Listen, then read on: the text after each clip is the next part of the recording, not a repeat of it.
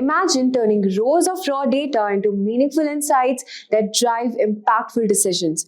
Welcome to the Excel Full Course by Simplilearn. Excel isn't just a spreadsheet tool, it's a powerhouse for organizing and analyzing and also visualizing data like a pro. In 2025, the data-driving businesses across industries, mastering Excel is more critical than ever. It's your go-to tool for crafting compelling reports, automating workflows, and creating dashboards that tell a story. This course takes you from the basics of Excel to advanced analytics techniques. You'll also explore Microsoft Power Query for seamless data transformation, learn to leverage Copilot in Excel for AI-driven insights, and also discover 10 must-know formulas to supercharge your productivity. You'll also dive into dashboard creation, integrate tools like ChatGPT for automation, and get an introduction to database management system. You'll have a clear roadmap to become a successful data analyst. Before we commence, if you are interested to supercharge your career in data analytics, the Professional Certificate Program in Data Analytics and Generative AI by ENICT Academy, IIT Guwahati is the perfect choice. This 11-month online live course offers interactive masterclasses by IIT Guwahati faculty and industry experts, combining cutting-edge tools like generative AI, ChatGPT, Python, Tableau, SQL, and many more. Experience hands-on learning with real-world projects and immerse yourself in the campus environment with a special session at IIT Guwahati. So the course link is mentioned in the description box below and in the pinned comments. So let's get started. Microsoft Excel. So, Microsoft Excel is a software product designed and developed by Microsoft for storing data in an organized way, that is, rows and columns. And Microsoft Excel is also capable to manipulate data through some mathematical operations. Followed by that, Microsoft Excel is also used to extract the insights from the data and represent it in the form of visually appealing graphs and charts. Now we have a basic understanding or an overview of what a Microsoft Excel software product is. Now moving ahead, we will understand the fundamentals of Microsoft Excel. So following are some fundamentals that you need to know before getting started with Microsoft Excel. So basically, when you install the Microsoft Office in your computer, you will have various Microsoft products, out of which Microsoft Excel is one of the products. So we will be dealing exactly with that particular product, that is Microsoft Excel. So when you get started with Microsoft Excel, this is what you will see in the first page. So this particular page is called as Microsoft Excel homepage, where you will be having various varieties of sheets. Microsoft Excel will give you some suggestions based on the type of sheet you want to work with. We will see this in a better way through the practical session. So once you get started with the sheet, you will have some more options. So this particular option is called as the toolbar menu. You will have the file, home, insert, draw, page layout, formulas, data, review, view, and help. So these are the tools that you will be using to work on your data using Microsoft Excel. Furthermore, we have a toolbar ribbon. So when you select some or the other option from the file, home, insert, draw, page layout, formulas, data, review, view, and help buttons, you will have a ribbon. So for example, you can see that I have selected the home tool here. So when I press on the home tool, this is the ribbon which Microsoft Excel gives me. So this ribbon has some options in it which can perform various operations. Now in a furthermore detailed way, we will have toolbar groups. So when you see in the previous slide, we have a complete toolbar ribbon. So this particular ribbon is segmented into groups. So you can see the first group as paste, cut, copy, format, painter, etc., etc. And the second group is the font, the size of the font, and to increase the size of the font, to decrease the size of the font, bold, italic, underline, etc., etc. And here you can see the text alignment. So each and every group has separate functions. So each set is called as a group. And I think you can see a small arrow option over here. So this arrow option is used into the toolbar groups when the group is not able to fit all the operations or all the functionalities in one single provided section. So when you click on this particular arrow mark, you will have another dialog box. So this is called toolbar more options. So you can see that when I clicked on this icon, you can see a new dialog box which opens me a new set of operations which are not able to be fit in this particular group. So we will also see more about this in a better way in the practical session. Now moving forward, we have cell and address. So when you open a Microsoft Excel sheet, you can find boxes. So each and every box is named as a cell, and each cell has its own address. For example, the highlighted cell over here has an address B3. So B is the column name and 3 is the row name. And apart from that, you can have the sheet tracker in the bottom left corner of the Excel sheet, where you can navigate through different sheets. And in the bottom right corner, you have an option of increasing or decreasing the sheet size. So these are the basic fundamentals of Microsoft Excel that you need to keep in mind before getting started. So we will have more on this in the practical session. Companies around the world are generating vast volumes of data every hour. This data could be in the form of log files, web server and transactional data, as well as various customer related data. Also, data is being generated at a rapid rate from social media websites and applications such as Facebook, Instagram, Twitter, and WhatsApp. Companies want to use this data to derive value out of it and make business decisions. That's where data analytics comes into use. Data analytics is the process of exploring and analyzing large data sets to find hidden patterns, unseen trends, discover correlations, and valuable insights to make business predictions. Data analytics improves the speed and efficiency of your business. A few years ago, a business would have gathered information manually, performed statistical and complex analytics, and unearthed information that could be used for future decisions. But today, that business can identify insights on the fly for immediate decisions. Most organizations have big data, and many understand the need to harness that data and extract value out of it. So, they use a lot of modern tools and technologies to perform data analytics. Some of the tools I will discuss in detail later in this tutorial. So what does data analyst do? On a huge dataset, data analysts gather, analyze, and run statistical studies to glean insights and spot trends. They use various methods and tools to transform complicated data into useful insights. They therefore provide insightful data that enables businesses to make informed decisions, and this is the answer of question what data analysts do. So moving forward, let's jump into roles and responsibilities of a data analyst. The roles and responsibilities of a data analyst often consist of the following. The first one is create and manage databases and data system, fixing coding mistakes and other data related problems as necessary. The second one is using both primary and secondary sources for data mining. The third one is rearranging data in a way that both individuals and machine can understand. The fourth one is create documentation that clarifies the data analyst process for stakeholder. So now let's jump into how to become a data analyst with no experience, steps and strategies. So becoming a data analyst without prior experience can be challenging but achievable goal. So here is a detailed guide on how to break into the field of data analysis from scratch. So the first one is master the basics. Data analysts need a mix of technical and soft skills. Start by learning the basics of statistics and mathematics. So key topics are descriptive statistics. Learn measures of central tendency, mean, median, mode, measures of variability, range, variance, and standard deviation, and data distribution, like normal distribution and skewness and kurtosis. The second is inferential stat. Understanding hypothesis testing, confidence intervals, p-values, and statistical significance. The third one is probability theory. Basic probability concept, conditional probability, and Bayes theorems, and many more.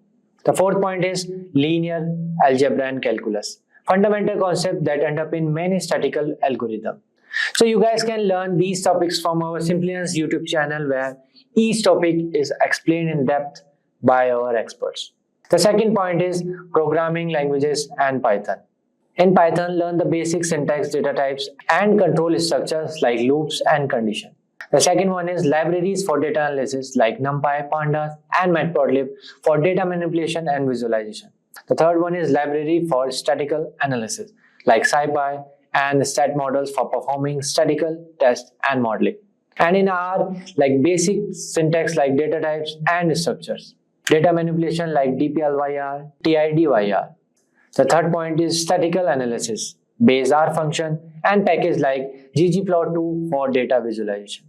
So you guys can learn these topics from our Simplilearn YouTube channel, where each topic is explained in depth by our expert. The third point is data visualization and reporting. So in this, we have first Tableau. creating and customizing various charts and types like bar charts, line graphs, scatter plots. The second is building interactive dashboards and stories. The third one is connecting to different data sources and data blending.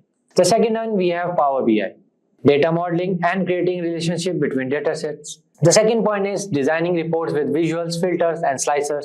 The third point is using DAX, data analysis expressions, for advanced calculation. In this category, third, we have Excel. So in this, you can learn advanced formulas like VLOOKUP, HLOOKUP, index, match and arrays formulas. The second is pivot tables, summarizing, analyzing and visualizing data. The third is data visualization, creating and formatting charts, sparklines and conditional formatting. So you guys can learn these topics from our Simplilearn YouTube channel, where each topic explained in depth by our expert, or you can go through their official document websites. In Master the Basics, the last point is SQL database and the key concept. The key concept are basic SQL commands, select, from, where, join, group by, having or order by. Second is database design, understanding tables, relationships and normalization. The third is advanced SQL, subqueries, window function and common table expression, CTs. The fourth one is database management, connecting to a database, writing optimized queries and understanding the indexes. So you guys can learn these topics from our Simplilearn YouTube channel, where we have SQL playlists covering each topic that is explained in depth by our expert. The second point is work on your personal project. Applying your new skills to real world problems is a great way to gain experience. So here are some projects idea to help you get started. The first one is personal project, public data analysis. Choose a public data set that interests you and perform a comprehensive analysis. For example, analyzing COVID-19 trends over time, predicting house prices, or studying climate change impacts. The second is Kaggle competition. Kaggle is a fantastic platform where you can participate in data science competition. These competitions provide real-world data and problems to solve. For example, predicting customer churn, classifying emails, or creating models to improve sales forecasting. The third one is build a dashboard. Create an interactive dashboard using tools like Tableau or Power BI to visualize data insights. For example, a dashboard tracking global financial market or visualizing crime rates in different cities. The third point is get certified. While certification won't replace real-world experience, they can be valuable additional to your resume. So there are numerous data analyst certification available online, such as the Google Data Analytics Certificate, the Data Analyst program by Simplilearn. This data analyst course by Simplilearn in collaboration with IBM will transform you into a data analytics expert. In this course, you will learn the latest analytics tools and techniques, how to work with SQL, the languages of R and Python, the art of creating data visualization, and how to apply stat and predictive analytics in the business environment. These certifications not only provide you with the solid foundation, but also show potential employers your commitment to learning and growing in the field. The fourth point is build a portfolio. One of the best way to showcase your skills to potential employers is by building a portfolio. This can include personal projects, data analysis on real-world dataset, or even Kaggle competition. The key here is to demonstrate your ability to apply what you have learned to real-world problems. Don't worry if you don't have access to fancy dataset or tools. There are plenty of publicly available dataset on sites like Kaggle or even government website. You guys can make a portfolio like this. So this is an example of one portfolio. So you can distribute your projects like this, or you can take help from this. Okay. The next point is networking and mentorship. Connect with professionals in the field through LinkedIn, local meetups, or professional association. Look for a mentor who can provide guidance, feedback on your projects, and potentially help you with the job referrals.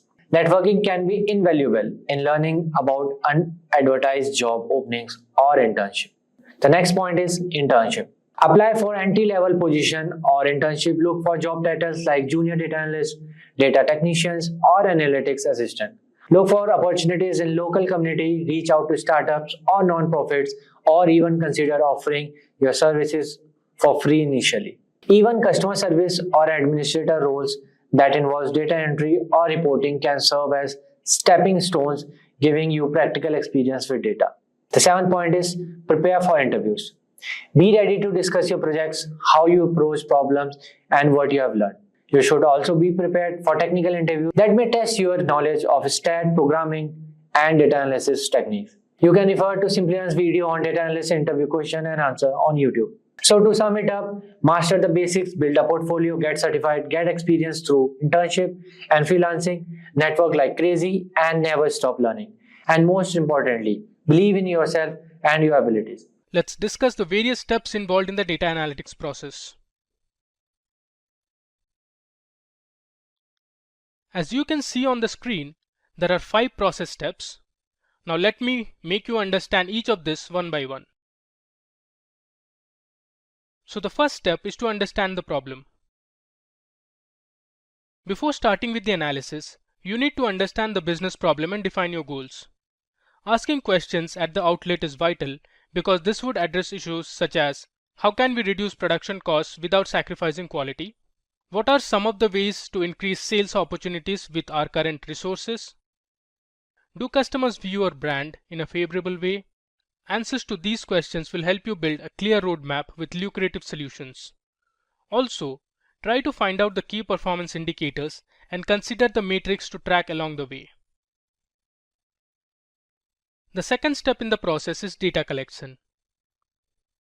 After you have finalized your goals, it's time to start looking for your data. Data collection is the process of gathering information on targeted variables identified as data requirements. The emphasis is on ensuring accurate and right data is collected. Data collection starts with primary sources, which are also known as internal sources. This is typically structured data gathered from CRM software, ERP systems, marketing automation tools, and others. These sources contain information about customers, finances, gaps in sales, etc. Under external sources, you have both structured and unstructured data. So, if you are looking to perform a sentiment analysis towards your brand, you would gather data from various review websites or social media apps.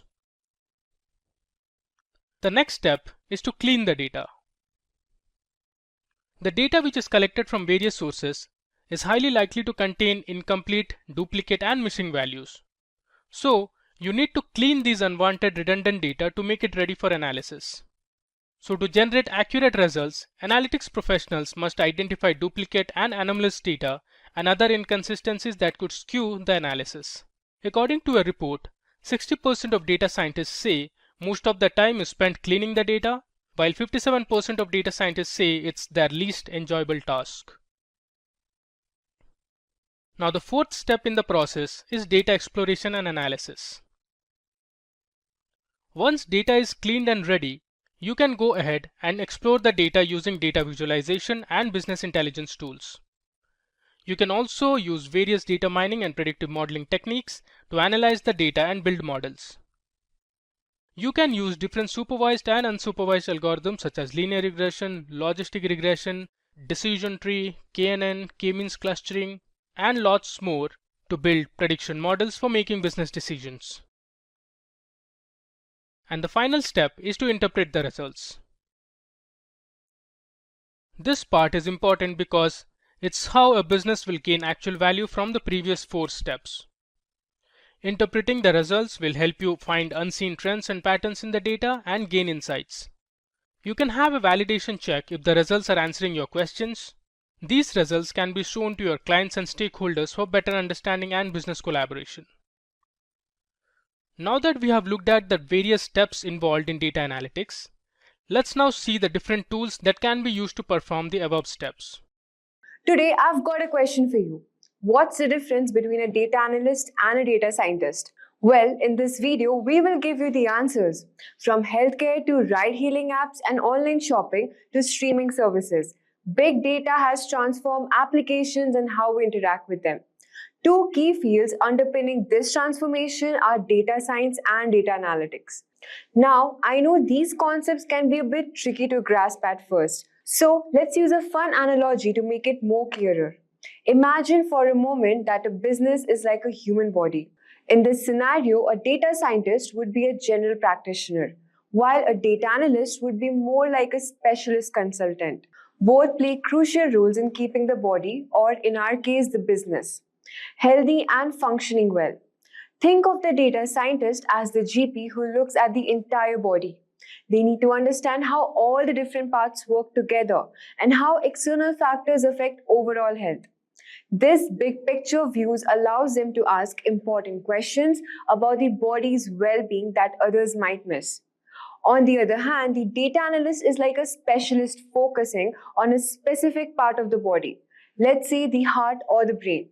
They dive deep into the area of expertise, answering specific questions and solving particular problems. For example, if there's an issue with the heart, the data analyst or heart specialist would be the go-to expert. But remember, while the specialist focuses on the area, the GP will still keep an eye on the overall health. They work together, each bringing their unique skills and keeping the body or the business in top shape. So in a nutshell, data scientists and data analysts both play vital roles in keeping a business healthy. The data scientist looks at the bigger picture while the data analyst dives deep into specific areas.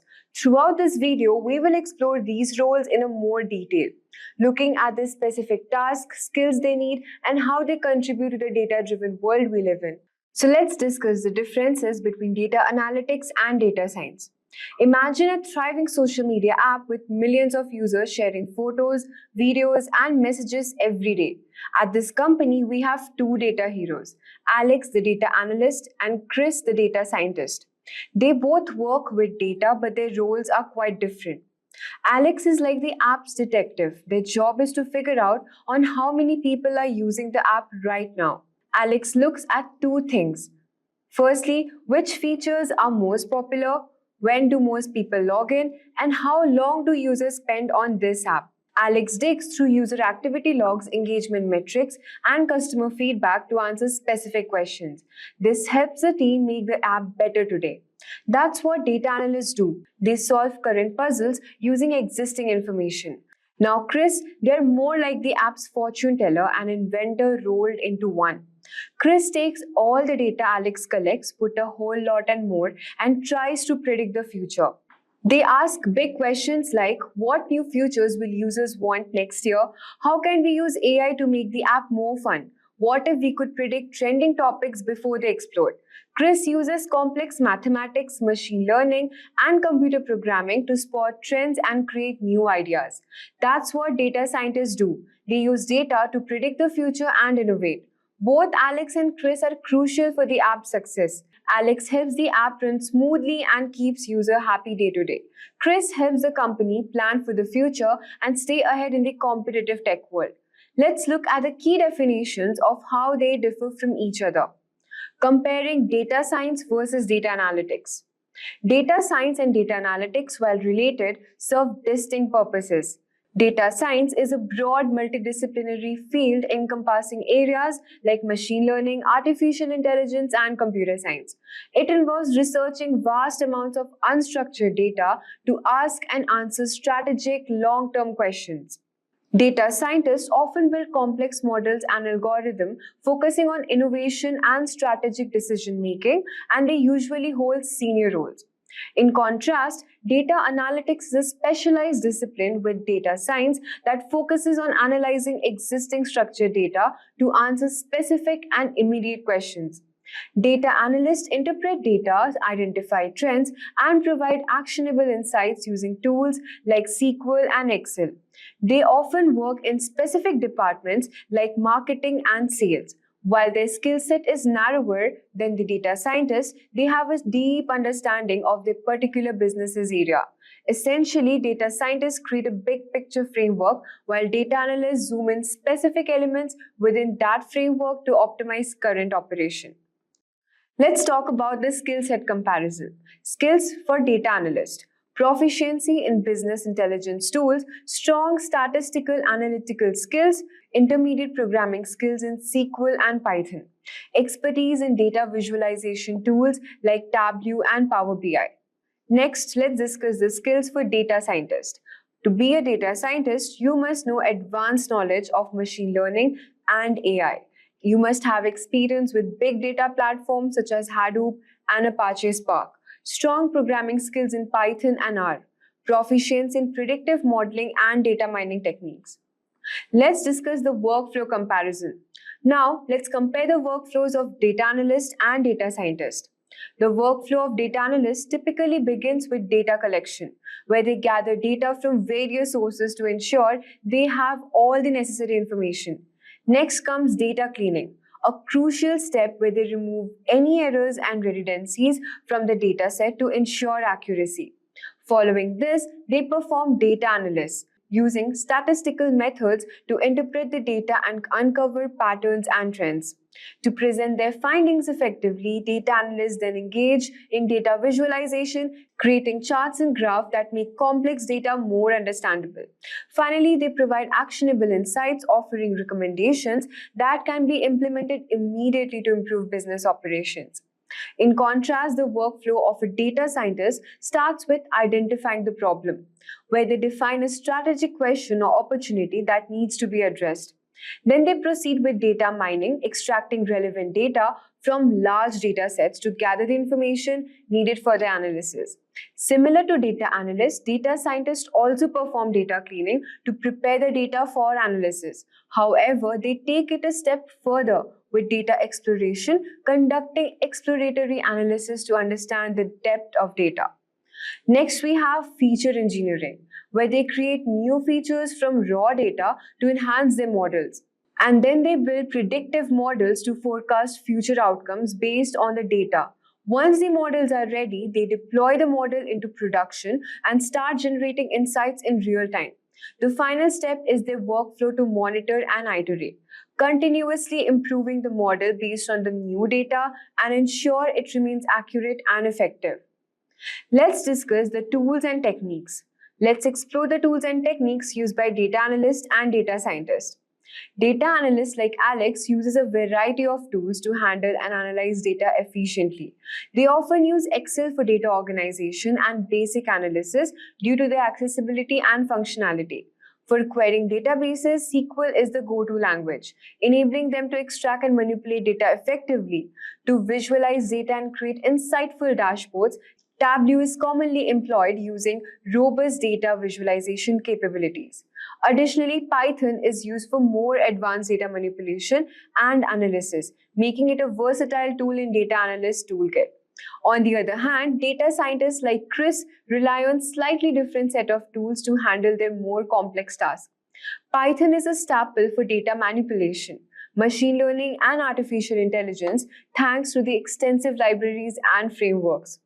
R is also a key tool particularly for statistical analysis and visualization, providing powerful statistical techniques. For processing large data sets, Hadoop is indispensable. Enabling scalable and distributed computing, Apache Spark is used for large-scale data processing, offering speed and ease of use for big data analytics. Lastly, we have the TensorFlow, which is important for building and deploying machine learning models, making it essential for AI-related tasks. Let's discuss the application comparison. Let's see how the work of data analysts and data scientists relies in real-world scenarios.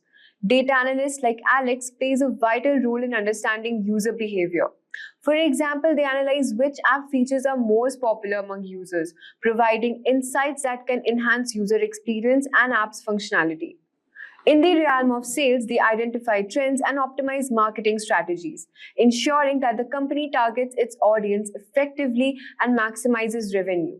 Moreover, by analyzing customer feedback, data analysts help improve product features, ensuring the company meets customer needs and expectations. Conversely, data scientists like Chris engage in more predictive and innovative application. They use predictive analysis to forecast future trends and behaviors, allowing companies to make informed strategic decisions.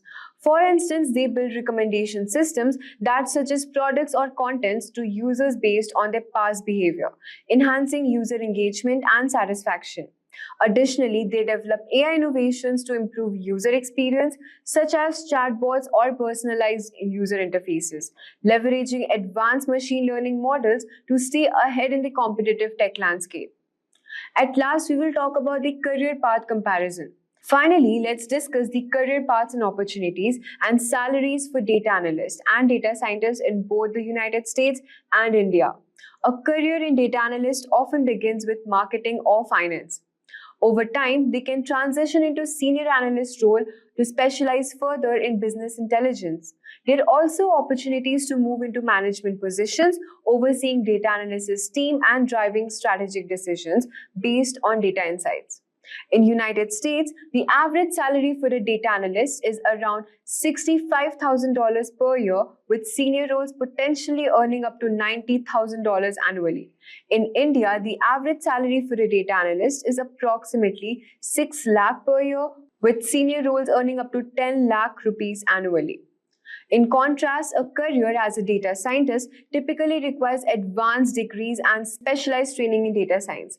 As they gain experience, they can progress to senior data scientist roles or lead data science teams, taking on more responsibility and tackling complex challenges. Data scientists also have opportunities to work in cutting edge fields like AI, machine learning, and big data, where they can innovate and contribute to significant technological advancements.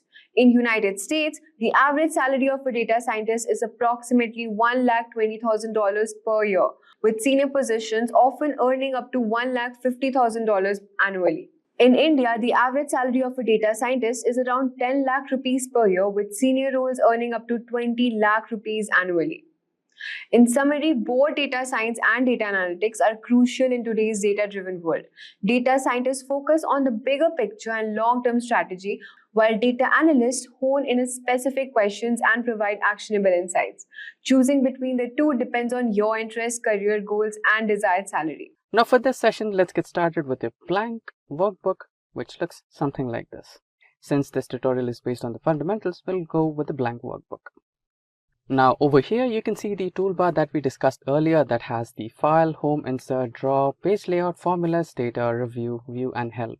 So this is the toolbar, and under the toolbar I have selected home, and you can see this is the particular ribbon what we discussed about. This particular ribbon belongs to home page, and when you select file option you'll get back to home, and if you select insert option you'll have another different ribbon with different groups, etc, etc. So every particular tool has different ribbons in them. And remember the extra options that we discussed. When you press over this arrow key, this is it. So when you press the arrow key you'll have few more settings which cannot be fit in this particular section of groups. So you can have some variety of options over here of changing the font, changing some effects to the text, font size and font style, etc, etc. Apart from this, we have also discussed about the cells in every sheet. So this particular cell has an address. So you can see the address over here, which is B3. So B happens to be the column name and 3 happens to be the row name. Now we also had a discussion about the sheet tracker. Right now we just have one sheet. If you want multiple sheets, you can just feel free to select on the plus option, which will always create you some extra sheets. And you can navigate through sheets just by pressing on the sheet name. And when you get back to the bottom right corner, you have an option of increasing and decreasing the cell size or the sheet size. Now let's keep it default with 100%. Now these are the few fundamentals that you need to keep in mind before getting started with Microsoft Excel. Now that we know the fundamentals of Microsoft Excel, let's get started with a practical session which is about the employees details in a company. Now let's select this particular cell and let's type in employee details.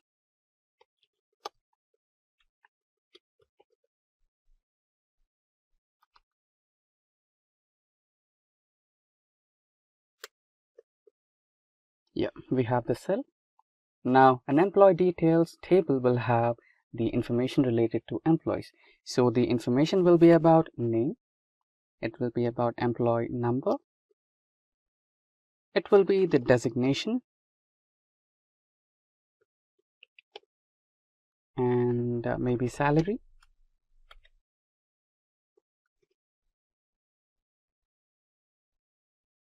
and maybe blood group as well. And let's take another one, which is phone number. Yeah. So far so good. And you can see that we have some problem with this particular column. The designation, the name of the designation is practically good, but it is not visible. So when you're not on that particular cell, you can see that the name is incomplete over here. So you can always fix that. You can just manually change the size of the row or cell, or you can also feel free to double click on that cell, which will automatically set the size of that particular cell. And same goes to the blood group. Just let's try to double click on that, and same goes to phone number. Great. So you can see that the employees details are just confined to the first 2 cells. It's supposed to be somewhere in the middle, right? So no problem, we can do that as well. We can select all the cells and we have an option of merging them. You can just select this one, which will help you with merging and centering that particular data to the center part. So that's how we do it. Now let's get started by adding the names of the employees. Let's add the names: Joe, John, Mary, Mark, Susan, and then Jennifer. Let's type in Mike. Let's type in Tim, Jeff, Jeffrey. Yeah, we have a couple of employees. Now let's type in the employee numbers.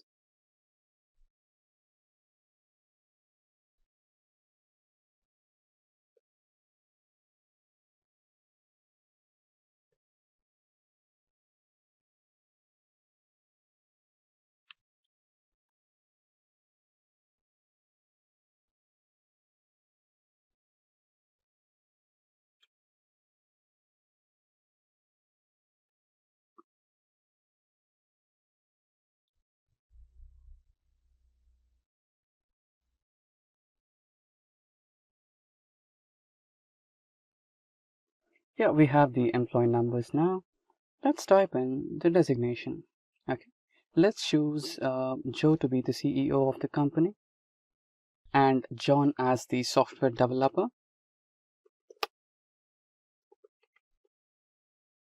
And Mary as tester. Mark in finance. Susan also in finance. And Jennifer in testing.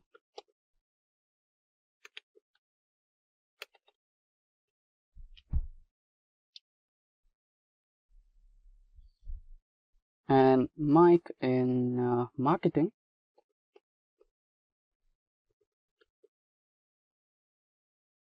Same goes for Tim. And again, Jeffrey into software development.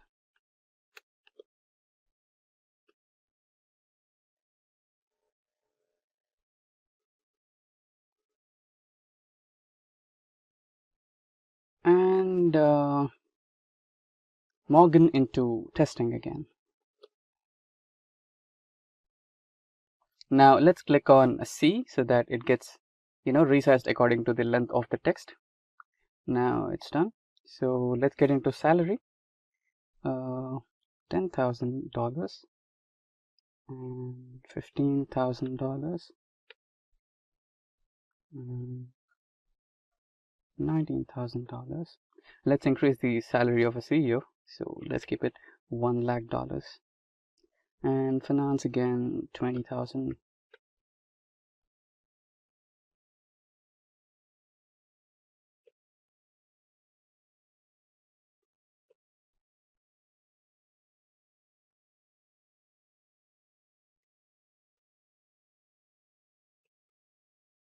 So yeah, the salaries are allocated. Again, the blood group.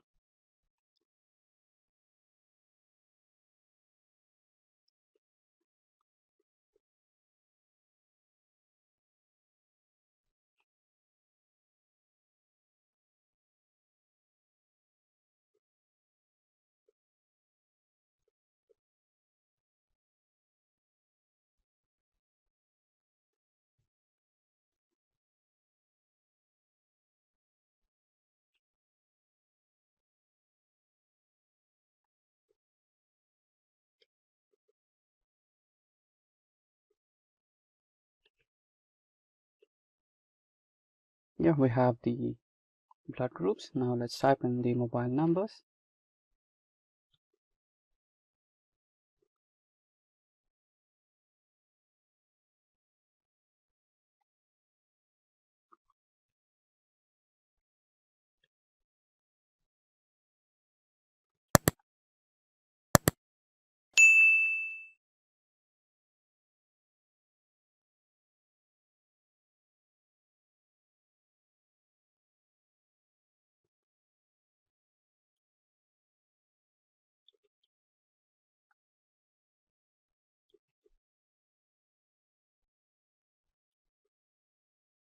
Yeah, now we have typed in some random mobile numbers as well.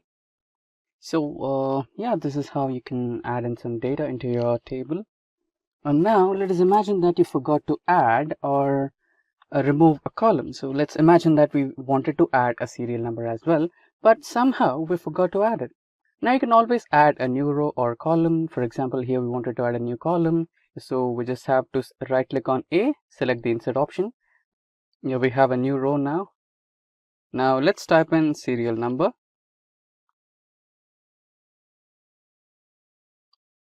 And let's type 1. Now, can you see the small box option over here? If you just drag it, you can, copy paste all those over here. And now let's right click and fill series. Now we have the employee number starting from 1 to 10. That's how you do it. And apart from this, you can also, change the font of the entire row. You can change the font to, say, Aroni, and you can always also change the font. And same goes to the employee table. You can select it, bold it, and you can also increase the size, and again select a color for the text, maybe a different color, green would be better. And you can also select the entire cells and align them to the center. Looks more good. And you can select or double click the row names, so you'll have the proper spacing between all the rows and columns. So we have double click on the column, right? Yeah, so basically that's how you make things happen. Now let's save this. So I'd like to go to the save option and AMP data.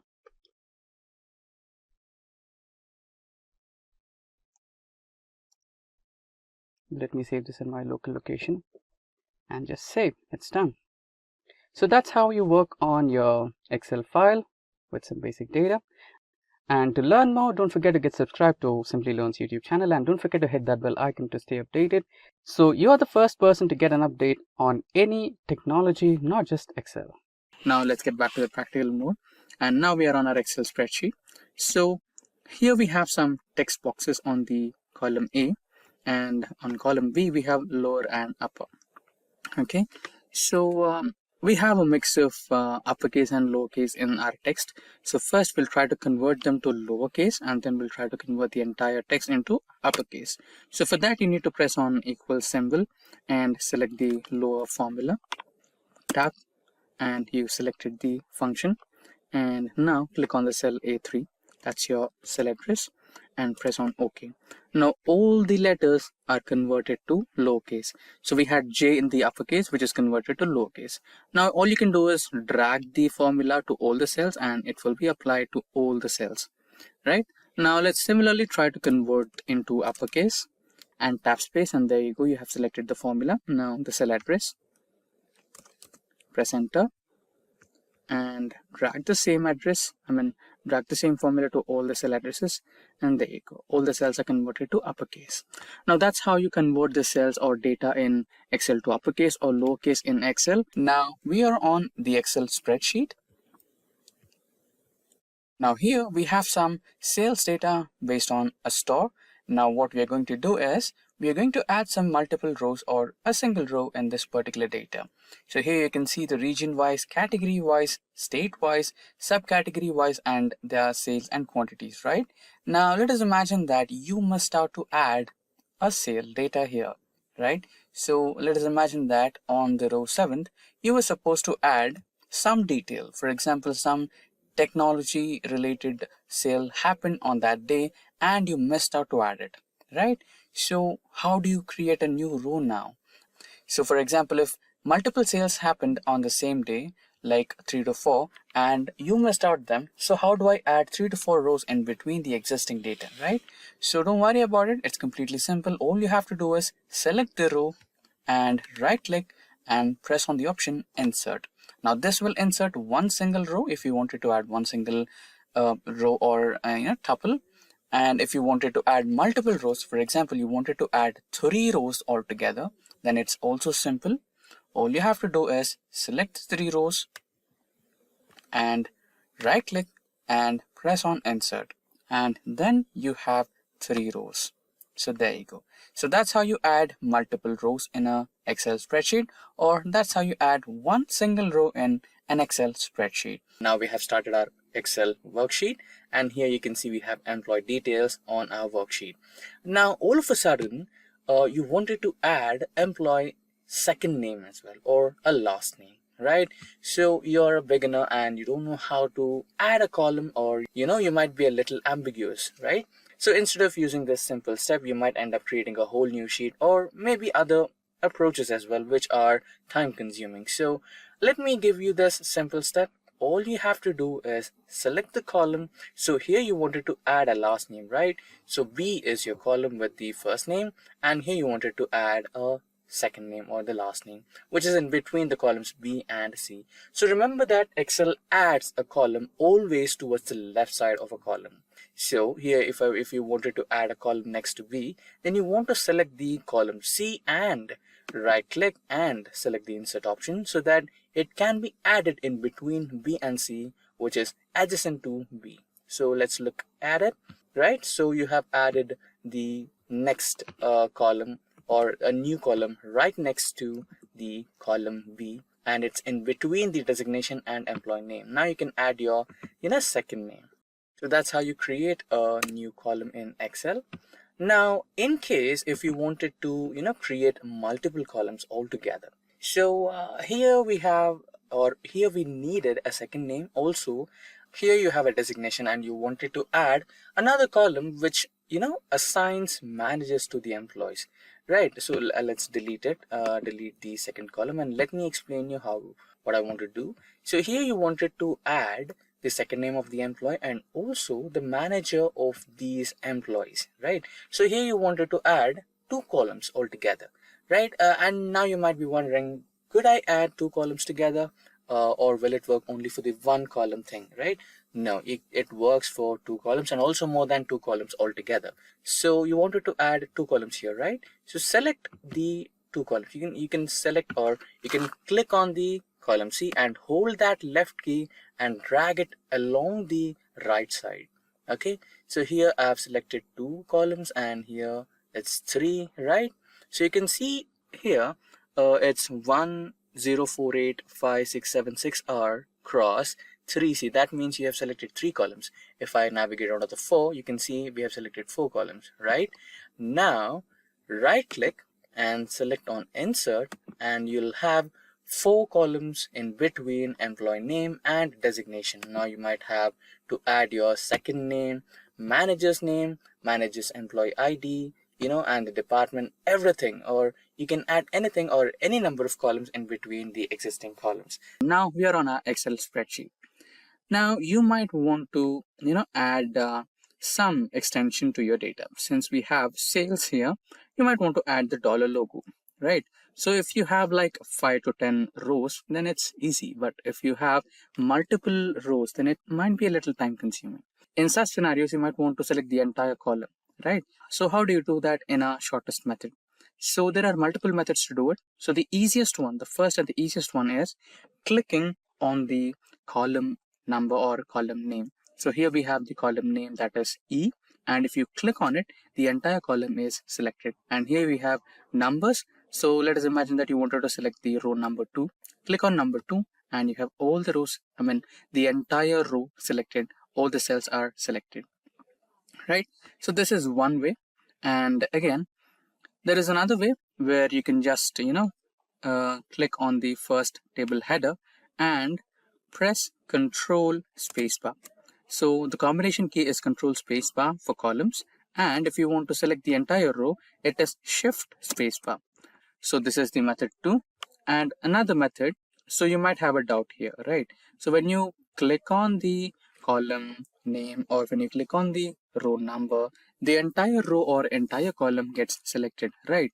And you wanted to select only the cells which have data. So we have another way for that. So you can select the cell. Now hold the Control and Shift key and press the lower arrow key to select the entire column with cells having data. So there you go. You have selected all the cells in one single column with only data, and all the cells which do not have data are not selected. Same applies to rows as well. Control Shift right arrow key or left arrow key based on your rows, and all the rows with data will be selected. I mean, all the cells in a row are selected, not the entire row. And coming back to the first question, that is adding the dollar symbol. So here we have general.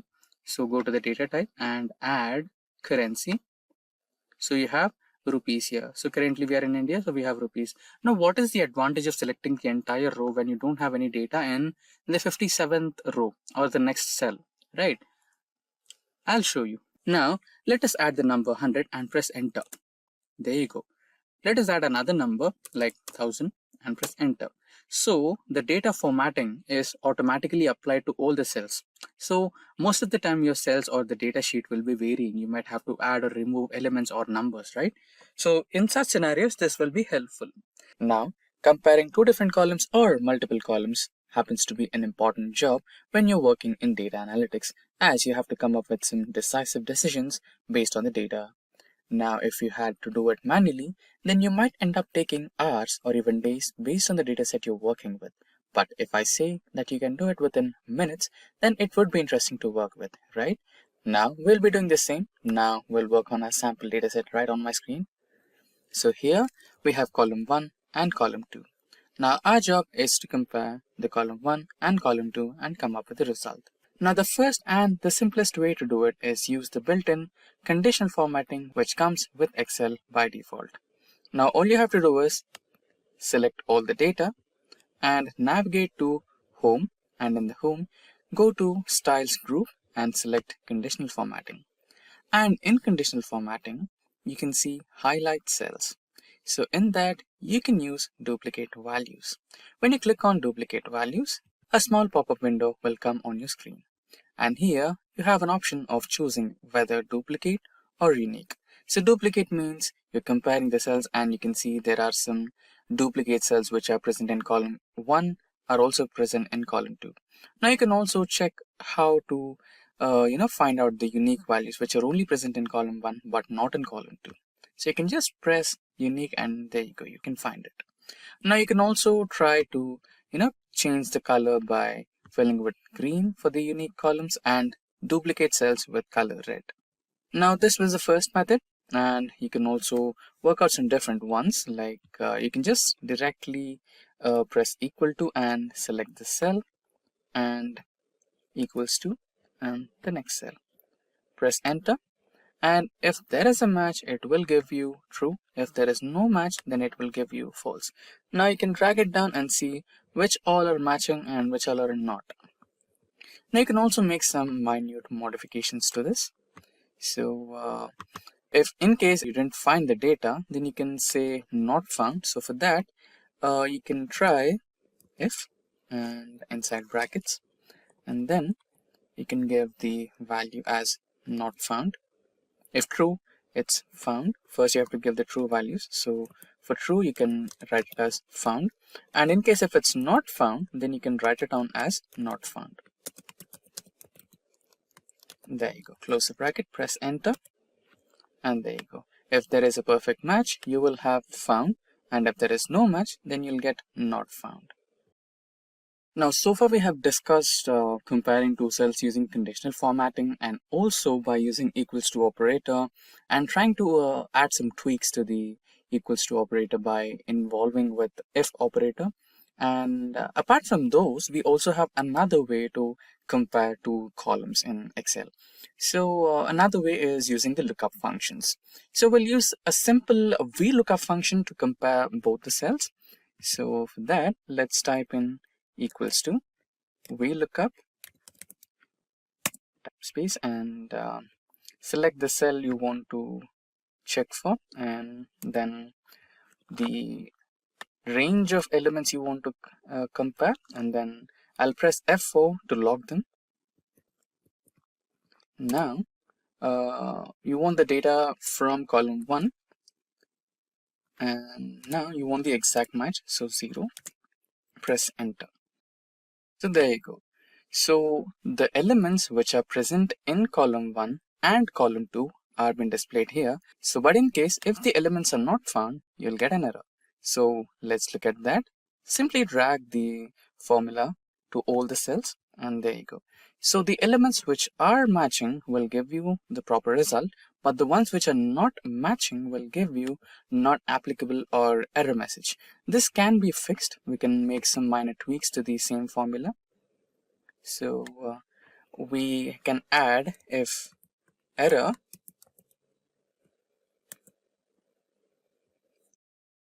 comma simply written as not found.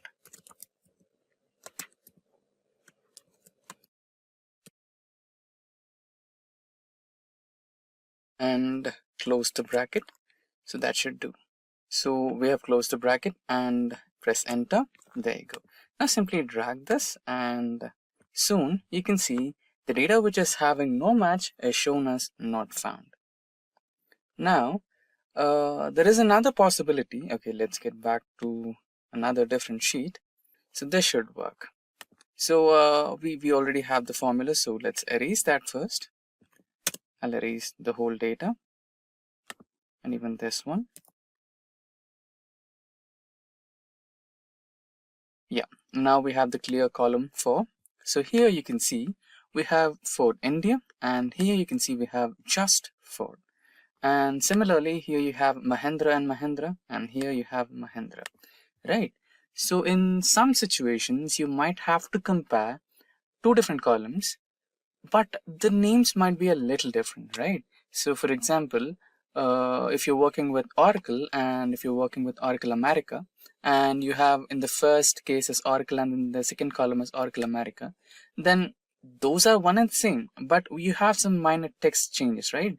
Just like here you have Ford India and here you have Ford. So what if you had such kind of issues?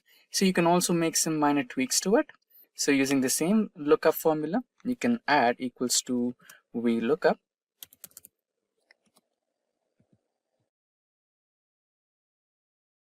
And also the comparison cell, which is this one. And you're not stopping there. You're trying to add the wildcard here. So the wildcard is asterisk, which means if there is anything like if you get the comparison between the first cell and the second cell which matches, and if there is anything extra rather than the actual cell, please try to consider it. So that's what we're going to do. So after entering the wildcard symbol, you'll select the range of columns which you have to fetch the data from, and then try to fix them using function key F4. You're looking from the column number 1, and then you're finding the exact match. Now you can close it and enter. Now let's try to drag it. There you go. So you have the data, Mahindra and Mahindra, Hyundai India, Honda India. So that's how you try to use comparing cells in Excel. Now you can see I'm on my Excel worksheet and I have one table on my worksheet right now. So you can, transposing or, converting rows to columns is a very simple task. I'll explain you in two different ways. So the first way, select all the cells that you have on your sheet and press on Ctrl C, so it will give you the copy option, and then you can also paste in the same sheet, or if you want, you can go to a whole new sheet and select the paste option over here. But before selecting the actual paste option, you can see a small drop down icon. Click on that and navigate to paste special, and in this you can see transpose option. Click on that, or make sure that it's checked and press OK. Now you can see all your columns have been converted into rows and all your rows are converted into columns. So this was the first way. And what is the second way, you ask me? So it's really simple. Select one cell somewhere and you can, or let's create a new sheet as well. So here you can write down the formula as transpose and select the array which you want to transpose. So this is the array. So transpose is basically an array function in Excel. So once you are done with selecting your data, press enter. There you go. So all your rows are now columns and all your columns are now the rows. Now on my spreadsheet you can see some data which is the sales data of quarterly basis, in the 4 different zones, that is north, west, south, east. So you can make things look better by hiding these columns. And if you hide these columns, it's critical for the end user to identify which columns are exactly hidden, right? To make things a little easier for your end user, you can select the columns and then go to the data option, and in the data option click on the group option. So this will group these columns, and you will have the symbol of minimization, which will help you hide these columns automatically and unhide these columns automatically. Now let's also try to group GHIJ columns, and there you go. Now similarly, let's also try to group the rows of north and rows of west. Then you have the rows of south and rows of east. Right now all these rows and columns are been grouped. Now all you can do is just click on the minimize button and those will be minimized. Similarly the rows, right? And to unhide them, all you can do is click on the plus icon and they will be unhidden. You can also try to ungroup the columns and rows. All you have to do is select the columns and click on the ungroup option.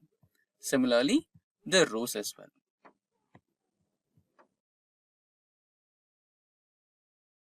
And that's how you can group and ungroup rows and columns in Excel. Now we are on our spreadsheet and you can see I have some sample data on my spreadsheet and it does have some blank rows.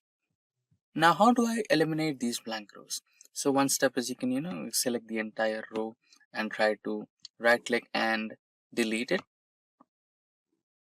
Again, this sort of method might take hours to get rid of all the blank rows, and most of the time you might end up even selecting the rows with data in it, right? So if I want to select multiple rows, then I'll be selecting some rows with data as well, which might be a little troublesome in the future. Now let's try to use the easier way. Now for that, go to the find and select option, select the go to special option, and in that select the blanks option and press OK. Now hold Control key and press minus key and you will have an option of deleting the cells. Now select the entire row. Now we are selecting the entire rows with blank data and press OK and the cells will be shifted. Now this was simple, but let me show you another example. So even here we have some blank rows, but in between those blank rows, for example, take cell 17 or cell D17 or row 17, we have some data testing. And here in the employee ID, we have some data in A26. And again in B39, we have some data that is first name. Right. In such scenarios, how do I eliminate data? So we have a simple logic for it. So all we need to do is add another row, which is to count the number of cells in the row. Now that can be count. Now here equals to, the function is count A. Press tab and the cells will be from A2 to G2. Press enter. Now you have 7. So now we are basically calculating the number of cells. So if you apply the same to the entire data set, let's drag it. And there you go. So there are certain places where you find 0, which are basically the empty columns, right? Now let's do some formatting if you need.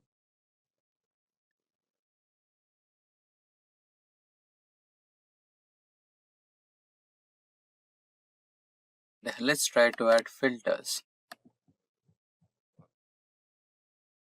Control A, Control T, and now table will have filters and headers. Now here you can see the drop down icon, click on that. Now instead of select all, what you can do is select 0. Now you will be highlighted with all the rows which do not have any data. Select all those and press on delete, or what you can do is the same way, Control minus There you go. Now clear the filter. Now all you have is the data without any kind of blank rows. So all the rows that had some amount of data are retrained, and all the data or all the cells or all the rows which do not have any data, which are completely blank, they have been eliminated. So here you can see columns and rows. So especially the fourth row and the column C, right? So currently we have data on our spreadsheet, and it is exceeding the number of rows currently visible on our screen, right? So when you scroll down, you can see that the header or the headers of all the columns are getting vanished or scrolled up along with the data, right? And you might want to keep that so that you'll have reference to every single aspect of or every single cell data you're referring to, right? So for that reason, you might want to freeze this. And also you might have a doubt, what if even I had this data in the column section, right? And what if I had to freeze that, and when you scroll this and keep that data set on the column as it is, right? So we can also do that. Let's look at both of them. So there is a simple process to do that. All you have to do is select the cell for which you want to set the or freeze the column adjacent to it or the row adjacent to it, right? So currently I want to, let me expand it. So currently I want to freeze this particular row, right, and this particular column. So the cell I would be selecting is the first cell here, that is D5, right? So when I select this particular cell, I can be able to freeze this particular row and this particular column. So now you need to navigate to the toolbar and then select the view menu, and inside view option you can see there is an option of freeze panes, right? So click on the drop down. So you can see three different options. As we discussed earlier, we can either choose to freeze an entire row, that is the second option, or you can freeze the entire column, that is the third option, or you can freeze both, that is the first option, right? Freezing rows and columns. So let's select this one and see if our rows and columns are frozen or not, right? So now let's scroll down and you can see our row is successfully frozen there, right? And similarly, scroll towards right and you can see our column has been successfully frozen, right? So this is how you freeze rows and columns, or you can freeze panes in Excel. Now here on my sheet, you can see we have some numbers, that is $10 or $10.20, $22, $53.12, $12, and $110. Now the task is to convert these numbers into word format, that is representing the numbers alphabetically, right? This might be a little curious, and we also might end up searching for a predefined method which is not readily available in Excel, but there is a way where you can create a function using Excel VBA or macros. Now again, creating a macro is completely complex. Now identifying the trouble, Microsoft has already come up with a readily available macro code on their official website, which will support the various versions of Microsoft Excel, starting from Microsoft Excel 365 to all the way up to the older Excel version, that is 2010. Now you can scroll down and use this particular macro function which Microsoft has readily made us available, and use this to create our own macro in Excel VBA. Now let's get back to Excel, and you can create a macro using the developer option. Now developer options will not be readily available in Microsoft Excel. To activate developer option, go to Home and go to the options menu in the last, and here go to Customize ribbon, and here in the second drop down menu you can see developer option. By default it will not be checked. Click on the check option to activate developer options and press OK. Now you have your developer options ready. Click on developer options, click on Visual Basic, and here to insert a new macro, click on the insert button, click on module, and a new macro window is readily available for you. Now Control V to paste your code, and your function is with the name number to text, right? Now close the macro And here your function will be readily available. Equals to, and the function name was number to text. Press tab to select the function and select the cell where you have the data. Close the function, press enter. Now drag the same formula across all the cells, and here you have the text converted from numbers. So here we have $10.20 and you have $10.20, $22 and no cents, $53.12, $12 and no cents, and $110 with no cents. Now that's how you can convert numbers to words using the macro which is predefined for Excel in the Microsoft website. So, for example, let us imagine that you wanted to create one single cell for all the employees in your company, which stores the first name, second name, or last name, including their email IDs at one place, right? If you want to do so, like let me show you how it looks like. So let me copy this here. Then that's the first name. Now it's your second name along with the email ID. Now let us imagine that you wanted to store all the employees in the same way, right? So you can do this by using combine operation in Excel. Now all it takes is just a simple formula, that is equals to, and the first cell address, that is A2, and you can use an ampersand sign. Now you can use the next cell reference, that is B2, and then colon, and the last cell address, that is E2. Now press enter.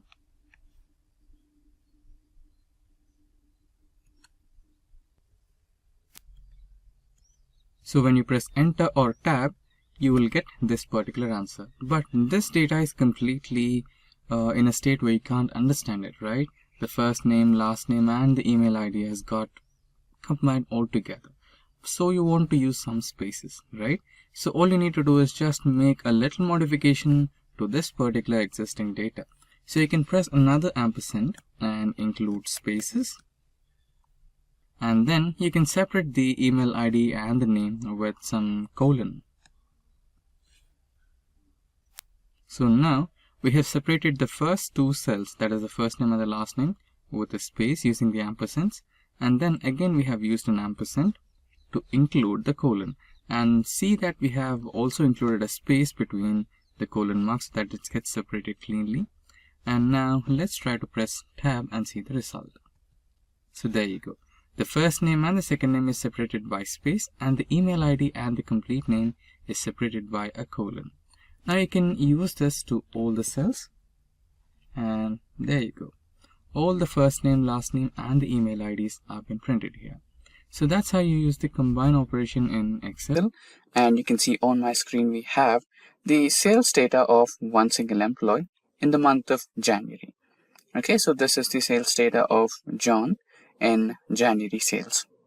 Now let us imagine that we have the same person's or same John's data of sales of all the 3 months. Okay, so here we have the sales data of John for January, February, and March. And you wanted to club all these 3 months and write it down as Q1, right? So let us try doing it. Now you can see that only January is replaced as Q1, and February and March are still remaining the same. So let us try to delete them. So we have deleted them, and I think now it looks like this is the sales data of one single quarter, that is Q1. But again, Q1 is under column B, and anyone who looks at it feels like this data is of January, February, and March, and all the Q1 details are only present in B column, but C and D are completely, different from this one, right? So you don't want that kind of an impression on your, the one who are presenting to you. So in those situations, you want to merge all these 3 columns and make sure that the Q1 is present somewhere in between the cells so that all the data looks relevant, and it defines that these data elements belong to Q1, right? So there is an option in Excel to do that. So select all the cells that you want to merge and go into Home, button and in home button, get into the alignment group and select merge and center. So you can do it directly. Also, you have a couple of more options. There is merge and center, merge across, merge cells, and unmerge. So we'll go through it one by one. So first we'll go through merge and center. So there you go, the cells got merged and it has been aligned into center. Now again, if your manager or anyone superior to you wants this to be, independent, like they want it to be in terms of January, February, and March, so that they can have access to it in month-wise. So you want to unmerge it back, right? How to do that now? So the same menu and select unmerge, and there you go. You have your data back in the original form again. All you have to do is, rename a few cells. There you go. And you have it back, right? So in a few situations, okay, you can also add the borders so that it looks more relevant. Now, now let's try to merge this again and merge in center. Yeah. Now again, let us imagine that you are going through an appraisal cycle and you also wanted to add some comments about the sales happening in your company regarding all the employees, right? So also we have that here. Now let me expand a little bit. Yeah, there you go.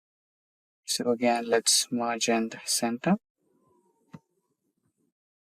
Now you wanted to take a review of your level 1, level 2, and level 3 managers. So you have all the three rows here, but you can see the cells are not merged, and you wanted to merge every single row. So merging and centering everything row wise would be a little time consuming. I mean, 3 columns is okay, but what if you had you had to take a review from a couple of more managers, like 5 to 10, right? Or imagine you wanted to write some random comments. Apart from review, you wanted to write some random comments based on month-wise sales or something like that. So it would be time consuming, right? So apart from that, you have another option where you select all the cells and come over here and select the option of merge across. And all the cells will be merged all together at once, and you will be having those individual rows where you can write down your reviews, like review 1 and so on, review 2, right? So this is how the option of merge across works, and we already have been through the merge and center, and merge is completely similar to merge and center. So this is how merge and center, merge cells, and merge across and unmerge cells in Excel work. Now there are multiple ways to add date to Excel spreadsheet. For example, equals to today. This is a shortcut method, and you can enter done. You will have today's date. But again, there is some problem with this kind of approach. So today's date is 4th of September 2022. Now, if you open the same spreadsheet after today, that is tomorrow or day after tomorrow, then you will have a concurrent date, that is 5th of September or 6th of September, right? The date will always vary or get updated according to time. Now, you don't want to change that, or you don't want that to be happening with employee's date of joining, right? It should be stagnant. It should not vary, right? So there is another shortcut way apart from using the datetime functions. There is a keyboard shortcut where you can add date to Excel. That is Control semicolon. So this is the shortcut way to add date to your Excel spreadsheet, and this particular date will not change. This will remain the same constant date throughout the time. Now, there is a chance where you might also have to add time to your spreadsheet. That is date of joining and time of joining, right? So there is another simple shortcut where you can add time by just pressing 3 keys. That is holding Control, holding Shift, and pressing semicolon. Then you'll have the time. So this is how you can add date to your Excel spreadsheet and add time to your Excel spreadsheet. And this date and time will remain constant. It will not vary like the today function that we have used here. So you can see on my screen, we are on the Excel spreadsheet, and on my spreadsheet, you can see dates in column A and different formats in column C, D, E, and F respectively. Now by default, the data type or the data present in the A column will be considered as general. And there are a few situations where even if you try to format the date in your format, like the customized format, you may not be able to do it because it's still under the general data type. So for that, for being on the safer side, what we will do is select the data and navigate to the data toolbar, and in that you have the text to columns option.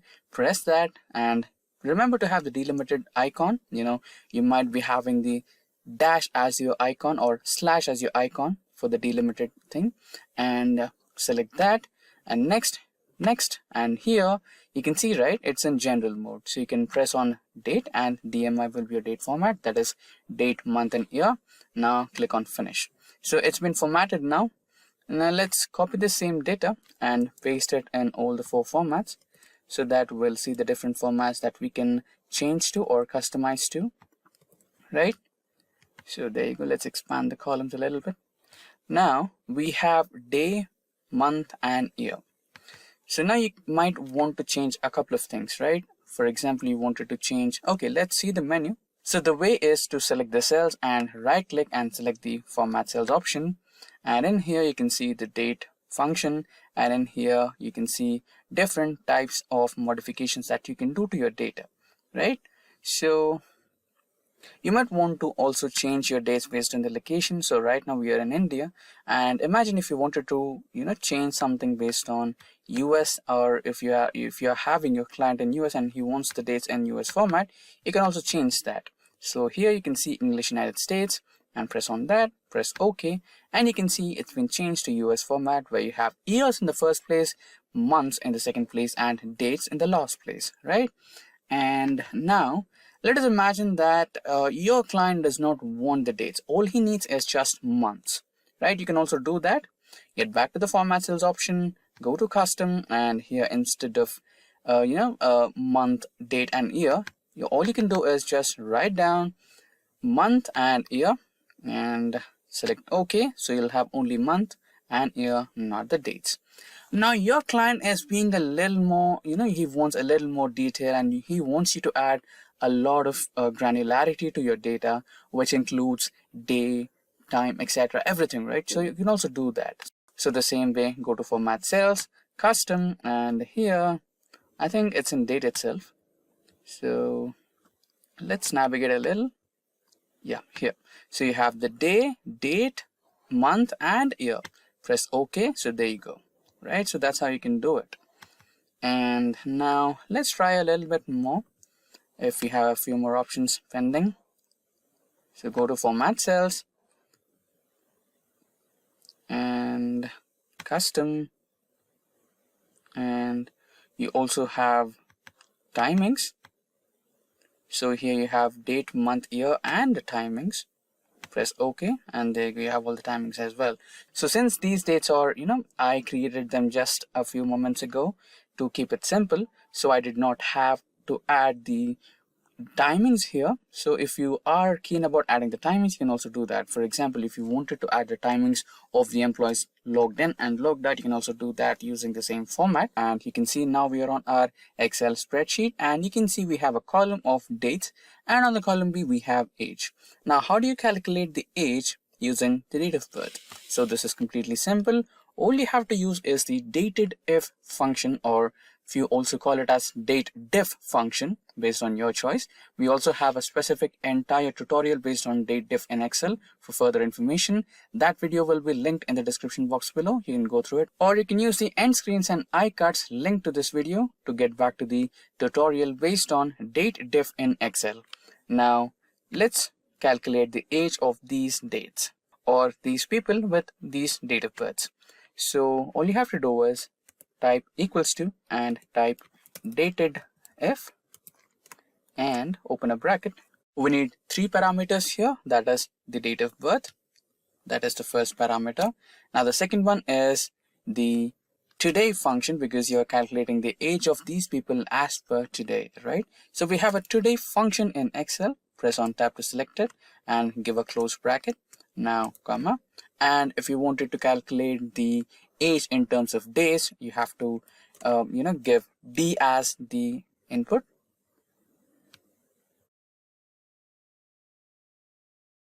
Yep, here it should be D as the input, and don't forget to use the double quotes here, and if you use the single quotes, there might be an error, so use double quotes.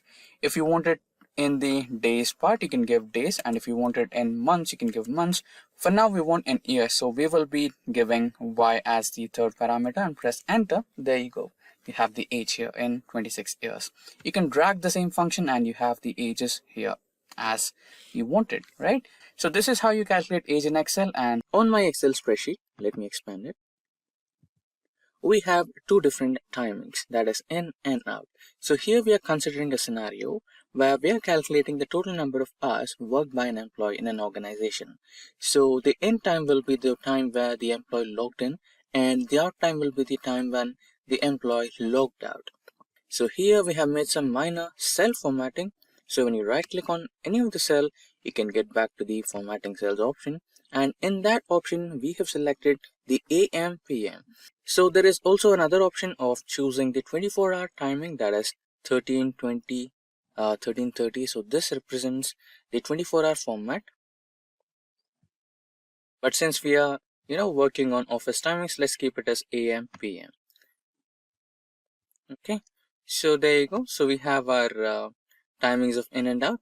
Now to calculate the time difference between the in time and out time. So this particular calculation is completely simple. All you have to do is press equals to select out time minus select in time. So there you go, press enter, and you have the total number of hours the employee has been working in your organization. So here also we have made some minor cell formatting.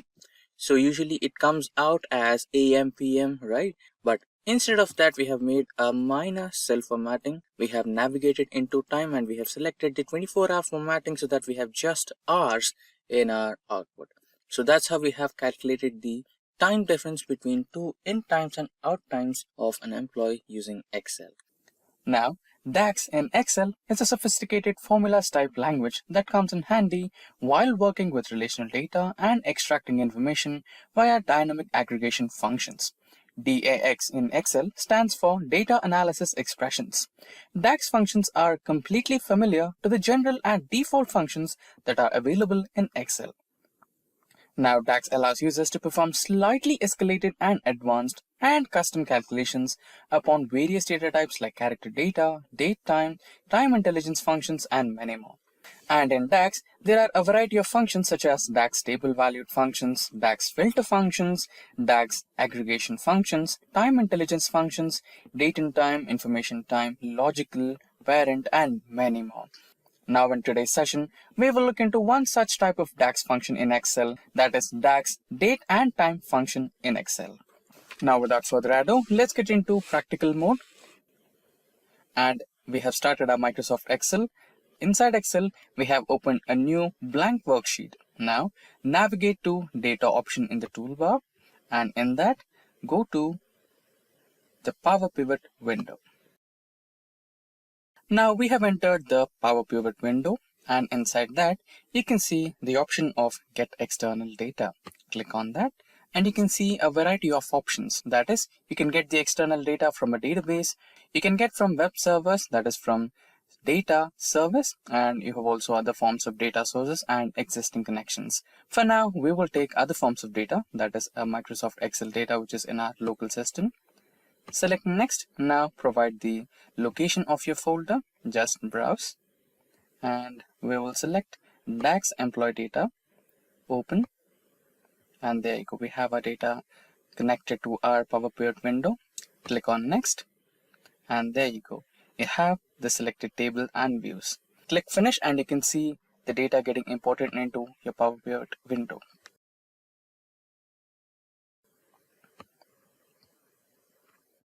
There you go. By default, if you want to add any DAX related functions into your Power Pivot window, you'll have an external added column over here, which looks something like this. If there is not an external column, you can also add the column. It's not a big trouble. Now we have some data here.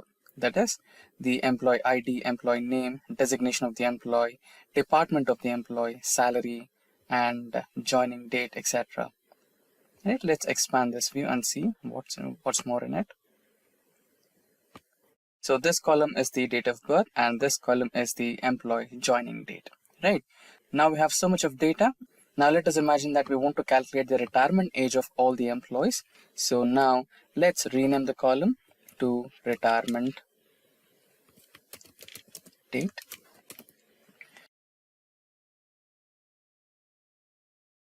So we have our new column, that is retirement date.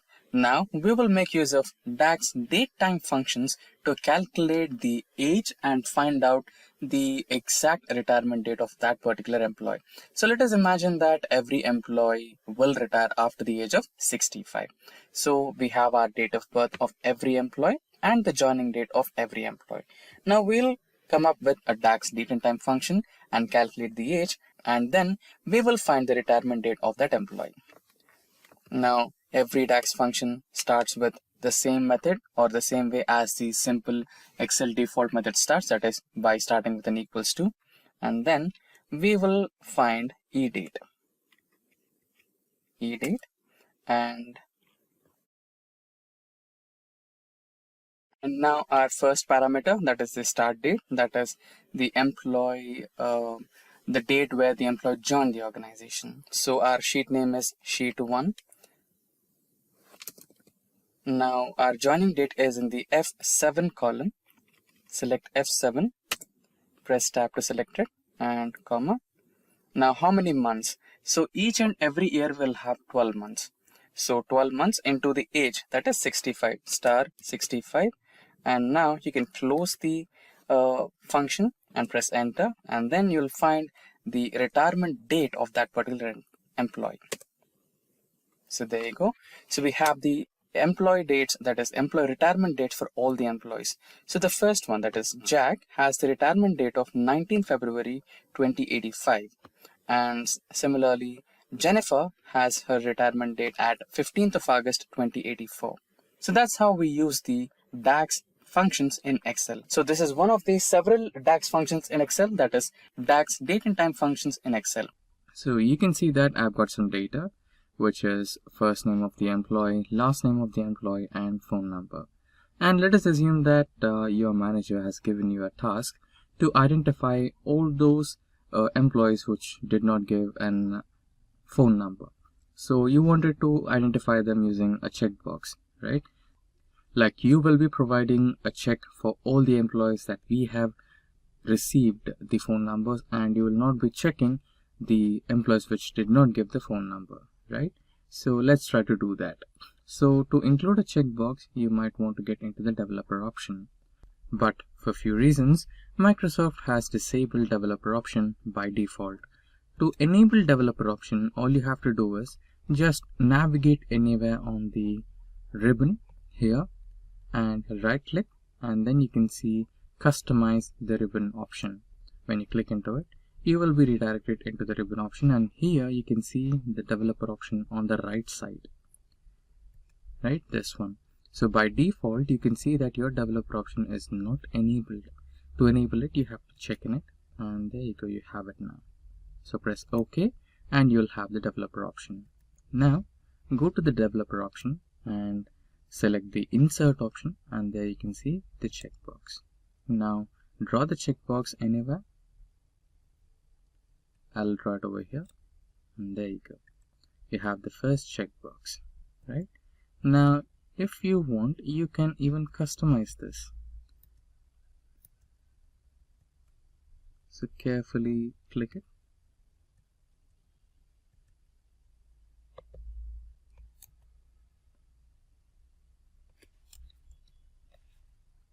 You can edit the text and write it as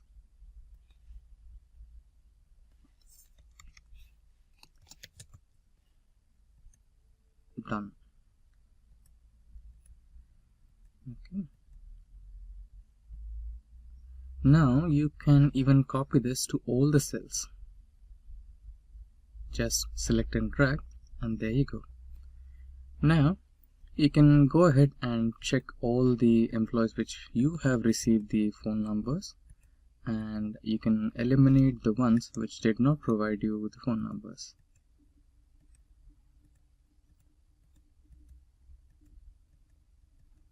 That's how you can do it. And there's also another option where you can use this to include it in a formula. Since this data is only of 25 rows, you can manually check in the data and you can leave the data which is you have not received. But what if you had 2500, right? Then you might need formula. So in such scenarios, you can use a formula. So how do you use that? So for example, if this particular box is checked, then you will get a true value here, and if it's not checked, you will have a false value. Then you can use that boolean value to include in your formula, right? Sounds interesting. Now let's try to implement that. You can right click the cell and you can find format control. Then you can see here you have an option called cell link. Here select the cell link and press OK. So here you can see if you have checked this, the value is true, and if you uncheck this, you can see the value turned false. Now you can use this particular cell reference for including this in a formula. Now let us also check how to include checkboxes on Google Sheets. In Google Sheet it's really simple. All you have to do is get into the insert option and you can see a readily available checkbox. You don't have to use any developer options over here. And there you go, you can just check. Now, let us assume that you're giving an important presentation and you're also requested by your manager to add the Excel document that you have used to create that particular report, which would be something like this. When you click on it, it will open a new Excel document or Excel window with all the data in it, right? So how do we do that? Let's look at the demo. Now, let's have a blank slide and let's get back to the source where our Excel file is located, that is in My Documents. So we are currently in My Documents and we have the Excel file which we used for creating that particular report. Now, if we copy and try to paste it on our Excel document, it would look something like this. And clearly, it's not visible and it's not accessible, right? So instead of this, there is another way where you can directly add the Excel document in the form of logo, which is a rather simple idea. All you have to do is just click on the insert option in the toolbar, then navigate to the text group, and here you will find the option called object.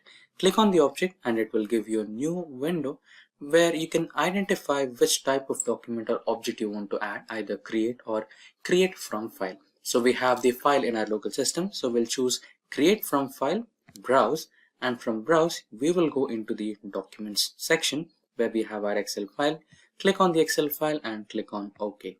Now if you want the data or Excel file to be displayed in the form of an icon, then click on the display as icon section and here you can change the icon.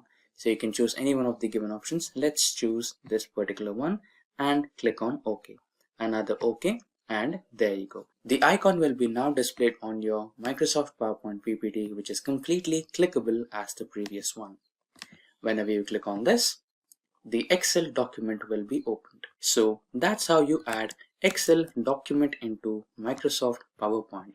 Now we are on our Excel spreadsheet and here I'm trying to insert some images onto my spreadsheet. So here we have company logos and company brand names. So since we already have the brand names, what we need to add here is the brand logos. Okay, so how do I add such kind of an image into an Excel spreadsheet? That you might be thinking that Excel spreadsheets are just for data, not multimedia image or files, right? So no, it's not. It's completely wrong. You can also add your images onto your Excel spreadsheets. It's completely simple. So click anywhere on the Excel spreadsheet, navigate to the insert button, select the illustrations option from the add-ins group, click on that, and in the drop down you can see the pictures icon or the pictures button. Click on that and select from this device, or if you have an online stock image you can take that, or you can also check out from online pictures. For now I'll select the device, this device, and here I have some images. The images what we need are Simplilearn and Simplicode logos. Press OK or insert. So here you have them. Now you can also adjust the size of the image using the small buttons here. Press it over here and done. So you might be wondering, is it all done? Is there anything more to do? Or just adding an image is done? No. Most of the times when you create or you work with Excel spreadsheet, you will not just, add some data and add a relevant image to it. Most of the time you add some graphs, or most of the time you'll add some charts to showcase the data dashboard, right? So it will be something like this. So this is how you add the image or graph onto your dashboard, and sometimes you might not have enough place to display your entire dashboard. During those situations, what you do is you try to hide the row or column. So now let's try to hide this particular row. Let us imagine that you wanted to show only two charts, and there is no space for your third chart. In such scenarios, you might want to hide or remove that third chart. Okay, so let's try to hide it and see if it gets hidden or not. When you try to hide it, you can see the column A has no data, and the row number 4 has been hidden. So we have 3 and 5. But what about the image? It is still present, right?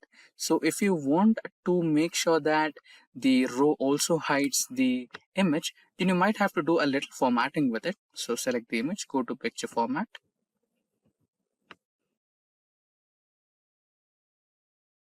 Or you can also right click and directly navigate to picture format. This opens up a set of options, and here you might want to go to the third one, which is picture format third, and select the properties, and here select the option of move and size with cells. So when you select this, when you try to hide this, it will also, the graph or the image will also hide along with the row. So that's how you do it.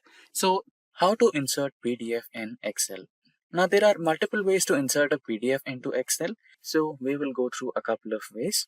First is here, let us imagine that we wanted to insert some PowerPoint presentation in PDF format into our Excel sheet. So that it belongs to Excel Basics. Now click on the cell where you want to add the PDF, or just click any cell in the Excel spreadsheet. Then go to the option of insert in the toolbar. Then navigate to text option, click on it and select object. And here you can select create from file, and then you can browse. And here you have your Excel Basics PDF in my documents. Click on that, select insert. So here you can just press OK and the PDF will be inserted. Now you can minimize the size of PDF to fit the cell. There you go. The PDF got successfully inserted into your Excel spreadsheet. Now let's discuss about the second way. Now the second way is completely same. The only difference is you can add some logo to your PDF. So you can see it has been added in direct form of a PDF, like what's the first slide of the PPT. But instead of that, if you wanted to highlight it as an icon, then you can select the display as icon button here and press OK. Now you don't have to reformat the size of your PPT or PDF. All you have to do is add the logo to your PDF, and it will also include the title. So this is another way of adding PDF to your Excel sheet. Now another way. So a few times you don't want the first page of the PDF to be visible, or any kind of logo of that PDF reader to be visible on your spreadsheet. Sometimes all you want is some dedicated image or a dedicated logo, right? So this time let's try to add a dedicated image to our PDF. So go to insert again. Here you can see the illustrations option. Click on picture, and from this device, so I will select the Simplilearn's logo, and now you have to resize the logo a little bit to fit the cell. There you go. Now you can click on the right click button and select the option of link. Now select the existing file or web page option. So if you are interested to learn more on hyperlink in Excel, we have a dedicated tutorial on that. Please go through hyperlinks in Excel by Simplilearn, which will explain you everything about hyperlinks in Excel, how to insert them, different types of documents to be inserted, and how it works in real time. For now, let's try to insert the existing web page. and go to documents, navigate to documents, and inside this you have the Excel basic PDF. Click on OK and it has been added to your image. So when you click on it, it will open the PDF document attached to it. So when you hover over to the cell, you can see it will ask you a permission. Do you want to continue or not? Just click on this, ignore the warning. So you can see the PDF has been successfully opened. Convert PDF into Excel. Now to do this, let's get back to the practical mode and try to convert some PDF data into Excel. Now you can see the PDF document which I am looking to convert from PDF to Excel. So this particular PDF document has a table. So this is the state-wise GST collections that happened during March of 2020. Now we need to convert this tabular data from PDF format to Excel format. Now we are on the Microsoft Excel. Now to initiate the process, we might want to choose a blank workbook for this. So now we are on the blank workbook and the complete sheet is empty. Now let's go into the data option in the toolbar. And in the data option of the toolbar, we have the ribbon of Get and Transform Data. In this ribbon, you can see Get Data option. Select that and you can see various options here from file, from database, from Azure, from other sources, etc. Now we need the first option, that is from file. And in that we have a drop down, and in that drop down you might want to select the PDF. If you have a JSON file, you can also choose from a JSON. And if you have the data from XML, you can choose that, and even you can extract the data from text or CSV as well. Now we need the PDF option, so select the PDF. Now navigate where your file is existing. So my file is on the desktop, and now let me select the PDF document. Select import. Now Excel will automatically analyze the tabular data in the PDF format and give you the results. Now according to Excel, there are multiple tabular formats. Table 1, Table 2. So basically this table is one and the same.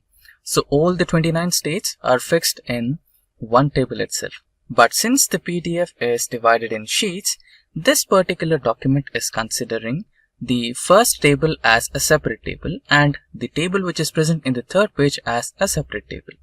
So we have table 1, table 2, and there are a few more tables which Excel is assuming that it might be table, but it's not. And another table which is page number 002, it is a table, and another one is right here. Now there is an option of selecting all the tables all together at once, or you can select only one table which you want to select. So if you select multiple items, Excel will automatically give you an option of choosing your tables. You can just tick and select the tables you want, or you can directly select the table you want on your Excel sheet. So right now let's try to select multiple tables. So I'll be selecting 1, 2, 4 and 5, and this particular one is not a table, so I'm eliminating that. Now you might want to choose the load option. So Excel is now loading the data. Now all the data has been successfully loaded. Now it is giving us a notification that all the data has been successfully loaded. And now just right click on it and here choose the option load to, and here select table option. And if you want the data to be loaded to a new worksheet, you can choose that and select OK. Now you can see all the data is being successfully loaded in the form of tabular format in the new Excel sheet. Similarly, let's try to load another page.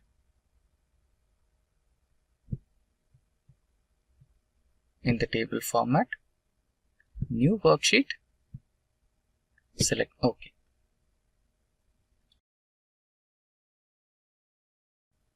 And the third sheet.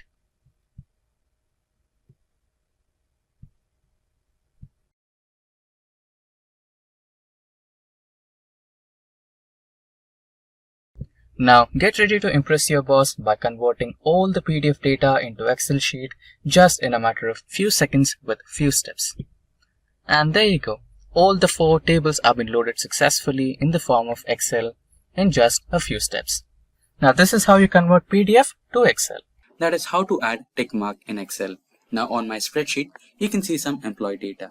So they've been assigned a task and they want to update the task status as done and not done using symbolic statements. That is tick mark and into marks. Now how to do that? It is really simple. We'll discuss two different ways. The first way is to do it by conditional formatting. So click a cell on the task status, go to conditional formatting, click on the new rule. Yes, of course, we can use the icon settings, but we want to automate it. So click on the new rule, right? So here, instead of to color scale, select icon sets. Now go to the settings. Here we don't want the third symbol, so select no cell icon. And here, instead of percentage number formula, let's add just a simple number. And the second one as well, just a simple number. Now, in the icon settings, select tick mark. You have various types of them. You know, the circular tick mark. Let's select the generic tick mark without any outer circles. And into here, generic X mark. And now let's set the values. When the value is greater than 0, it will be green. And when the value is less than or equal to 0, it will be X. And the reference value is 0, and here also the reference value is 0. Everything is okay. Click on OK and done. And here you cannot see the logos yet. We need to add some formula here, which is equals to if. Click on tab to select the symbol, and if cell address C2 is equals to done, then the value should be 1. Else the value should be 0. Close the bracket, enter. Right? Now you can see this particular logo here. Now drag the same formula, it's done. Now you can see we do have numbers. You can eliminate those numbers as well. Just edit the rules. And here you can see show icon only. Click OK and the numbers will be removed. Also edit the second one and there you go. The numbers are gone and only the symbols remain. Now what is the second technique? The second technique is available in the developer options. You can activate it by, going into the options here, go to file and here go to options and here go to advanced, customize ribbon, and in here on the right hand side, you will get developer options. Click on the tick box and it will be enabled. Now go into developer options and click into insert menu. Click on the form controls or active X controls, select the checkbox and now just place it over here. You can edit this particular checkbox, delete everything, drag it as checkbox as well. Now you can drag the same cell across all the functions and you will have the checkbox as well. Now you can click on it and say if it's done or not. That is how to add watermark to Excel. Now on my sheet you can see some data. So here we wanted to add some watermark logo to your Excel spreadsheet so that it looks genuine and worked by you, right? So that's the overall idea of adding a watermark. Now go to the insert window and in the insert window, go to the text option, click on that, select header and footer. Once you select header and footer, you can see something on your screen like this. So in this box, which is highlighted by a cursor, is where you're going to add the picture. On my top in the menu bar, you can see header and footer elements. In this, select the picture element and it will navigate to you to a different option window. Since we are adding the image from our local system, select from file, or if you are adding from your Bing or any search window, you can also add that or OneDrive as well. But now let's go with from file. It will directly navigate you to the pictures folder in your local system. So here is my Simplilearn's logo. Click on it and select insert.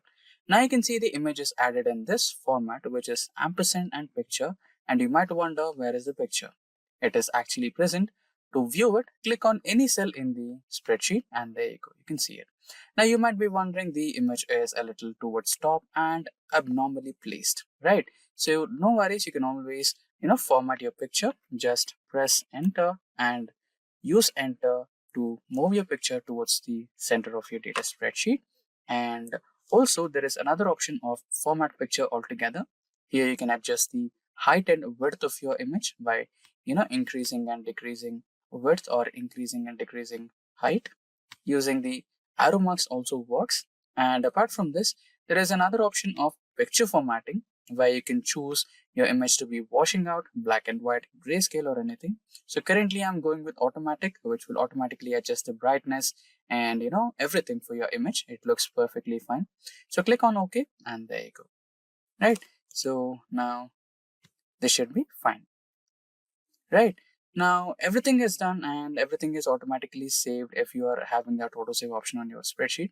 And let's go back to the normal view from the header and footer view. Click on the view and go to normal. You might be confused, right? Where is the logo? It vanished. Did I have to save it? No, it's already saved. Everything is fine. Even the image is there, but you cannot see it in normal view. To see it, click on File, click on Print, then you can see the logo. It will be present only on the printed pages, not on the normal view. Okay, so that's how you work with watermarks in Excel, and that's how you can add and customize your watermarks using Excel. How to modify or increase cell size in Excel. Now, most of you might probably want to increase just the cell size or, just to increase the visibility of the text. So one of the easiest way is just to press on the plus icon on the bottom right corner of your Excel spreadsheet.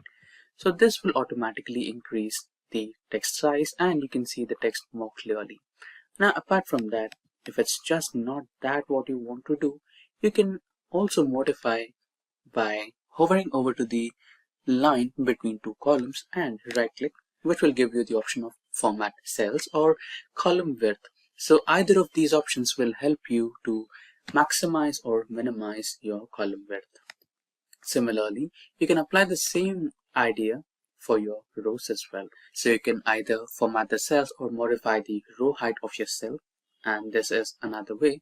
And another simple way is to just hold that line and drag it, so it improves your width of the column. And another way is to just hover onto that line and hold it and drag it to improvise or increase your width of the cell, and same applies to your row. So this is another way. So apart from that, there is another way, that is format cells from this particular option in the home button. You can select this and here you have the row height, auto fit row height, column width, auto fit column width. For example, let us imagine that you wanted to, just by mistake you increase the cell size and you wanted to restore it back to the original thing, right? So you can just click on the auto fit height and click on the auto fit column width. There you go. It happens in that way. And now coming back to another simplest way, let us imagine that you are given a lot of data and you are told to auto fit all the rows and columns. Now we have already seen the format cell option where you will auto fit all the columns and width of the column and also the height of the rows, etc. right? But there is also a keyboard shortcut to do this. So all you have to do is select a cell and press Ctrl A to select all the cells in the spreadsheet. And once all the cells are selected, all you have to do is press and hold Alt key and then release it. Then the combination of keys, that is HOI. So your column width has been now adjusted. Now the same formula or the same shortcut key with a small modification. Press and hold and release Alt key. Now H, O and A to adjust the row height. So this is the way where you can increase or decrease or modify or auto fit all the cells in Excel. Now you can see that we have the first column, that is A column, and the first set of that is text, and all the other cells are numbers. But as a whole, Excel considers the whole column as a general data format. So why are we discussing about this? So to create a barcode in Excel, you have to make sure that all the elements in the column are of text data type. So the first step is to convert this general data type to text data type.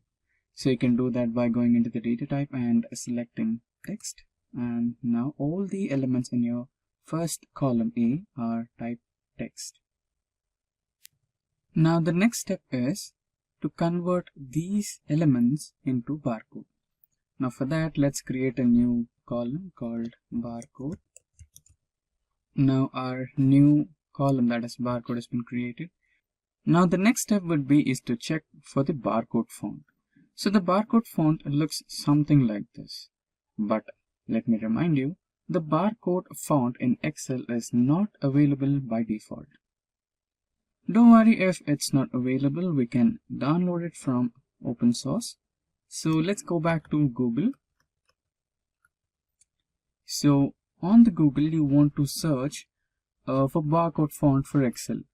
So the one that I would recommend is 3 of 9 barcode font. Now you can download this font by just clicking on the download button over here. Now I've already downloaded this font on my local system. Let's now try to install that. Now the 3 of 9 barcode folder will come in the form of zip folder. You have to unzip that. And after unzipping, you'll get the setup file which looks something like this, which is 3 of 9 new. Select that and you'll be having the installer file over here. You can install by selecting the install button over here. So I have already installed it in my local system, so it is readily available for me on my Microsoft Excel. Now we might want to create the barcode for this particular cell in A2. So let's create that. So to create a barcode, we need to write in a formula that is equals to double quotes, star, double quotes, and ampersand symbol, address of the cell that is A2, another ampersand symbol, again double quotes, star symbol, and double quotes. So you can either use this, or instead of star, you can use brackets as well. So let's try brackets. Now select enter. Now this will generate another type of code in your resultant cell. Now we will change the font for this particular resultant cell and we will get our barcode.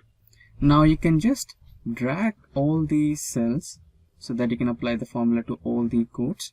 Now I got all the codes over here. Now select all the cells, get into the fonts, and here select the barcode font, and there you go. You have the barcode for all the numbers you have in your column A. So that's how you create barcode in Excel. Excel Flash Fill is a feature of Microsoft Excel where Excel can sense a pattern in a cell and apply the same logic to extract the similar resultant pattern out of the remaining cells in a table. Might be a little confusing, right? So let us simplify it. So let us imagine that you have a text in one of the cells in the Excel sheet and you wanted to trim a part of that text. For example, let us imagine that there is an assembly where the car parts are assembled together to finish a car. So each and every part has a code, the serial number, the product code, and the assembly code, etc. Right? And you wanted to separate all those three. If you wanted to do that, you might want to use the trim function, which might be a little tedious to apply to all the cells. But what if I say there is a simple key format using which you can fill all the columns in the Excel sheet within a fraction of a second? Sounds interesting, right? So that's exactly the flash fill function in Excel does.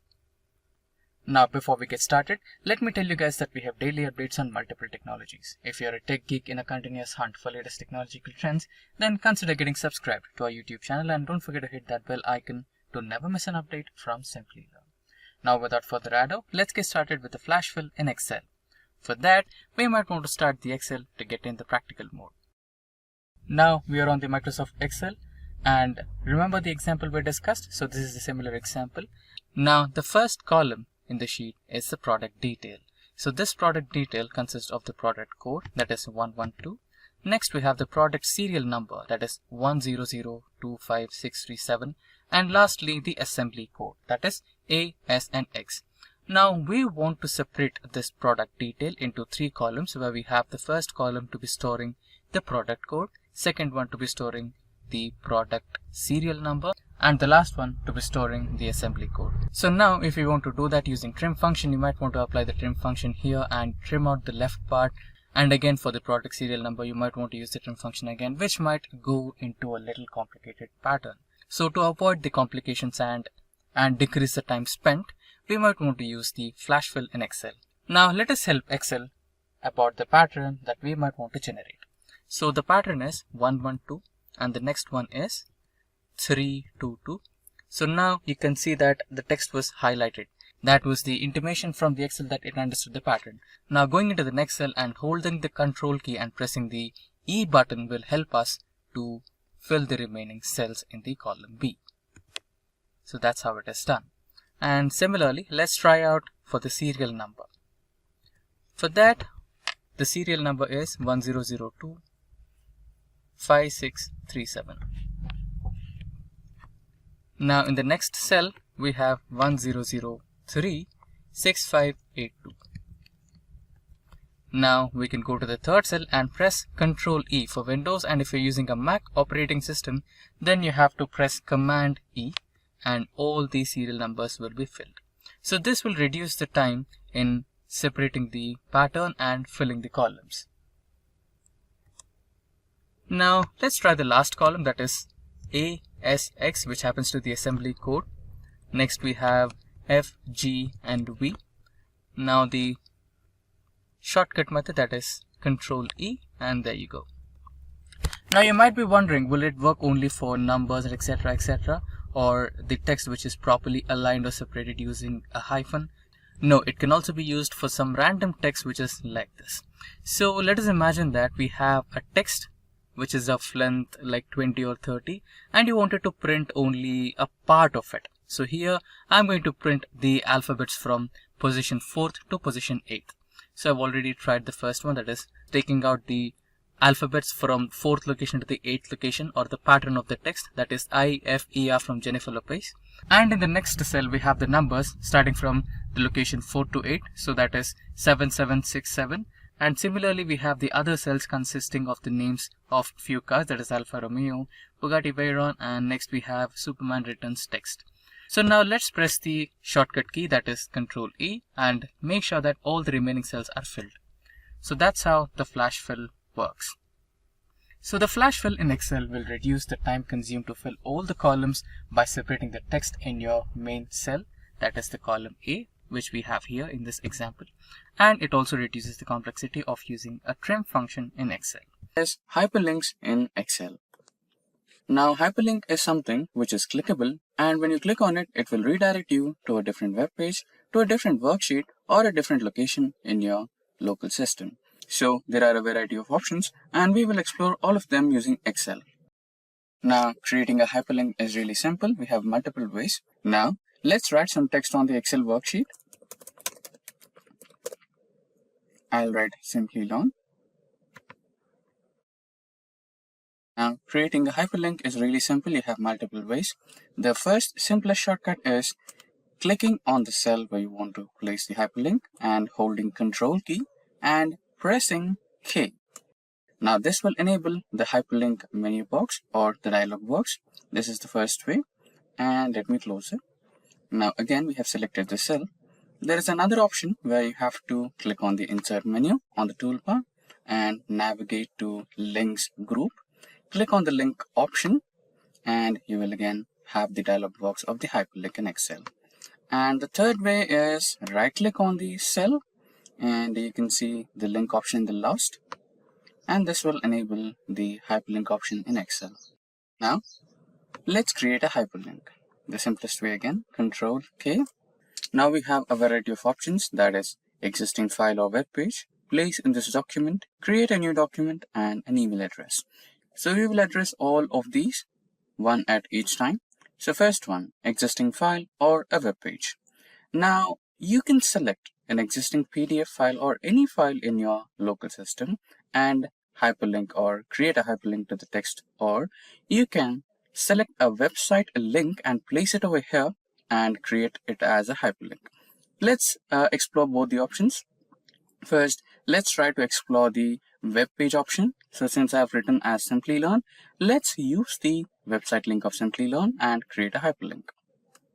Let me open Google, new tab, and let me type simplilearn.com. Let me copy the hyperlink, and now let's get back to the Excel workbook. Now here, let's place the hyperlink. Now you can press OK, and there you go. The hyperlink has been successfully created. Now this link is clickable. When you click on it, it will redirect you to a new Simplilearn's home web page, right? So this is how you create a hyperlink to a website. Now we shall explore another option, that is using an existing file, right? Let's create a new text box here.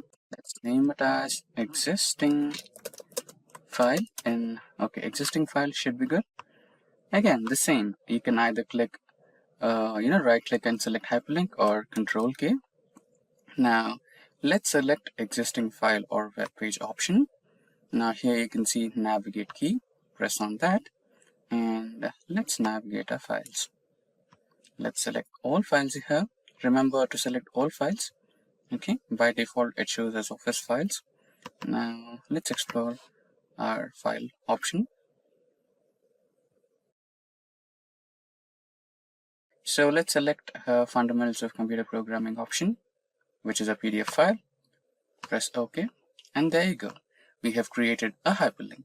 So when I click on this, you can directly navigate to an existing PDF file in your local system, and it will be open as a web page. Click on it and you can see the PDF file. Now close. Now another thing, when you navigate onto this, you'll see the lengthier HTTP address, and same happens here, right? So if you're a little uncomfortable watching this lengthier link, you can also edit it. You can choose the option of edit hyperlink and see the screen tip option. Click on it, and here you can change the text to display option and write it as click here to know more. Press OK. Again, press OK, and now if you navigate onto it, instead of seeing a lengthier hyperlink, what you can see is click here to know more. Okay, I think I made a spelling mistake. So I think I forgot an E somewhere over here. Yes. Click here to know more and press OK. Right. So here you can see click here to know more. Let's try this again over here.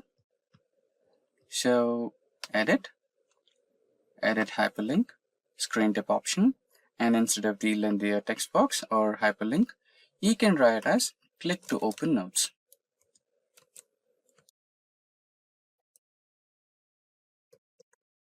Or PDF. Click OK and click another OK, and you are done. So instead of seeing that lengthier hyperlink, you can see click here to open PDF, right? So far we have explored two options, that is existing file and existing web page, right?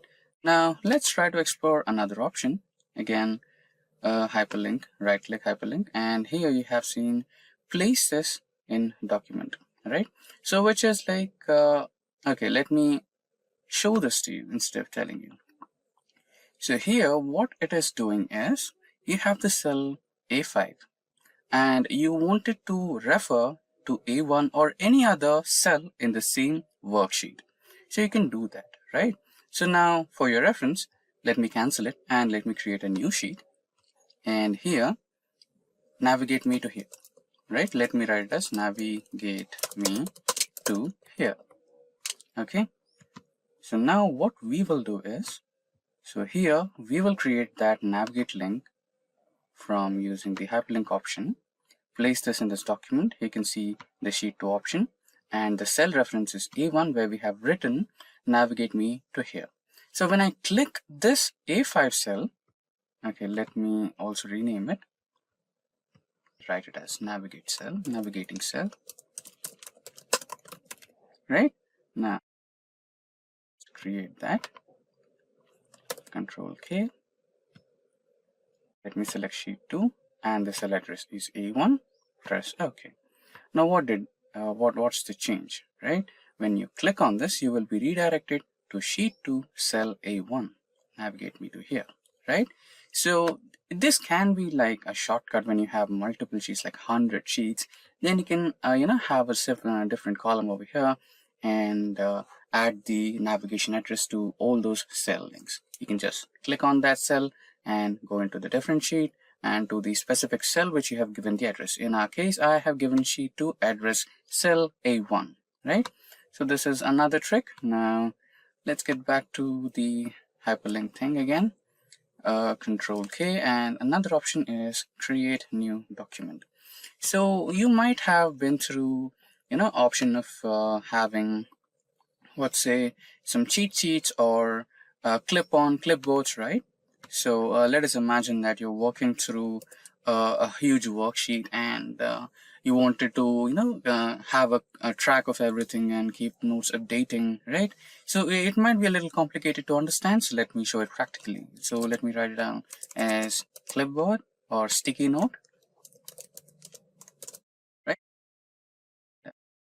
Okay, I think this has a hyperlink. Okay, this can be used, no worries. Back to hyperlink option again. Create new document. Now here you can create a variety of documents, right? So it can be a text document, it can be an Excel document, it can be a PDF document, right? For now we'll create a text document. Okay, we'll name it as tracker.txt. so this should create as a text document, and the location can be anything. So you can take it as a desktop documents download. So let me take documents here and select OK. So I'll be having this tracker.txt located in the documents folder, and you can also choose to edit the document later or edit the document now. Let us select edit the document now, press OK, and there you go. So you have your text tracker here. So let us imagine that we have worked on the Excel sheet and we wanted to write down as a sticky note so that we can remember what we have done on the Excel sheet. So update 1 and update 2. Now you can close it. So it'll ask for a save option, save it, and done.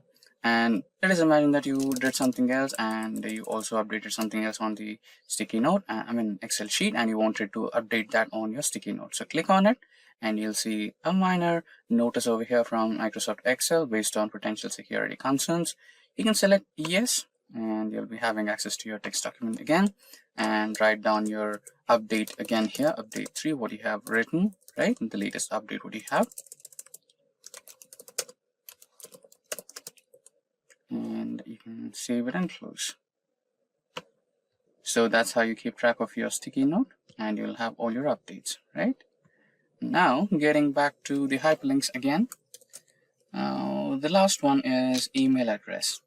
So you can also try to add okay, let's imagine that you're working with a colleague, and every time you make an update in your Excel sheet or anything, and you wanted to send him out an email, right? So it would be a little time consuming that you open your email and compose something and send it over here. But what if you had one single click and access to the email compose option, right? That can be done. So let us write down email colleague.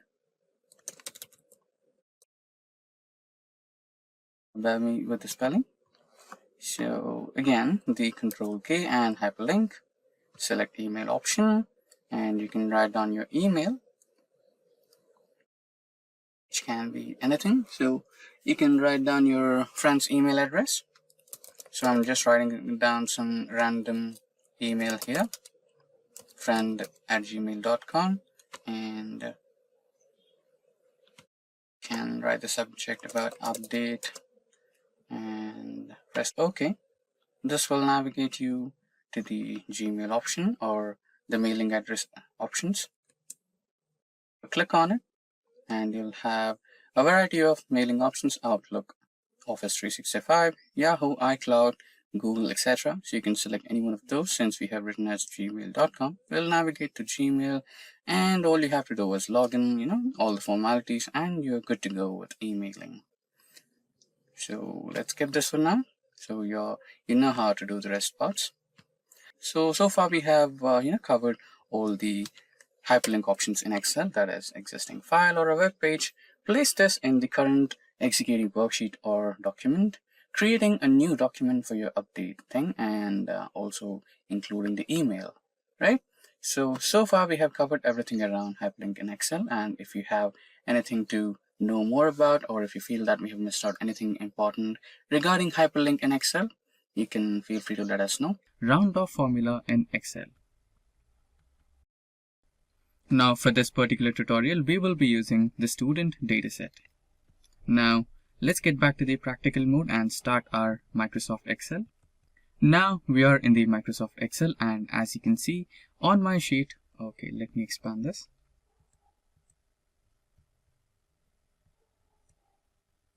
So as you can see on my screen, we have the data set belonging to students. So we have 10 students and every one of them has name, roll number, class, blood group and marks, etc. And at the end we have the percentage. And as you can see, we have the percentage in terms of float values, and we have a lot of decimal values like 8 and above. So what if you wanted to just have 1 or 2 digits after the actual percentage, like 80.6 or 80.66, right? It would be a little bit more or good to read, right? So that's what a round off actually means. So now let's work on having rounded off values for the percentage. Now let's create a new column. Let's name it as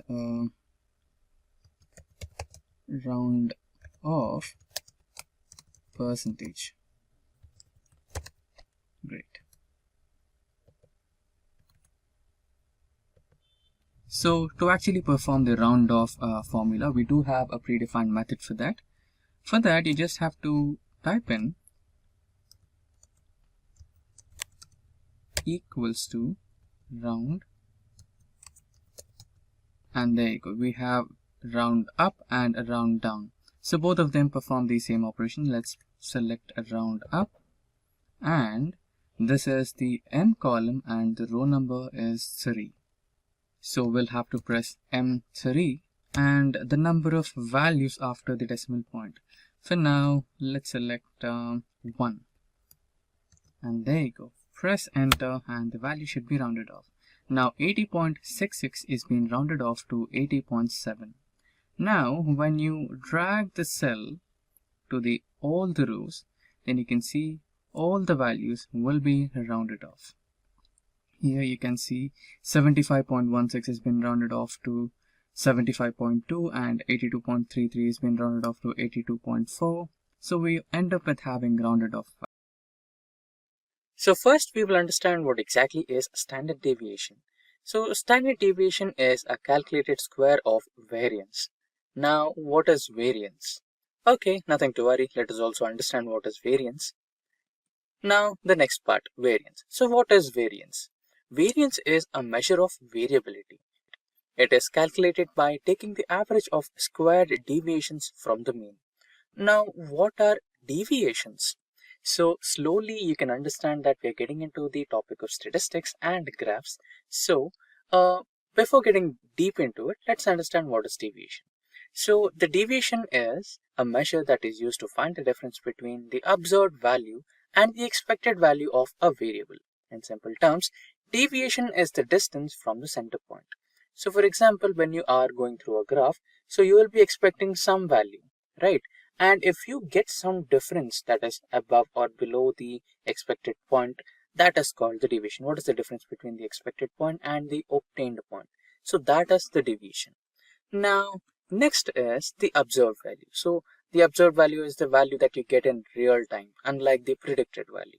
So now you might be thinking, to calculate standard deviation, we might need a few more parameters, and you're exactly right. So to calculate standard deviation in Excel, you need variance, and then you need deviation, and then you need mean, right? So all these parameters are supposed to be calculated first, and then you will be having the final formula to calculate standard deviation. Now that we understood the theoretical and formula-based explanation about standard deviation, it's time we calculate the standard deviation using one of the most popular business intelligence tool, that is Microsoft Excel. So let's get back to the practical mode. So now we are on the practical mode and we have some sample data on my screen right now. Let me expand it a little bit. Yeah, there you go. So as discussed before, to calculate standard deviation, we might require the mean, variance, deviation, and deviation squared, and then we can calculate the standard deviation. So let's go step by step. So the first one is calculating sum, right? So to calculate average, we might need sum of all the scores. So we have the index values, that is 1 to 10, and scores of each index value, that is 1 to 10, right? Now let's calculate the sum of all values here. Press tab to select the function, select and drag these cells, press enter, and then you have the scores. Now you want number of indexes. So clearly you can see we have 10, but still let's count them. COUNT, tab space to select and select the number of cells, press enter, and you have count. Now what's the mean? So mean is simply the average of all the numbers, right? So you can either divide the sum by count, or you can simply use the average function. So let's try to use the average function so that we also have an idea of how the average function works. Press tab to select it and select all the cells, press enter. Now you have the average or mean value. Now we have the mean value, and now after finding the mean value, we are supposed to find out the deviation. So remember the deviation, that is the difference between the obtained value and the predicted value, right? So the obtained value is this one, which is here in C2, and the predicted value is this one, that is 82.6. That's our mean, right? According to formula, we are supposed to eliminate the value of obtained minus the mean, right? So select the cell equals to C2 minus the obtained value, that is mean. Now press F4 to freeze the value, and now press enter so that you can freeze the value and drag the formula across all the cells. Now you have the deviation, right? Now the next step is to find the sum of all the deviation numbers. So either you can apply the sum formula to all these numbers, or you can just drag the cell over here and the formula will be automatically copied. Now similarly, the count function to count all the values, that is, drag it and you'll have it over here, right? Now the next step is to find out the square deviations, or the square of the deviations, which is really simple. All you have to do is equals to select the cell and see that small hat kind of logo on the number 6, use that. Now into 2, press enter, you have the square. Similarly, drag the same formula across all the cells and you'll have your square numbers. Similarly, drag this summation function over here, so you'll have the sum of this and the count number as well. Now comes the final formula. Now we have the mean value, that is over here. Let's color it. And we have the variation square. Now that is, which is this one. Let's color it in a different shade. And we have deviation as well. Let's color it in a different shade. Now we need to find the variance, and after we find the variance, the last step is to count the standard deviation, or to calculate the standard deviation. So what is the formula to calculate the variance? So for variance, you need the sum of deviation square divided by total number of values minus 1. Press enter, and that's your variance. Now the standard deviation. So the standard deviation is really simple. You need to calculate the variance to the power of 0.5, and that's your standard deviation. So that's how you calculate standard deviation in Excel. I hope all the formulas and the explanation was clear. So you can see that we have got started with Microsoft Excel, and on the left hand side we have a simple table with all the teams in an IT industry, starting from IT admin, testing, development to client consultant support. We have got everything in this particular table. Now our main idea is to find out the index of these particular elements. For example, if you wanted to find the index of the element marketing, then how could you do it? So here, let's try to use the match function in Excel. For that, we want lookup value and position. So on the right hand side, you can see that I've created two separate columns as lookup value and positions. So in the lookup value column, we will be inserting the value of which you want to find the index. Now, for example, let us consider that we want to find the index value of team marketing. So I'll be writing marketing in this particular lookup value.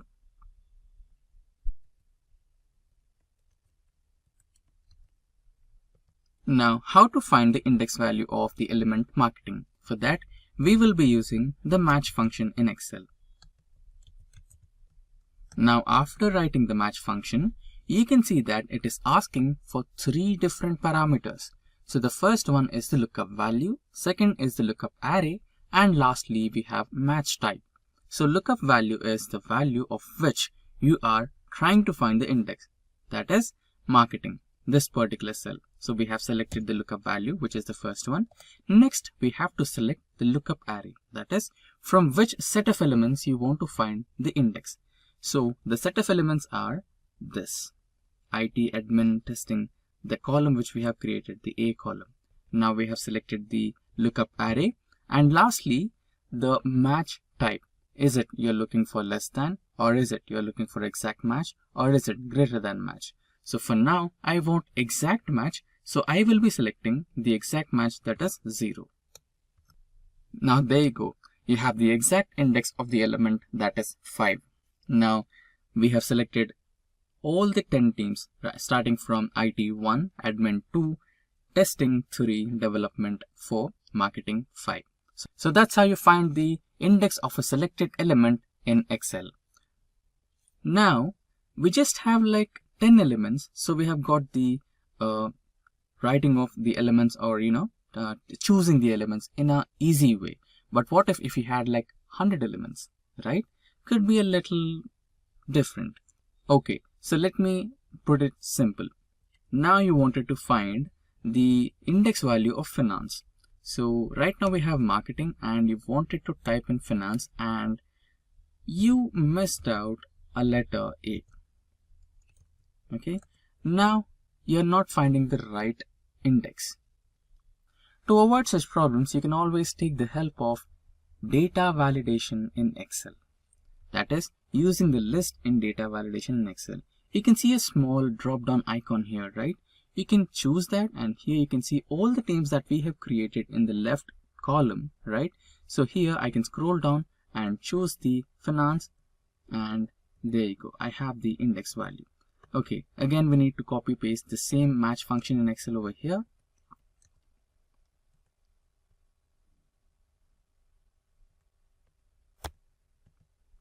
Equals to match, lookup value, lookup array,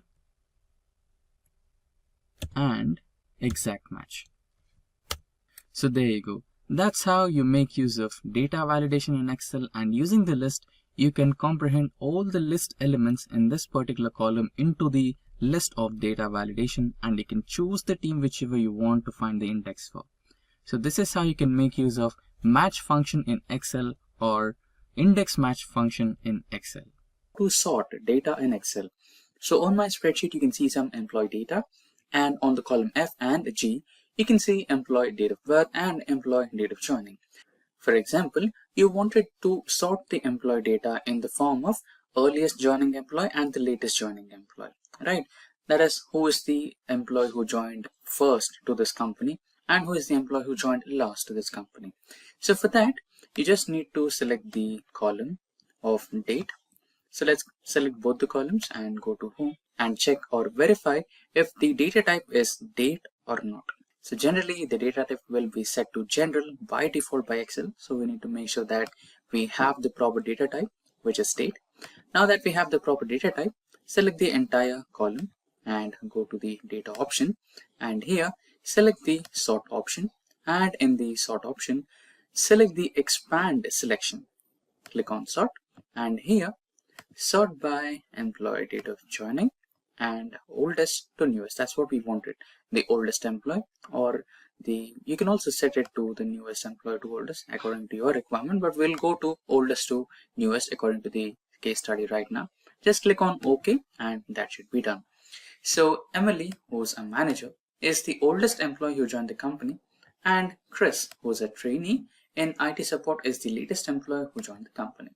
Now that's how you sort date in Excel. Now on my screen, you can see the sales of 4 quarters from different regions, that is East, West, South, North, and Central. Now you might want to calculate the sum of sales happened from all the regions in Q1, or You might want to calculate the sum of sales happened in one region of all the 4 quarters. That is, either you want to calculate the sum of all the regions from quarter 1, or you might want to calculate the sum of all the quarters in one region, right? So to do this, you have some simple functions in Excel. So you might say me, you have some function, etc., right? For that, you might want to go into the, equals to mode and fetch sum option and subtotal or sum. You have to select the function from here. But what if I tell you that there is one simple, easy shortcut where you just have to make one single click and you'll have all the sum, right? So that seems interesting. So on the top, in the home bar, select home, and on the top right corner, you have the editing group. In editing group, you have aggregation function, that is summation. So you have different aggregations here, sum, average, count numbers, maximum, minimum, more functions.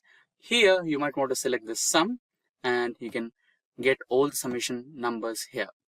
So I'll select one cell.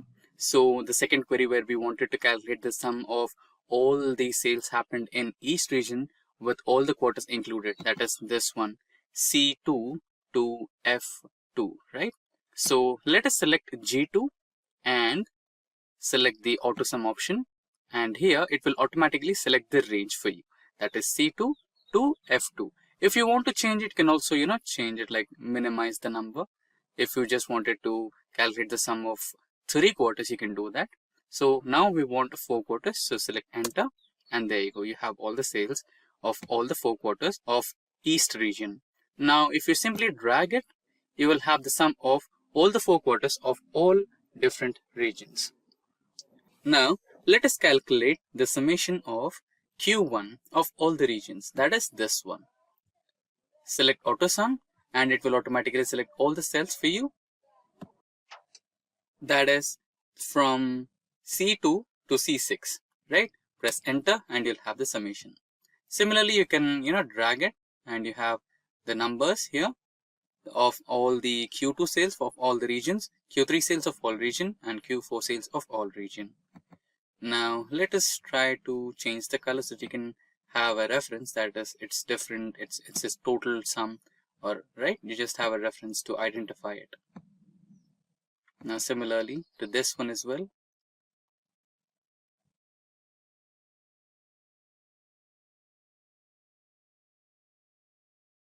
So that's how you implement auto sum in Excel. Now we are on the Excel spreadsheet. So you can see that I have 5 different sheets of the same data. So why do we have that? So I'll be explaining you how to sort data for multiple parameters. So firstly, we will try to sort data in the form of numbers, right? So let us imagine that this data is being shared with you by your manager, and he wants you to sort this data based on the salary numbers. So he wants you to arrange the data in the form of ascending order or descending order maybe, which will help him find the employee with the highest salary, right? So how could you do that? So it's really simple. You could sort the entire data just within a few clicks. So how would you do that? So since you're focusing on salary, select any cell from the salary column only, right? Select this particular column and select any cell in the salary column. Get into the sort and filter options, and here select this sort of arrangement you need, that is largest to smallest or the smallest to largest. Since the problem statement was to find the highest salary, click on largest to smallest, and there you go. So you have Tony, and the designation is senior, and he works in IT support, and he draws the highest salary of 80,000, right? And there's also another one, which is Peppa, and she works for the analytics team. And now the next sheet. Let's get into the sheet 2. And this time, let us imagine that you wanted to, arrange or sort the data based on the employee date of joining or date of birth, right? Again, if you wanted to arrange the data in which you find the youngest employee or the oldest employee of the organization, you can do that. Click on any cell in the date of birth column and go back to the sort and filter. And here you will be seeing the options sort oldest to the newest, or the sort the data from newest to the oldest. So since we want the oldest employee, select oldest to newest. And there you go. So the oldest employee is Alfred, who is an associate designation employee, and he works in the admin department. and he's drawing the salary of 25,000.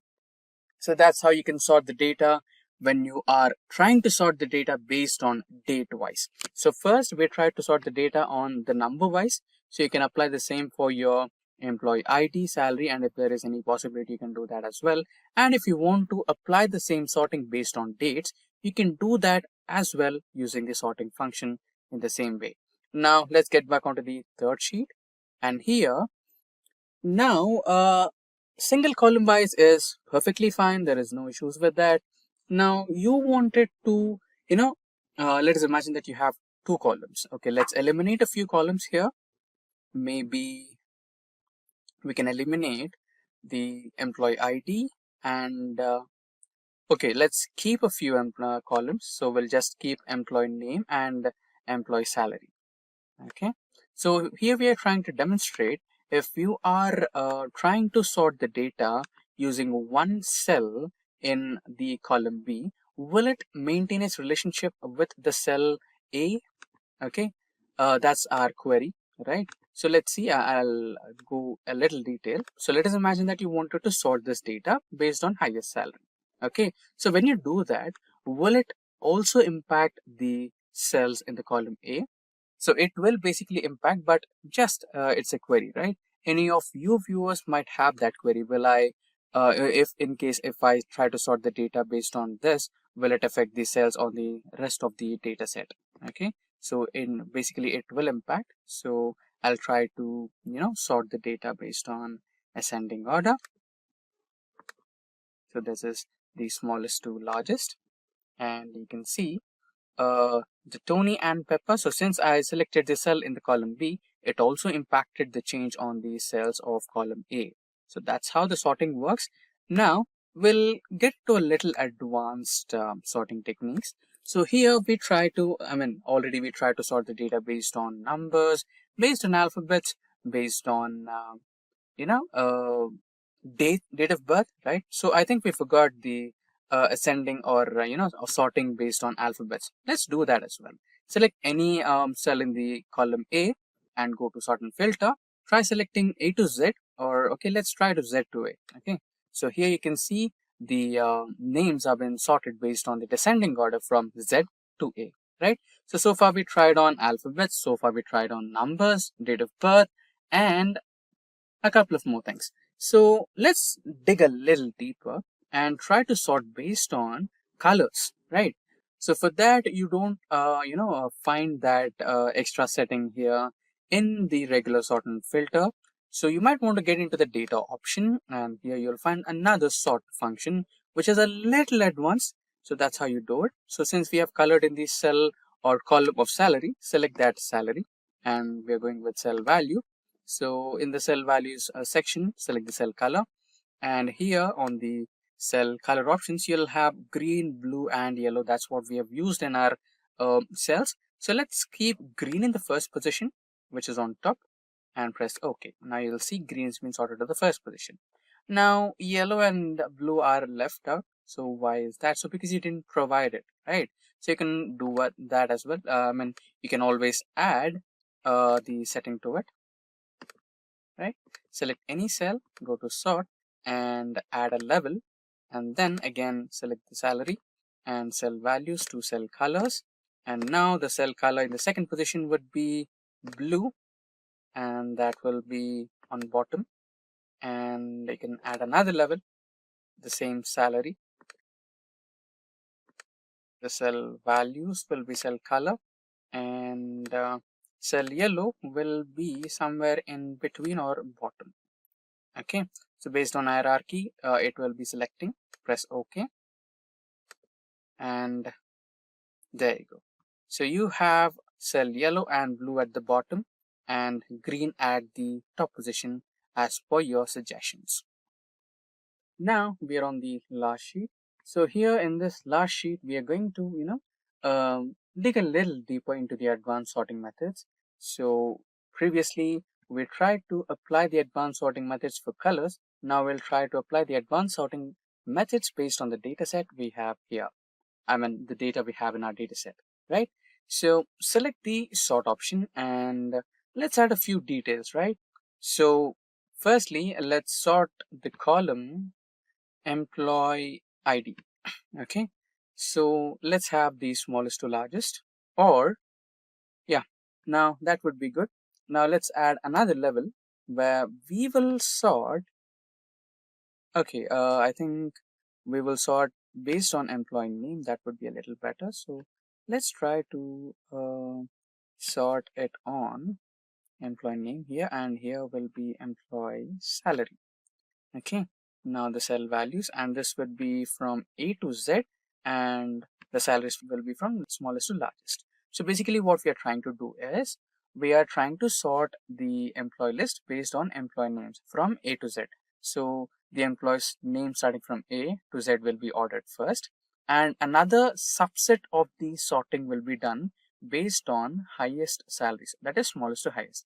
So let us imagine that we have 3 employees with names starting from A, and their salaries are 10,000, 20,000 and 30,000. So how would it sort? So it will sort basically in the alphabetical order first. So first 3 names will be sorted, and then it will also have another condition to sort the data with, keeping the lowest salary on top and highest salary in the last, right? So this is how the algorithm works for sorting. Now let's press OK and see the output. So there you go. The names are Alfred, and you have the highest salary here, smallest to highest. So this is 25,000. Next we have Banner, Barnes and Ben. So here you might be seeing why we have Ben in the 3rd position despite he has the lowest salary and name starts with B, right? So here it is trying to work based on the alphabets in the order, right? So B, A and B, E. It's not just comparing the first letter, it's also comparing the following letters as well, right? So N comes first, R comes later. So Barnes is pushed to the 2nd position. A comes first and E comes later. So B, A letters are pushed to the 1st position, and Ben is pushed to the 3rd position. So that's how it works, right? So accordingly, the set for BA is created here, 35, 40. Next Ben, 12, and next you have Bobby, Brian, Brock, Chris, Clark, right? So that's how the data has been organized and sorted based on multiple levels of parameters you provide for sorting. So that's how you use sorting in Excel, slicers and filters in Excel. So slicers in Excel are software filters used along with Excel tables or Excel pivot tables over a large amount of data. Not just filtering out data, but slices also help you with an easy understanding of the information being extracted and displayed on the screen. Now, Microsoft Excel slices are compatible with Windows and Macintosh operating systems. Now, let us understand how to implement slicers in Excel. So for that, we might want to get back to the practical mode, that is, starting our Microsoft Excel. Now, we are on our Excel sheet, and as you can see on my screen, there is some data available on the Excel spreadsheet. And this table is not just any table. This table from Microsoft Excel has been converted into an actual table. As you know, by default, Excel considers all the data which has been inserted into the spreadsheet as a database. And to implement these slices in Excel, we might want to create or convert the format of database into a normal table. For that, you can select all your data and just press Ctrl T, and that will allow you an option called Convert the Data into Table. Now, since this table is already converted as a table, we can directly start implementing or inserting slices into the spreadsheet. Now for that, select all your data.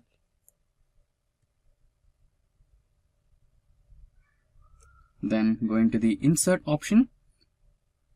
And in the Insert ribbon, you can see the Filters group. And in the Filters group, select the option called Slicer.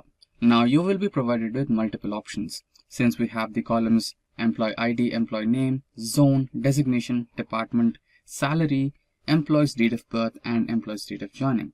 So we can choose any of the options available according to our columns and create the slices. Now let me select the first one, that is Zone, next Designation, Department, and let's also select Employee Name. Now press OK, and there you go, we have our slices. Now let us try to rearrange these slices. All you can do is just select and drag them up.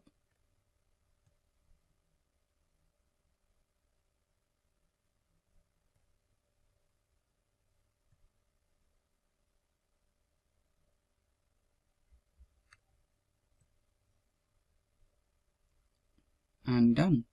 Now let us imagine that we want to see or take a look at the employees who are working in the East zone. Then we have all the information displayed on the screen who are working in the East zone. They are Jack, Tony, Banner, Fred, etc. and their department, designation, etc., all on one single screen. So this really helps you while you're presenting your data in a presentation. Now for a change, let's try to select the department. Now if your client wants to select the data from only analytics department, then you might want to select on the analytics key on the department slicer, and there you go. You have an employee called Luke Hobbs who works in the East zone, and his department is analytics and his designation is contract based, and the salary he is getting is 65,000. Now similarly, you can see that we have only selected analytics, and your client also wants data from IT support. Now you can see that analytics is gone. But what if you want both analytics and IT support? Then you have an option called select multiple. Then you can select analytics and IT support, and if you want HR you can also do that. And in the zone, if you want West along with East, then you can do the same, East and West, and you have all the employee details. And in the designation, let's try to select senior, trainee. Okay, select multiple, senior, trainee and manager. So that's how you do it. So that's how it's done, and that's how you implement slicers in Excel to simplify the filtering options using slicers during a presentation. It is really simple to add filters in Excel. So we are on a practical mode right now. So on my screen, you can see an Excel spreadsheet of sales data. So here you have various columns, regions, category, state, subcategory, sales, quantity, and much more, right? So now let us imagine that we want to add filters on the region part. So we have South, West, East, etc., right? So we want to, let us imagine that you want to extract the data of only West region and you wanted a filter. So doing it manually could take a lot of time. So using filters will be helpful. Now select one cell on the headers part and select the filter option in the data toolbar. You can see the data option in the toolbar, right? So click on the data option and navigate to sort and filter group, and in that select the option of filter. Now you can see the filters are being added to all the column headers: region, category, state, subcategory, sales, quantity, right? Now we wanted the West category. So when you see or when you click on the drop down icon, you can see all the options are selected, right? The central, east, west, south, everything, right? But now we just want West one, so click on West and select OK. There you go. So you have everything from the West region. Now let's imagine that you wanted to look into office supplies only or technology only, right? You can do the same with technology and press OK, and now you'll have all the technology related sales in the West region, right? So that's how you use filters in Excel, or that's how you add filters in Excel. Yes, goal seek in Excel. So for this tutorial, we'll be considering the students database. Now let's get back to the Excel. So now we are on the Excel sheet, and you can see that in this particular Excel sheet, we have some student details. We have the serial numbers, names, roll numbers, class, blood group, and some subjects like math, science, computer, statistics, social, GK, and the final marks obtained, percentage, and total marks, right? So let us imagine that a company has come for an interview. So all these students are going to attend an interview, and the minimum percentage to attend the interview will be like 75%. So you can see that we have 75 here, and all the students have got above 75 except for the one student, which is Mike, right? So for Mike to attend the interview, he needs 75% or above. So he can make some modifications in one of these subjects, right? So there is always an exam after the exam called as improvement exam. So if you can like to score some extra marks in the subjects which you have scored less, so that you can make up to the percentage what you're expecting, you can do that.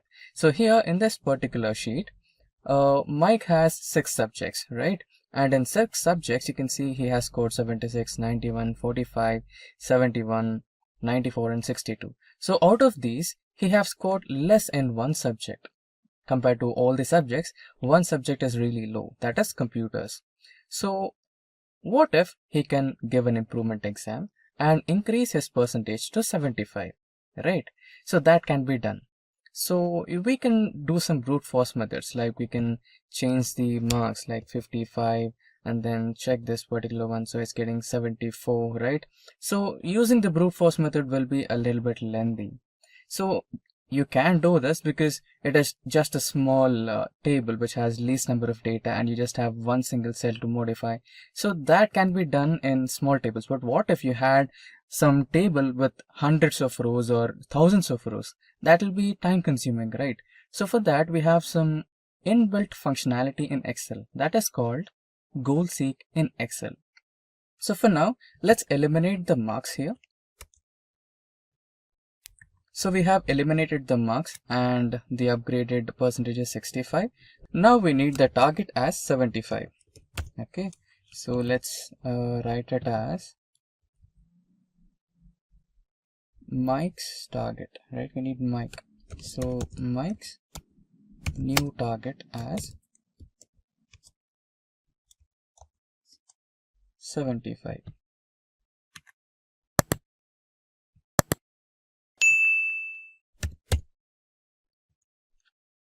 Okay, now to make sure that we need a mark here which can get Mike to 75%, we will use the data operation. So here on the toolbar, which has file, home, insert, etc., we have one other option called as data. So when you click on data from toolbar, you'll have this ribbon, and in this ribbon we have various options. So when you come into forecast group, we have an option called what if analysis. When you click on what if analysis, you'll have a set of options, out of which we have goal seek. Now for goal seek, we need to select a table cell, that is this particular table cell, that is M9. So we need the value 75 here, right? So what is the cell that you need to change here? For that, you need to select this one and select this particular cell here, right? And now you can select OK. Now you can see that Excel has automatically run all the permutations and combinations and has come up with a number, so that the overall percentage of Mike will be 75%, right? So the expected marks that Mike should be getting in his computer's improvement exam should be equal to 56 or greater than 56 to get the final target as 75, so that he can attend the company's interview. So this is how we use goal set or goal seek in Excel. We are on our Excel spreadsheet, and here you can see I'm trying to create an calendar for the employees in the company, where you might have to, write down the day and month and year or week of your birth date, or maybe your joining date, or maybe also your last working day, right? This might be useful for all the employees to, avoid them from writing it down manually. So how do I create it? So it takes a few simple steps. All it takes is some data validation methods, and also there is an exclusive video specifically made on data validation in Excel, link to which is in the description box below, or you can search it on our official YouTube channel. Now you can see that the word calendar is on the first cell, that is A1, but we have 4 cells below it, that is A3, B3, C3 and D3. So you might want to add this to all the cells, right? Like maybe in the middle. So for that, you can do the option of merge and center. Also, there is a tutorial on merge and center about all the options available in this particular thing. So you can go through that also. And here we have done the first step. Now all we need is day, month, year and week. So in a calendar or in a month, you'll have days from 28, 29, 30 or 31 days, right? So let's create a list or the drop down menu for that, so that whenever you click it, right? So whenever you click on that particular cell, you will have the list of all the days available, right? So let's get started with that. Let's create a new sheet. So why are we creating a new sheet? You won't want that all the numbers in your calendar sheet right over here, right? So for that, so we are creating a new sheet and all the data will be available here. So here, let's write down the days first, and here the second number. Also, you can use the option of flash fill so that you can, reduce the effort here. So you can see the flash fill option over here. All you need to do is select the cells and drag them down until you get your required dates, right? So let's keep it to 31 days. There you go, you have the days. So these will be your days. And here, now the next option was month, right? Yeah, month and year. Now using the same flash fill option, you will add the months into your sheet. So this will be Sunday.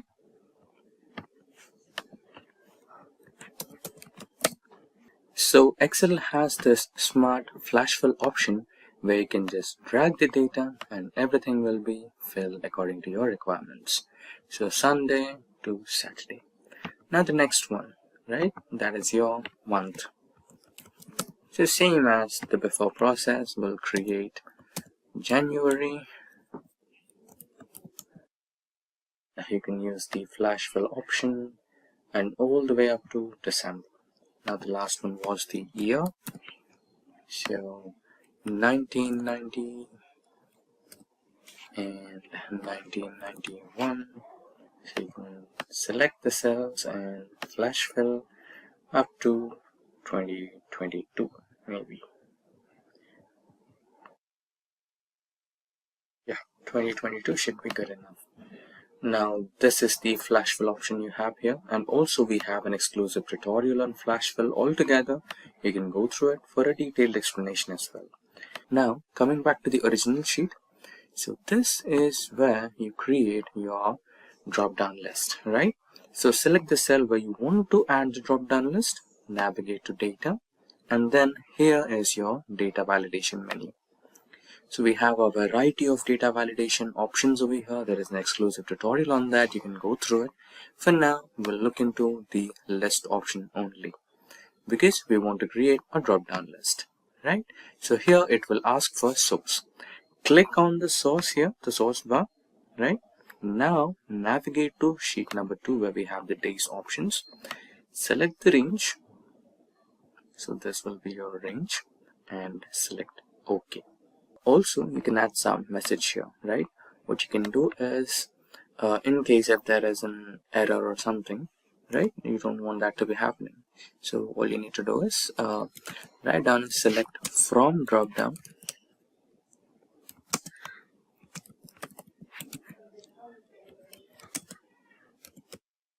Select from drop down only.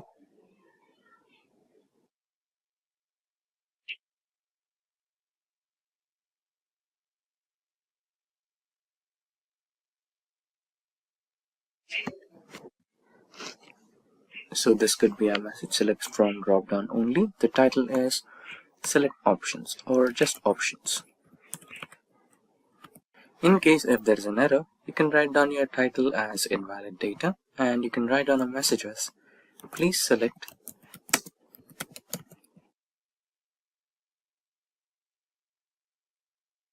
from drop down only.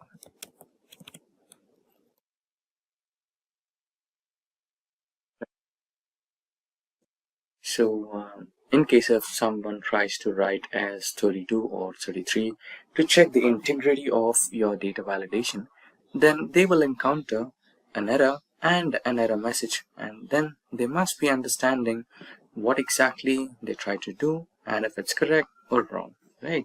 So this is to make sure that whatever the data you enter is correct and valid. So okay, and here you can see select from the drop down list only, options with option list as title, and let's try to enter 32, right? And when you press enter, you will see an error. So the error message is invalid data. Please try to select from drop down only. So you can go for a retry and select the drop down, right? So let's eliminate that and now select something from the drop down. So let's take it as maybe 10, right? So this is how you cleared the day 1. Now let's try to do with the month.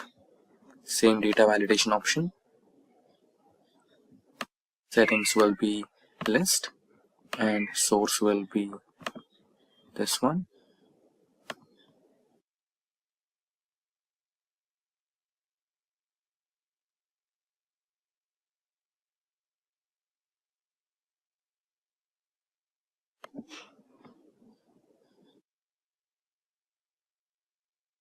think I made a mistake here, so let's cancel this and go back to sheet 2 and rename this as our week. Yeah, now coming back to the month again, it will be a list, and the source will be in sheet 2. Navigate to the sheet 2 and select your range, and the input message the same. Options,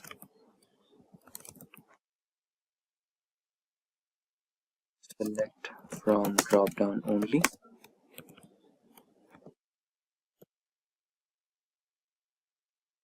and error alert, title will be invalid data. This one will be please select from drop down only.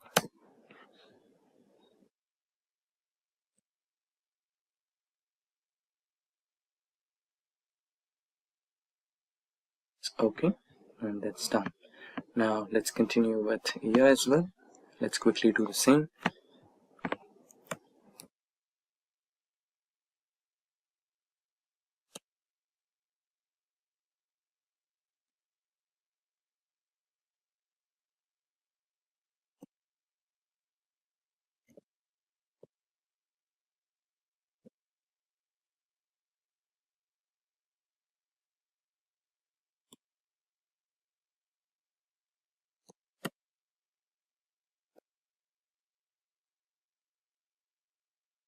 It will be a list. Source will be in sheet 2.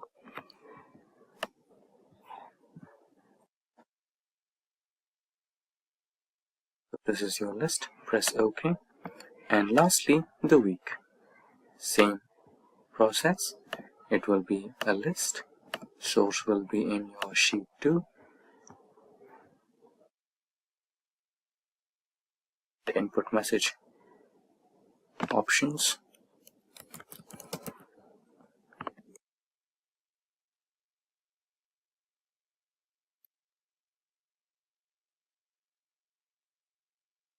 title invalid data, it's drop down only. Right, so your drop down list is ready now. So the month will be anything. So currently we have May, and the year can be anything, anywhere. So let's take it as 1997, and a week can be, the adjacent week. And so what was 10th of May 1997? Let's check our calendars.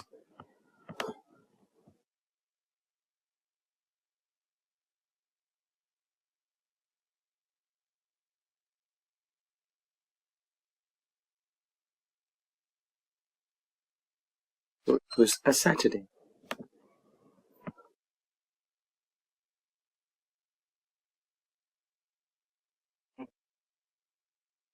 So it was a Saturday, and that's how you create a drop-down list in Excel. And if you want, you can also add borders to your calendar, right? So that's how it's done. So what is data validation in Excel? So it is a feature by Microsoft Excel where it can restrict data entry into certain cells by using data validation, and it will prompt the users to enter valid data in the cells based on the rules and restrictions provided by the creator of that particular sheet. Now this would be a little confusing to understand, so to understand it in a much better way, let's get back to the practical way where we will start entering some data validation rules to our Excel sheet and try to enter data into it. Now we are on the Microsoft Excel, and this particular sheet is based on employee ID, employee name, employee department, employee salary, fiscal year, and work timings of the employees. Now we will be applying some data validation rules to each and every column and try to enter data based on the rules we have entered. Now for the first one, which is the employee ID, we'll enter rules based on the employee ID number. So to apply the data validation, you need to go into the Data tab on the toolbar, and inside the ribbon, you can see Data Tools group. And in the Data Tools group, you have the option of Data Validation. Now select the entire column, go to the data tools group, select data validation option, and you will have this particular pop-up menu. And here you can see different types of options. So since we are entering employee ID, it would be a whole number. So let us select whole number option. And now here you can see the option of between, not equal to, not between, greater than, less than, etc. So let us select between, and let us assume that your employee ID has 5 numbers, and it should be between 10,000 to 11,000. So let us provide 10,000 and 11,000.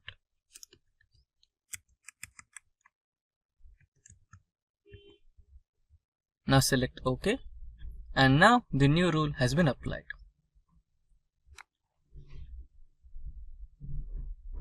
So now the minimum value of each and every employee ID should be equal to or more than 10,000 and less than 11,000, and it should have 5 digits.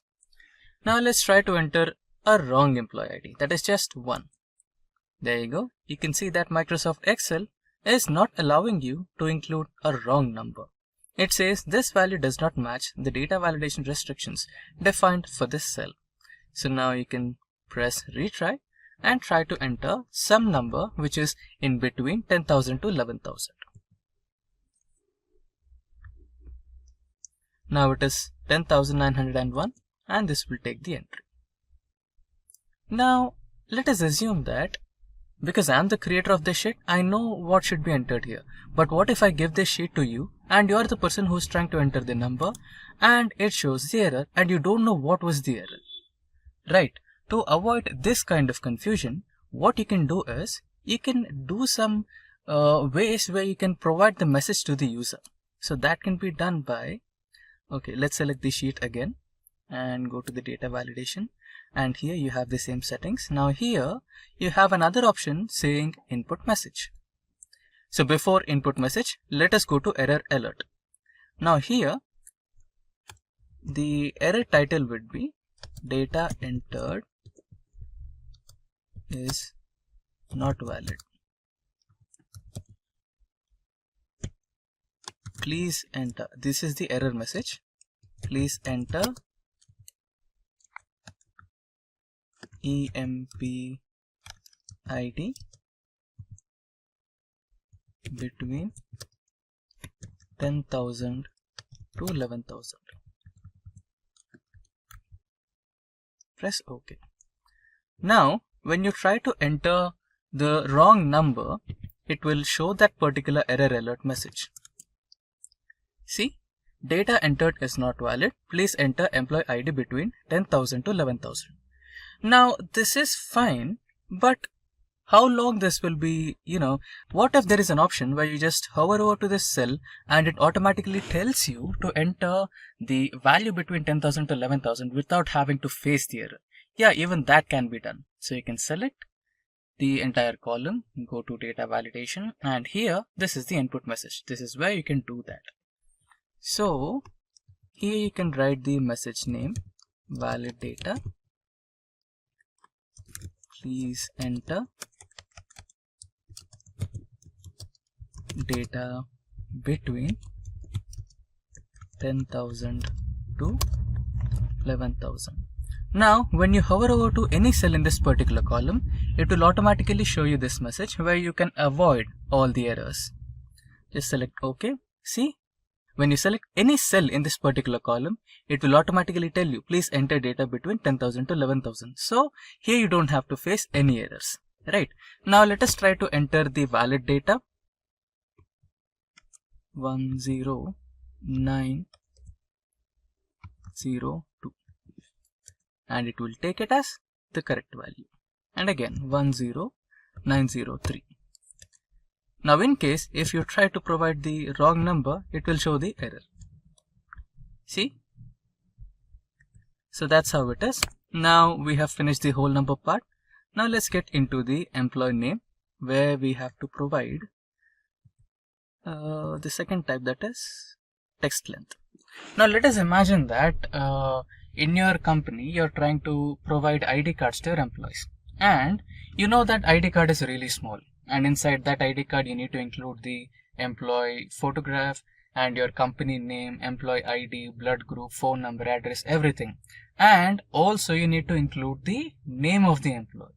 So what if there is an employee with very lengthy name, like 30 characters, 40 characters? Yeah, in India it is really possible that you might have a lengthy name. So what you can do is you can provide the text length where the text is limited to like 15 or 20 characters.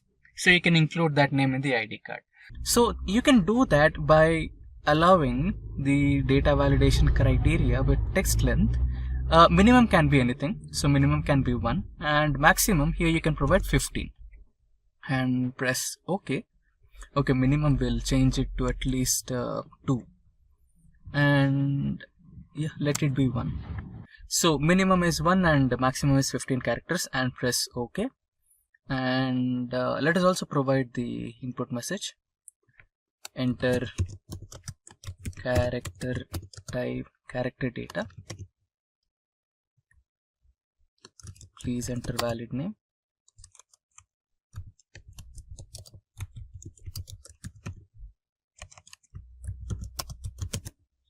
And error alert, invalid data. Please enter valid data. Okay, please enter characters less than 50. Press OK. Now let us try to enter a random name. Okay, we'll enter characters more than 15 here. T 0 yeah, it's like 1 2 3 4 5 11. Okay, now this is more than 15. Okay, I think it's not more than 15. Let's try to enter a little bit more characters. Yeah, now we have entered more than 15 characters and it is showing please enter characters less than 15. So now we can retry and try to enter some valid name.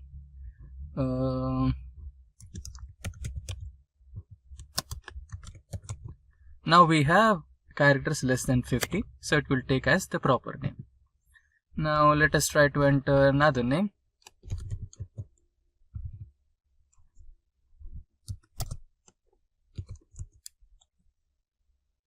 I'm just entering some random data. So another name maybe.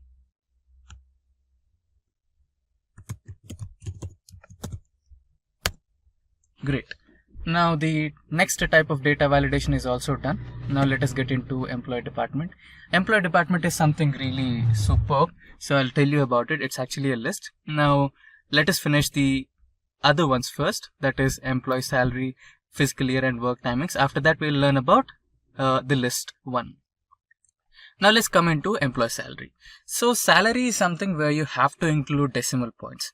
So now let us go to data validation, and inside the values we have already dealt with whole number, text length.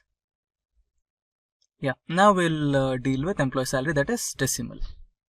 Now minimum is, okay, what is the minimum can be 1.00 and maximum can be 1,00,000.00, or let us put that as 10 lakhs.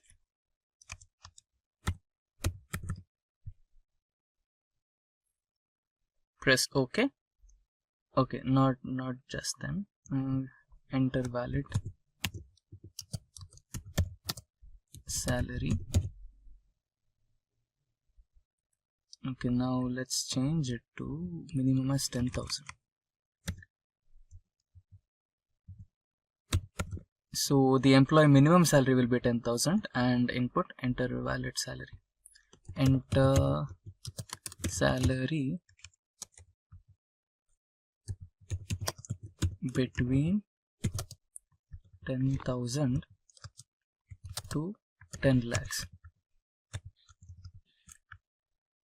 Let us include a comma here too. Now error alert, invalid salary, please enter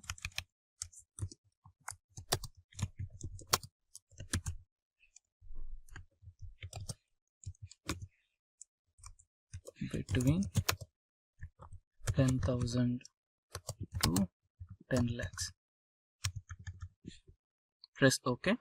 Now the message and the data validation conditions are applied to this column. Now let us try to enter some invalid data first. It will show the error.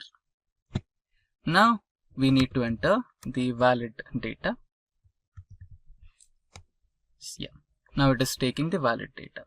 Let us provide 20,000 and this has 35,000. Now the next one is fiscal year. Let us imagine that we wanted to, work on the employees for current working year, that is 2020 to 2021, and or you can consider 2021 to 2022. Not more than 2021 and not less than 2021. For that you can provide the year option as well. So for that you need to select the entire column, go to data validation, settings, and inside here you have an option of date. So let us provide the date option as between, and start date is 01/01/2021 and end date is 01/01/2022 and input message. Let us provide data as current fiscal year, current financial year. Enter date between 2021 to 2022. Let us copy this and go into error alert. Error message will be seen, invalid date. Select OK. Now the error message and the data input message and the data validation rule has been applied for this column. So let's try to enter some date here. You can enter 02 of February 2021. It will take as the correct data. Now let's try to enter some wrong data which is apart from 2022. 02 2022. It will not take this, it will throw error. So that's how it works. Now let us try to enter as 2021 and this is March. It will take it. Now another data, 04 this time and 2021. So that's how your data validation will work. Now coming into the next type of data validation, that is time. So we have time here. Let us imagine that you are providing some work timings to your employees. That should be from 9 AM to 5 PM, not more than that. So you want to keep your work life balance for all your employees. So you just want them to work between 9 to 5 and that should be fine. And anything apart from that time should be invalid. So you can do that by selecting time option between. It should be in between and the start time will be 0900 and this should be 17. That is 5 PM in the evening. And input message, please enter time between 9 AM to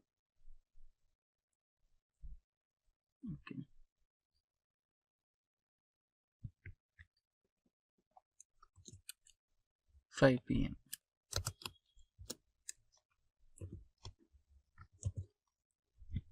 This should be the input message.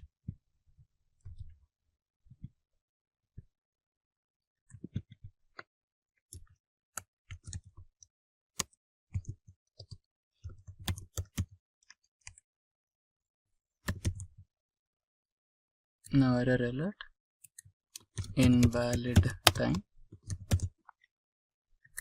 error message. Okay. Now, okay, work timings. Now, this should be okay. We can do this as 2 columns actually. Let us cancel.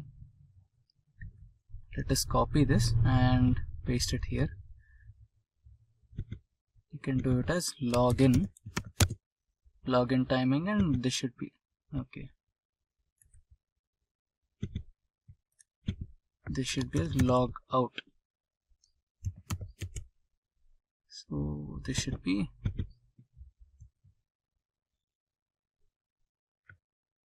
okay. So this will be considered as login and log out times. Now let us provide the login time. This should be the right time, and let's try to provide wrong timings. 08. Now it will not take it. It will throw as error. So it's working fine. Let us provide 10. Now let us provide the logout time. It should be below 5 p.m. So let us provide 5. It will take it. Okay. Let's try to provide something just 1 minute less than 5. That is 59. Okay. There is some problem in this. Let's check it.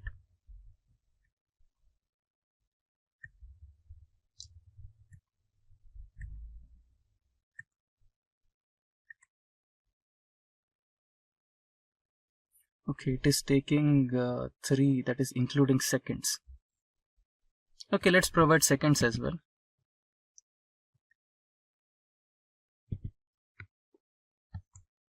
Zero 5 0 0 0 0. Okay, still there is some problem.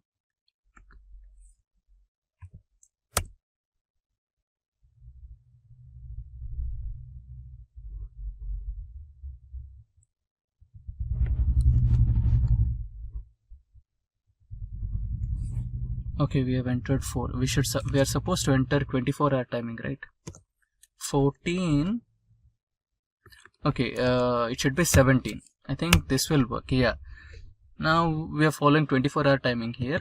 So let's provide another timing, that is 16:30 00. This will be valid, and 15:30. Yes, this is also valid. Now we have finished almost all types of data validation things. That is, we have finished with any value, whole number, decimal, date, timing, test length, and the last one is list. So this is where things get interesting.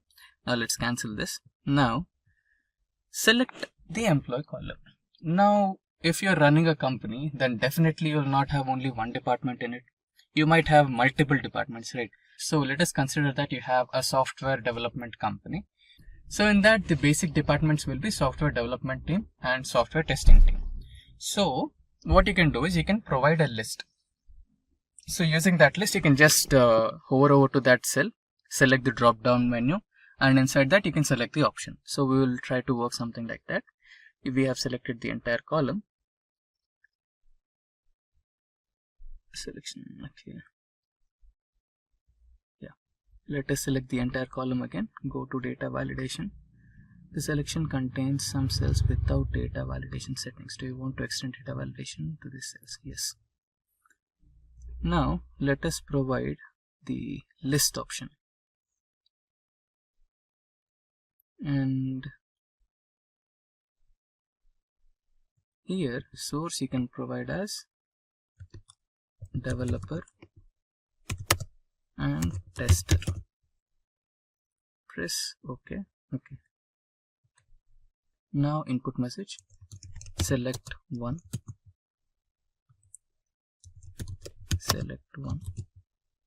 error alert, invalid data, select from drop down only. Press OK. Now when you select the cell, you can see small drop down icon, right? So when you press it, you will have developer and tester option. So you can select developer for first one, and for second one you can select tester. Right. Okay, this is good for one or two options, maybe three, or even maybe like five. But what if you have more departments? Okay, let's go to this second sheet where we have the department data. So here we have like 14 departments, no, 15 departments, or 15 employee type names. So the first one is CEO, second is developer, tester, quality analyst, system analyst, finance, human resource. So many options are there. So you cannot keep on typing all of them, right? So here it is 15. What if you have like 25, like 50 departments, right? It will be tough. So for this, you have another option. So let me select all this data and copy this from this sheet to our employee sheet. Let us paste it somewhere here. Let's expand this. Okay, now we have our list over here. Now let us remove the data validation from this column. Clear all. Okay, now everything is cleared. Let's select OK. Now let us erase this data as well. Now let us apply the list data validation again from scratch. Go to list. Now here we can select the source. Select this particular cell and drag it until here, and it has been loaded. Now go to input message, data options,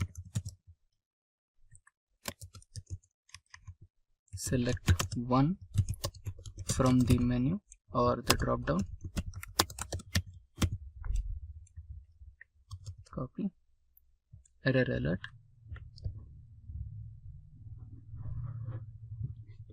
select only from the drop down menu, invalid entry.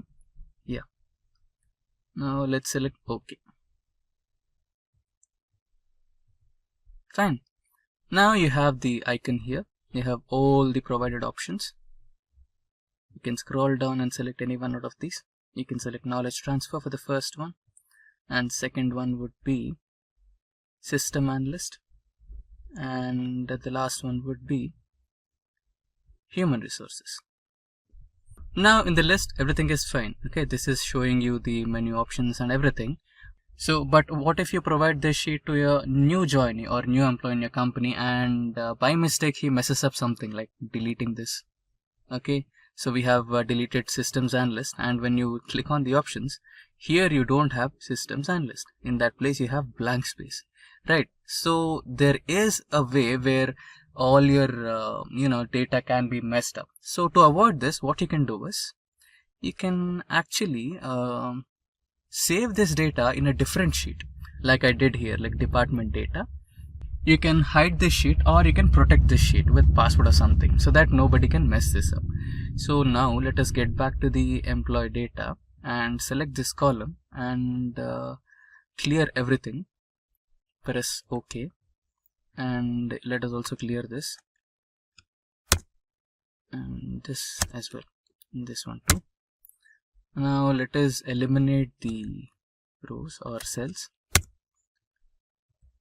the employee, yeah, everything.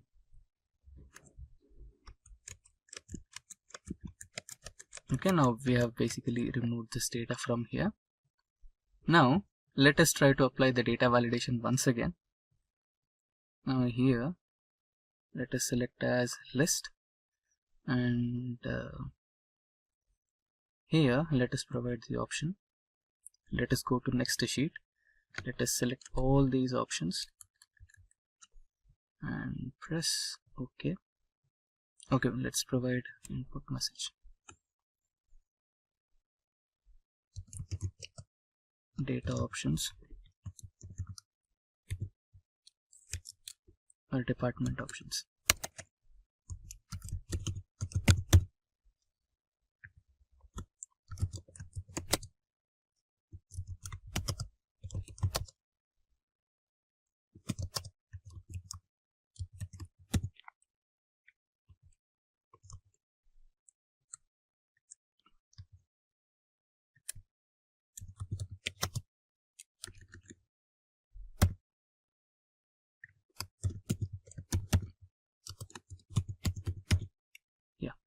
Now let's select OK.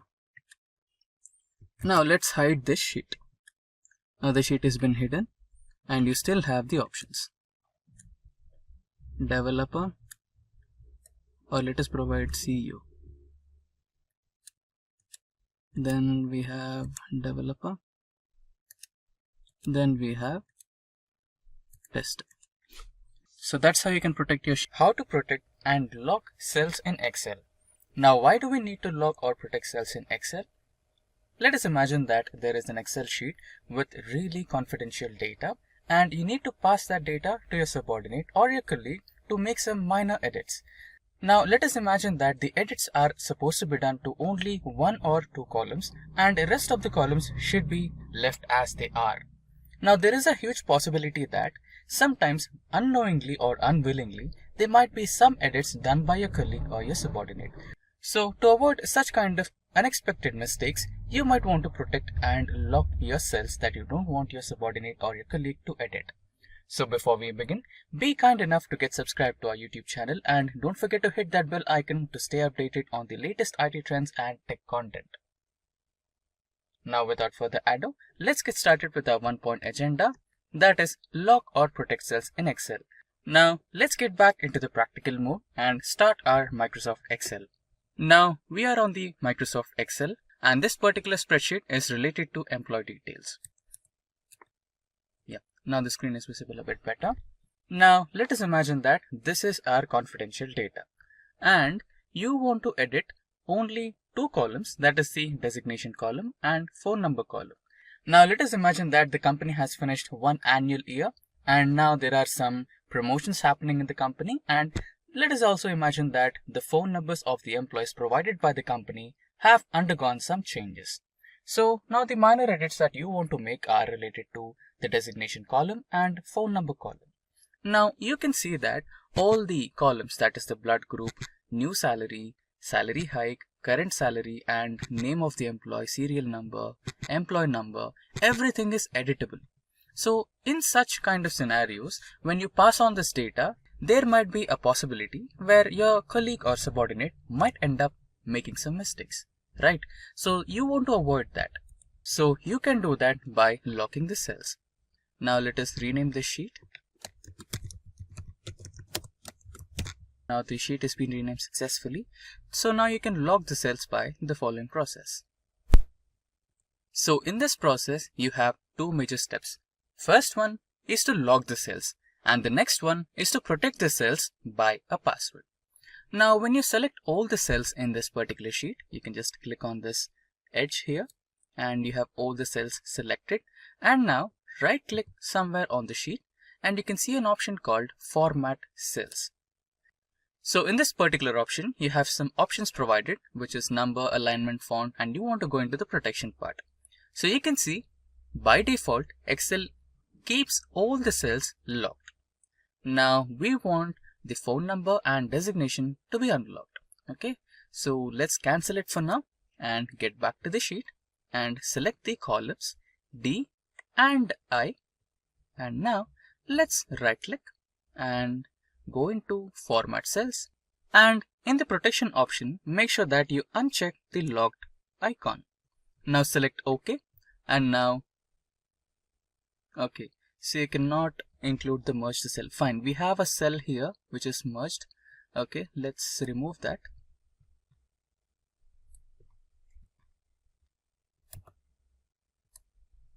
Okay, now again select the entire column, right click, get into Format Cells and uncheck the lock option, select OK.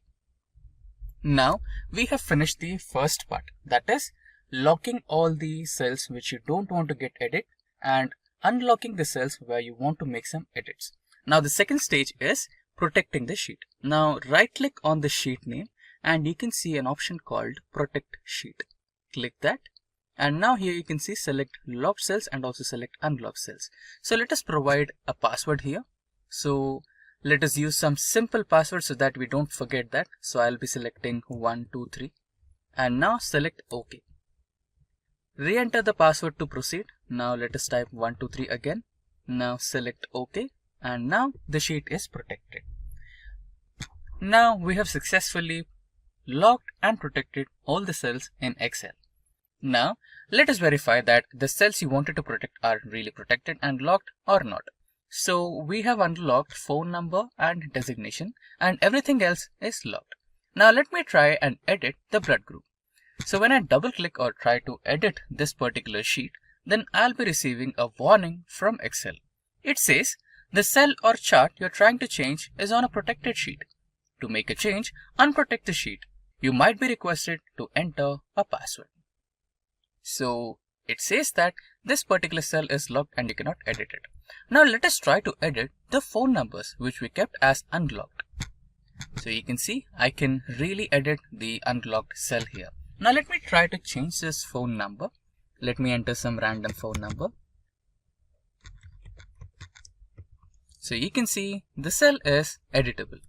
Now let us go through the designation column and try to edit this particular column. Now since I said that there's a promotion happening in the company, so the deputy CEO is now the current CEO of the company, and software developer happens to become the senior software developer, and the tester as well. Let us imagine that he will become the senior, and so on.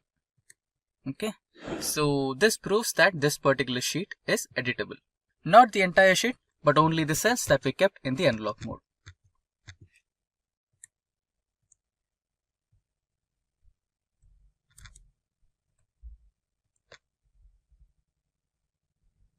Okay.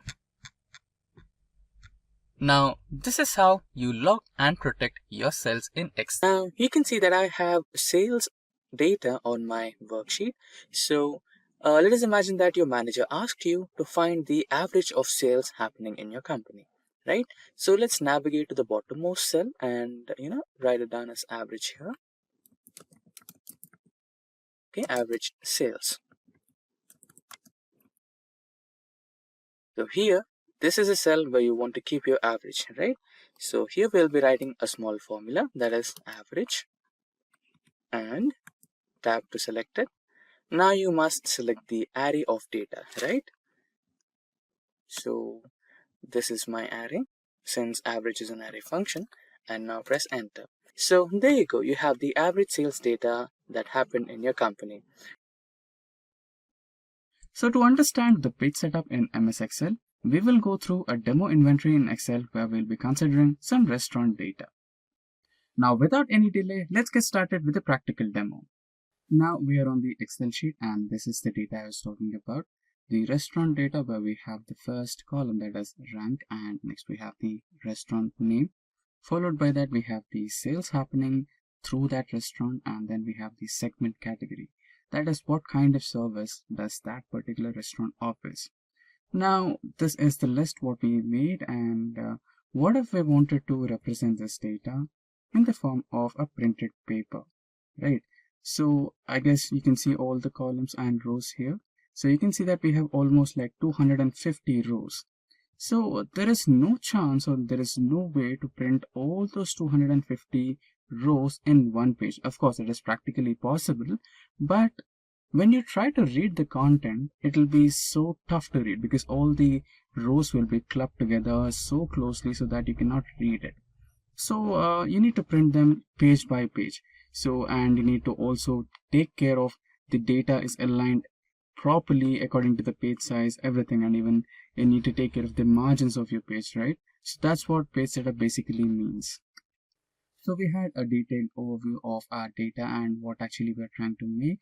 Now let us see how page setup is possible in MS Excel.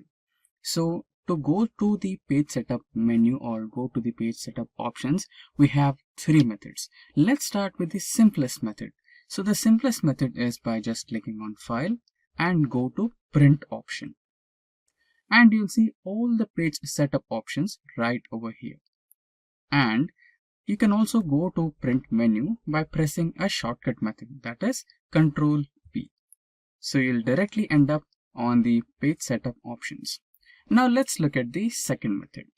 So the second method is, you can see the toolbar over here, right? Which has File, Home, Insert, Draw, Page Layout, Formulas, Data, Review, view, and help.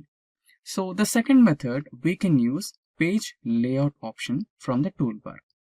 And you can see when you click on the page option from the toolbar, you have a new ribbon over here. So this ribbon is all about page setup options. So it will offer you margins, it will offer you orientation, size, print area, breaks, background, print tiles, etc., etc. Right? So all these options or menus in this ribbon belong to page setup. Now let us look at the third method. So the third method is something similar. You have view option on the toolbar. So just select view and you can see we have few page setup options over here as well. The normal, page break, page layout, custom views, and we have grid lines, formula bar, heading, zoom in, zoom out, select to zoom, freeze certain panes, right? So all these are also the page setup options. So we have the three methods to enter the page setup options. Now we are familiar with those. Now let's get started with the practical mode on page setup. For that, let me use the simplest method, that is holding the control key and pressing P, which navigates me to the print option. Now we have various set of options here.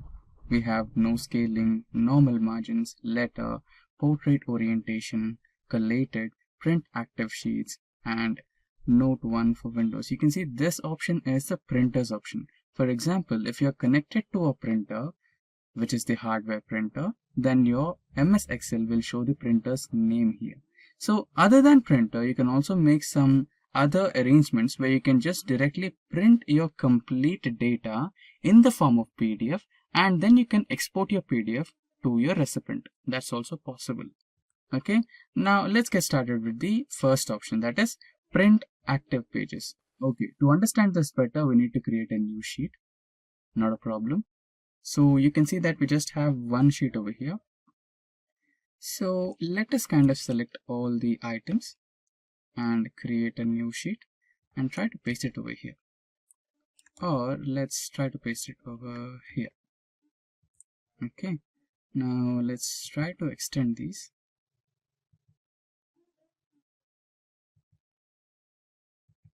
Yeah, this should be fine. Now let's rename this sheet. Or let's rename it as restaurant sheet 2 for our reference. Now let us get back to the print sheet option. So I'll use the shortest method, that is holding the control key and press P. Now you can see that here we have 6 pages in total from the active sheets. So the current active sheet is the top 250 sheet. So this particular sheet is the current active sheet. So if we print the entire data in this particular sheet, then we will end up printing 6 pages. Now let us select the other option where you have to print the entire workbook. Right. So now you can see that there is a change in the number, that is 12 pages. So what is a workbook? So basically workbook is the collection of entire sheets in your Excel homepage. So in this particular Excel homepage, you have the first sheet, that is top 250, and the second sheet, that is the restaurant sheet 2, right? So the combination of these two sheets make up a workbook. So when you select the entire workbook option, you'll have 12 pages. So that's how we use this setting where you select the active sheets, the entire workbook, and there is another option where you can only print a selected item. So if you want to do this, then let's get back here.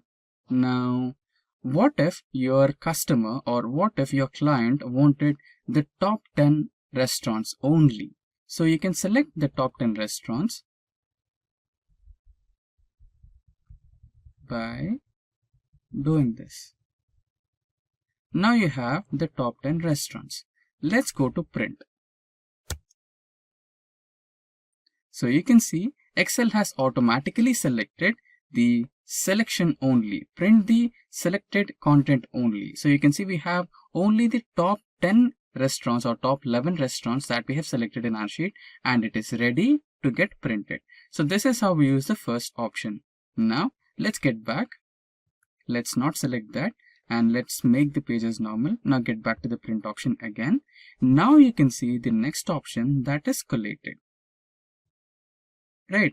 So in collated, you have different options. That is 1, 2, 3, 1, 2, 3, and 1, 2, 3.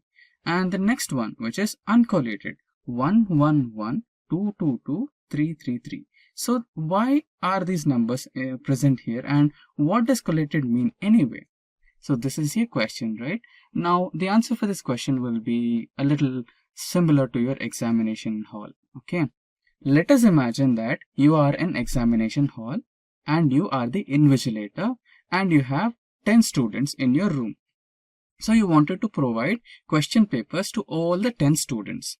Okay, so you have your question paper distributed into 3 sheets. That is, you have marked questions and your questions are fit into 3 papers, right? In this scenario, we have 250 rows and all the data is split into 6 sheets. That is sheet 1 or page 1, page 2, page 3, page 4, right? Now, if we wanted to print 10 copies, then the arrangement of papers will be page 1, page 2, page 3, page 4, page 5, page 6 in continuous order, right? That is collated. If you wanted 10 copies of different ways, where you wanted to print the first sheet first, then you wanted to print the second sheet second, and the third sheet third, that is, you'll have 10 copies of first page, 10 copies of second page, 10 copies of third page, and so on. That particular approach is called uncollated approach, and if you're printing the pages in continuous order for 10 times, then that particular approach is called as collated approach. So this is what we had to learn about collated and uncollated. Now let's get back to the third option. Now let's press again print. Now we have our data over here. There's something wrong. Select all the elements, Control P. Yeah, now we have our data back. Now we have the third option, that is the portrait orientation. Okay, so when we click that, we have 2 options, that is portrait and landscape. So you might be having a good idea, like when you try to click a picture in your phone, we have 2 modes as well, that is portrait mode and the landscape mode. So when you click on the portrait mode, this is how your data will be looking. Now to understand the difference, let's click the landscape mode. So when you click the landscape mode, this is how your data representation will change. You'll have a wider page to print. So this is why we use the page orientation. For now, let's keep the page orientation as portrait orientation. And we have now the fourth option. So what is the fourth option? We have various sets of options in here, that is letter and A4 size. There are also some more page options over here where you can select the page types you want to print.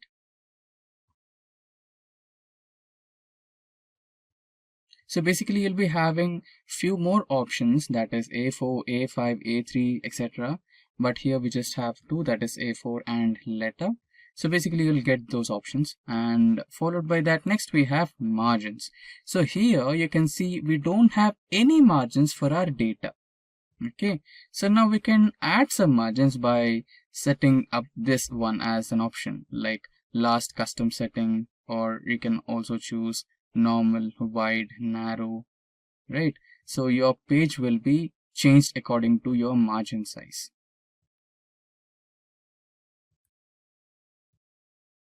Right, so this is how you can change the margins. Now let's keep it as default. Let's set the normal one. Now we have the next option, that is scaling option. So here you can see we are trying to fit the page. So when you're trying to print these sheets using no scaling, then the actual size of the page will be printed. Now you can also modify that. You can fit and print these sizes. So you can remember the first option that I said of printing all the 250 rows in one single sheet. This is how you can fit it. So fit the sheet on one page, where you can see all the 250 rows are fit into one page, but the data is not readable. So but we don't want this type of an approach, right? So let's keep it as the default one, which is no scaling. So these are the variety of options in print. Now, if you wanted to print all the 6 pages into the PDF format and mail it to your client, you can also do that. I think I have explained it in the first place. So you can see we can do it by just selecting this option where you can print all the 6 pages and into PDF format, and then you can mail them to your client. And you can also select the number of copies you want. You can increase the copies to 2, 3 and any number of copies you want. For now I'll keep it as 1 copy.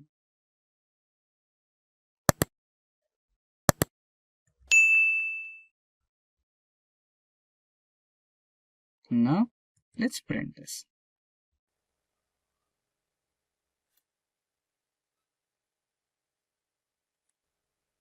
Now let us select the location, rename it and publish.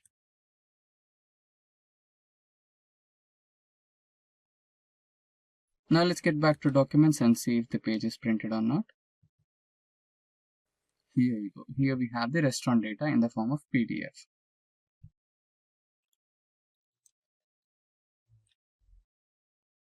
So we have our entire 6 pages of data in the PDF format.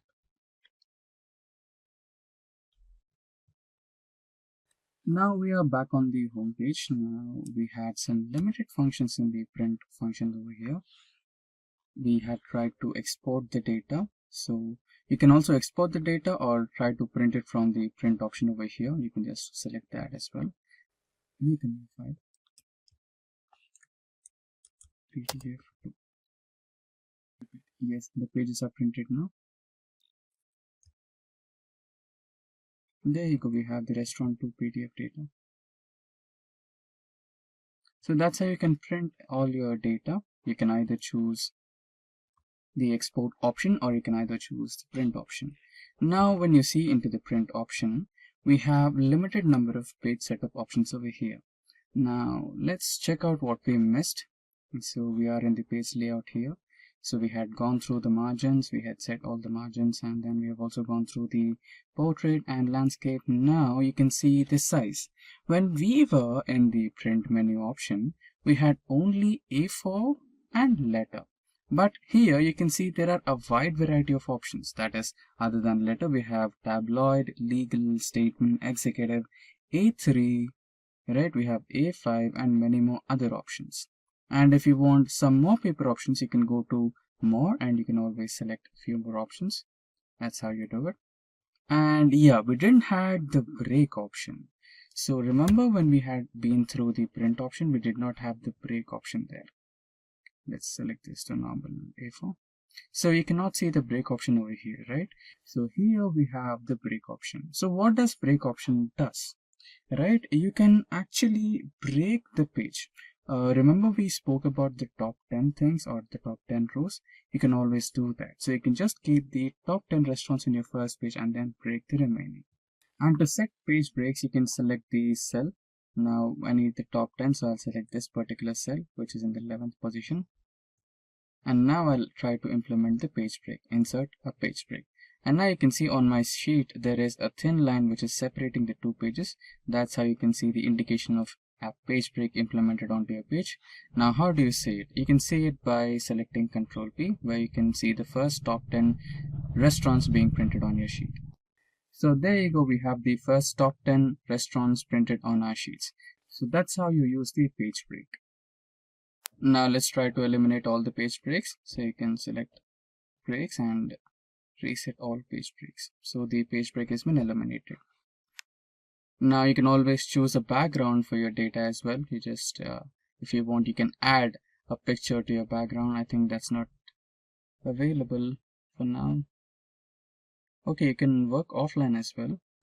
Let us select this one. So you can see that we have added a background to our data. We can select all the text files and then you can change the color so that the text becomes a little visible. Yeah, that's how you do it. Now if you don't want the image to be added on your file, you can also remove that, delete page background, and there you go, all the images are gone. Now the next important part, that is the print titles. Now why do we need print titles? For that, let's try to print this. So now you can see the first page. In the first page we have the title, rank, restaurant, sales, segment, category. But if you go to the second page, you don't have that title, right? You don't have the title, rank, name of the restaurant, sales, and their service category. So if we want that, then we need to add titles. Now for that, let's select the print titles option. Now let's select the rows to repeat on top. Now for that, we need the first row. Select the first row, and this particular row will be repeating into all the pages. Now let's try to print it. So yeah, now you can see the titles are being added to all the sheets. You can see the page 2, page 3, page 4, page 5, and page 6. So you can see the titles added to all the sheets. Now we are on the spreadsheet. So here, what exactly are page breaks? So page breaks are something which help you during you're trying to print your data or present your data in the form of a web page, right? In those times, you cannot fit your entire Excel data in one spreadsheet or one paper or one web page, right? So in those scenarios, Excel will try to eliminate a few parts of your spreadsheet, or it will try to split the spreadsheet. So how exactly it looks like? So go to the view option and click on the view and click on page break preview. Here you can see the dotted lines, right? So these are the things which separate your data in form of pages so that it can be printable on one single page. So some of the times the user or the X-user manually inserts a page break, right? So how do you insert it?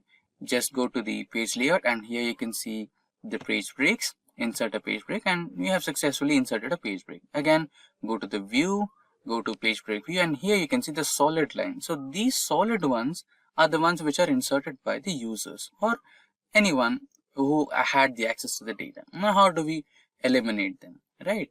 So we can eliminate them, and we can try to get the sheet back to the normal way. So all you have to do is click on the cell which has the page break, which is right under the page break. Go to the insert page break, page layout menu, go to the breaks option, click on remove page break, and there you go, you have successfully eliminated the page break. And page break preview to make sure that the page break has been successfully removed, so you cannot see that anymore. So that's how you try to insert or eliminate a page break in Excel. So conditional formatting is a method to visualize your worksheet. We already have the charts in Excel to visualize our Excel sheets in graphical form, but what if you had to see or visualize the data in your worksheet as it is? So that is where the conditional formatting comes handy. Now let's get back to the Microsoft Excel and try to implement some conditional formatting. Now we are on the Excel worksheet. This particular dataset is based on a store. Now we have various columns in this particular dataset. We have row ID, order ID, customer name, etc. And finally we have quantity, discount, and profits. Now let's go to profits. Let us imagine that we have provided this particular store with a target of minimum 15% profits. Now let us find out the stores that have hit the 15% target and the ones which did not. So for that, let us select the entire column. Now you can find the conditional formatting option in the home toolbar, and in that ribbon, the ribbon with styles has the conditional formatting option. Click on that and you have various options over here, highlighting the cells, top bottom rules, data bars, data scales, and icons. So data bars are actually the bar graphs which highlight themselves on each and every cell if you implement them. And these are the color scales. If you want to implement some colors, you can go through that. And if you want to represent your cells with icons, you can also do that. For now, let's highlight the cells. So select that, and inside this, select the greater than option. And here you can provide the percentage, that is 15%. And the cells or the stores which hit the target should be highlighted with green color. And select OK, and there you go. You have your stores that hit the 15% target and the ones which did not hit the 15% target. Now if we want to highlight the ones which did not hit the 15% target, you can highlight them with the color red. So conditional formatting, highlight the cells less than 15% with color red and text dark. And there you go, it's done. Now let us consider another example. So this particular example is based on trained dataset, And here we have the passenger ID, survived, passenger class, name, etc. Now we have a train accident incident over here. Now 1 is indicated that they are alive and 0 is indicated that they are not alive. Now let us use this column and conditional formatting. Highlight the cells containing the text as 1 with color green. Okay. And highlight the cells that contain text 0 as red, that indicates they are not alive. And let us select the icons. Now we have the icons over here. The X indicates that they are not alive and the green tick mark indicates that they are alive. Now that is how you use conditional formatting in Excel. Now here on my spreadsheet you can see some data. So this particular data has some color markings. So we have used color codes to mark the designations of all the employees with different colors.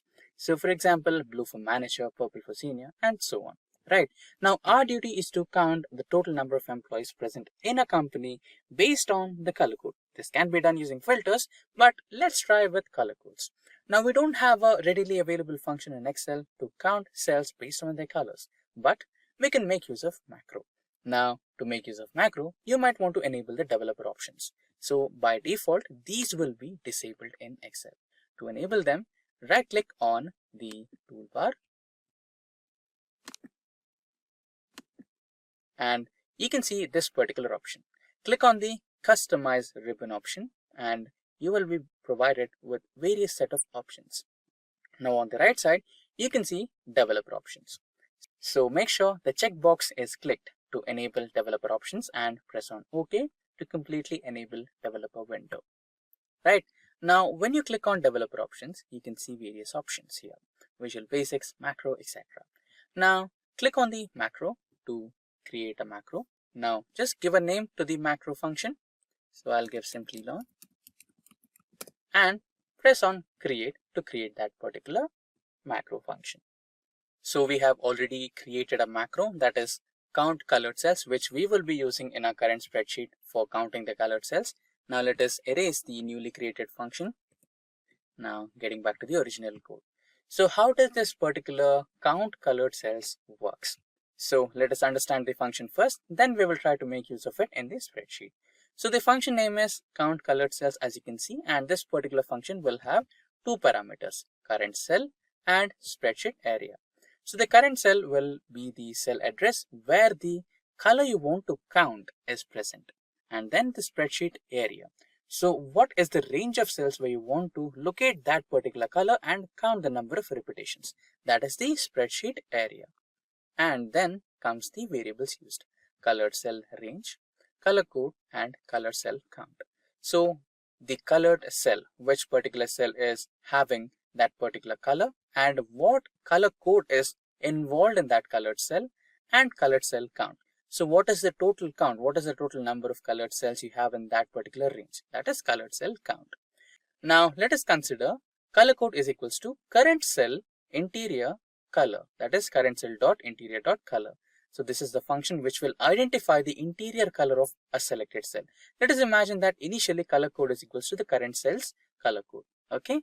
Now we will have the for loop, and that for loop will include colored cell, which is the current cell in the spreadsheet area. And if the colored cell, the currently selected colored cell dot interior dot color is equals to the color code that we have selected, then colored cell count, the variable which is used to count the number of colored cells, is equals to +1. Initially, by default, it will be 0. In case if this particular if condition is true, that is the current cell color and the color code given is equals to same, then the value of colored cell will increase by 1. And this particular if loop will run as many number of times the condition is true. So let us imagine that the condition will remain true for 5 times, then we have obtained 5 similarly colored cells in the given range of cells in a spreadsheet. And once the condition fails, then the latest value present in colored cell count variable will be displayed, which will be a final result. So this is how the macro function works. Now let's close the macro window and get back to our spreadsheet. Now let us try to make use of the macro function that we just created. So that is equals to count colored cells. Press tab to select the macro function, and the first one is the current cell. So this is the current cell where the current color is being provided, comma, this cell range. So our cell range will be from C2 to C31, right? So this is the range where we want to count the similarly colored cells, that is sky blue colored cells. Close the function and press enter. Now you can see the function has identified 6 repetitions of sky blue color in this particular range of cells. Now you can drag the same formula across all the cells and it will be providing the results of the same. So 6 senior colors, that is pink or purple color, then 2 repetitions of this particular color, 2 repetitions of trainee color, 5 for dark blue and 6 for green, right? So this is how the macro function works. And the key point to remember here is this particular macro will work only for manually colored cells. So there are situations where we have used conditional formatting to color a single cell. Let us imagine that we have used conditional formatting to recognize the employees with salary above 30,000 as green color. And if we try to use that particular green color to be counted by the color count cells function, no, it will not happen. It will not consider that color as a feedback or an input. Now in future we will also try to design a macro which can recognize the colors made by conditional formatting as well, but this particular function will be exclusively used for manually colored cells only. Dated if function is majorly used to find the differences between two individual dates. So it is also called as dated if by a few people, and a few people also reference it to date diff, that is date difference. So anything is good. Now to find the difference between any two dates, let's select a few dates. So the first date would be, let us imagine that you're an employee and you wanted to find out how many years that you've been working with an organization. So for that you might want to need today and the date where you joined the company, right? So it might be date of joining and today. So what's the difference, right? So let us imagine that you joined the organization somewhere around 2010, 0105, 2010, and today. So for today, you can give any particular date. Let us imagine that today is 1st of January 2021 or 2022.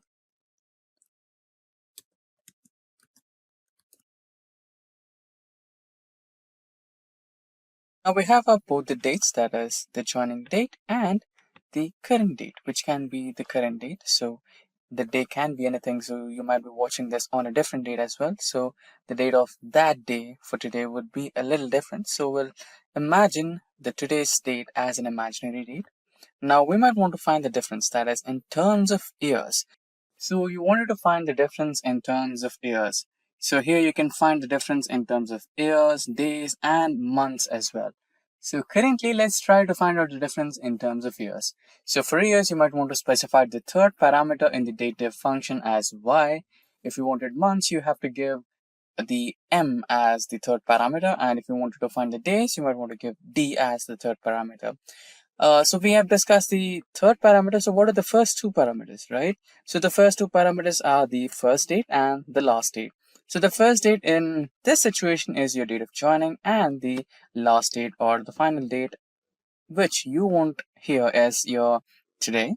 So let's find the difference.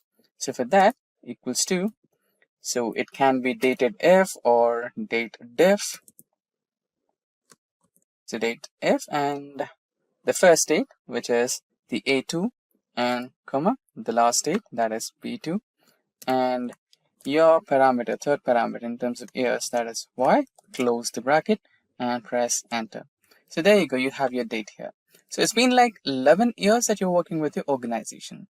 So that's how you find out the differences.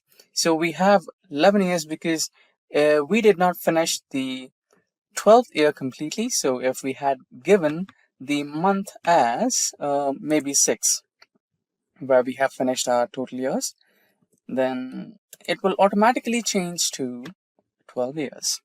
So now For this particular task, we will be considering the student database. Now, let's get into practical mode and start our Excel. So on my screen, you can see some data related to students. Now, let us try to duplicate some of the rows here.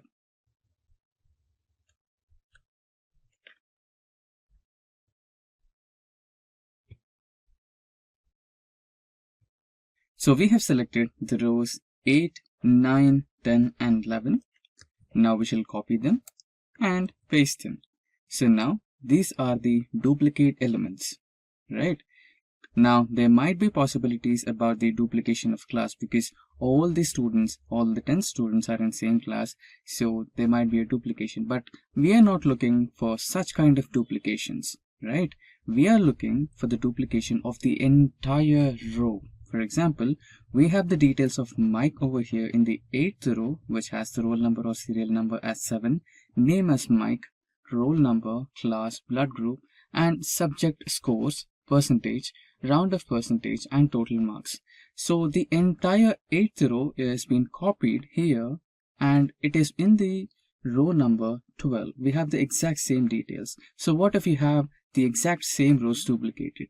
So that's what we're going to deal with. We're going to eliminate the duplicate rows all completely together. Now to carry over this task, we have to select the data from toolbar. So you have various options, file, home, insert, etc. So you need to select the data, and inside the data toolbar we have the ribbon, and inside ribbon you have got the duplicate values or remove duplicates option in the ribbon. So select all the data, select remove duplicates, and now you can see that we have all our column names over here, and make sure that you have selected my data as headers and then select OK. And now you can see that Excel has automatically removed 4 duplicate values. So 4 duplicate values are found and removed. 10 unique values remain. Now another type of remove duplicates can also be done. So you can see that here we have another data set which has phone numbers or phone names, that is phone makers, that is Samsung, Huawei, Vivo, Oppo, etc. So there are some duplicate values in this. I've copy pasted them. So now you can also do that. So just select all the data and now go into home and select conditional formatting, and here select highlight cell rules, and inside that you have duplicate values. Selecting this option will help you identify the duplicate values in your dataset but not to remove them. So you can select that and you can see the duplicate values are highlighted over here in the red color. Now again, you can get back to data and select the option of remove duplicates and select OK, and the duplicate values will be automatically eliminated. So that's how you delete or eliminate duplicate values in a dataset. And you can also see that we have another duplicate in this particular row, and if you wanted to select a particular row and eliminate the duplicates, you can also do that. Now for that you need to go to the same process, remove duplicates, and here Microsoft Excel is asking you if you had to expand the selection to the entire dataset or you want to continue with the selected dataset itself or selected column itself. So for that you need to select the continue with the current selection and remove duplicates and press OK, and you can see 1 duplicate value was found and it has been removed and 6 unique values remain. So that's how you use the function of removing duplicates in Excel. So what is sum ifs in Excel?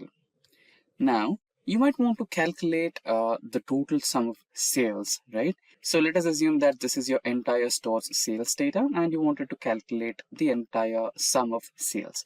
So there is a sum function in Excel where you just have to, select all the cells and apply sum function onto it, and you'll get the sum of all the sales, right? So with something like this, you'll select all the cells and then you'll apply a sums function and you'll get the sum here and average everything, right? So this is fine, but what if you just wanted to find the sales that are happening in only Western region? As you can see, our column F is based on region. So we have 4 regions: South, West, East, and Central.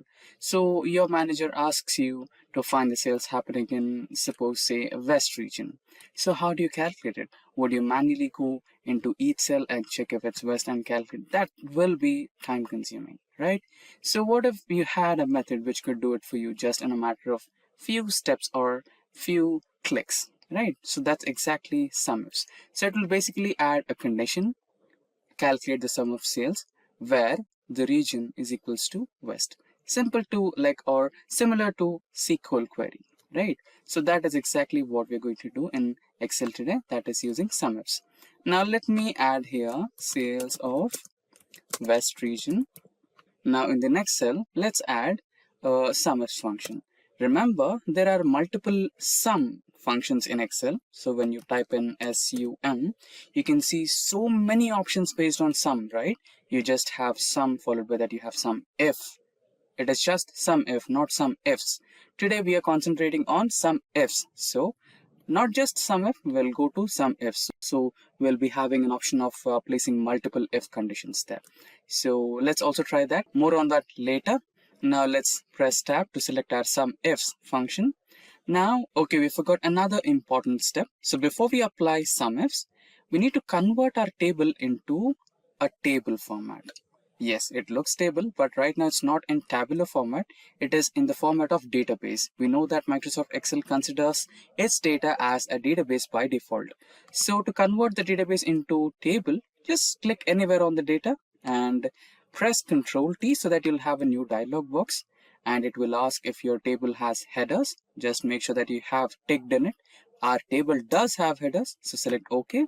Now our database has been converted into a perfect table and it's ready for applying SUMIFs function. So now you can see our database has been successfully converted into a table. Now let's begin with our SUMIFs. Now again, remember we are using SUMIFs here, not SUMIF or sum.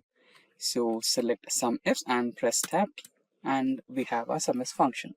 Now the first step, which column are we looking at? What are we finding out, right? Which is a sum range. What sum do you want?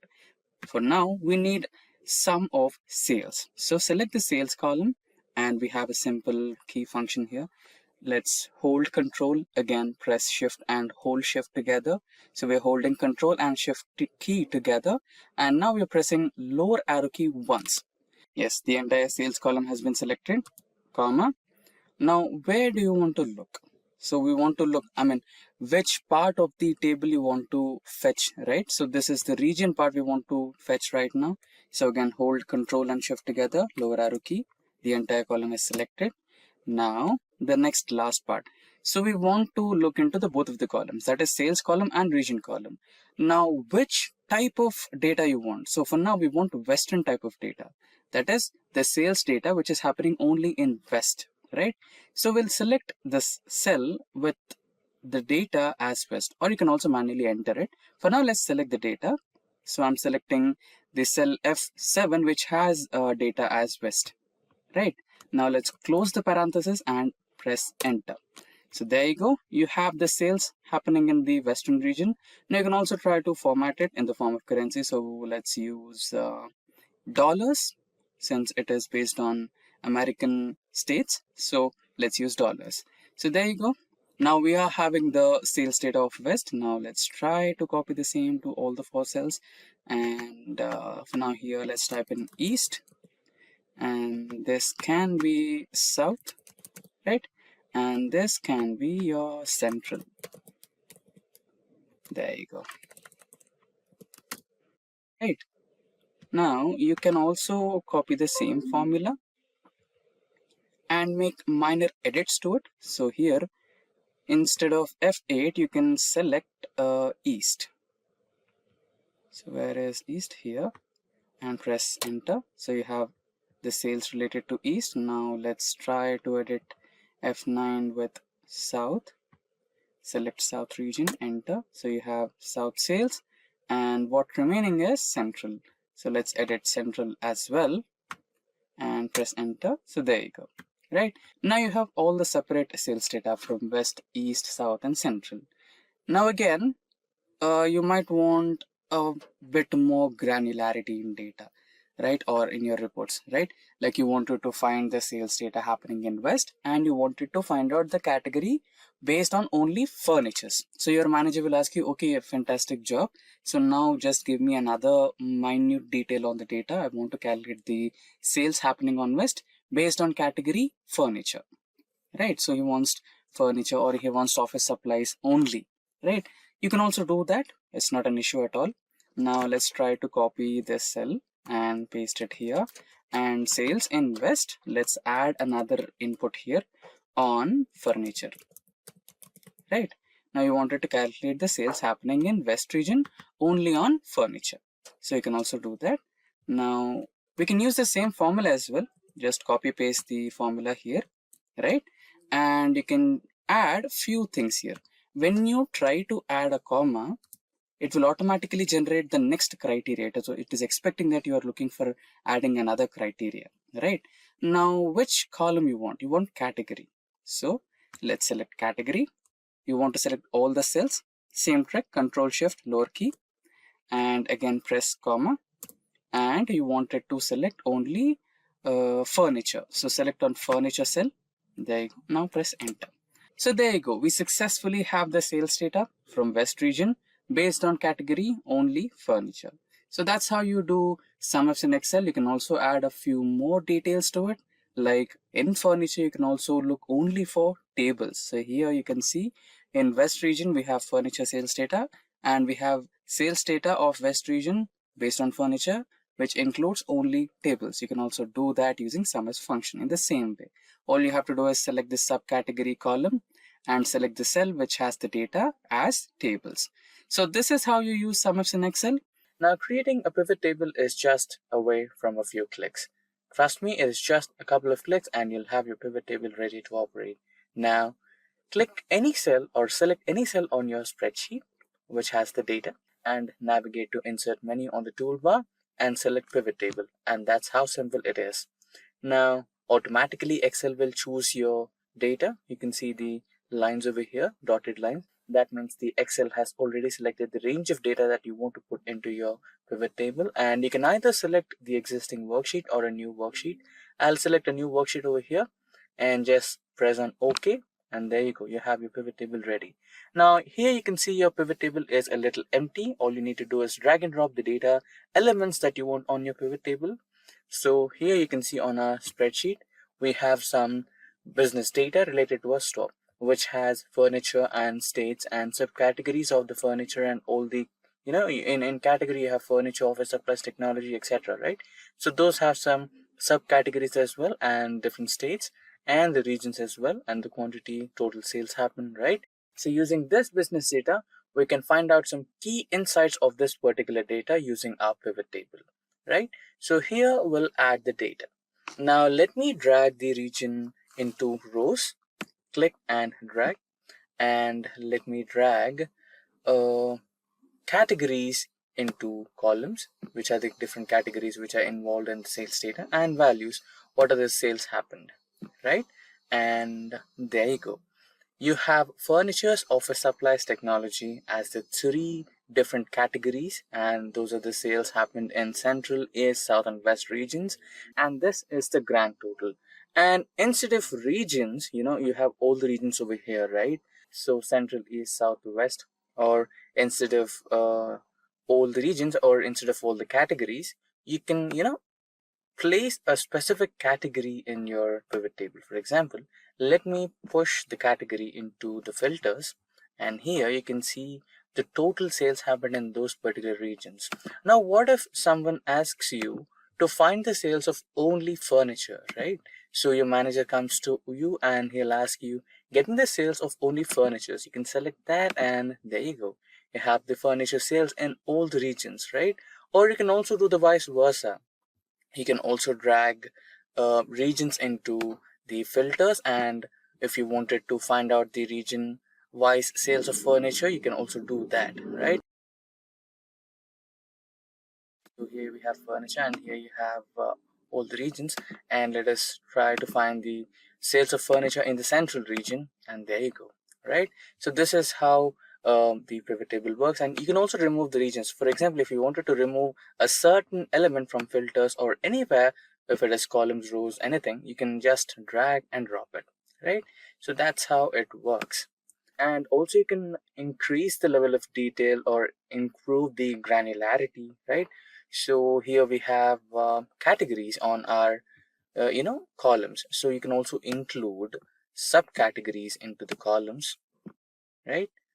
And you have the region wise sales.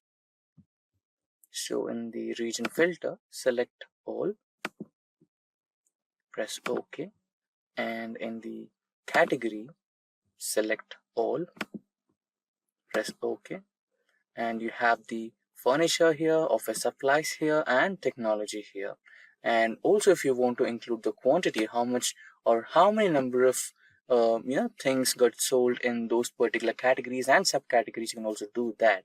So here in the furniture section, books, these are the sales, and these are the number of quantity or elements sold in those particular sectors. So you can also improve the level of granularity. You can also improve the level of detail using pivot tables. And now autofill in Excel is a feature where you can add some series automatically using Excel.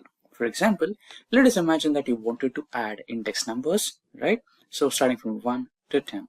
So manually you will be typing in the numbers and you'll be doing it, right? So instead of this, what if I said you there was a simple way where Excel will fill all the data for you, right? So just start with 1, 2, and select these two cells, and you can see the flash logo over here, right? So that's the indication that Excel has understood your pattern and it is ready to fill the remaining numbers. So as long as you drag this logo or that ending part where you have a small square box, that will fill all the numbers until where you have dragged it. So that's how autofill works. And you might be wondering, will it work only for numbers?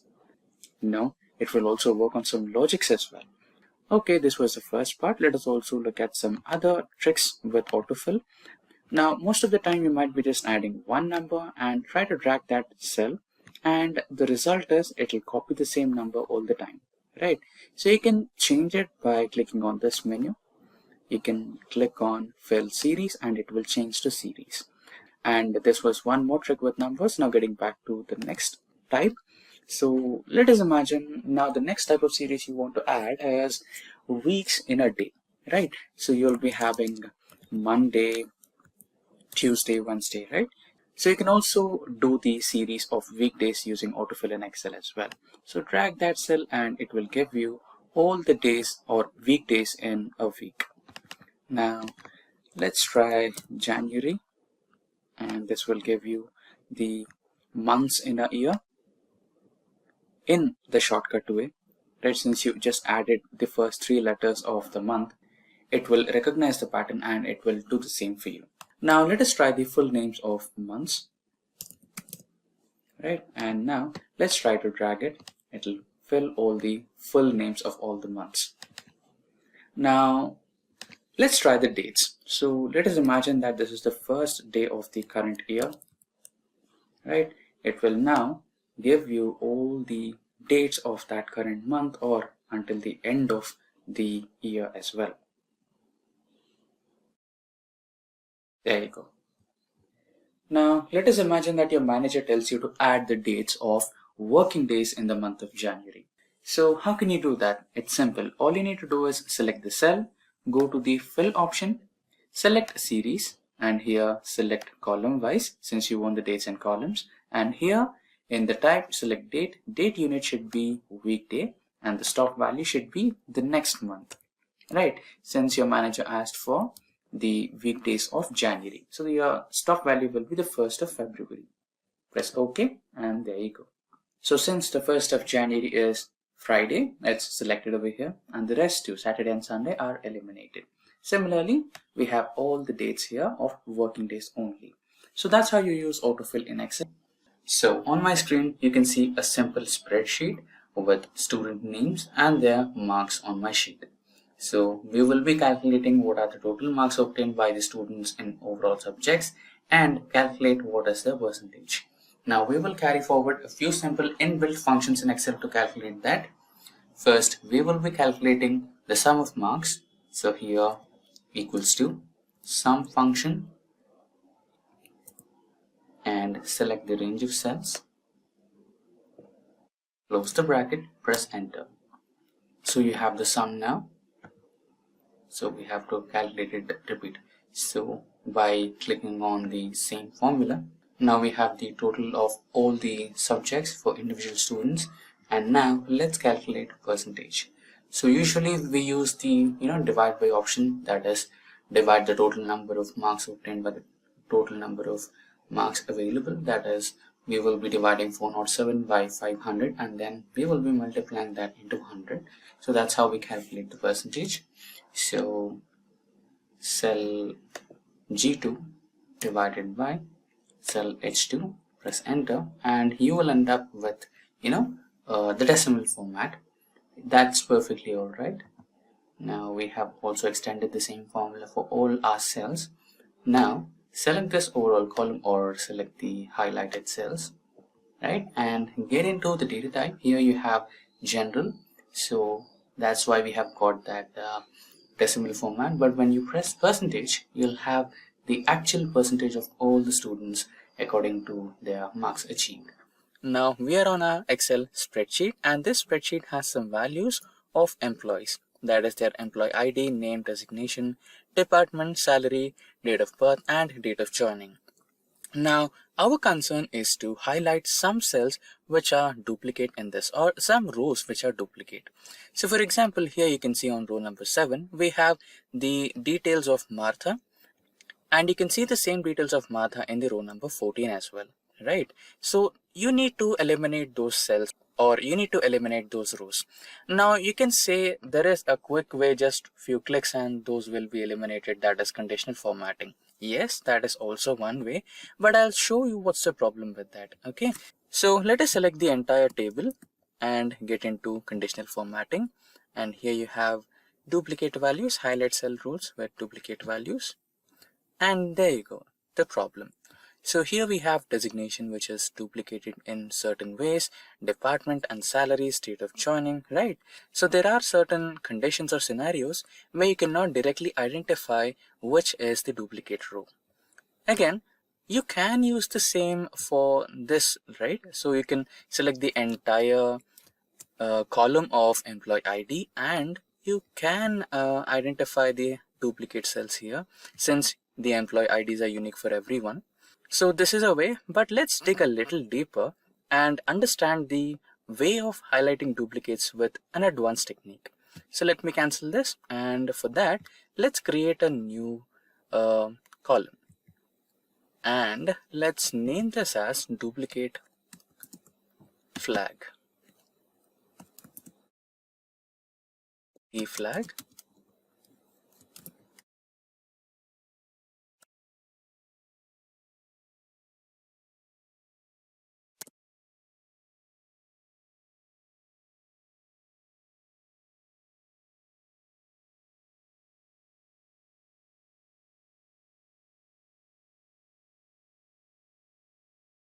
So the new column has been created, which is D flag. So here we will be using a simple formula, that is COUNTIF, and here press tab to select the formula, and here we will be adding our range, that is which range are you considering.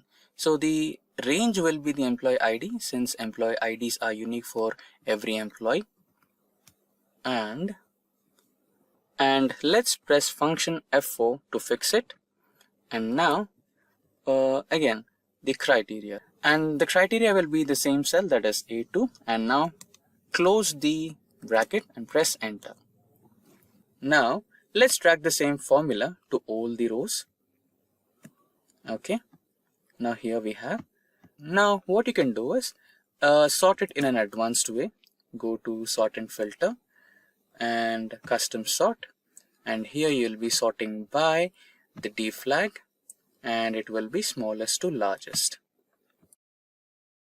So now you can apply the conditional formatting to highlight it. You can select the column H or the D flag, go to conditional formatting, highlight cell rules, and here you can get into greater than and give the value as 1. Okay, so all the cells which are repeated multiple times will be selected here, and they will be highlighted with a selected color what you have given. So I've given red. So now you can select these cells and highlight them or delete them from your spreadsheet, and now all your data in the spreadsheet is unique and clean. Now let's quickly get onto the practical mode, where we will have some datasets over which we will be trying to apply the charts.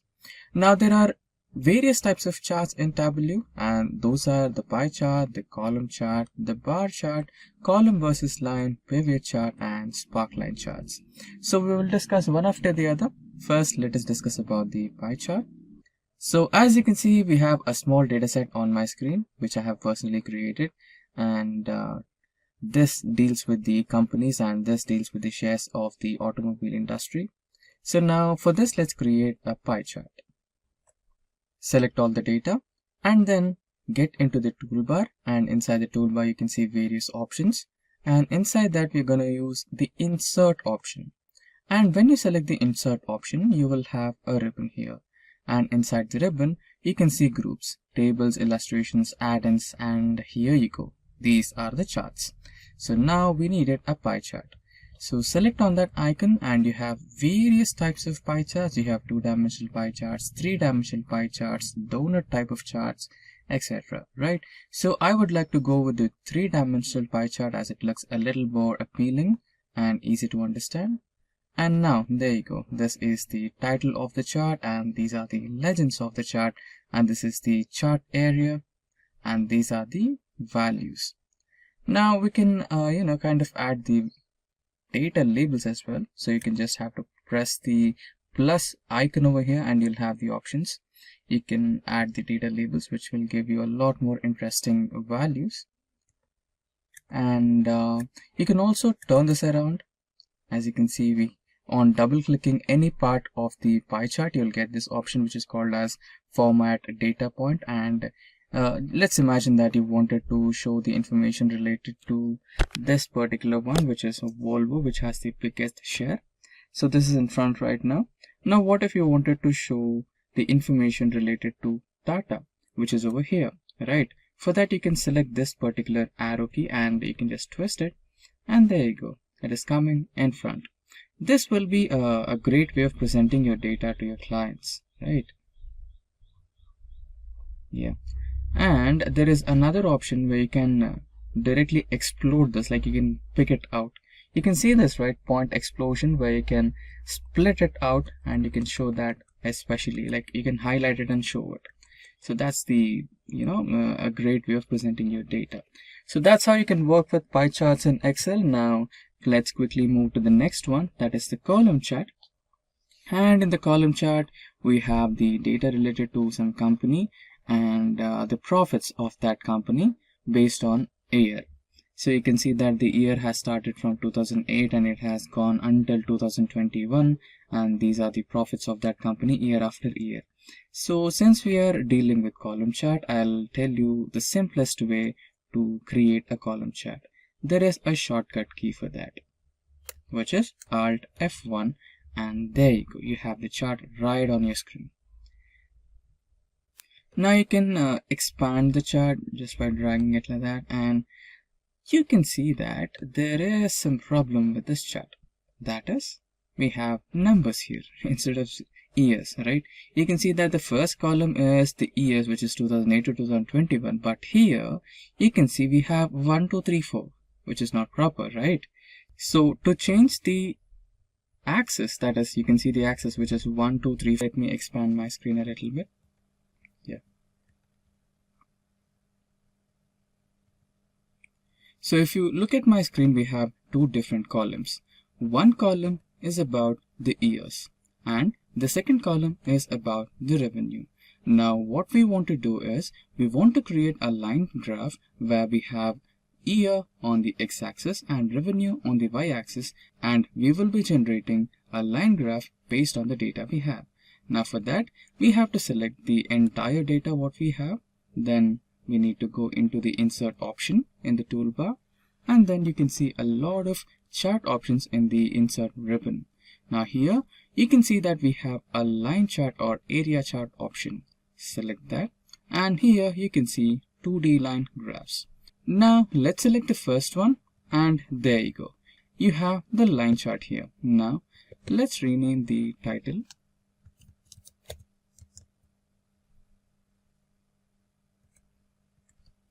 And there is one problem with the chart here. You can see that the x-axis is not actually pointing the years. You can make a change to that, no worries. Just right click, and then you can see the select data option, and there you go. You have the edit option here. Just edit it, and now select the range. I am selecting the years now. Let's select OK, and there you go.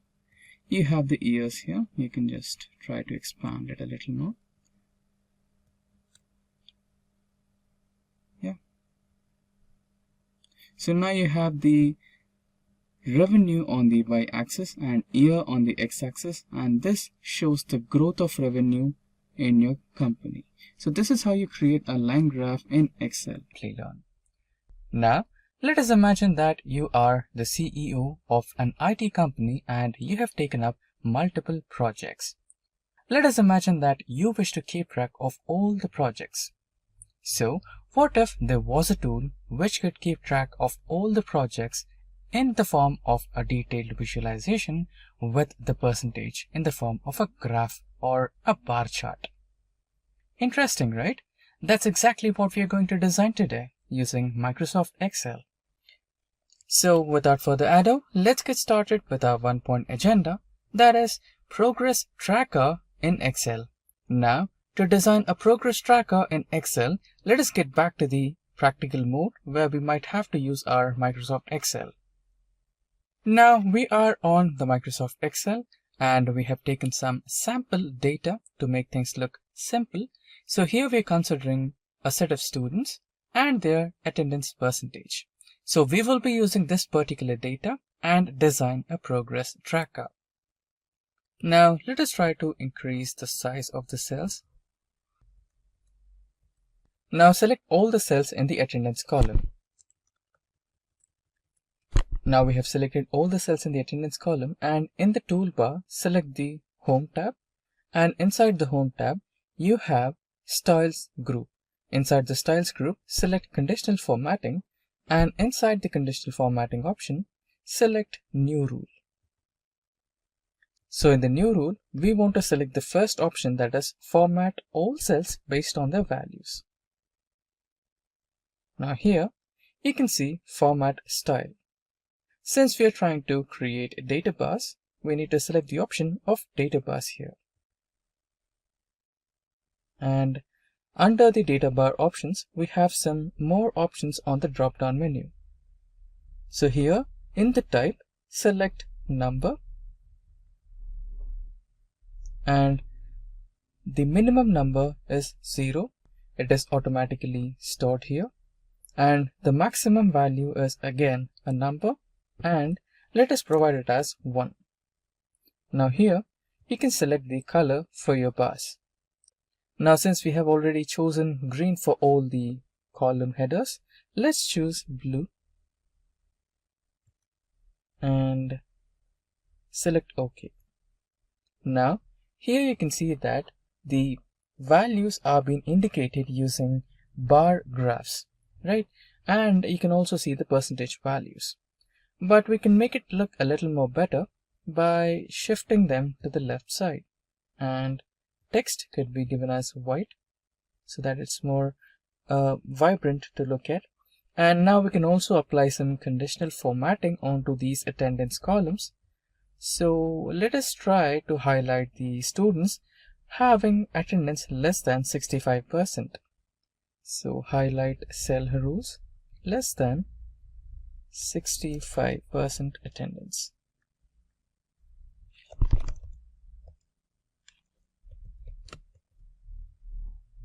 With red color. Select OK, and there you go. You have the progress tracker right on your screen. And using the same principles, you can track the attendance for all the students, and also you can apply some conditional formatting onto all your cells and highlight the ones which are not on the track. Now this is how you can implement progress trackers using Excel.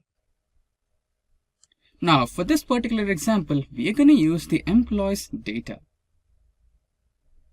Now let's quickly get back to the practical mode and enter into Excel. Now you can see that we are on Excel sheet right now. So let me expand my screen a little bit so that the data is a little more visible. Yeah. So here on my screen, you can see that we have employees data. So the first column is the name of the employees and the second column is the start dates of the employees, that when have they started working with the organization and when they have ended or resigned to their position in that particular organization, and the duration gives us the number of days they have worked in that particular organization. So to create a Gantt chart is really simple. You just have to select the data and then go to the insert option, and in there you can see the charts icon and select all charts, and in that select the bar chart, and here you can see the stacked bar chart. Select that and press OK, and there you go, you have the stacked bar chart right on your screen. Let's expand this a little more so that we have the clear visualization of the dates as well. Now you can, if you want, you can change the title as ORG data or employee data. And now we are partially done with our chart.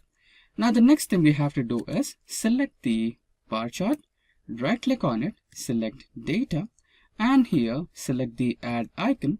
Now you need to select the series name. So the series name is duration for our Gantt chart, and series values are, let's select this and select, let's move a little.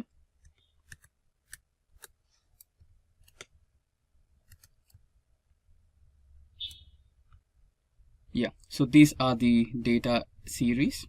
Let's select OK, and you can see the Gantt chart on my screen right here. Select OK and it's done.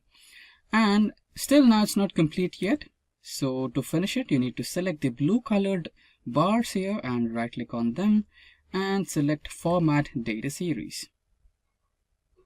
Go to the fill icon and select No Fill. And it's done for now, and you can see that there is a difference in this particular arrangement. We had Joe at the first place and Susan at the last place, but here you can see Joe is in the last place and Susan is in the first place. So we need to make some arrangements here. For that, right click, select Format, Access, and then here you can see Categorize in reverse order, and there you go, it should be done. And there you go, you have your Gantt chart right on your screen. Excel is a really powerful tool for data analytics and reporting, and pivot tables are one of the features that Excel offers for creating tabular reports to summarize our data. Let's begin by understanding what is a pivot table. A pivot table is a tool that summarizes and reorganizes selected columns and rows of data in a spreadsheet to obtain a desired report. It does not actually change the spreadsheet data. It simply pivots or turns the data to view it in different perspectives. Pivot tables are especially useful with large amounts of data that would be time consuming to calculate manually. Now, let's understand the different components of a pivot table. So there are four main components. First, we have rows. When a field is chosen for the row area, it populates as the first column in the pivot table. Similar to the columns, all row labels are unique values and duplicates are removed. Columns is the second component. When a field is chosen for the column area, only the unique values of the field are listed across the top. Then we have values. Each value is kept in a pivot table cell and displays the summarized information. The most common values are sum, average, minimum, and maximum. Finally, we have filters. Filters apply a calculation or restriction to the entire table. So let's jump over to Microsoft Excel and let me show you the dataset that we will use in this demo.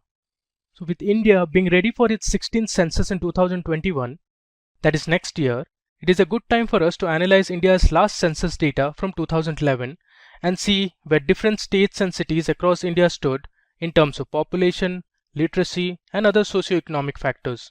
We will analyze this data by creating different pivot tables in Excel and explore some of its features. So let's begin. First, I'll show you one of the features that Excel offers us. So suppose I click on any cell and hit Ctrl plus Q, you can see our entire table is selected, and at the right bottom there's an option of quick analysis. Now you can see by default Excel has prompted certain features such as formatting, we have charts, totals, and there's one more called tables. Now Excel by default has created some pivot tables for us. Now the first one you say is sum of district code by state names. Next we have sum of sex ratio by state name.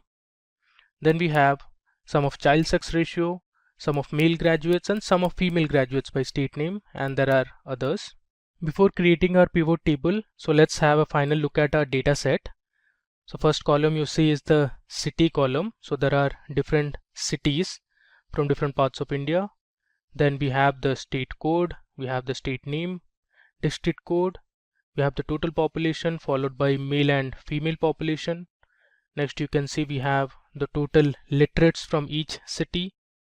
Then we have the male and female literates. Next we have the sex ratio. Then we have the child sex ratio.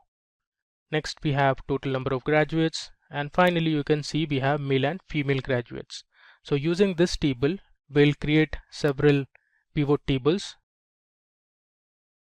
Now first of all, let's create a pivot table to find the total population for each state and sort it in descending order. So you can see here we have the problem statement. So our first pivot table will have the total population for each of the states in descending order. So to create a pivot table, you can click any cell in your data, go to the Insert tab, and here left you can see we have the option to create a pivot table. So let me select pivot table. Now my range is already selected, the entire table, and here I'll choose existing worksheet because I want to place my pivot table in the same worksheet, and I'll give my location, I'll point to cell Q5. Now let me click OK. You can see the pivot table fields appears here on the right. Now since we want to find the total population for each state, so what I'll do is I'll drag my state name onto rows. So here in our pivot table you can see we have the different state names listed. Now we want the total population for each of these states. So in the field list I'll search for total population, which is this one, and drag it under values. You can see we have a sum of total population for each of these states. By default Excel will sum any numeric column. You can always change it to average, minimum, maximum, anything you want. Now we want to sort this column in descending order. So I right click, go to sort option and choose Z to A, that is largest to smallest. You can see here in 2011 Maharashtra had the highest number of population, or the total population in Maharashtra was the highest. Then it was Uttar Pradesh, we had Andhra Pradesh, and if I come down we have Nagaland and Andaman and Nicobar Islands towards the end. So this is a simple pivot table that we created. Now the next problem we have is we want to find the total sum of literates in each city belonging to a certain state. So let's see how to do it. I'll click on any cell, go to Insert, and here I can click on pivot table. My range is selected. I'll choose existing worksheet and give my location, which is Q5. I click on OK. Now here we want to find the total sum of literates. So what I'll do is first let me drag total literates column to values. You have the total sum of literates from all the states. Next, I want to see the sum of total literates based on states and cities. So let me first drag state name onto rows, and then we'll drag city onto rows. You can see here we have our pivot table ready. To the left of the pivot table you can see we have the state names and the cities per state, and on the right you can see the total number of literates from each city. If I scroll down, we have Assam, then you can see we have Bihar, and if I keep scrolling, we have all the states: Haryana, Himachal Pradesh, there's Jammu and Kashmir, which has now become a union territory. We have Jharkhand, Karnataka, and other states as well. Moving on. Okay, so the next thing we want to see is what is the average sex ratio and the child sex ratio for each state. With that, we also want to find the states that had the highest and lowest sex ratio in 2011. So let's create a pivot table for this. I'll click on any cell, go to Insert, choose Pivot Table, click on Existing Worksheet. I'll select cell Q5 and click on OK. Now, since we want the average sex ratio and the child sex ratio, so first I'll drag those columns. Either you can manually scroll and drag it, or here you have the option to search for it. So if I look for child, you can see we have the same column listed. You can just drag it from there. Let me delete this. And I also want the sex ratio, so I'll place it on top of child sex ratio. Next, we want to see it based on different states. So what I'll do is I'll take state name and put it under rows. So here you can see we have our pivot table ready.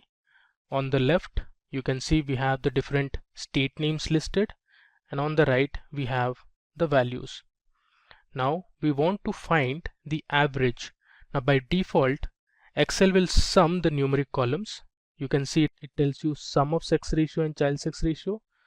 So what you can do, you can click on this drop down and go to value field settings, and here summarize values by, you can choose average. You can see the custom name, it says average of sex ratio. Click on OK. Our entire column is now giving us the average sex ratio. Similarly for this column, let me convert it into average. I'll again click on the drop down, go to value field settings, click on average and click OK. And you can see here we have the average of child sex ratio for each of the states. Now the next question says which states had the highest and lowest sex ratio. So we'll consider this column. So we'll sort it in any order you want. You can do it either ascending or descending. Let me sort it in descending order. You can see we have our column sorted now. So in 2011 Kerala had the highest sex ratio, and if I scroll down to the bottom you can see Himachal Pradesh had the lowest, which is around 818. Up next, let's explore one more feature of pivot table. So suppose you want to see the top or bottom few rows of a pivot table, you can do that as well. So here we have a question at hand. We want to find the top 3 cities with the highest number of female graduates. So let's see from the entire pivot table how we can filter the top 3 cities. So I'll go to Insert, click on the pivot table option, go to Existing Worksheet, click on Q5 and hit OK. Now since we want to find the top 3 cities, I'll drag city column onto rows, and then we want the female graduates. So in the search bar I'll look for female and I'll choose this column, that is female graduates, and drag it here onto values. So I have the sum of female graduates for each of the cities. Now since we want to find the highest number of female graduates in the top 3 cities, so let me first sort this column. I'll sort it in descending order. Now we have it sorted. Now from this you can say that Delhi, Greater Mumbai and Bangalore are the top 3 cities, but it's displaying all the cities for us. So let's filter only the top 3. So what you can do is right click and go to filter. Under filter you have the option of top 10. I'll select this. Here I only want the top 3. So either you can go down like this, or you can directly type 3. Your column is already selected. Let me just click on OK. There you go. we have the required pivot table ready, and it only displays us the top 3 cities with the highest number of female graduates. Now the next thing we want to see is how to use a slicer in a pivot table. So we have a question here. What's the total population for all the cities in Rajasthan and Karnataka? So let's create a pivot table for this and see how you can use a slicer to filter the table. Click on existing. I'll click on a location, this time Q6. Click OK. Now since I want the total population, so I'll drag total population onto values, and then I'll select the city onto rows and then the state name also. I'll place it on top of city. So you have in the pivot table all the states and their cities, and on the right you can see the total population for each of these cities. But our question is, we want to find only for Rajasthan and Karnataka. Now for that, what you can do is go to insert and create a slicer. Either you can create from this option, or you can go to pivot table analyze option, and here you have the option to create or insert a slicer. I'll click on this, and since we want to slice the table based on state, that is Rajasthan and Karnataka, I'll choose state name as my slicer field. You can see this is my slicer here. Now you only want the data for Rajasthan and Karnataka, so I'll search for these two. So here we have Karnataka, so let me select Karnataka first, and I also want for Rajasthan, so let me select Rajasthan also. You can see in our pivot table we only have data for Rajasthan and Karnataka. So this pivot table shows you different cities from Karnataka and the total sum of population from each of the cities, and similarly we also have for Rajasthan. Moving ahead, now we will see another very interesting feature of pivot, that is how you can create percentage contribution of a table. For example, we have a question here. What's the percentage contribution of male and female literates from each state? Now we want to see in terms of percentage and not as sum or average. Let's do that. I'll create my pivot table, click on existing, and I'll select an empty cell. Okay. Now here, since we want to find the percentage contribution of male and female literates, so first I'll drag male literates onto values, followed by female literates onto values. By default it has summed up the male literates and female literates value. And also I want to drag state column to rows. So here you can see the sum of male literates and female literates per state. I want to convert this as percentage contribution. So what we can do is, I'll select any cell and I'll right click and I'll go to show value as, and here I have the option to select percentage of grand total. So I'll select this. You can see we have the percentage contribution of male literates to the total. Now if I sort this, you will get to know which state contributed or has the highest percentage contribution. So we have Maharashtra for male literates, then we had Uttar Pradesh in 2011. If I come down, we had Meghalaya, Nagaland and Andaman and Nicobar Islands as those states which had little or minimal contribution to male literates. Similarly, let's do it for female literates. I'll go to show value as and select percentage of grand total. So you can see here also Maharashtra, Uttar Pradesh, then Gujarat and all had the highest percentage contribution to female literates. So this is another good feature to convert your data and see it in terms of percentage. Now moving ahead, let's say we want to find the bottom 3 cities from each state that had the lowest female graduates. We can do that as well.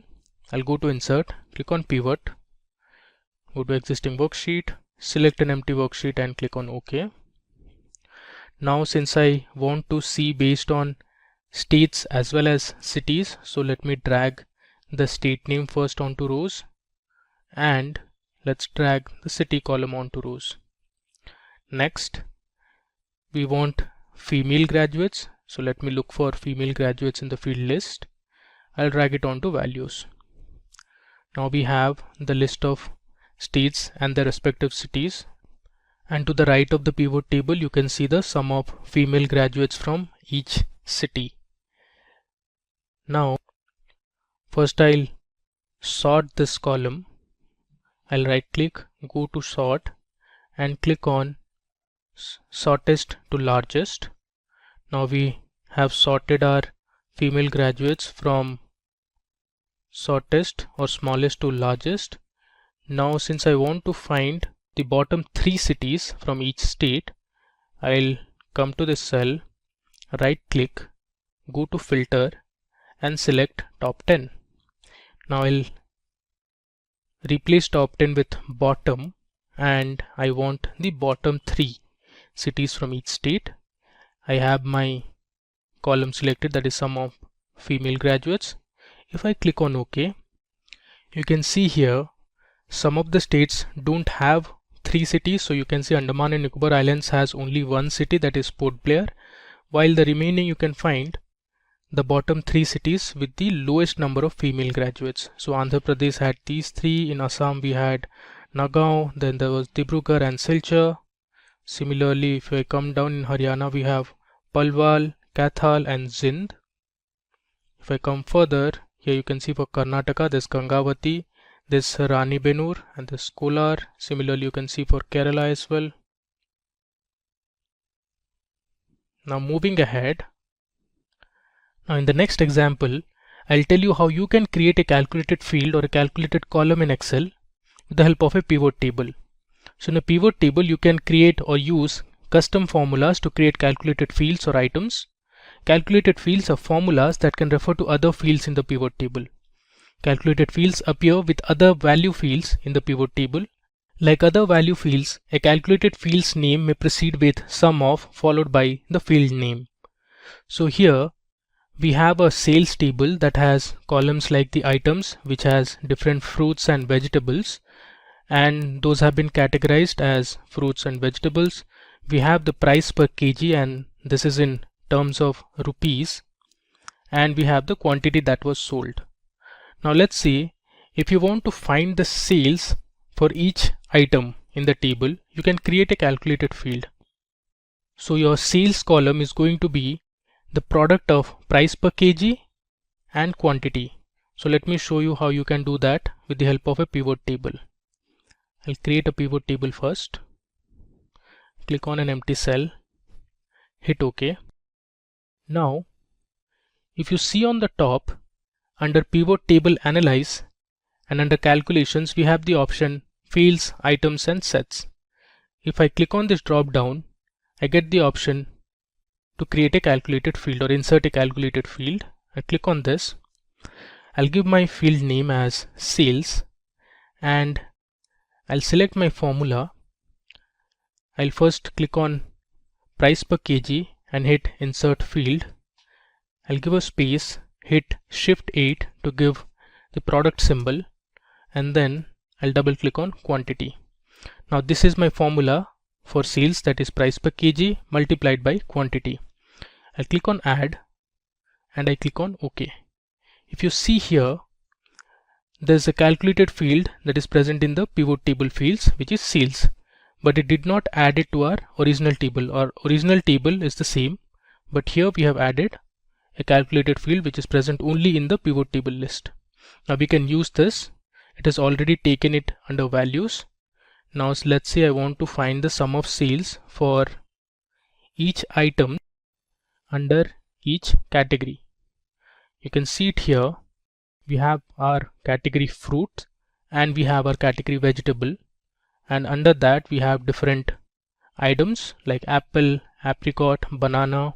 Similarly, in vegetables, we have broccoli, the carrots, corn, eggplant, and others. So this is how you can create a calculated field in a pivot table. Now there's one more good feature that Excel offers us in pivot table is to create a pivot chart. So you can use your pivot table and create different charts. So I'll show you how to do that. If I go to insert, here I have the option of recommended charts. If I click on this, Excel gives me some default charts which you can use. Let's say I'll select this. Let me drag it a bit to the right. Here you can see I'll close this pivot field list. This is a nice bar chart that Excel has created. This is called a pivot chart. Now here you can see the category fruits and vegetables and the different fruits and vegetables or the items. In the y-axis you can see the total sales. If you see from the graph, guava made the highest amount of sales. Now if I sort this, let's sort this first. You can see it here, fruit guava made the highest amount of sales. Now since I sorted and changed my pivot table, the pivot chart also automatically gets updated. Similarly, there are other charts also that you can create. Let's go to the insert tab and let's click on recommended charts again. Let's look for a pie chart. So this is a pie chart that you can create. Let me click on OK. So here is our pie chart, and each pie represents a certain item, and the pie that has the highest area represents it had the highest amount of sales. In this case you can see it is guava, and similarly we have other items as well. This is fruit banana, that's corn, and we have spinach and others. Let's explore a few other charts. So first I'll click on my pivot table, go to insert, and under recommended charts let's now select a line chart. If I hit OK, move it to the right. So this is a line chart. You can see it starts from guava, which had the highest amount of sales, then it drops, and in the x-axis you can see the different items. Similarly, when it starts with the vegetables, broccoli made the highest amount of sales with 2,800 rupees, and our lowest was eggplant at 900 rupees. For fruits, papaya sold the least at 700 rupees. Let's take another chart. I'll go to insert. Under recommended charts, let's see, this time we'll see a bar chart. Now this is a horizontal bar chart and not a vertical one. We just saw a vertical column chart like this. This is an horizontal bar chart. Now you can always increase and decrease the size of these charts. Let's explore a last chart. Let's take the area chart for now. So this is an area chart. Again, it looks similar to the line chart. It starts with guava, which had the highest amount of sales. Similarly, papaya under fruits had the lowest amount of sales. Under vegetables it was broccoli, and finally eggplant made the lowest amount of sales under vegetable. Now let's go to our first sheet and summarize what we have done in this demo for pivot tables in Excel. So we had our data.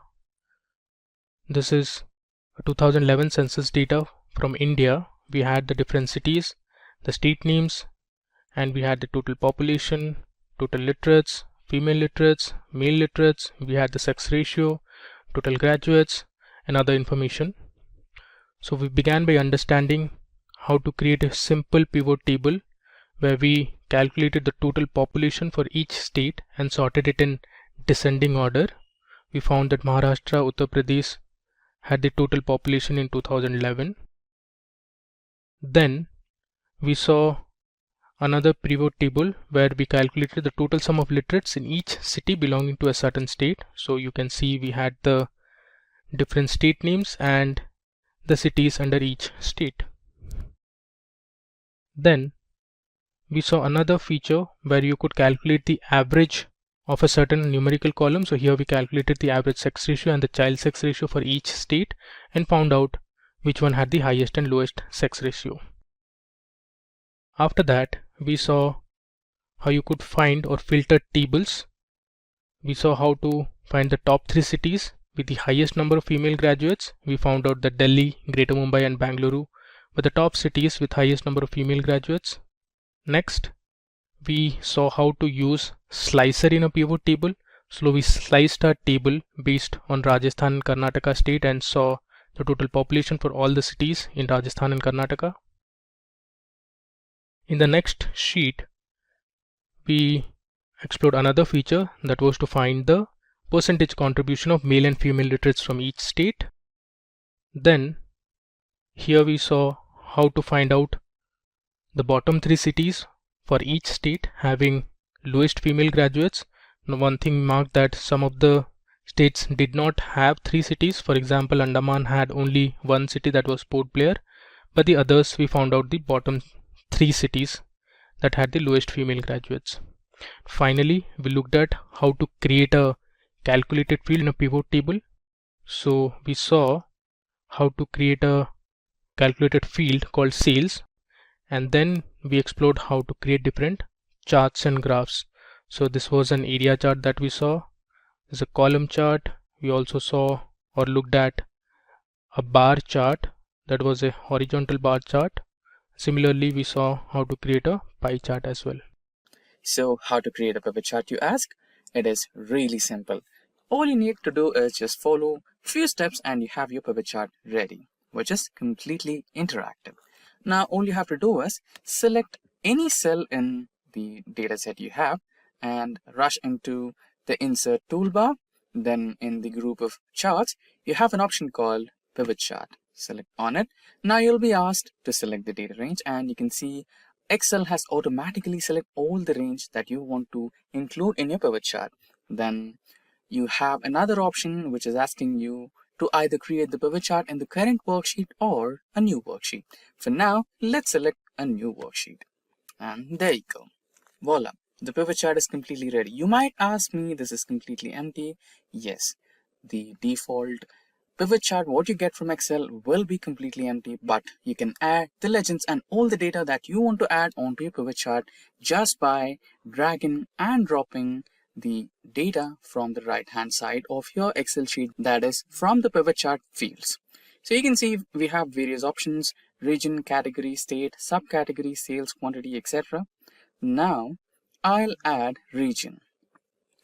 I'll add region to access, and comparatively we will see the sales that are happening in those particular regions by dragging sales into values. Now you have all the data in the form of pivot chart, which is completely interactive, which represents the sales happening in those regions. Now you can also select a particular region, right? By default all the regions are selected, but if you want to select only central, then you can do that by deselecting everything and select only central and select OK, and there you go. You have all the data related to the sales happening in the central region. Now if you want to kind of see all the categories of sales happening in all the regions, you can drag the category into values again, and in the region part, okay, I think we have to add category into legends. Yes.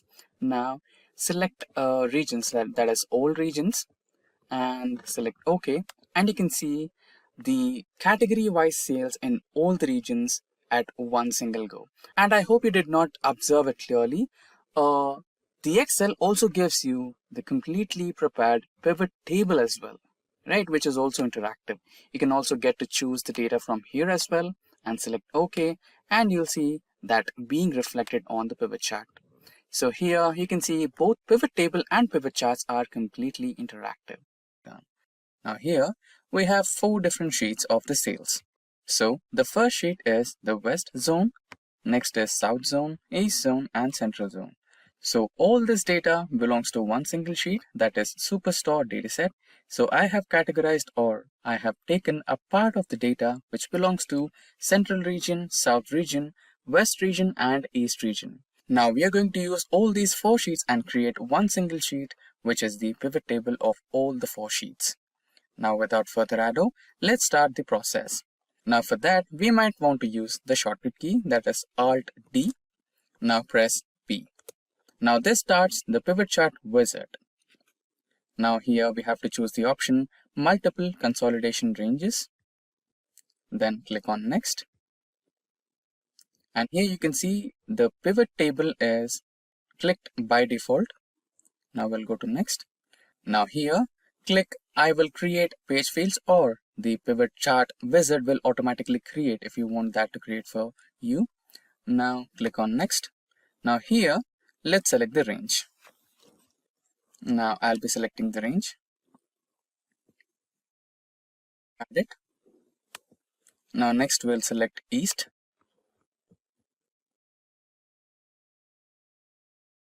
Add it. Followed by that we have south. And finally we have west.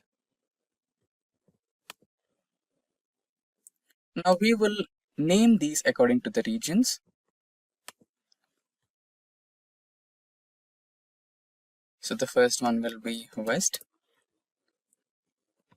Next one will be south.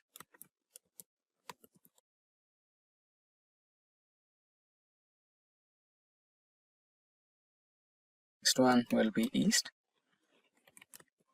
And the last one will be central.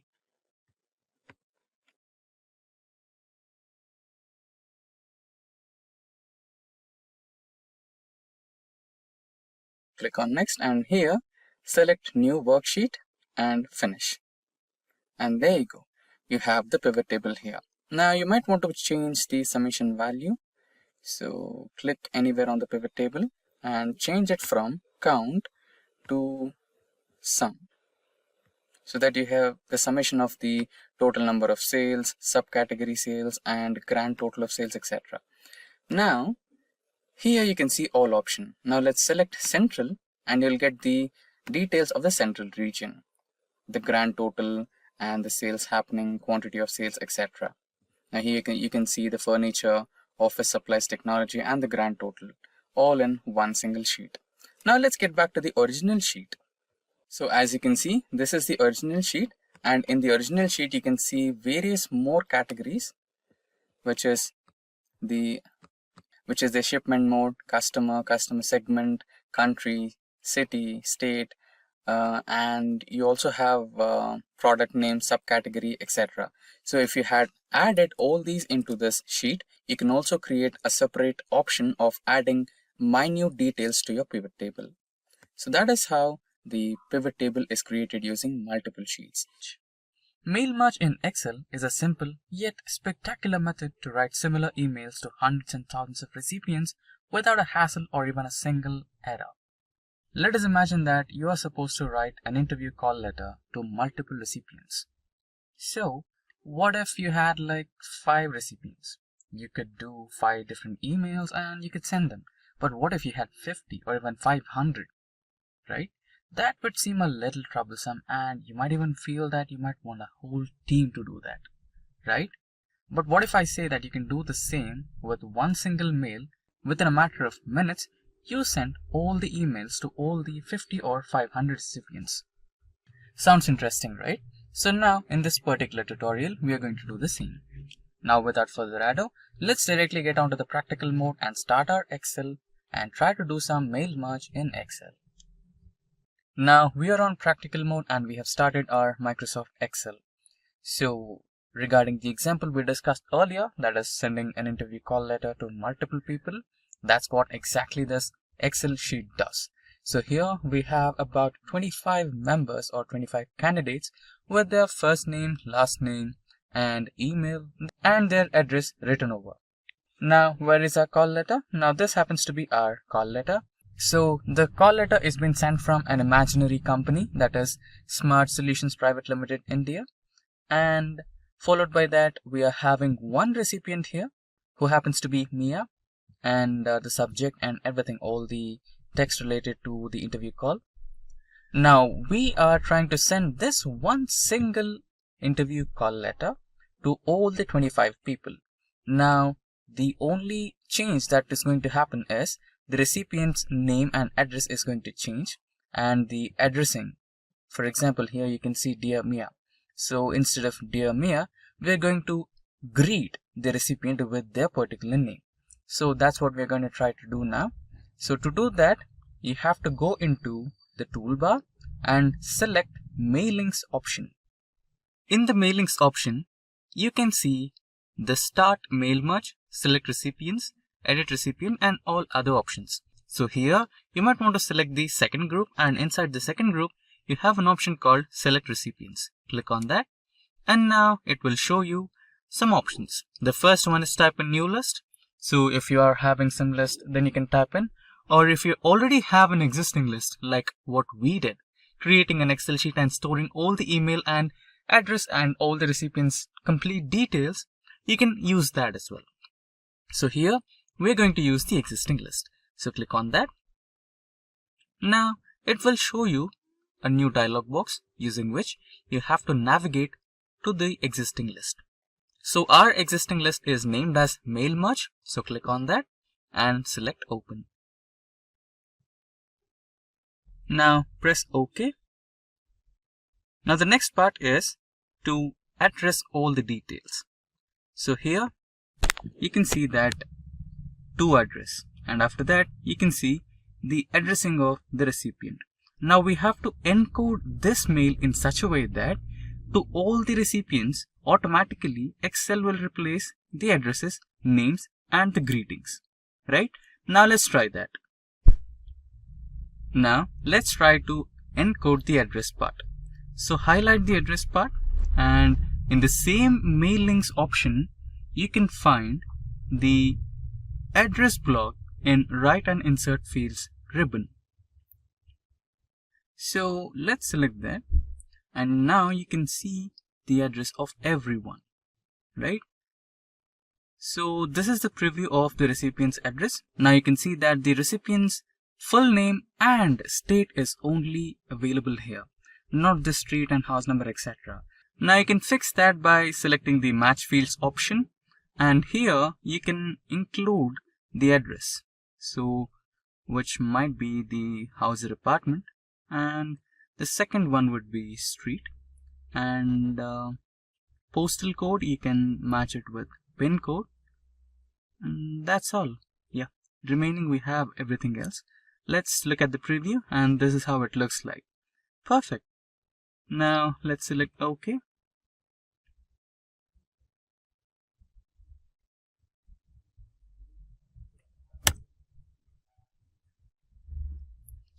Now that's fine. And similarly, we will also try to match the, just a moment, yeah. Similarly, we'll try to encode the recipient's name. Now for that, let's go into the greetings line.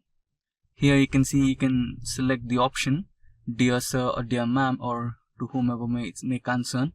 And here you have another option, to or just Dear, so we'll go with Dear, and this is how the preview looks like. And if you're happy with that, it's okay. And if you want to parallelly check for other things, other recipients, you can also do that. For example, the next recipient is Santosh Shastri, and followed by him we have Prabhakar Reddy, Rajesh Saho, right? You can also check everything.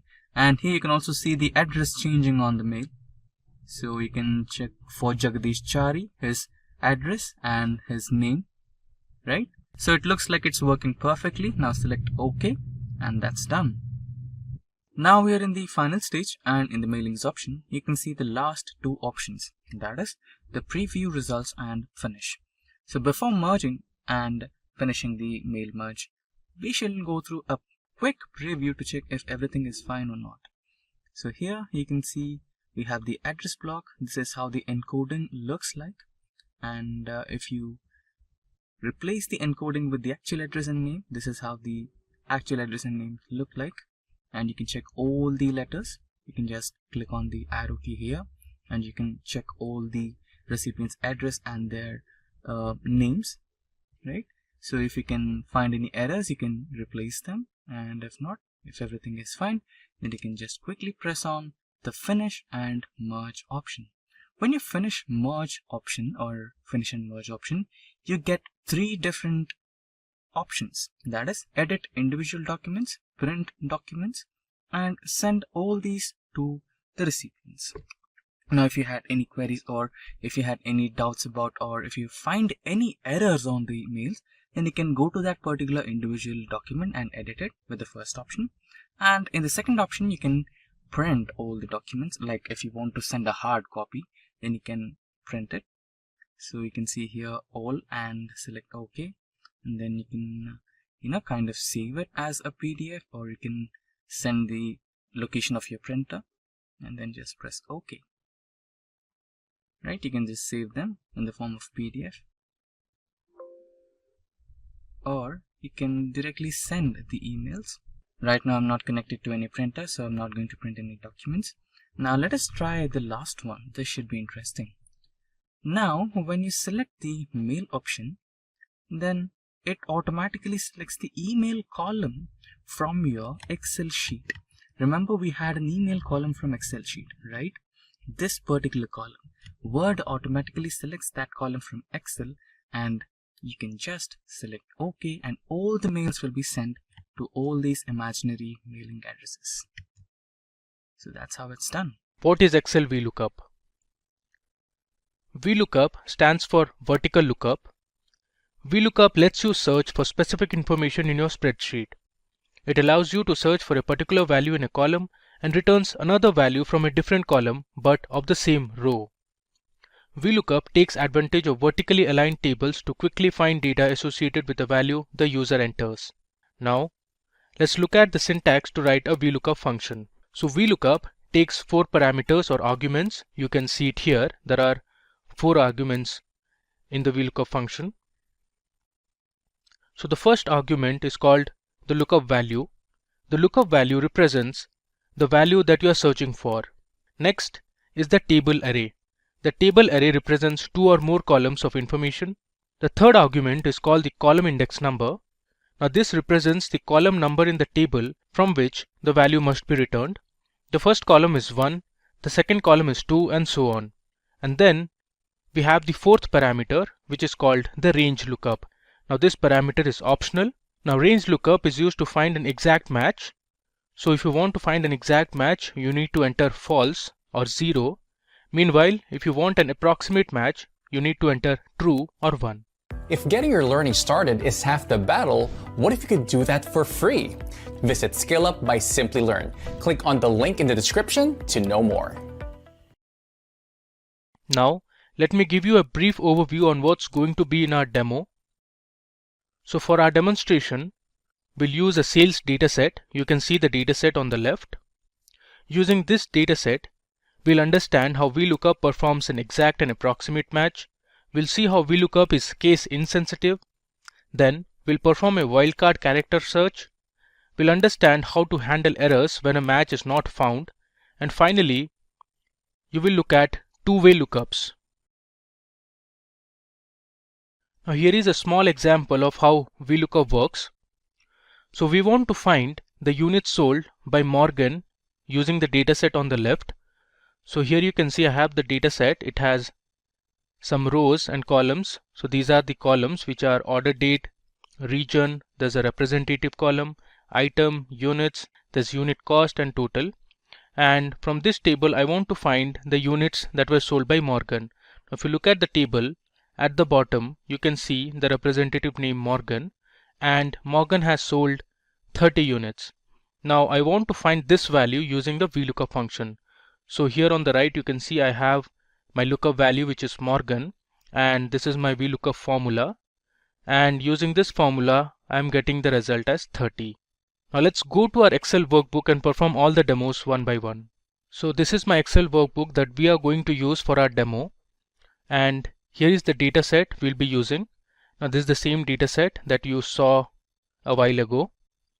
So this data set has 7 columns. You have the order date, the region, representative's name, item, there's units, unit cost and total, which is basically the total or the amount of sales that was generated. Now we are going to use a chunk of this data set and perform our VLOOKUP analysis. So let's see our first example and the problem we have at hand. Let me go to the exact match tab. Alright, so here I'm going to use this chunk of data which is actually taken from the original data set. So we have taken the first 11 rows from the data set. You can see from row 2 till row 12 is going to be our data set that we'll use. So we have a question here. We want to find the items sold by Thompson. So here Thompson is my lookup value, which means looking at Thompson, I want to find the item that he sold.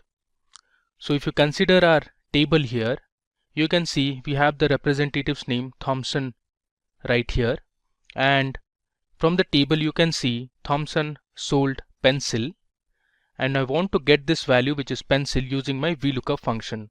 So let's go ahead and write our VLOOKUP function. I'll consider this as my lookup value, and here under item I'm going to write my VLOOKUP formula.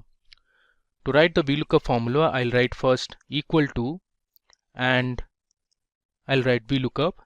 Now if I hit tab, it will auto-complete.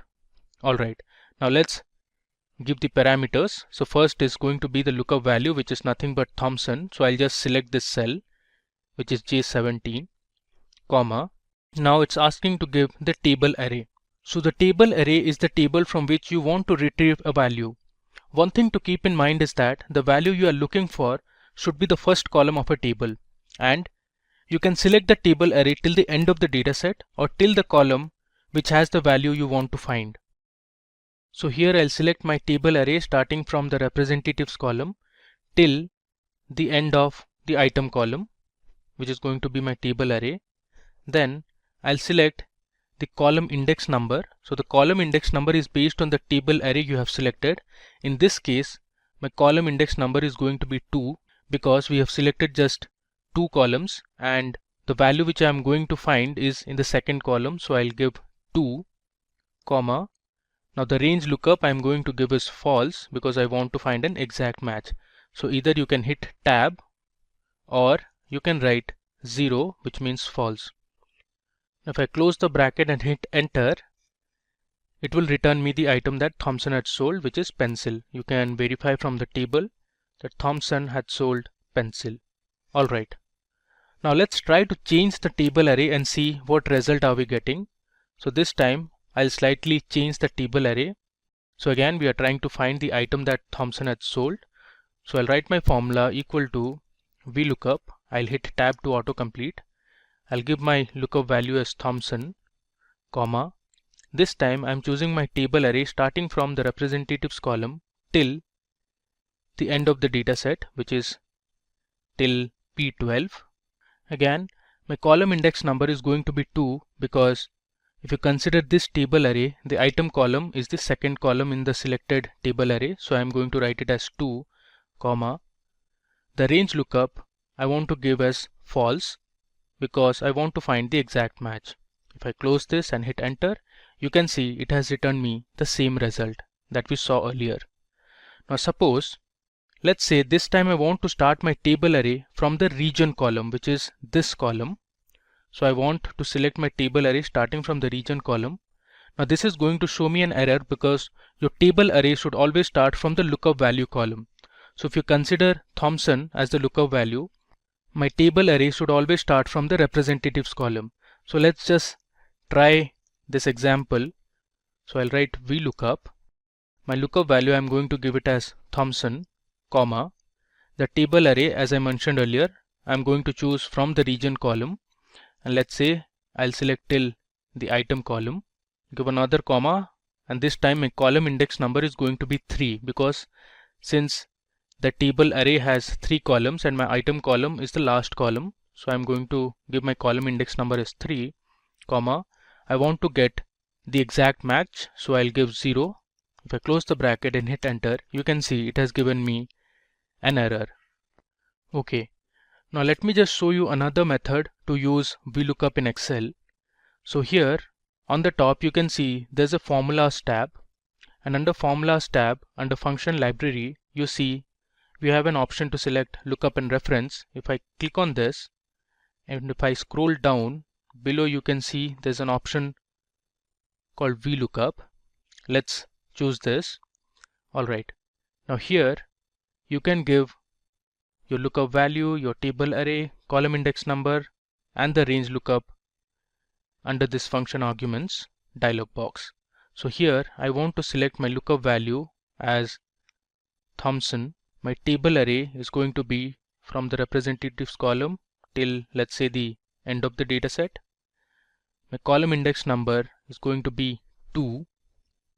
I'll write 2, and range lookup I'll write as false because I want the exact match. Now if I hit OK, you can see it has given us the exact same result. So this is one of the other ways to use VLOOKUP in Excel. Now let's move to the next sheet, which is regarding approximate match. Okay, so sometimes you might have cases where you don't have the lookup value present in the table. In those cases, you can tell VLOOKUP to return an approximate match. Now one thing to keep in mind is that your lookup value column should always be sorted in ascending order while trying to get an approximate match. So here we are going to use this table, and my lookup value column, which is going to be the representatives column, is already sorted in ascending order. And let's see the question we have here. So I want to find the item sold and the unit cost for Matt. So my lookup value is going to be Matt. Now if you see this table, I don't have the representative's name Matt anywhere in the table. Now using an approximate match, I want to find the item and the unit cost. So let's do it. So here under item, I'll write my VLOOKUP formula. So I'll type VLOOKUP, I'll hit tab to complete it. And this time my lookup value is going to be Matt. So I'll select this cell, comma. My table array I'll select from the representatives column till the end of item column because I want to find the item value for Matt. I'll give a comma. My column index number as per the table array is going to be 2, comma. My range lookup this time I'm going to give is true or 1. So I'll write 1, close the bracket, hit enter. Alright, it has returned me binder was the item sold by Matt. Now let's try to figure out why VLOOKUP returned binder as the item. Now let's say you were asked to insert the name Matt to the representative column in alphabetical order. So where would you place it? Ideally, you should place between Kivel and Morgan. Since this column is already sorted, Matt should appear before Morgan and after Kivel. So in an approximate match, VLOOKUP will consider the previous highest value. In this case, the previous highest value before Matt is Kivel, and hence VLOOKUP returned the corresponding item purchased by Kivel, which is binder. Now similarly, if you wanted to find the unit cost for Matt, again VLOOKUP will return the unit cost of Kivel, which is 125. Let's just try it out. So I'll write VLOOKUP. My lookup value is Matt, comma. My table array for this time is going to be from representatives column till the unit cost column I'll consider. I'll give a comma. Now the column index number as per the table array is going to be 4. I'll give another comma, and this time I'll double click true because I want an approximate match. If I close the bracket, hit enter, you can see it has returned me 125, which is actually Kivel's unit cost. Okay. We have another question, and this time I want to find the units sold by Rob. Now Rob is going to be my lookup value. If you see the representatives column, we don't have Rob. Now let's see what VLOOKUP is going to return as the item for Rob. So I'll write VLOOKUP. I'll give my lookup value as Rob, comma. My table array is going to start from the representatives column. I'll select till here. I'll give a comma. My column index number is 2. I'll give another comma. I'll double click on true. If I close the bracket, hit enter, you can see VLOOKUP has returned me pen. Now let's understand why VLOOKUP returned pen for Rob.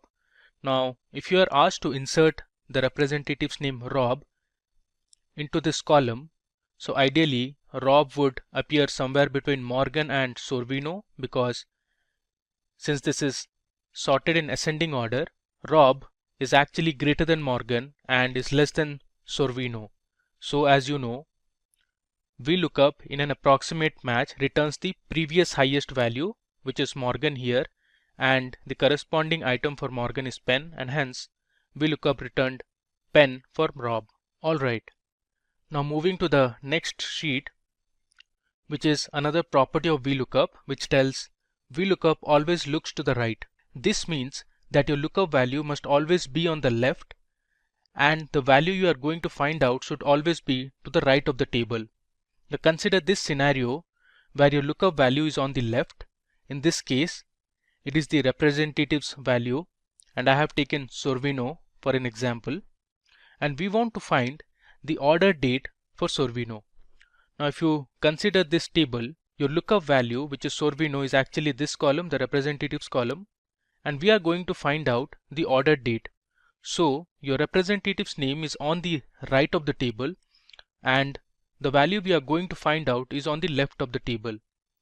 Now as per the property, VLOOKUP only looks to the right. So if I use the VLOOKUP function for this example here, I'll write VLOOKUP. I'll give my lookup value as Sorvino, comma, my table array I'll consider from the order date, because I want the order date, till the representatives column. I'll give a comma, and this time my column index number is actually the first column, if I consider my table array as the first 3 columns selected, and my range lookup is going to be false. If I close the bracket, hit enter, it returns me an error. The reason is VLOOKUP always looks to the right, and this time the value we were trying to find out was to the left of the table.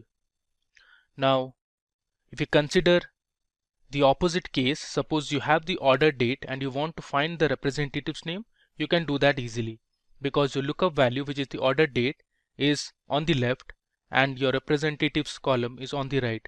So let's just try this. I'll write VLOOKUP. My lookup value is going to be Sorvino's order date, so I'll select it from the table. I'll give a comma. My table array will start from the J column. Let's say I'll select the entire table, comma, and my column index number will be 3 if you consider these as my table array, comma, my range lookup is 0. If I close this, hit enter, you can see we have got Sorvino corresponding to the order date. Alright, now let's move to the next tab. Now this tab says VLOOKUP returns only the first match. So we have a question at hand. The question is, find the units sold by Jardine. If you see this table, we have the representative's name Jardine twice. You see here, and if you look down, we have Jardine here as well. But the item sold by Jardine at the first instance is pencil, and at the second instance it's desk. Now as per the property, VLOOKUP always returns the first match. Now ideally, when we write the VLOOKUP function and look for the units sold by Jardine, you will see VLOOKUP will return 36 instead of 3. Let's just try it out. I'll write the VLOOKUP function. My lookup value is Jardine, comma, my table array I'll select from the representatives column till the end of units column. I'll give a comma. My column index number based on the table array is 3. I'll give another comma. Now I want the exact match, so I'll select 0, close the bracket and hit enter. Now as you can see, it returns me the first match of Jardine, which is 36. So VLOOKUP did not consider the second match. Now similarly, if you consider this table, we have Jones repeated thrice. So you have Jones here, we have Jones here for the second time, and also we have Jones for the third time. And let's say you want to find the unit cost for Jones. So if I write the VLOOKUP function, I'll consider my lookup value as Jones, comma, my table array I'll select from the representatives column till the end of unit cost column. I'll give a comma. Based on the table array, my unit cost column is at the 4th index, so I'll write 4, comma, the range lookup is 0. If I click on this and hit enter, you can see it here. VLOOKUP has returned the first instance of Jones and it did not consider the second and the third instance. So our unit cost for Jones is 1.99 because VLOOKUP only returns the first match. Okay, moving ahead to the next example we have here is VLOOKUP is case insensitive. If you consider this table, I've added another row in green. So if you see here, I have a representative name called Gil, which is in proper case or popularly known as sentence case. Here I have added Gil's name in capital letters or all in uppercase. So I want to find the total revenue generated by Gil. The total revenue is basically the total column. Let's do it. I'll write VLOOKUP. My lookup value is Gil, which is actually in uppercase. I'll consider my table array from the representatives column till the end of total column or the sales column. Based on this selection, my column index number is 5, comma, the range lookup is false. So I'll just double click on false. If I close the bracket, hit enter, you can see it here. Our VLOOKUP function has returned the total as 539.73, which is actually the value for this row. So clearly VLOOKUP did not consider Gil, which was present at the bottom of the table in uppercase. So this shows that VLOOKUP is clearly case insensitive. Alright, now moving to the next example. The VLOOKUP function supports wildcards, which makes it possible to perform a partial match on a lookup value. For instance, you can use VLOOKUP to retrieve values from a table after typing only part of a lookup value. To use wildcards with VLOOKUP, you must specify the exact match by giving false or 0 for the last argument, that is range lookup. Now we have a question here. I want to know how much sales did the representative whose name starts with KI make. Now here sales represents the total column actually. So I want to find out the person whose name starts with KI. So if you consider the representative column, I have one representative whose name starts with KI, that is Kivel. So using KI as my lookup value, I want to find the total. So let me show you how to use wildcard characters and find the value using VLOOKUP. So I'll write my function VLOOKUP. Okay. Now in lookup value, I'll give KI. After that, I'm going to write ampersand followed by double inverted commas. Then I'm going to write a star and close the inverted comma. This means the value starts with KI, ampersand actually represents concatenation, and star represents anything followed by KI. So this is going to be my lookup value in total. I'll give a comma. Next, I'll select my table array starting from the representatives column till the end of total column because I want to find the sales. I'll give another comma. My column index number based on the table array we have selected is 5, comma, the range lookup is 0 because I want to find an exact match. I'll close the bracket, hit enter. You can see it here. VLOOKUP has returned me 999.5, which is actually Kivel's total. Now there's another way to do it. Instead of selecting the cell in which we have the lookup value, I can directly write it in the VLOOKUP function. So I'll write the VLOOKUP function something like this. So my lookup value, I'll pass KI within double inverted commas because KI is a character value. So within double inverted commas, I'm writing KI followed by ampersand, which is for concatenation, followed by a star within double inverted commas. So this is going to be my lookup values. This in total means anything that appears after KI will be considered as the lookup value. Again, the table array I'll select as these rows and columns, comma, my column index number would be 5, comma, the range lookup is 0. If I close the bracket, hit enter, you see we have the same value. So this is another method or another way of using VLOOKUPs. Okay, now moving ahead, let's explore another feature of VLOOKUP. So if the VLOOKUP function cannot find a match, it returns a #NA error. Now if you want, you can use the if_NA function to replace the #NA error with a friendly message. So suppose you want to find the region in which an order was placed on 10th of May 2018. Now if the order date is not found, I want to return a message that is invalid date.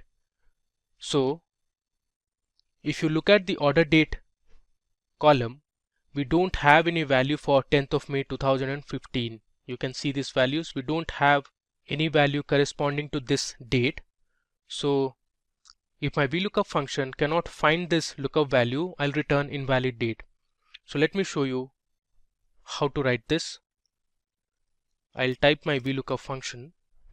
I'll give my order date as 10th of May 2015 as my lookup value, and then I'll consider my table array starting from the order date column till the end of region column. I'll give another comma. My column index number would be 2 this time based on the table array we have selected, comma. I want an exact match. So I'll give 0, close the bracket and hit enter. There you go. It has returned me an error.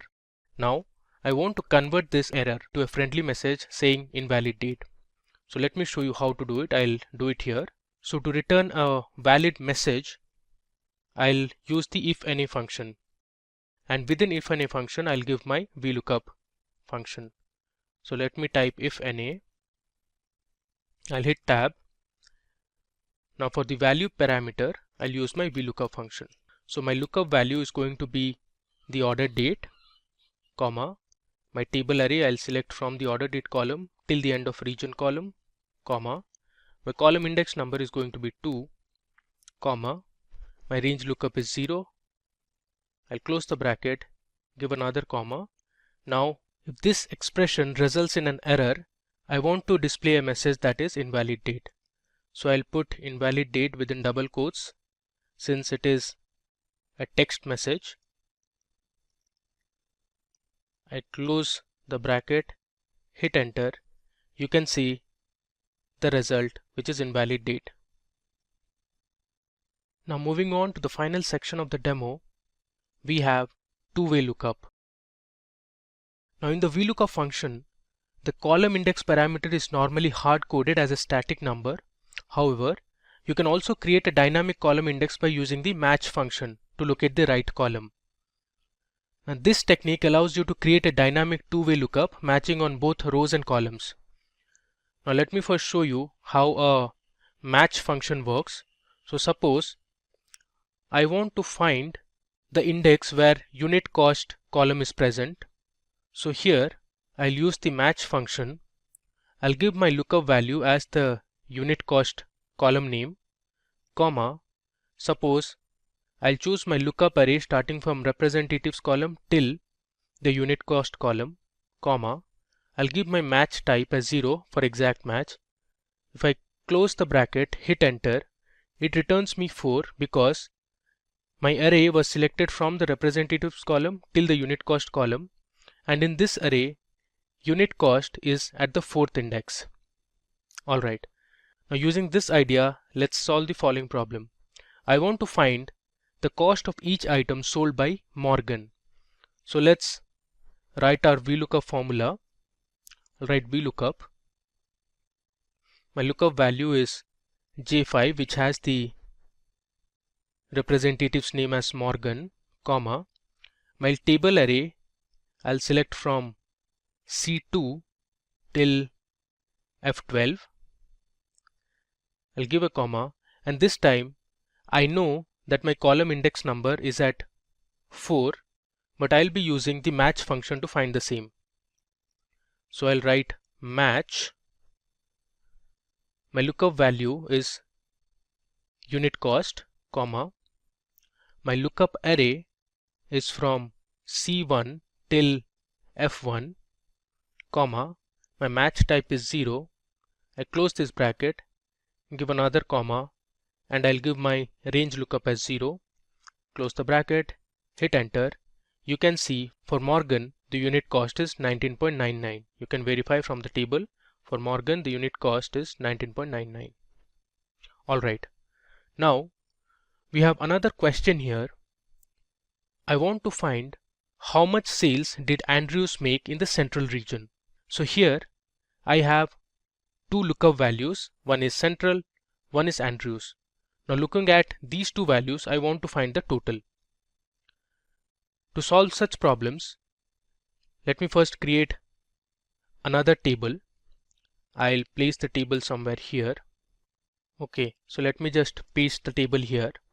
Alright, now I'll create another column where I'll merge the values of region and representatives. So here, let me create another column. Okay, I'll just name this column as region rep. Alright, now this column I'll use the concatenation operator. So I'll select East, use ampersand, and then select Jones. I'll hit enter. Now the same thing, I'll just duplicate it for the other rows as well. So I have my new column created. Now using this table, I can easily solve the problem. Now to find the total, I'll write my VLOOKUP formula. So my lookup value will be a combination of J11 ampersand K11, comma, my table array will start from the region rep, which has the values of region and rep combined, till the last column, and from this table array my column index number is 5 and my range lookup is 0. If I close the bracket, hit enter, you can see for central region, which is this one, and for Andrews representative, the total is 149.25. Alright, now we are done with our demo. Let's have a quick glance at what all we did in this demo. Okay, so first of all, we saw our data set, which was a sales data set that we used. Then we started with our first example to see how VLOOKUP performs an exact match. We also saw how using the formulas tab and lookup and reference you can write VLOOKUP in another way. So you can use the function arguments to give your VLOOKUP parameters. Next, we saw how VLOOKUP performs an approximate match. So we had mat and raw, which were not present in the representatives column. After that, we saw an important property of VLOOKUP, that is VLOOKUP only looks to the right, followed by VLOOKUP only returns the first match. Following which we saw that VLOOKUP is case insensitive. So here we had added a new row where GIL was present in uppercase, but still VLOOKUP found the total revenue for GIL, which was in sentence case or proper case. Next, we saw how we can use wildcard characters to use VLOOKUPs. And here we saw how to use an if and a function along with VLOOKUP. And finally, we saw how to use two-way lookups. Choose from over 300 in-demand skills and get access to 1,000 plus hours of video content for free. Visit SkillUp by Simplilearn. Click on the link in the description to know more. Now we are on the sheet of Microsoft Excel, and here you can see some data on my sheet. That is employee name, employee ID, and salary. So here we are going to perform our horizontal lookup, but before that, let me show you that this particular drop-down menu. So this particular drop-down menu has all the names of the employees in this particular table, and we have created this using data validation in Excel. If you want to create the drop-down menus just like these, then feel free to check out our data validation in Excel tutorial, link to which is in the description box below. Now let's try to implement HLOOKUP in Excel. So here we have employee name, but we want to find out the employee ID. So for that, let's create the HLOOKUP. Now for that, equals to HLOOKUP.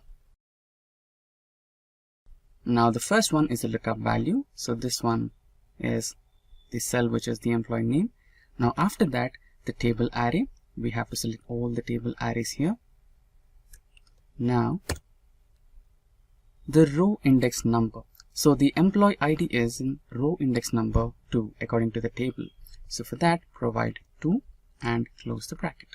And before closing brackets, you might want to give the exact match. So for exact match, select false and close the bracket. Press enter and there you go. And if you select Jack, then you'll find the employee ID of Jack. And if you select Jerry, you'll find the employee ID of Jerry reflecting here. Now similarly, let's find out the salary of all the employees using HLOOKUP. So equals HLOOKUP and lookup value, that happens to be the name of the employee. Now the table array, and next we have row index number, that is salary happens to be the third row in the table, so 3, and exact match. Close the bracket and enter. So now if you change the values in this particular drop down menu, you'll find the employee ID and their particular salary. So Jack happens to be carrying the employee ID as 1001 and his salary is 10,000. So similarly, let's try to find out Peter's employee ID and salary. So there you go, 1005 and 50,000 as salary. So that's how you use HLOOKUP in Excel. Here you can see the first chart. So this particular data is converted into a table format to avoid confusion while you're fixing the data. So here you can see the name of the employee, employee ID, department, salary and date of joining. And here you can see the salary column and the bonus percentage of each and every employee based on their salaries. Now coming to the new data table, and here on the table 2, which is an updated table, here you can find we are going to find out the department of the employee and the current department of employee and the bonus percentage based on his or her salary. So why are we finding current department again? So here you can see that we have an intern, Emily, who was joined in the year 2020, but recently she got promoted as a developer. So her department has been changed from department intern to department developer in 2021. So that's what we're going to find out here in the current department using XLOOKUP. Now let's start to implement XLOOKUP. So for that, equals to XLOOKUP, and for lookup you can see if we need to find out the lookup value, lookup array, return array, and all the other two are not important right now, but you can use them to get some exact matches in the future. We'll also use that in the future. For now, let's try to use the first 3 parameters, that is lookup value, lookup array and return array. So the lookup value is the name of the employee Mary, and lookup array is right here, which is this one. Now we are going to select the lookup array, then comma, and we're going to look up the department. So this is the department lookup array, and that's all we need. Close the bracket and press enter. Okay, I think we missed out the lookup value. So the employee or the lookup value which we required was missed, so I've added it here. So that is the lookup value, the first one, which is Mary. And there you go. Press enter and you have the department here. Now let's add it to all the rows, and here you have all the rows and all the data related to all the employees. Now we will find out the current department. As you can see, here you have Emily as intern, which is the older data. But what if you needed the latest data, that is the developer in the year 2021, right? For that you might want to work the XLOOKUP formula a little bit. So let's try that. XLOOKUP, lookup value, which is the same, and comma. Now where you have to look for the array, that is lookup array, this one, and the return array, which happens to be this one. And next,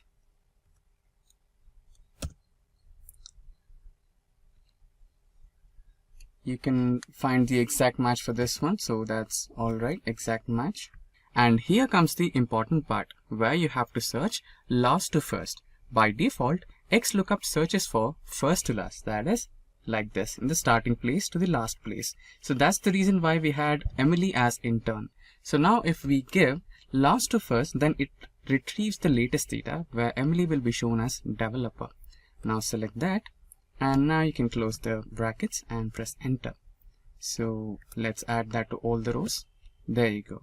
Now you can see Emily, Clark, Peter and James, all they have got their updated job profiles. As you can see in the original data, Emily is a developer now, so is Clark, who was originally a tester, and he got promoted to development team in 2021. Similarly, Peter became a senior finance executive in 2021 and James the manager of sales. Now let's try to find out the bonus for all these employees based on their salary. So this one is quite simple. So X lookup.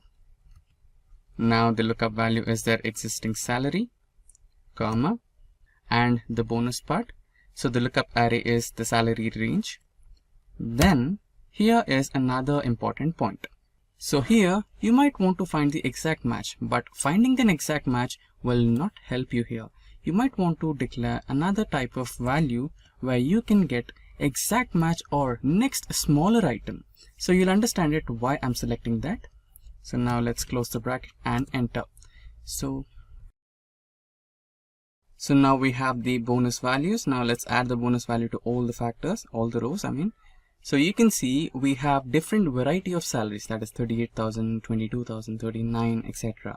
But here in the ranges we have provided 10, 20, 30, 40 and 50. So what if the value is between 30 and 20? That's when you want the less number, right? That's when you want the number which is equivalent to 30 or less than 30, which happens to be 15%.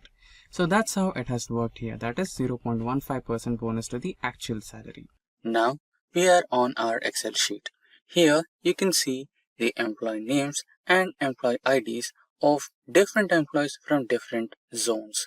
Let us imagine that the blue one is from East, green one is from West, and the black one is from, or the purple one is from South, and the orange one is from North. So this data is a little small, but what if we had a data with hundreds or thousands of rows, including all the employee names, employee IDs, or another relevant data type like sales of an employee and his employee ID. And you were supposed to combine all the data from all the 4 different zones into one single sheet. It would consume a lot of time, right? So recently, Microsoft has released some latest updates based on arrays and data. So one of those is VStack function in Excel. So how to use it? Since it is a latest function, I recommend you to go to the file menu, and in the file menu you can navigate to account, and in the account you can see the option of update options. Then you can select update now and your Microsoft Office will be updated to the latest version, and you'll get access to the latest functions in Excel and all the other Office related things like PowerPoint presentation, etc. Now we are going to implement the VStack function in Excel. It is completely simple. All you need to do is equals to stack and then select the data. Remember to select the data from column A and cell 2 or the row 2. We are not selecting the employee name and employee ID. We are just selecting the data. Now separate them by comma. Then again this one here, this set, and again this one, and again lastly this particular last set. Now close the bracket and press enter. And there you go. You have all the employee names and their respective employee IDs all together in one data set. So this is how you use VStack function in Excel, and there are also a few more new updates from Microsoft Excel and we will discuss on them sooner. So the name itself conveys that it is something like a reference function, right? So it refers to a cell which is present in a particular sheet or the current sheet, or it refers to a particular range in the current sheet, or it can also refer to an entire workbook in a current window, right? So you can stay here on the sheet number 1 and you can refer something which is present on the sheet number 10 or 11. You can stay in this current workbook and refer to something which is around in a different workbook altogether. So that's exactly how the indirect function in Excel works. Okay, so I guess the definition was a little difficult to get. Let me show you a simple demo here so that it becomes a little easier for you. So currently I'm in the cell number A2, right? Now here I will implement the indirect function. Press tab to select it, and now I'll refer to the cell C2 and let's enter, and there you go. Let me properly close the window, it's there. So let me implement the indirect function here. So equals to indirect and press tab to select. Now I'll be selecting the cell C2 and inside C2 we have E2 address. Now the formula is fine. I have implemented the indirect function and selected the cell E2, and now if I press enter, see the magic. There you go. So in the cell E2 we have the text hello world. So when I use the indirect function to refer, which is something in C2, it is indirectly referring to another cell address, that is E2, which has the text hello world. Now this one was a little pretty simpler. Now let's check some complicated ones, and we'll move to sheet number 1. Here we have some student names and their marks on the individual subjects, that is math, science, English, computer science. And here you can see I'm selecting the student names, and accordingly I'm getting their average score and the total marks obtained, right? Seems interesting. How did I do this? So this is done exactly using the indirect function. So let's do it again. So this is how you do it. Now here I will be using, okay, before we get into this, we need to do some fundamentals before we do it, right? So the fundamentals are, you need to name your individual columns. So here I have Brian and his marks. So I'll select entire marks of Brian, ranging from B2 to B4. Right click, and here you can see define name, and I'll be naming it as Brian. It's already named. We might get an error. So it's already named. Okay, let's add another one, maybe Jennifer. Let's cancel this. So let's add Jenny, and her marks will be 96, 87. I'm selecting some random numbers here. So 87. So we have the new column here. Now we need to name this column, define a name, and it's Jenny. So Excel has automatically selected the name for this column. So let's press OK. Now we have our columns ready. Now here if you see the drop down, we have Amy, Banner, Brian, Brock, Emily, Jenny, John, everyone over here, right? So the columns are named, the individual columns are named. So now the student name. So here you can use some simple trick called data validation here. Select the data option in the toolbar, navigate to data tools.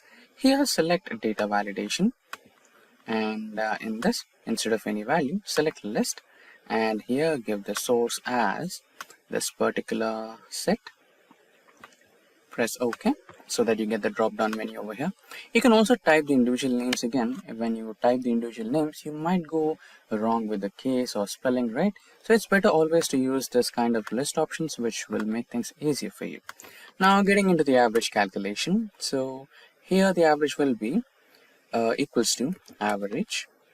Press tab to select. Now the indirect function. Indirect of the cell address, and close the bracket. First you might get an error because currently it is empty. So select some name and you'll get your average score. Now same thing applies to total. You can press the sum function, select the sum function, and type in the indirect function, and the cell B11, close the brackets and press enter. So that's how you do it. Press web query in Excel. Now you might be wondering what exactly is web query. So you all know that Excel is a brilliant data analytics and business intelligence tool, right? So it requires some data to be stored or some data to be analyzed, right? That creates as an opportunity for the sources. So don't think that Excel is something where you just copy paste the data and that's how it stores, or you need to manually enter the data. No. It can get connected to a various and wide variety of data sources, ranging from a simple file, database, CSV, and Microsoft Access, data analysis services, and many more, and including web, right? Now there might be a case where you are interested in getting the data from a direct web page which is dynamic. For example, you might be interested in stock market, right? And you wanted to take the data which is dynamic directly from the stock market, right? So is it possible for Excel to take and store the dynamic data? Yes, you can do it. So now here we are on the stock market India website, and let's get into the most active stocks table. Click on that. and you are navigated to the most active shares in India currently. Now select the URL of this particular web page, get back to your Excel, and here on the data button in the toolbar you can see from text, CSV, from web, right? So let's select the get data option from other sources, from web. You can either choose this or feel free to choose this as well over here. So let's go to web, and here you might want to place your URL. Paste the URL and press OK, and you will have some time connecting to the server. Give it some time. Now while we are at it, let me tell you guys that we have daily updates on Microsoft Excel and also a lot more technologies in the current IT industry. So if you want to get updated on all the technologies in the current IT market, then make sure that you subscribe to our channel and don't forget to hit that bell icon to never miss an update from Simplilearn. Now you can see that we are successfully connected to the data, and you can see various data tables over here. So for example, let's select on the table 0. So all this data is the current active and dynamic data from the website we selected. So let's just press on load to load just one table as of now and see how it works. So the data is loading. Again, we might have to give a little time for the data to load onto the Excel spreadsheet. Now you can see the data has been successfully loaded, and all the details, that is the company name, highest price, lowest price, last price, change percentage, and value in crores, everything has been updated, including the 5-day performance, right? Now you can hide this because it's a lot of information to grasp altogether. Now here you can see all the data has been currently stored onto the Excel spreadsheet. Now you might be wondering if this particular data is valid or if this particular data is really dynamic or not, right? So to answer that question, let's see to the data option again, and here you can see the refresh button. So click on refresh all, and you can see there is a query running in the background from the web, right? So here you can see running background query. So this will run a query and the numbers will be updated. So let's remember any one of the numbers. Maybe they might be, so I'll take a quick glance here and try to remember the numbers. We can take a screenshot, and after the query has successfully run, you can see some changes in the numbers, right? So maybe some numbers are changed here since we have finished our query. So that's how the web query in Excel works with the dynamic data. That is user form in Excel. So what exactly is a user form? So user form is a graphical user interface that helps you have a live interaction with your worksheet, which enables you to enter or eliminate data from your Excel worksheet through the graphical user interface. Now let's get into the practical mode and start the Excel workbook. Now we have launched our Microsoft Excel. So let us create a blank workbook for now. Now we have the blank workbook or worksheet.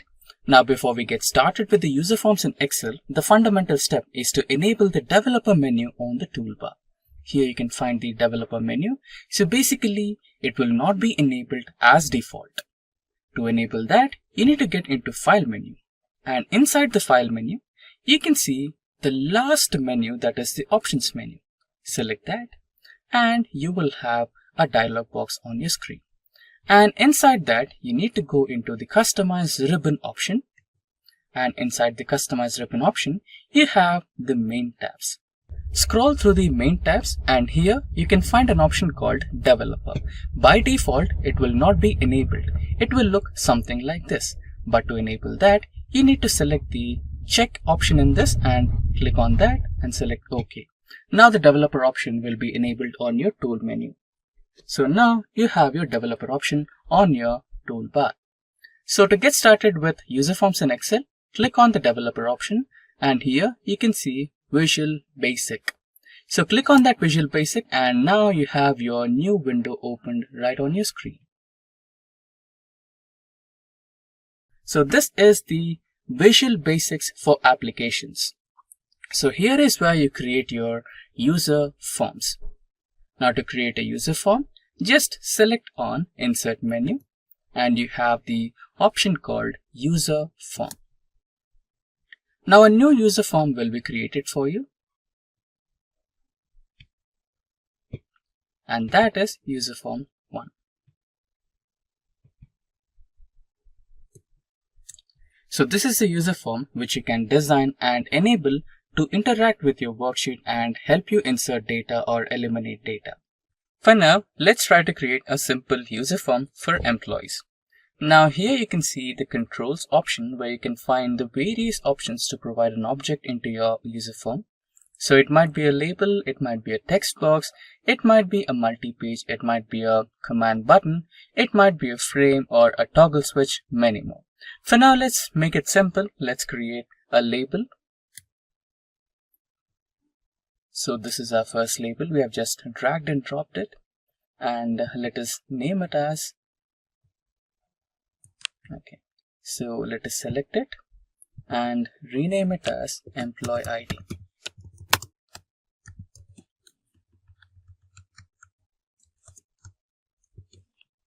Now let's insert another label. Drag and drop, as simple as it looks. Select that and rename it as employee name. Now another one, you can also copy that and paste it.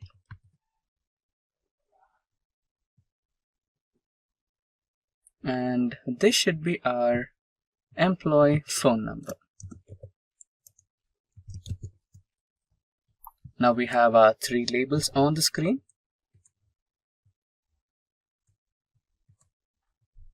Let's try to insert the text box.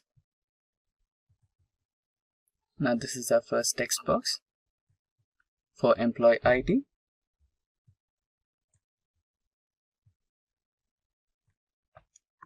Now let's copy and paste it. So another text box for employee name, copy and paste again, and the last text box for employee phone. Now let us try to insert the button. So the first command button, let us rename it as insert. Now let us relocate it to a little bit left. Now let us try to insert another button. And here it is. The second button would be refresh sheet. The refresh button will play the role of clearing the text boxes in case if there is some data already entered. If you want to clear that, you can just press on refresh and it will be cleared. Now we have our user form. So let us try to rename our user form. So here you can see that we have the properties tab, and inside the properties tab you can always rename it. And to rename it, let us go into caption and rename it as employee data, and that's done. So our basic user form is ready. Now let's get back to Excel sheet. So remember that we have created 3 labels: employee ID, employee name, and employee phone. We need to create the exact same columns here. So employee ID, let us expand the column a little bit. Now employee name, let us also increase the width, and finally we have employee phone. There you go. Yeah, we have our 3 columns. Let us select all the 3 columns and align to middle. You can also format your cells. Let us select the green color and text as white, and let us bold. Yeah, pretty good. There you go. So we have created our sheet and it's ready now. Now the last part remaining is we need to code this particular user form. So coding in the sense, we have two buttons over here, right? So those buttons should be performing some kind of operation. So for insert button, the operation should be inserting the data which we have entered into these text boxes. So to program it, just double click on the insert button and here eliminate everything and paste this code. So basically what we did is we had this particular code segment. So this is the starting part of the code segment and this is the ending part of the code segment. So we are writing our code in between these two lines. So what did we write here? So end of the row is sheets of sheet name. So this is the sheet name. Right here we have our sheet name as sheet 1. So that is the sheet name where we want to perform the operations, and range from A to rows count, end Excel up row. That is, we are counting the number of rows here. That particular statement will count the rows till the end of the sheet automatically. And after that, it will shift to text box value. That is, once the row number is counted, that is from 1 to n, it will start entering data from the first available row. That is A column. A column. Then, once the A column is finished, it will enter into B column and subsequently into C. And once the text boxes are entered the data, that is, let's come back to here. So once we have entered all the text, that is the employee ID, name and phone, after selecting the insert button, automatically these three text boxes should go blank again. You cannot have the same data again in your text box. So that is why we have included text box value 1 null, text box value 2 null, text box value 3 null. So that was for command operation insert. Now we should program the command operation for refresh. Double click on that and you have the code option over here. So this particular code will be automatically loaded from the click button 1. Now for click button 2, you need to add some more data, that is refreshing. So whenever you press the refresh button, the text should go blank. For that, we'll use the same code from the previous click button or the command button. Paste it over here and this should perform the clearing operation. And it's done. Now close this. So select the employee data, user form, and here you can see the run option. So select that run option and the sheet has the user form here.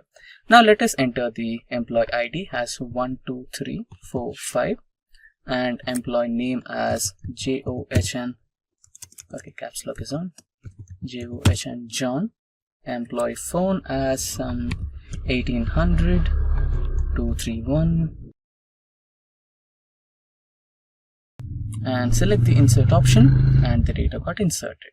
Now let us try to insert another data 1, 2, 3, 4, 6. Employee name Vic and employee phone number 18000345.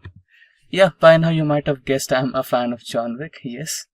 And yeah, there you go. We have entered the second data over here. Now let me show you another trick where you can place all this user form as a macro and replace this by just one single button. So whenever you press that button, this data form or user form will pop up and you can directly start entering data. So for that, let's get back to the Visual Basic and stop this particular execution, and you got your user form back. Now you need to insert a model. Get into insert option and select the module or model. Yeah, it is module, not model. So inside this module, you need to write the command for macro. So here it is. So what we are basically doing is employee data dot show, or we can use an underscore and get back to user form and rename this as data. Cool. So what we are doing is entering the subject as enter employee details. This will be the macro name, and when this macro is called, the employee data user form should be shown, and once it is shown, the code should be ended. that is end subject. Now we have designed our module. Now let's get back to the sheet. And here, go to the developer option, go to the insert menu and select button and draw the button somewhere. And now you can select the enter employee details macro and press OK. And now you have a button here. Now you can edit this. Edit it as press to enter employee details. And there you go. Done. So now whenever you press this particular button, the user form will activate. Okay. And you need to play this. Okay. The error was related to the employee data sheet name. We had to rename the employee data from user form to employee data. Initially it was just user form. We have renamed that to employee data and now the code is fine. So let's get back to the sheet. Now if you press this button, the user form will automatically start. Now let us try to enter the data again. 1, 2, 3, 4, 5, 7 this time. And some name. Let's enter as Jennifer. And her phone number would be 1-800-345-098. Some random number and select insert and the data has been inserted here. So this is how you work on user forms in Excel. Now at times you might be working on a really important spreadsheet on your Excel, or you might have the sales data of your company or some confidential data of your organization. And you might have shared the file with your junior, or you might face some pocket issue and you forgot to save or you missed to save your data. And what to do if you cannot save your data and how can you recover it, right? So this might be a really big hassle. Today we are exactly going to discuss the same and see how to do it in multiple ways. So Excel comes up with an option to automatically save the data. Also, it will try to warn you that your data is not being saved. Would you like me to save it or not? Right, so we'll do the first one. So here you have the auto save option. You can either say OK to it or you can ignore it. In case if you ignore it, if you choose to ignore it, or if you choose to manually save it, and then if you want to close the file, remember we haven't saved the file. If you wish to close it, Excel will automatically come up with a dialog box asking you want to save your changes to your data.xlsx. That means it is asking you if I have to save it or not. Let's try to ignore this and forcefully let's try to close it. You can go to Task Manager option. Here we are trying to simulate the option of pocket issues. So we are forcefully closing Excel without saving any data. So we have closed it. Now here you can see we do not have Excel running in the background. Now, when you directly open or try to start Excel, when you get the power backup again, and if you want to open that same data file, it will ask you the document recovery option. It says you have closed the file without saving the changes, and you can choose to, come back from the same place where we left last time. Okay, now that was the pocket issue, and now let's see another way. Okay, let's imagine that somebody eliminated few important data files from your organization's confidential data, employee ID, employee name, etc. And again, let's simulate the force close of the Excel. Now we are closing it again without saving. No data was being saved. Now it will also ask the same data. It has another version here, the original one, which wasn't saved. So here you can recover the same file again, however it was initially. So you can save it and it will get back to the original place. So this was one way. Also, we have another few multiple ways. Just we have to navigate to File, and here you can open. And in the open menu, you have a button called Recover Unsaved Workbooks. Not just the current workbook, it will also have all the remaining files which are related to Excel that are not saved. So here you have a few workbooks which was not saved. This is one option, and we also have another option. We can just navigate to Info, and there you have another option called Manage Workbook. And in the Manage Workbook, you have another option called Recover Unsaved Workbooks, which will also redirect you to the same file, that is Microsoft Office unsaved files, and you'll have all the unsaved workbooks which are related to Excel. So this is how you can recover the unsaved data in Excel using multiple ways. First thing, Excel will automatically ask you if you have to save the file or not. And in case if you forget to save it, you can directly recover it by default by Excel. It will automatically show that some folder was not saved on the left side of your Excel spreadsheet by default. And in case if you missed out on that one, you can manually go to File and you can either choose Open option or Info option to recover the unsaved folders from your default file location from your PC, that is Microsoft Office unsaved files, etc., which will have all the list of all unsaved workbooks related to Excel. Let's see what is a project plan. Project plan is a basic thing that is needed to execute a project. According to Project Management Book of Knowledge, a project can be defined as an approved, elaborative document that guides the team during project execution and project control. When we are making a project plan must answer several questions for us. These questions are like, what are we expecting our project to deliver? How are we expecting to get our deliverables within the desired time? Who all will be a part of our project and what tasks they will have in the project? When will the project start and when it is expected to end? That is, the deadlines of the project. Now, let us learn about project management in Excel. Microsoft Excel is one of the most common applications these days. It is used in both offices and at homes. Microsoft Excel is an easy project management tool that allows the team members to easily see the tasks in a project, develop a plan, and track its progress. Before we learn more about project management in Excel, let's first have a look why do we use Excel. Microsoft Excel is an easy tool to plan a project, so it can be used by people who are beginners in terms of project management. In Excel, one can find several analytical tools like concatenate, len, and counter, so this makes data analysis easy and effective. As the entry of data is easy, same is tracking and controlling of project status. Then, there are several project management templates in Excel that help us to have an effective distribution of project data. We will be checking several project management templates towards the end of this video. Now, let's have a look at the process of making a Gantt chart in Excel. Before we begin this, it's important we know what is a Gantt chart. A Gantt chart is like an horizontal bar chart that is used for project management. With the help of a Gantt chart, we can check the status of the task, the date they start, the date they end, and their dependencies on each other. Gantt chart helps in coordinating and monitoring different tasks in a project. Now, let's have a look at the steps that will help us in making a Gantt chart. First step we have is make a project table. We have several rows and columns. Like here, we have 3 columns. In the first column, we have the tasks. In the second, we have a start date.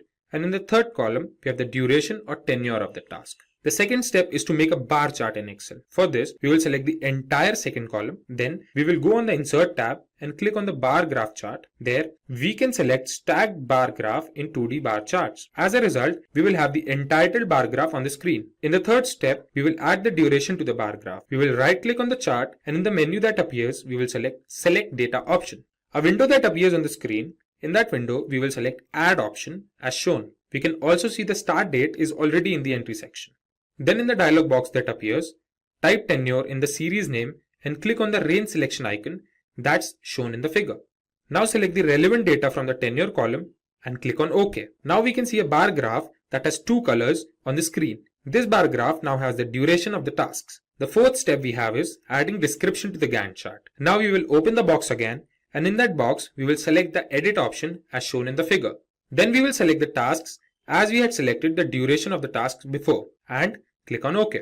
We can now see the tasks have appeared towards the left side of the Gantt chart. The fifth and the remarkable step will help us convert this bar graph into a Gantt chart. We will now click on the bars and select the Format Data Series option from the menu that appears. Then in the Format Data Series dialog box, we will select No Fill option. We can find our Gantt chart on the screen now in accordance with the data that we had entered. Now we can see the tasks on the left side are in the reverse order. So what we will do next is, we will click on the task panel, then go to the Format Access dialog box and select the categories in reverse order option. Now we can find our tasks in the right order. One more thing we can notice is, Gantt chart is starting with some other date and not with the dates that we had entered. So for this, we will copy the first date in some other cell, then clicking on the copied cell, we will go to the home menu to select the dialog box as shown in the figure. Then in that drop down menu, we will select the number option. We can now find a value displayed in the copied cell. We will copy that value, click on the dates on the chart And as the Format Axis dialog box opens, we will paste that value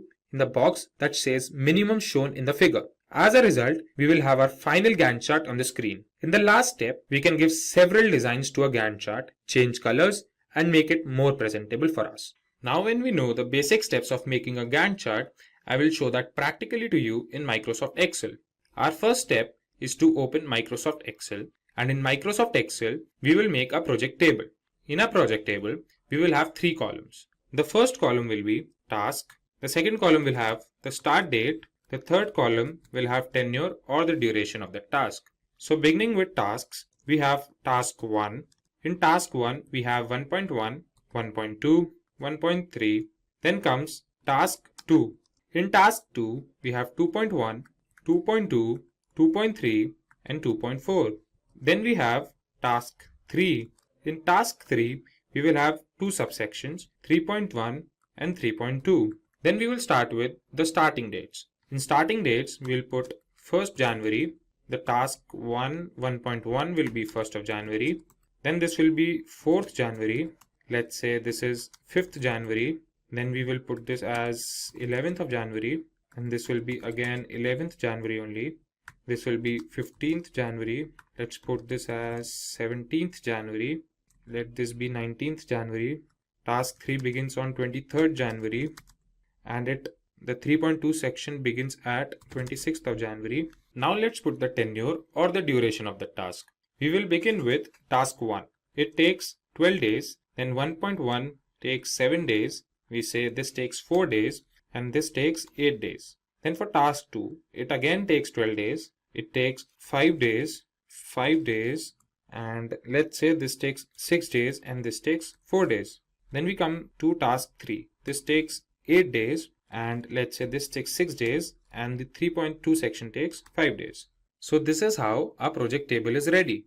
In the second step, we will select the entire second column. After we have selected this column, we will go to the Insert tab. In the Insert tab, we'll go to the bar columns, and in this, we will select 2D stacked bar charts. Now we have the entitled bar chart in accordance to our data on the screen. Then comes the third step. We will add the duration of the tasks to the bar graph. We will click on the chart, and after we click on the chart, we will select Select Data option. In the Select Data Source dialog box, we find the start date is already there.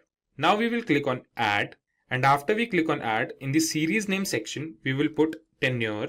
Then in the series value, we will click on this icon and select the entire tenure series and click on OK. So this is the bar graph that we have now.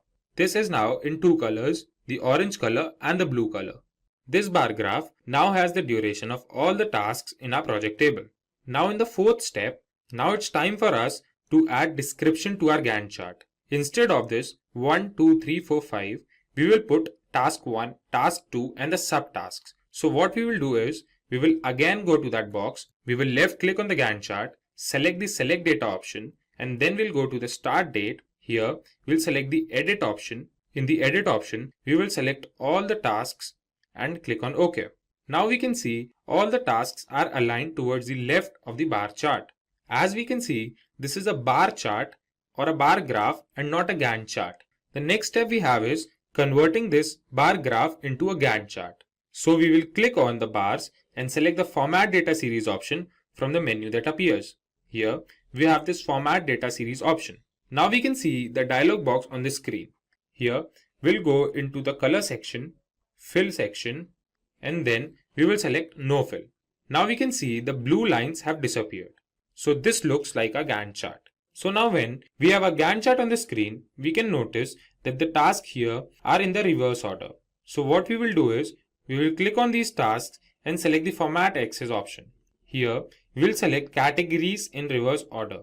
We can see our Gantt chart is now in order, like we have our task 1 on the top and task 3 at the bottom. The dates are starting from 11th of December, but the dates we have provided are from 1st of January. Now we will copy this cell, then go on the dates box. Here, we'll go to Format Axis. In the Format Axis, we can see minimum. In this minimum, we will paste this value and press enter. As we press enter, we can see our Gantt chart starting from the date that we wanted to start, and that too in the correct order, starting from task 1 to task 3. Now as a result, we have our final Gantt chart on the screen. In the last step, what we can do is make our Gantt chart more representable. We can change the color of these bars, we can give them shapes, and we can do many other things to make it more presentable. We will first select the bars. Like what we will do is, we will select task 1 and let's say we give it the color blue. Then task 2, we will give it color green, and in task 3, we'll give it the color black. So here the subsections will give different colors to the subsections as well. Then we come to task 2.1. This is how we can change the color of these cells, or apart from changing colors, we can select a bar graph and do the gradient fill. So this is how we can make a Gantt chart more presentable. After changing the colors or changing the shapes, we have our final Gantt chart on the screen. Finally, let's have a look at some Microsoft Excel templates for project management. Microsoft Excel templates help in collecting data, putting them into order, and check their dependencies with each other. With the help of these templates, we can monitor the status of the tasks, and we can also check the progress our project has made. Moving forth, we will check some important Microsoft Excel templates. The first template we have is Excel Project Review template. This template helps us have an overview of the project. We can have a clear understanding of all the tasks that are planned and that are completed. This helps project managers to measure the progress of the project and take further steps accordingly. Second template we will check is Excel Budget template. In this template, we can monitor all the expenditures of our project. It helps us in managing the budget of a project and also helps in comparing the budget of a project at different phases. Let's have a look at the budget template in Excel once. We can download this template from officetimeline.com. The Gantt chart towards the right is in accordance with the dates towards the left. If we fluctuate the date, we can see the template working. The start date for task 1 could be changed to 10th June. If we change this date to 10 June, we can see the fluctuation in the Gantt chart. So this is how we can use this template directly. Let's have a look at the third template now. Third template we will see is Excel Sprint Project Tracker template. This template is used majorly in agile projects, where the project is made in several sprints or sessions. This template includes the start date, the end date, and the duration of each task. We can also see the percentage completed of each task. Let's have a look at the Sprint Project Tracker template as well. We can see the Gantt chart towards the right and the data towards the left. So if we change any data, we can see the Gantt chart changing. For example, we can change the data in Sprint 2 Feature 3. Let's change the start date to July 2nd. We can see the Gantt chart changing. This is how we can use this template directly to track our sessions. Let's have a look at the fourth Excel template. This template is Excel Project Tracker.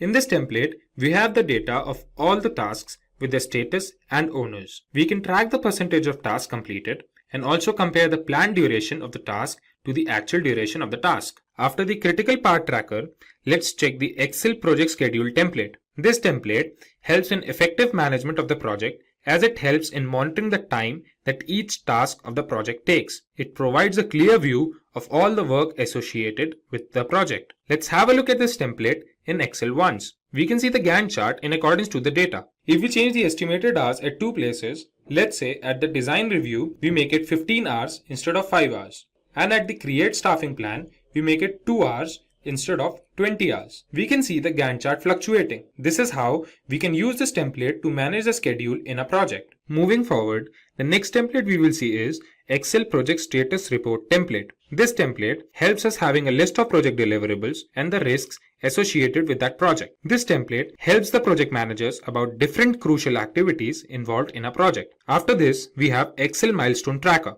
The milestone tracker helps us in tracking or monitoring different tasks in a project. Project managers use this template to monitor the project performance with respect to the timelines. The last template we will see is Excel Project Planner. Excel Project Planner includes a list of tasks with the respected owners along with the start date and the end date of that task. This helps in monitoring each task and comparing the estimated task date with the actual ones. Let's have a look at this template in Excel. We can see the Gantt chart with respect to the data entered. Let's make changes at several places in the data. We can make this 22 to 24. We will make this 23 go to 2. And we can make this 5th September go to 15th September. And when we make the changes, we can realize the Gantt chart is fluctuating. So this is how we can use this template to plan a project effectively and efficiently. So first, let's understand what exactly is MIS report in Excel.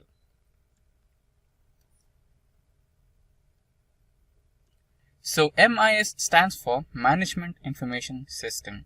MIS reports provide data on different categories for accurate decision making. So MIS in Excel is a procedure to create interactive report using Microsoft Excel. So MIS reports help management to access the performance of organization and allow faster decision making. So if you know to create the MIS reports using various business intelligence tools such as Excel, then you might find a very good job opportunity in a well-established company.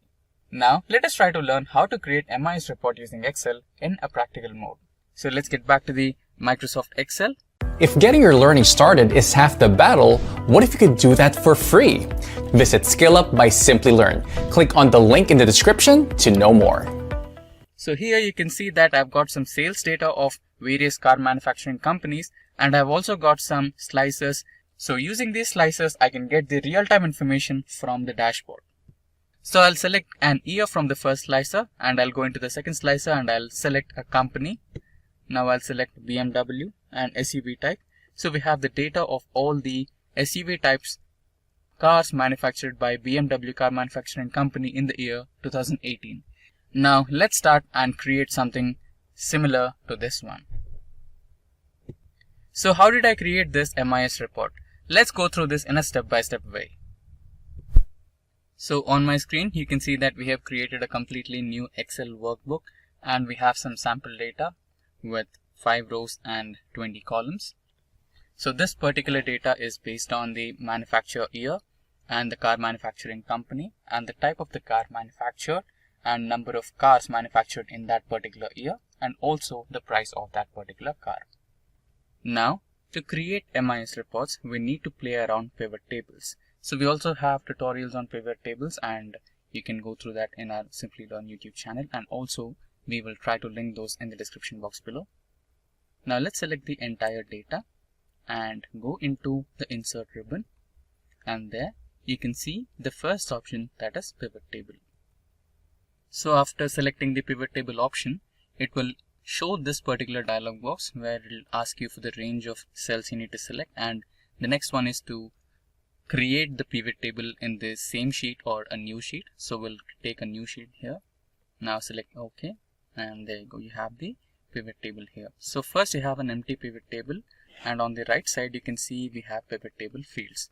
Now you can either drag these options into the rows and columns, or you can also click it. So now let's drag and drop these. First we will select year and car. Followed by that we will take type, quantity and price to columns. So there you go, we have our pivot table now. Let's select all the data in the pivot table, and again let's get back to the insert option, and here you can see an option called pivot chart. Select that and you will have various pivot chart options here. Now you can select any one which you can prefer or which you like, or whichever you think can represent your data in the best way possible. So now let's go with column chart first. Let's select OK, and we have our column chart over here. Now this happens to be our first chart. Now let's create a few more charts. So to create few more charts, we'll go back to the same original data. Select again insert and pivot table. Now again a new worksheet. So here we have another empty pivot table. In the similar way, let's drag the same data into rows and columns.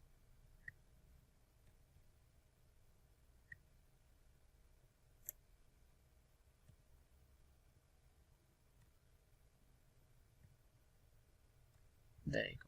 And again we will select all the data and create a pivot chart.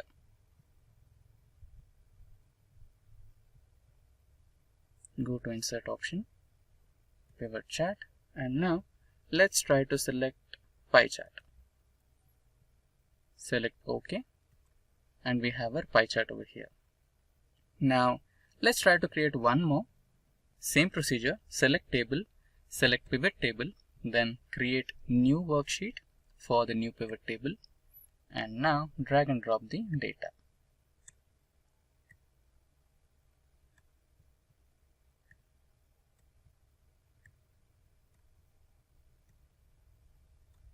Now let's go to insert again. Let's select all the data, go to insert option and pivot chart. Now let's try to select the bar chart. Select OK, and there we have our bar chart. Now remember the first chart we created, that is in sheet 2, this one. So we will try to move all the charts to this particular table or this particular worksheet. So let's get back to the sheet number 3, right click, and you can see an option called pivot chart analyze. So from here you can move the chart. Select the option of moving the chart, and don't select the first one, select the object in option and select the sheet number to which you want to move this chart. For now we want to move this chart to sheet number 2, select that, press OK. Now we have the chart moved to the sheet number 2. And in the same way, let's go to the sheet number 4 and let's move this particular chart to sheet number 2.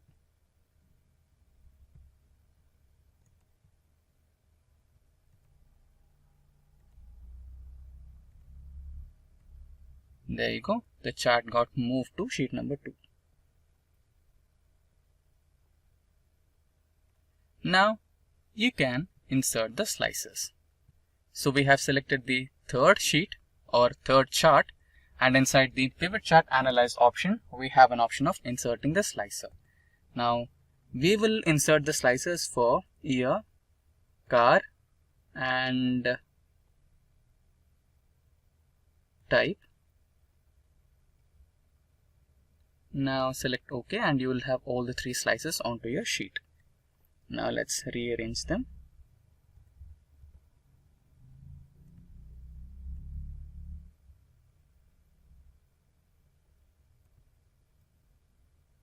So I'm just organizing them in a neat way.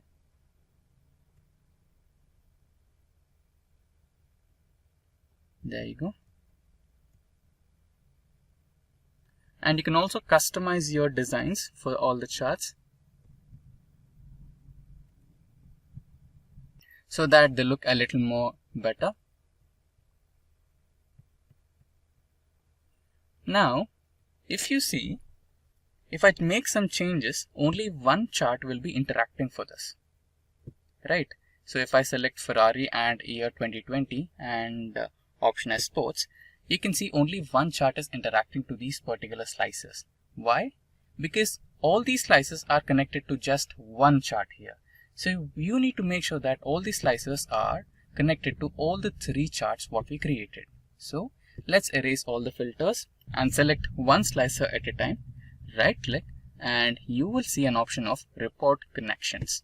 Select that and you see that the connections are only connected to the pivot table 3. So select the remaining pivot tables as well. Select OK. And in the same way, select the second slicer. Select the report connection option. Connect pivot table 1 and 2 and select OK. And in the same way, the third one. So now all the slices are connected to all the pivot charts. Now if you make some changes here, they will respond automatically in the same way. Now let's select the Ford company, the year 2019 and hatchback option, and you have all the cars which were made in the year 2019 from Ford company in the segment of hatchback. So this was the sample dataset that we worked on. Now you can also work on some complex datasets such as this Superstore dataset. Now one thing you need to make sure that when you're working with Excel MIS, you need to make sure that all the macros are disabled on your dataset and you convert the entire data into the regular table format of Excel. Right now, Excel is considering this particular data as a database. So for that, you need to select all the data, press Ctrl T, and then convert the entire data in the form of tabular data. And also, don't forget to click this icon which reads My Table Has Headers. So the first row is the headers. Now let's select OK, and your entire data will be converted into tabular form. Now let's reset this to the normal type which has the clear color, not all the fancy colors. Now the entire data is converted from the DBMS to the tabular form, and now you can start implementing the MIS reports and pivot tables. And so why exactly do we need to do time series analysis. Typically, we would like to predict something in the future. And it could be stock prices, it could be the sales, or anything that needs to be predicted into the future. That is when we use time series analysis. So it is, as the name suggests, it is forecasting. And typically when we say predict, it need not be into the future. In machine learning and data analysis, when we talk about predicting, we are not necessarily talking about the future. But in time series analysis, we typically predict the future. So we have some past data and we want to predict the future. That is when we perform time series analysis. So what are some of the examples? It could be daily stock price, the shares as we talk about, or it could be the interest rates, weekly interest rates, or sales figures of a company. So these are some of the examples where we use time series data. We have historical data which is dependent on time, and then based on that we create a model to predict the future. So what exactly is time series? So time series data has time as one of the components, as the name suggests. So in this example, let's say this is the stock price data and one of the components. So there are two columns here. Column B is price and column A is basically the time information. In this case, the time is a day. So that primarily the closing price of a particular stock has been recorded on a daily basis. So this is the time series data and the time interval is obviously a day. Time series or time intervals can be daily, weekly, hourly, or even sometimes there is something like a sensor data. It could be every few milliseconds or microseconds as well. So the size of the time intervals can vary, but they are fixed. So if I'm saying that it is daily data, then the interval is fixed as daily. If I'm saying this data is an hourly data, then it is the data is captured every hour and so on. So the time intervals are fixed. The interval itself you can decide based on what kind of data we are capturing. So this is a graphical representation. The previous one here we saw the tabular representation, and this is how to plot the data. So on the y-axis is, let's say, the price or the stock price, and x-axis is the time. So against time, if you plot it, this is how a time series graph would look. So as the name suggests, what is time series data? Time series data is basically a sequence of data that is recorded over a specific intervals of time and based on the past values. So if we want to do an analysis of time series past data, we try to forecast a future. And again, as the name suggests, it is time series data, which means that it is time dependent. So time is one of the components of this data. Time series data consists of primarily four components. One is the trend, then we have the seasonality, then cyclicity, and then last but not least, irregularity or the random component. Sometimes it is also referred to as the random component. So let's see what each of these components are. So what is trend? Trend is overall change or the pattern of the data, which means that the data may be, let me just pull up a pen and show you. So let's say you have a data set somewhat like this, a time series data set somewhat like this. All right. So what is the overall trend? There is an overall trend which is upward trend as we call it here, right? So it is not like it is continuously increasing. There are times when it is dipping, then there are times when it is increasing, then it is decreasing and so on. But overall, over a period of time, from the time we start recording to the time we end, there is a trend, right? There is an upward trend in this case. So the trend need not always be upwards. There could be a downward trend as well. So for example, here there is a downward trend, right? So this is basically what is a trend. Overall, whether the data is increasing or decreasing. All right, then we have the next component, which is seasonality. What is seasonality? Seasonality, as the name suggests once again, changes over a period of time and periodic changes, right? So there is a certain pattern. Let's take the sales of warm clothes, for example. So if we plot it along the months, so let's say January, February, March, April, May, June, July, and then let's say it goes up to December. Okay, so this is our December, a D.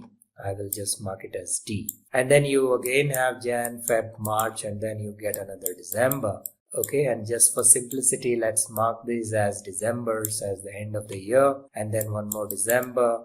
Okay, so what will happen if you're talking about warm clothes, what happens? The sales of warm clothes will increase probably around December when it is cold, and then they will come down. And then again around December, again they will increase, and then the sales will come down. And then there will be again an increase, and then they will come down. And then again an increase, and then they will come down. Let's say this is the sales pattern. So you see here there is a trend as well. There is an upward trend, right? The sales are increasing over, let's say these are multiple years. This is for year 1, this is for year 2, this is for year 3, and so on. So for multiple years, overall the trend, there is an upward trend. The sales are increasing, but it is not a continuous increase, right? So there is a certain pattern. So what is happening? What is the pattern? Every December, the sales are increasing or they are peaking for that particular year, right? Then there is a new year. Again, when December approaches, the sales are increasing. Again, when December approaches, the sales are increasing, and so on and so forth. So this is known as seasonality. So there is a certain fluctuation which is periodic in nature. So this is known as seasonality. Then cyclicity. What is cyclicity? Now, cyclicity is somewhat similar to seasonality, but here the duration between two cycles is much longer. So seasonality typically is referred to as an annual kind of a sequence. Like for example, we saw here. So it is pretty much like every year in the month of December, the sales are increasing. However, cyclicity, what happens is, first of all, the duration is pretty much not fixed, and the duration or the gap length of time between two cycles can be much longer. So recession is an example. So we had, let's say, recession in 2001 or 2002 perhaps, and then we had one in 2008, and then we had probably in 2012, and so on and so forth. So it is not like every year. This happens probably. So there is usually when we say recession, there is a slump, and then it recovers, and then there is a slump, and then it recovers, and probably there is another bigger slump, and so on, right? So you see here, this is similar to seasonality, but first of all, this length is much more than a year, right? That is number one. And it is not fixed as well. It is not like every 4 years or every 6 years. That duration is not fixed. So the duration can vary. At the same time, the gap between two cycles is much longer compared to seasonality. All right. So then what is irregularity? Irregularity is like the random component of the time series data. So there is like you have part which is the trend, which tells whether the overall it is increasing or decreasing. Then you have cyclicity and seasonality, which is like kind of a specific pattern, right? Then there is a cyclicity, which is again a pattern, but at much longer intervals. Plus there is a random component, so which cannot be accounted for very easily, right? So there will be a random component which can be really random, as the name suggests, right? So that is the irregularity component. So these are the various components of time series data. Yes, there are conditions where we cannot use time series analysis, right? So can we do time series analysis with any kind of data? No, not really. So what are the situations where we cannot do time series analysis? So there will be some data which is collected over a period of time, but it's really not changing. So it will not make sense to perform any time series analysis over it, right? For example, like this one. So if we take X as the time and Y as the value of whatever the output we are talking about, and if the Y value is constant, there is really no analysis that you can do. Leave alone time series analysis, right? So that is one. Another possibility is, yes, there is a change, but it is changing as per a very fixed function, like a sine wave or a cos wave. Again, time series analysis will not make sense in this kind of a situation, because there is a definite pattern here, there is a definite function that the data is following. So it will not make sense to do a time series analysis. Now, before performing any time series analysis, the data has to be stationary, and typically time series data is not stationary. So in which case you need to make the data stationary before we apply any models like ANOVA model or any of these, right? So what exactly is stationary data and what is meant by stationary data? Let us take a look. First of all, what is non-stationary data, time series data? If you recall from one of my earlier slides, we said that time series data has the following 4 components: the trend, seasonality, cyclicity, and random component or irregularity, right? So if these components are present in time series data, it is non-stationary, which means that typically these components will be present. Therefore, most of the time, a time series data that is collected raw data is non-stationary data. So it has to be changed to stationary data before we apply any of these algorithms. All right, so a non-stationary time series data would look like this, which means, like for example here, there is an upward trend, the seasonality component is there, and also the random component and so on. So if the data is not stationary, then the time series forecasting will be affected. So you cannot really perform a time series forecasting on a non-stationary data. So how do we differentiate between a stationary and a non-stationary time series data? Typically or technically, one is, of course, you can do it visually. In non-stationary data, the data will be more flattish. The seasonality will of course be there, but the trend will not be there. So the data may, if we plot that, it may appear somewhat like this, right? It's a horizontal line. Along the horizontal line, you will see. Compared to the original data, there was an upward trend, so it was changing somewhat like this, right? So this is non-stationary data, and this is how a stationary data would look visually. What does this mean? Technically, this means that the stationarity of the data depends on a few things: the mean, the variance, and the covariance. So these are the 3 components on which the stationarity of the data depends. So let's take a look at what each of these are. For stationary data, the mean should not be a function of time, which means that the mean should pretty much remain constant over a period of time, right? So there shouldn't be any change. So this is how the stationary data would look. And this is how a non-stationary data would look. I've shown in the previous slide as well. So here, the mean is increasing. That means there is an upward trend. Okay, so that is one part of it. And then the variance of the series should not be also a function of time. So the variance also should be pretty much common, or should be constant rather. So this is if we visually take a look, this is how time series stationary data would look, where the variance is not changing. Here the variance is changing, therefore this is non-stationary, and we cannot apply time series forecasting on this kind of data. Similarly, the covariance, which is basically of the ith term and the I plus mth term, should not be a function of time as well. So covariance is nothing but not only the variance at the ith term, but the relation between the variance at the ith term and the I plus mth or the I plus nth term. So once again, visually this is how it would look if the covariance is also changing with respect to time. So these are all three components should be pretty much constant, and that is when you have stationary data, and in order to perform time series analysis, the data should be stationary. Okay, so let's take a look at the concept of moving average, or the method of moving average, and let's see how it works. We'll do simple calculations. So let's say this is our sample data. We have the data for 3 months, January, February, March. The sales in thousands rather, not hundreds, thousands of dollars is given here, and now we want to find the moving average. So how do we find the moving average? We call it as moving average 3. So moving average 3 is nothing but you take 3 of the values or the readings, add them up and divide by 3. Basically the way we take a mean or average of the 3 values. So that is as simple as that. So that's the average first of all. So what is moving average? Moving average is if you now have a series of data, you keep taking the 3 values, the next 3 values, and then you take the average of that, and then the next 3 values, and so on and so forth. So that is how you take the moving average. So let's take a little more detailed example of car sales. So this is how we have the car sales data for the entire year, let's say. So rather for 4 years. So year 1 we have for each quarter 1, 2, 3, 4, and then year 2, quarter 1, 2, 3, 4, and so on and so forth. So this is how we have sales data of a particular car, let's say, or a showroom.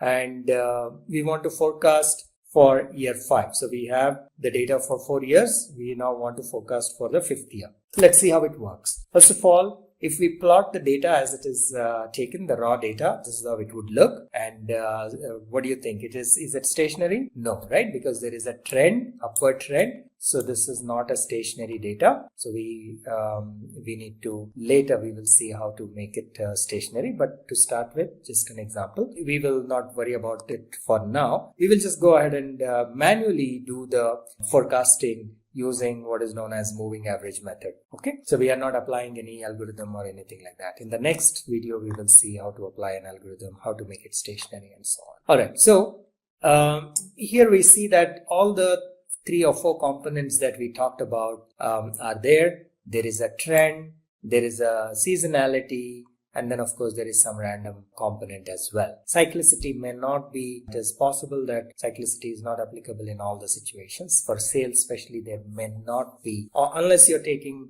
a sales for maybe 20-30 years, cyclicity may not come into play. So we will just consider primarily the trend, seasonality, and irregularity, right? So random, it is also known as random irregularity, right? So we were calling the random or irregularity component. So these are the 3 main components typically in this case we will talk about. So this is the trend component, and we will see how to do these calculations. So let's take a look, redraw the table including the time code. We will add another column which is the time code, and this is the column. And we'll just number it like 1, 2, 3, 4 up to 16. The rest of the data remains the same. Okay, so we will do the calculations now. Now let us do the moving average calculations or MA4 as we call it for each year. So we take all the 4 quarters and we take an average of that. So if we add up these 4 values and divide by 4, you get the moving average of 3.4. So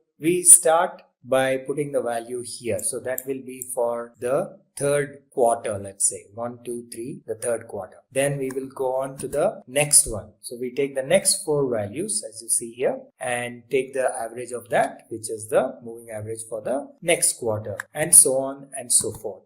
Now, if we just do the moving average, it is not centered. So what we do is we basically add one more column and we calculate the centered moving average as shown here. So here what we do is we take the average of 2 values and then just adding these values here. So for example, the first value for the 3rd quarter is actually the average of the 3rd and the 4th quarter. So we have 3.5. Now it gets centered. So similarly, the next value would be 3.6 plus 3.9 divided by 2, so which is 3.7, and so on and so forth. Okay, so that is the centered moving average. This is done primarily to smoothen the data so that there are not too many rough edges. So that is what we do here. So if we visualize this data now, this is how it looks. Right, so if we take the centered moving average, as you can see, there is a gradual increase. If this was not the case, if we had not centered it, the changes would have been much sharper. So that is basically the smoothing that we are talking about. Now let's go and do the forecast for the 5th year. So in order to do the forecast, what we will do is we will take the centered moving average as our baseline and then start doing a few more calculations that are required in order to come up with the prediction. So what we are going to do is we are going to use this multiplicity or multiplicative model in this case, and this is how it looks. So we take the product of seasonality and the trend and the irregularity components, and we just multiply that. And in order to get that, this product of these two, we have basically the actual value divided by CMA. YT value divided by CMA will give you the predicted value, or YT is equal to the product of all 3 components. Therefore, ST into YT is equal to YT by CMA. So this is equal to YT, right? So therefore, if we want ST into YT, the product of seasonality and irregularity, it is equal to YT by CMA. So that is how we will work it out. I also have an Excel sheet of the actual data. So let me just pull that up. All right, so this is how the data looks in Excel. As you can see here, year 1, quarter 1, 2, 3, 4, year 2, quarter 1, 2, 3, 4, and so on. And this is the sales data. And then this is the moving average. As I mentioned, this is how we calculate. And this is the centered moving average. So this is the primary component that we will start working with.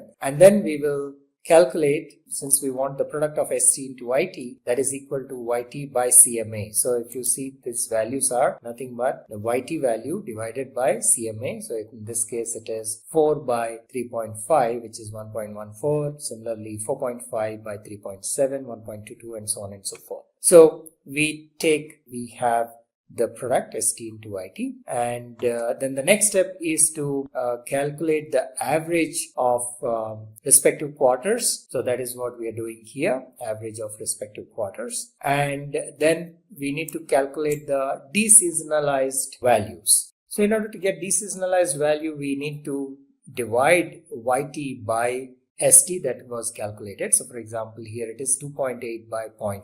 So we got the deseasonalized value here, and then we get the trend, and then we get the predicted values. So in order to get the predicted value, which is basically we predict the values for known values as well. Like for example, year 1, quarter 1, we know the value, but now that we have our model, we predict ourselves and see how close it is. So we predicted as 2.89, whereas the actual value is 2.8. Then we have 2.59, the actual value is 2.1, and so on, just to see how our model works, and then continue that into the 5th year, because for 5th year we don't have a reference value. Okay, and if we plot this, we will come to know how well our calculations are, how well our manual model. In this case, we did not really use a model, but we did on our own manually. So it will tell us the trend. So for example, the predicted value is this gray color here, and you can see that it is actually pretty much following the actual value, which is the blue color.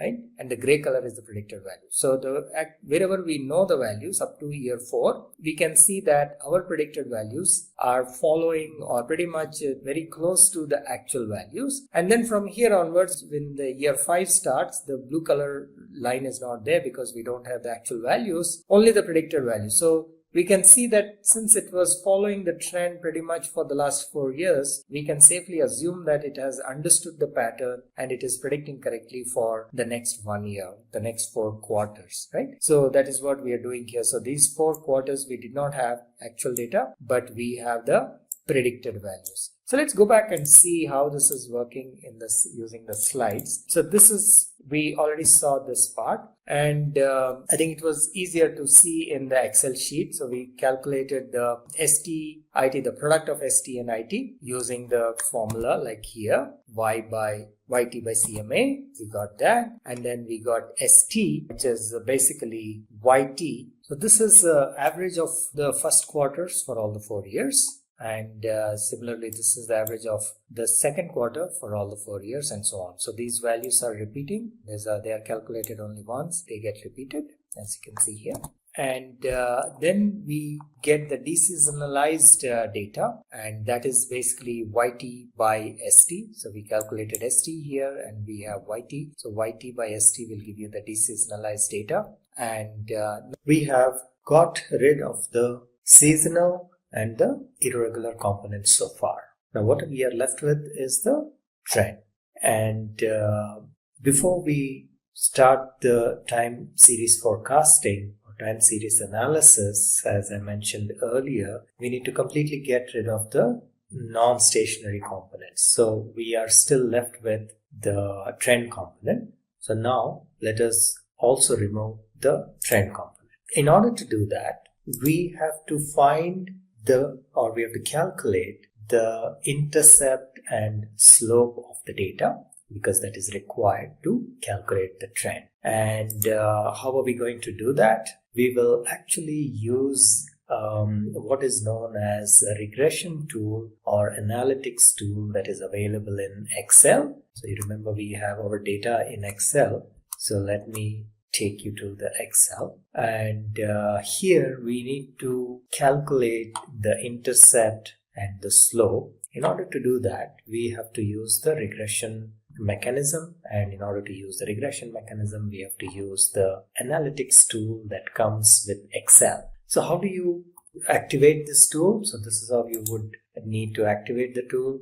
From Excel, you need to go to options, and in options there will be add-ins, and in add-ins you will have analysis toolpack, and you select this and you just say go. It will open up a box like this. You say analysis toolpack and you say okay.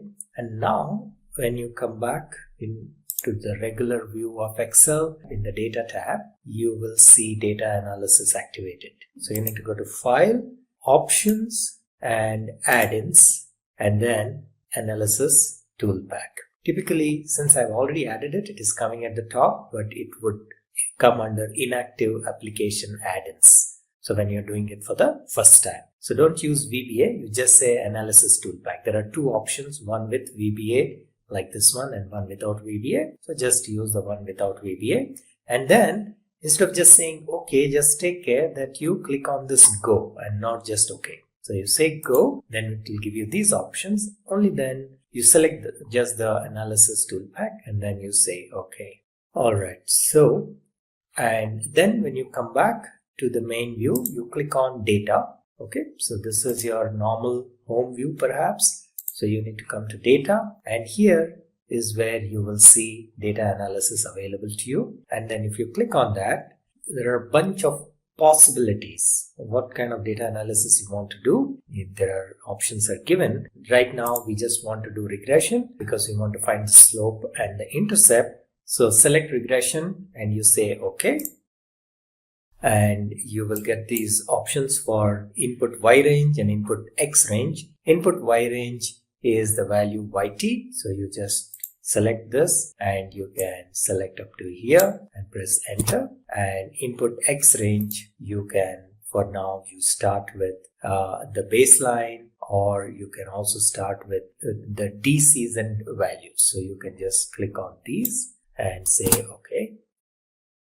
I have already calculated it. So these are the intercept and the coefficients that we are getting for these values. And we will actually use that to calculate our trend here, right? So which is in the J column. So our trend is equal to intercept plus slope into the time code. So the intercept is out here, as we can see in our slide as well. So if you see here, this is our intercept, and the lower value is the slope. So we have calculated here and it's shown in the slides as well. So intercept, so the formula is shown here. So our trend is equal to intercept plus slope into time code. Time code is nothing but this one, T, column A, 1, 2, 3, 4.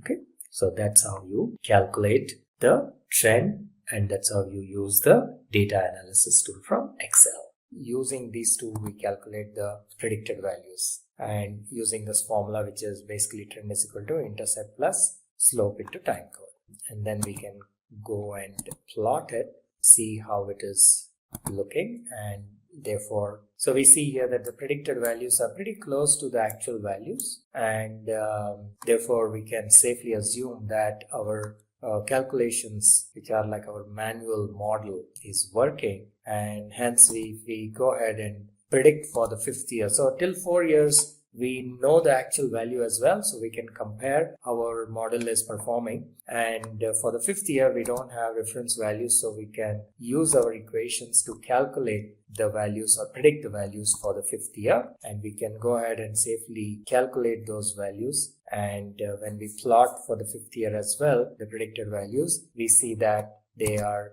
pretty much, they captured the pattern, and we can safely assume that the predictions are fairly accurate, as we can also see from the graph in the Excel sheet that we have already seen. Okay, so let's go and plot it. So this is how the plot looks. This is the CMA, or the centered moving average, the green color, and then the blue color is the actual data, red color is the predicted value, predicted by our handcrafted model. Okay, so remember, we did not use any regular forecasting model or any tool. We have done this manually, and the actual tool will be used in the next video. This is just to give you an idea about how behind the scenes or under the hood, how forecasting works, or time series analysis, how it is performed. Okay, so it looks like it has captured the trend properly. So up to here is the known reference, we have reference, and from here onwards is purely predicted. And as I mentioned earlier, we can safely assume that the values are accurate and predicted properly for the 5th year. So let's go ahead and implement a time series forecast in R. First of all, we will be using the ARIMA model to do the forecast of this time series data. So let us try to understand what is ARIMA model. So ARIMA is actually an acronym. It stands for Autoregressive Integrated Moving Average. So that is what is ARIMA model. And it is specified by 3 parameters, which is P, D, and Q. P stands for autoregressive. So let me just mark this. So there are 3 components here: autoregressive, integrated, moving average. Okay. So these 3 parameters correspond to those 3 components. So the P stands for autoregressive, D for integrated, and Q for moving average. So let us see what exactly this is. So these 3 factors are: P is the number of autoregressive terms, or AR. We will see that in a little bit. And D is how many levels of differences that we need to do, or differentiation we need to do. And Q is the number of lagged forecast errors. So we'll see what exactly each of these are. So AR is the number of autoregressive terms, and which is basically denoted by the P, and then we have D, which is for the number of times it has to be differentiated,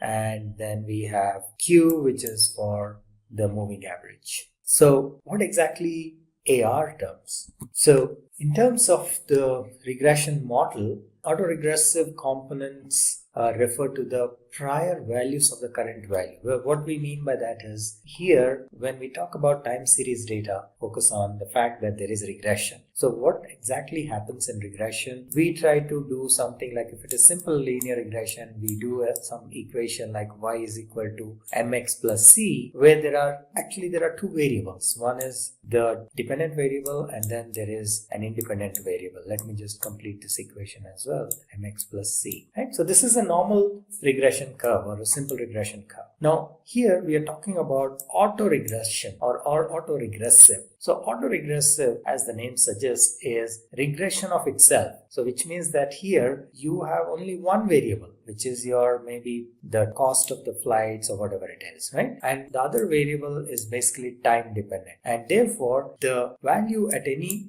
given time, and that we will denote as yt, for example. So there is no x here, there is only one variable, and which is y, and we say yt, which is basically the predicted value at a time interval t, for example, is dependent on the previous value. So for example, there may be a1 and then yt minus 1, and then there will be like plus a2 and plus a2 and yt minus 2 and alright, and then plus a3 into yt minus 3. Correct. So basically here what we are saying is there's only one variable here, but there is a regression component. So we are doing a regression on itself. So that's how the term autoregression comes into play. So only thing is that it is dependent on the previous time values. So there is a lag, let's say. This is the first lag, second lag, third lag, and so on. So the current value, which is yt, is dependent on the previous time lag values. So that is what is autoregression component. So this is what is shown here. For example, in this case, instead of y, we are calling it as x. So that's the same. And this is represented by some equation of that sort, depending on how many lags we take. So that is the AR component. And the term P is basically determines how many lags we are considering. So that's the term P for. Now, what is D? D is the degree of differencing. So here differencing is like for the non-seasonal differences, right? So for example, if you take the values like this, which are given for 5, 4, 6, and so on and so forth, if you take the differencing of one after another, like for example 5 minus 4 or 4 minus 5, the next value with the previous value, so 4 minus 5. So this is known as the first order differencing. So the result is minus 1. Similarly, 6 minus 4 is 2. 7 minus 6 is 1. So this is first order differencing, and here we call it as D is equal to 1. Okay, and same way we can have second order, third order, and so on. Then the last one is Q. Q is the, actually we call it moving average, but in reality it is actually the error of the model. So we also sometimes represent as ET. Alright, so now ARIMA model works on the assumption that the data is stationary, which means that the trend and seasonality of the data has been removed.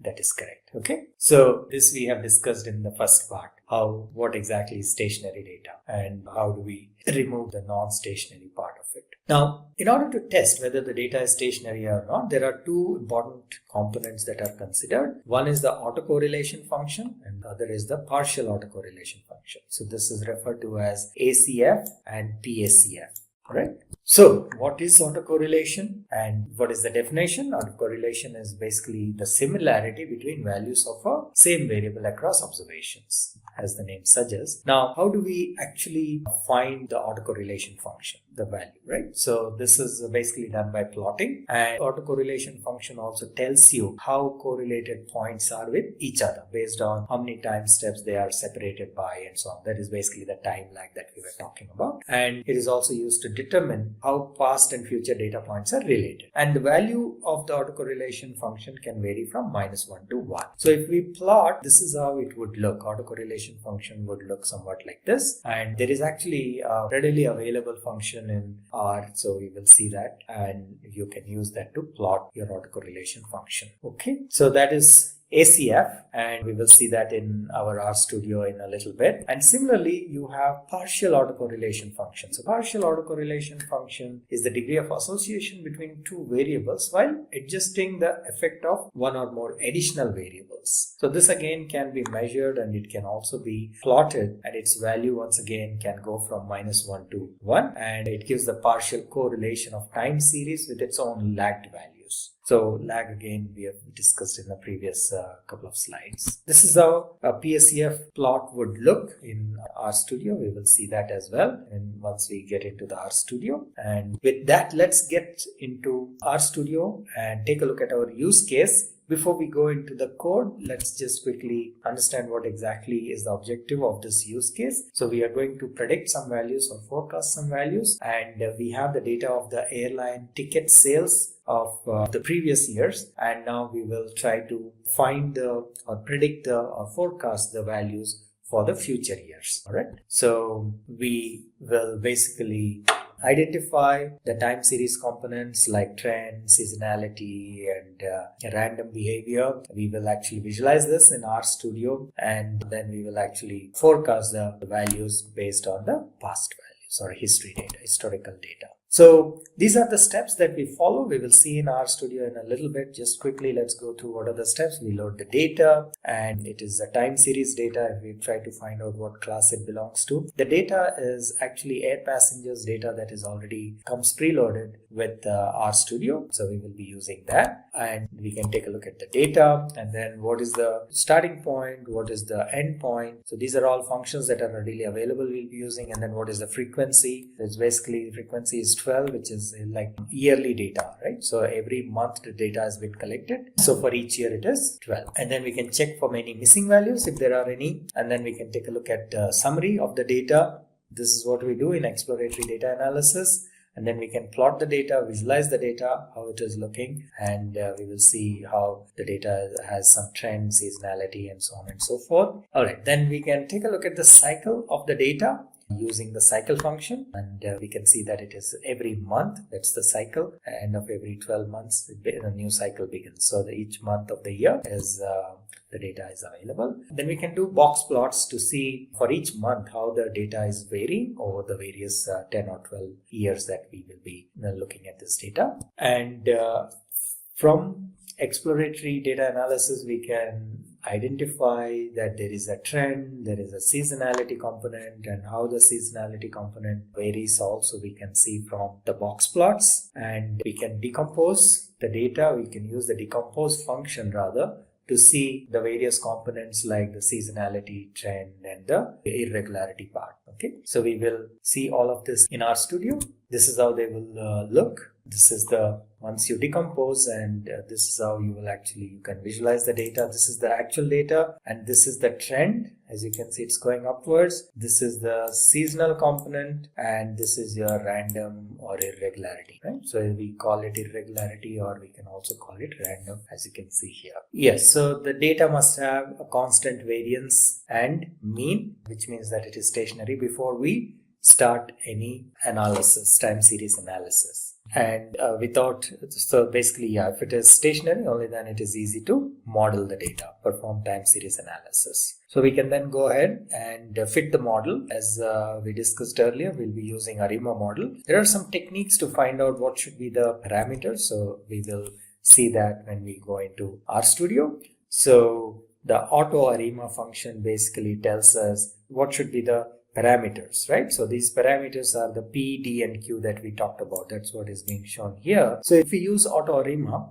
it will basically take all possible values of this P, D, Q, these parameters, and it will find out what is the best value, and then it will recommend. So that is the advantage of using auto ARIMA. All right. So like in this case, it will tell us if we use this parameter trace, we set the parameter trace is equal to true, then it will basically tell us what is the value of this AIC, which has to be minimum. So the lower the value, the better. So for each of these combinations of P, D, and Q, it will give us the values here, and then it will recommend to us which is the best model. Okay. Because whichever has the lowest value of this AIC, it will recommend that as our best PDQ values. So once we have that, we can see that we can potentially get a model or the equation. Model is nothing but the equation, and based on the parameters that we get.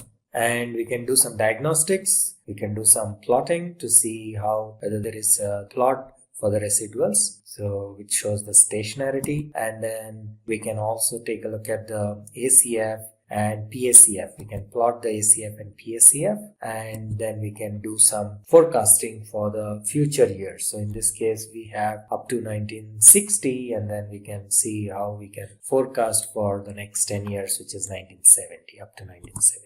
And once we have done this, can we validate this model? Yes, definitely we can validate this model. And to validate the findings, we use junk box test. And this is how you just call box.test, and then you pass these parameters, and you will get the values that will be returned, which will tell us whether how accurate this model is, how accurate the predictions are. So the values of P are quite insignificant in this case. We will see that, and that also indicates that our model is free of autocorrelation, and that will basically be it. So let's go back and into our RStudio and go through these steps in real time. So we have to import this library. Forecast package is not installed. You have to go here and install the forecast package. Okay, so that's the easy way to install rather than to click on this install. I will not do it now because I've already installed. So the first time, that's only one time. Then after that, you just have to load it into memory and then keep going. So we will load this data called air passengers. So by calling this data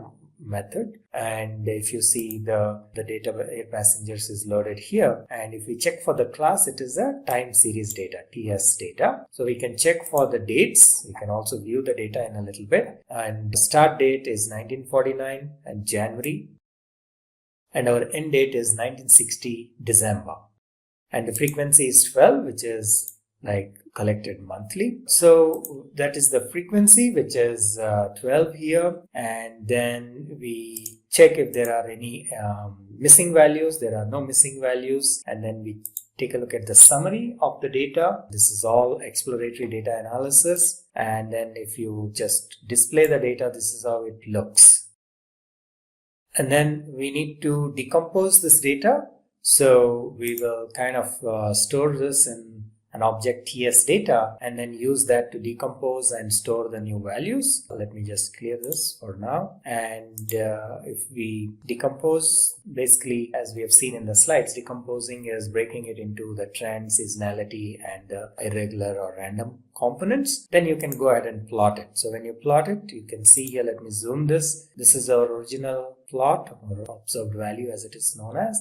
Then we have decomposed the three parts, which is basically the trend. As you can see, there is an upward trend. Then the seasonal component. So this is some regularly occurring pattern. And then there is a random value, which is basically you cannot really give any equation or function or anything like that. So that's what this plotting has done. And then you can actually plot them individually as well. So these are the individual plots for the trend, for the seasonal component, and the random component. All right. So now let's take a look at the original data and see how the trend is in a way. So if we do this linear regression line, it will show that it is going upwards. And we can also take a look at the cycle that are there, which is nothing but we have a frequency of 12, right? So the cycles will display that it is January, February to December, and then back to January, February, and so on and so forth. And if we do box plots for the monthly data, you will see that for each of the months, right? And over the 10 years that the data that we have, we will see that there is a certain pattern, right? This is also in a way to find the seasonality component. So while January, February sales are relatively low, around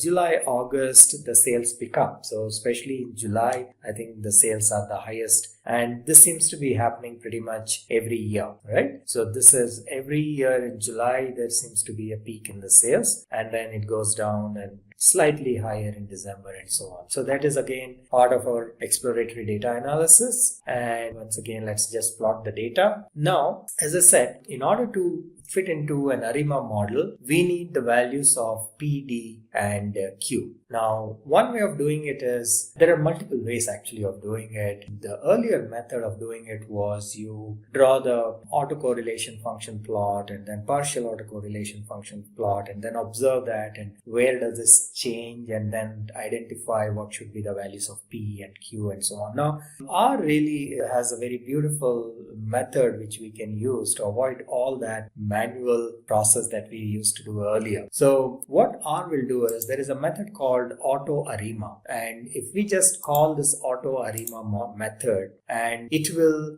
basically go and test the ARIMA model for all possible values of these parameters P, D, Q, and then it will suggest to you what should be the best model, and it will return that best model with the right values of P, D, and Q. So we as data scientists don't have to do any manual, trial and error kind of stuff. Okay, so we got the model now, and this is the model. It has PDQ values are 211 PDQ, and this is the seasonal part of it, so we can ignore it for now. And so if we want to actually understand how this has returned these values 211 as the best one, there is another functionality or feature where we can use this trace function or trace parameter. So if you pass to auto ARIMA the trace parameter, what it will do is it will show you how it is doing this calculation. What is the value of the AIC? Basically, AIC is what defines the accuracy of the model. The lower, the better. Okay. So for each combination of PDQ, it will show us the value of AIC. So let's run it instead of me talking so much. Let's run this. If we run auto ARIMA with trace, you see here there is a red mark here. That means it is performing, it's executing this. And here we see the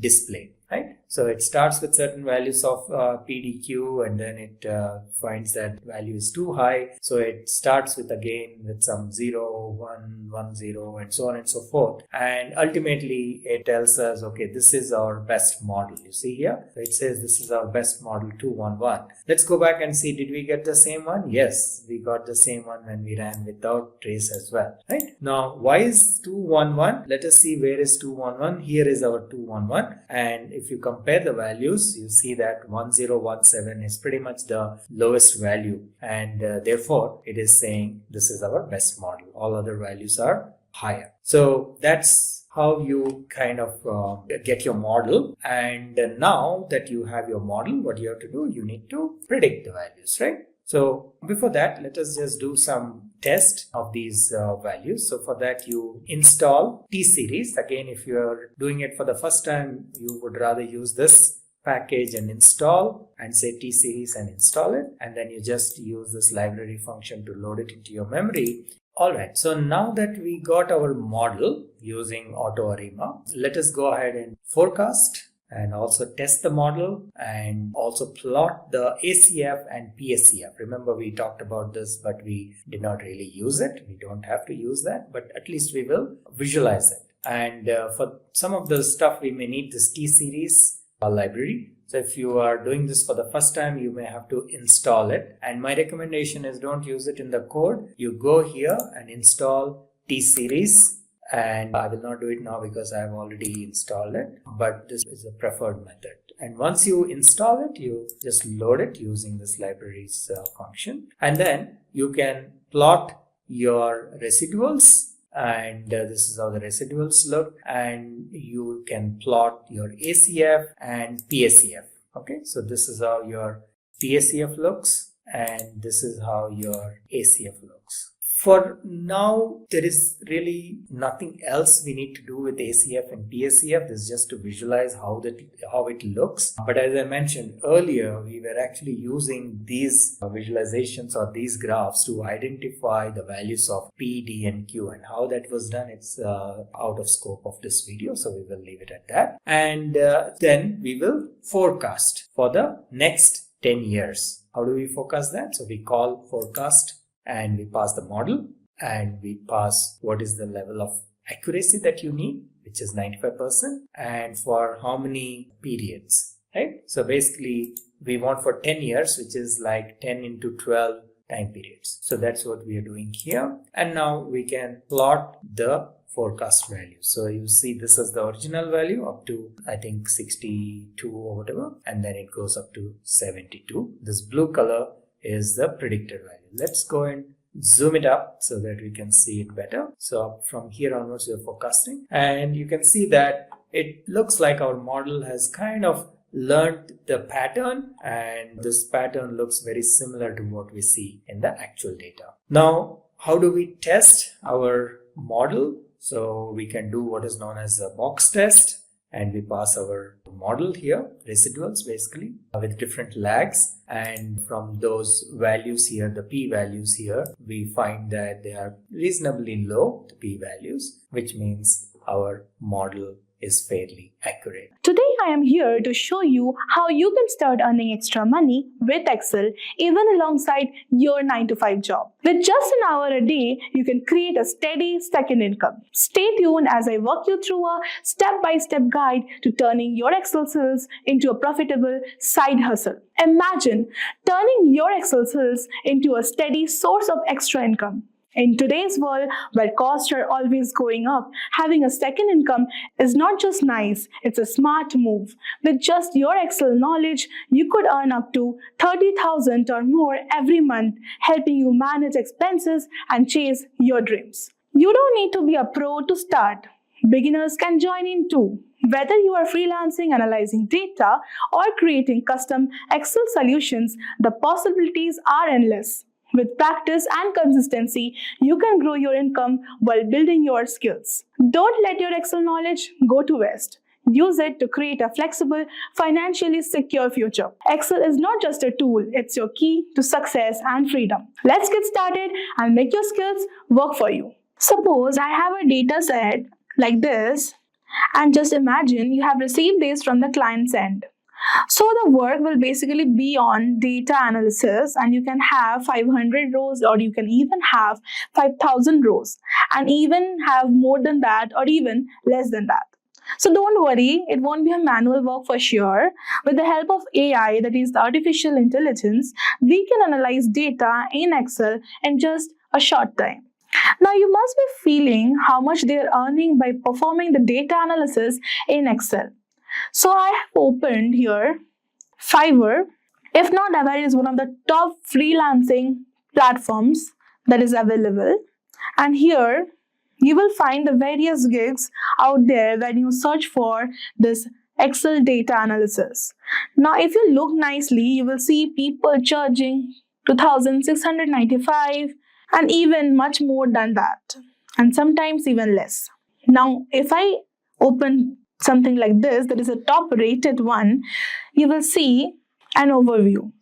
See, this is the basic they are charging for 2,695, and here I will do Excel dashboard development and Excel data analysis. So, if you see minutely, you will even have this comments over here they have got from their clients, and even they have their overview, what they're doing and what he is building, like we build templates of and everything. This is a standard one. He is charging for 8,984 for the 3-day delivery and 9 revisions he has done. And premium is much more. You can even imagine that is 22,458. So, in a nutshell, on an average, if you see this whole one, you will find that you can earn 1,650 just an hour with your Excel skills. Now, if you open one of the ranking freelancer, any of this, you will get an overview. Now, I will cross this and I will go back to this data set. Now we have columns like cities, population on males, population on person, females, literacy rate females, and everything, and so on. So just assume that the client's requirement was, give me the top 5 city by the average literacy rate females as a pie chart, and he will pay you a certain amount for that. So the basic part is the client may be unaware of how to do it, or maybe having lack of time to do the data analysis in Excel. So what you have to do is, you have to select this whole data set. You have to select this whole data set. It will take time as it is so much long. And go on the top right side of this Excel and you will find Analyze Data under this Home tab. So you click on this Analyze Data and it will take some time for processing. After clicking it, it will process the data. No human interference is required. It has automatically discovered some data insights, as you can see. It has even made this bar graphs and somehow plotted this, and even you can get this insights. Now simply what we need to do is, we need to pay attention to what my client requires, and simply we need to type that requirement over here in the ask a question about your data. And the question was, give me a top 5 city by average literacy rate females as a pie chart. So I will type this question over here. So I will type over here the question, give me a top 5 city by average literacy rate females as pie chart, and enter. And see, I have got one. So automatically it will generate a pie chart according to the requirement given over here. And all we need to do is to click on this insert pivot chart over here, so that it will be inserted in a new worksheet, sheet 2. So this is basically nice because you will even getting the 5 cities that are having the greatest literacy rate of the females, and you can earn up to 33,000 with just minimum skill set in Excel. With just basic Excel knowledge, you can kickstart a second income stream. While your initial earnings might be modest, consistent effort and practice will soon help you scale up to 30,000 or more per month. As you gain experience, your skill will command higher pay as a freelancer. So I have a pro tip for you. Start with the competitive rates as a beginner in the freelancing market. With time and persistence, you will position yourself as a top earning freelancer. The journey is worth it. Your Excel skills can truly transform your financial future. Welcome to Simplilearn. In this video, we are focusing on ChatGPT and its groundbreaking role in data analytics. In a world where data is the new gold, understanding and analyzing this wealth of information is crucial. But as the volume of data grows exponentially, traditional analysis methods are being pushed to their limits. Enter ChatGPT, a revolutionary AI developed by OpenAI that's transforming how we approach data analytics. But what makes ChatGPT stand out in the crowded field of data analytics tools? How can it not only streamline complex processes but also uncover insights that were previously hidden in plain sight? Stay tuned as we unravel the capabilities of ChatGPT, share real-world applications, and show you how it's being used by analysts and businesses alike to make smarter, data-driven decisions. And whether you are a data scientist, a business professional, or just a tech enthusiast curious about the future of AI in data analytics, this video is for you. So let's dive in and discover how ChatGPT is not just revolutionizing data analytics, but also how we understand and interact with the vast universe of data. And don't forget to hit that like button, subscribe, and ring the bell to stay updated on all our future explorations into the fascinating world of technology. Now let's get started and unlock the potential of ChatGPT for data analytics together. So guys, an Excel data analyst always looks for ways to improve their efficiency and gain deeper insights from the data. That's where ChatGPT comes in handy. So ChatGPT is an AI-powered language model that can assist you in various tasks, including Excel-based data analysis. And for that data analysis, let's dive into some demos to see how it works. So guys, as you can see, this is the ChatGPT 4, and you could see this has the support of DALL-E, browsing and analysis, and usage limits may apply. Like we have the version that has some usage limits. And for the data, I have downloaded the data from the Kaggle. I will provide you the link in the description. If you want to download the same data, you can. And I have that in my downloads. So this is the data that we'll be using. So the first thing we'll be doing is data cleaning and preparation. So firstly, let's explore data cleaning and preparation. Before diving into analysis, it's essential to ensure our data is clean and ready for processing. So for that, we will write a prompt in ChatGPT and ask him to clean the data. ChatGPT has the feature to insert the files, provide the Excel file to the ChatGPT, and we'll ask him that can you help me identify and remove duplicates in this Excel spreadsheet. So let's ask him, can you help me identify and remove duplicates?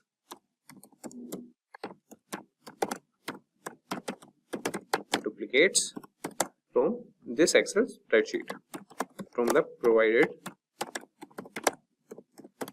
Excel spreadsheet. So you could see that ChatGPT has started generating the response, and he is telling us that he can definitely help us with that, and he is analyzing that.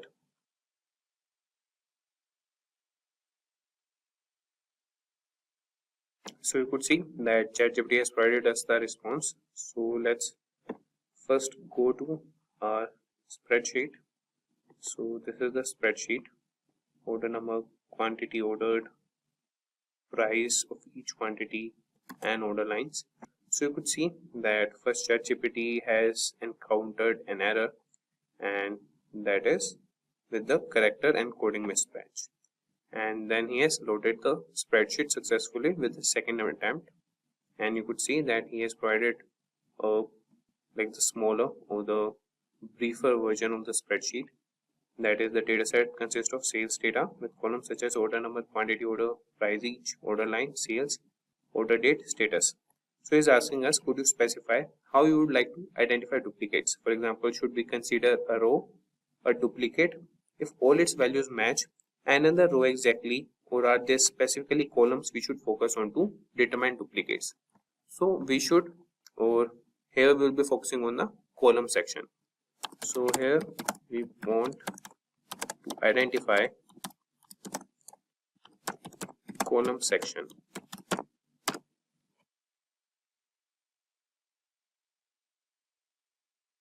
So is asking which columns they should identify duplicates. So we want the duplicates in order number.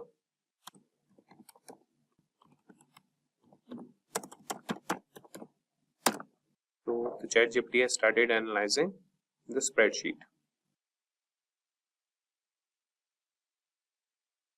So you could see that ChatGPT has produced the response that they have identified a total of 2,807 rows in the spreadsheet that have duplicates based on the order number column.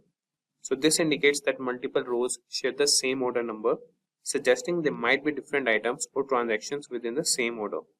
Would you like to proceed by removing these duplicates while keeping either the first or last occurrence of each order number or do you have another approach in mind for handling these duplicates? So before identifying the duplicates, what we'll do is we'll first get rid of the extra spaces. So we'll ask ChatGPT that first find the extra spaces in the spreadsheet and help us remove them. So you could see that it has started analyzing it.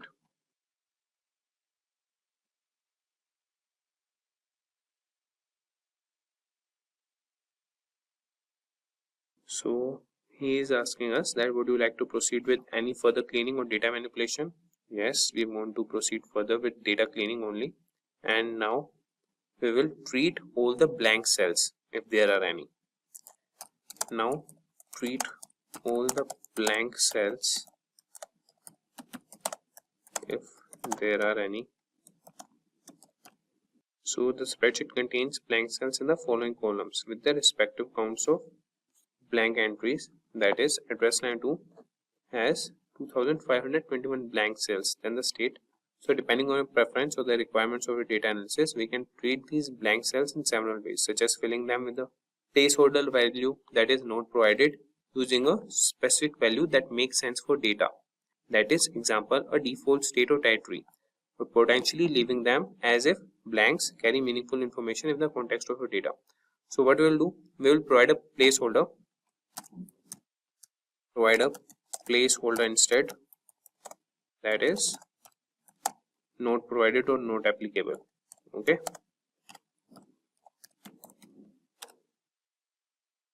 so you would see that ChatGPT has responded that it has replaced the blank cells in the columns, that is address line 2, state, postal code and territory, with the placeholder not provided. So you could see there's a verification sample showing the updates.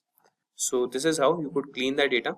And now with ChatGPT, you can quickly identify and eliminate duplicates in your Excel spreadsheet using built-in functions and formulas, saving your time and effort. So that would be done by the ChatGPT, and you can download the Excel file from the ChatGPT only. After that, you can just ask him that provide me the output or the resulted spreadsheet. So if we talk about now data analysis and visualization, let's delve into that. So Excel offers powerful tools for analyzing and visualizing data, and ChatGPT can help you make the most of them. So for this also we'll write a prompt to the ChatGPT, and we'll write, for example, please create a pivot table and a corresponding chart to analyze sales performance by region. So let's see, like this prompt, what output does ChatGPT show to us. So let's ask him, please create a pivot table and a corresponding chart to analyze sales performance by region.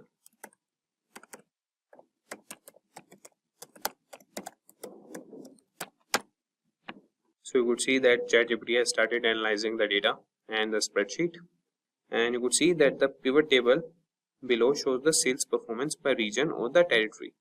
So this table indicates that the EMEA region has the highest sales performance, followed by regions where the territory was not provided, then APAC, and finally Japan. So now let's create a chart to visually represent this sales performance by region. You could see that it has provided a chart, that is a bar chart illustrating the sales performance by territory. So you could see the guys that it has provided us the analysis, and ChatGPT can guide you through the process of creating pivot tables, charts and other visualizations in Excel, enabling you to gain valuable insights from your data with ease. So let's move to advanced analysis and automation. So lastly, we will explore advanced analysis and automation. So Excel capabilities extend beyond basic functions, and ChatGPT can help you leverage its full potential. And for this also, we'll write a prompt to the ChatGPT that can you assist me in building a forecasting model to predict future sales based on historical data present in the spreadsheet. So let's see what ChatGPT respond to us. So let's ask him, can you assist me in building a forecasting model to predict future sales based on historical data.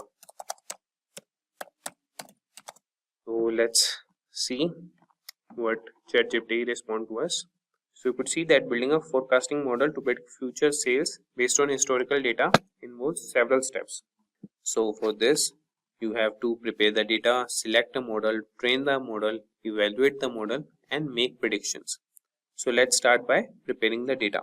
We'll aggregate sales by order date to create a time series of total daily sales. Then we'll choose a model based on data's characteristics. So we will grant the permission to ChatGPT to proceed with the steps. So we have started analyzing the data.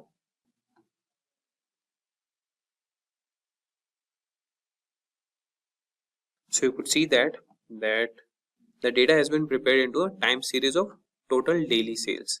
And before choosing a forecasting model, it's helpful to visualize the sales time series to understand its characteristics such as trend and seasonality.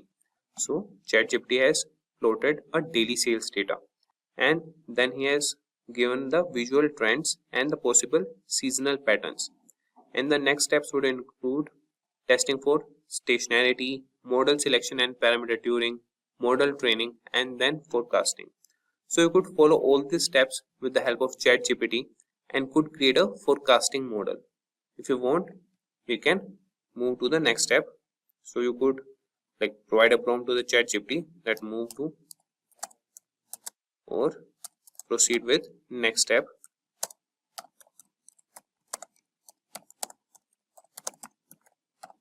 So step by step, ChatGPT will provide you a forecasting model, or it will help you create a forecasting model. As you can see, it has started analyzing it. So the augmented Dickey-Fuller, that is ADF test, gives up a p-value of approximately 0.0033. Since this p-value is less than the common significance level of 0.05, we can reject the null hypothesis that the time series has a unit root, meaning the time series is stationary. So you could see that he is asking us, shall we proceed with the SARIMA model parameter selection?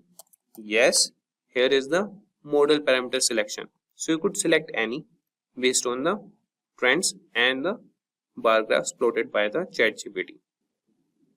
So you could see guys that the ChatGPT has analyzed the spreadsheet and provided the response that the grid search for the optimal SARIMA parameters based on the lower ACLI information criterion, such as the best fit model uses the parameter 011 and for ARIMA and 01112, that is for the seasonal component.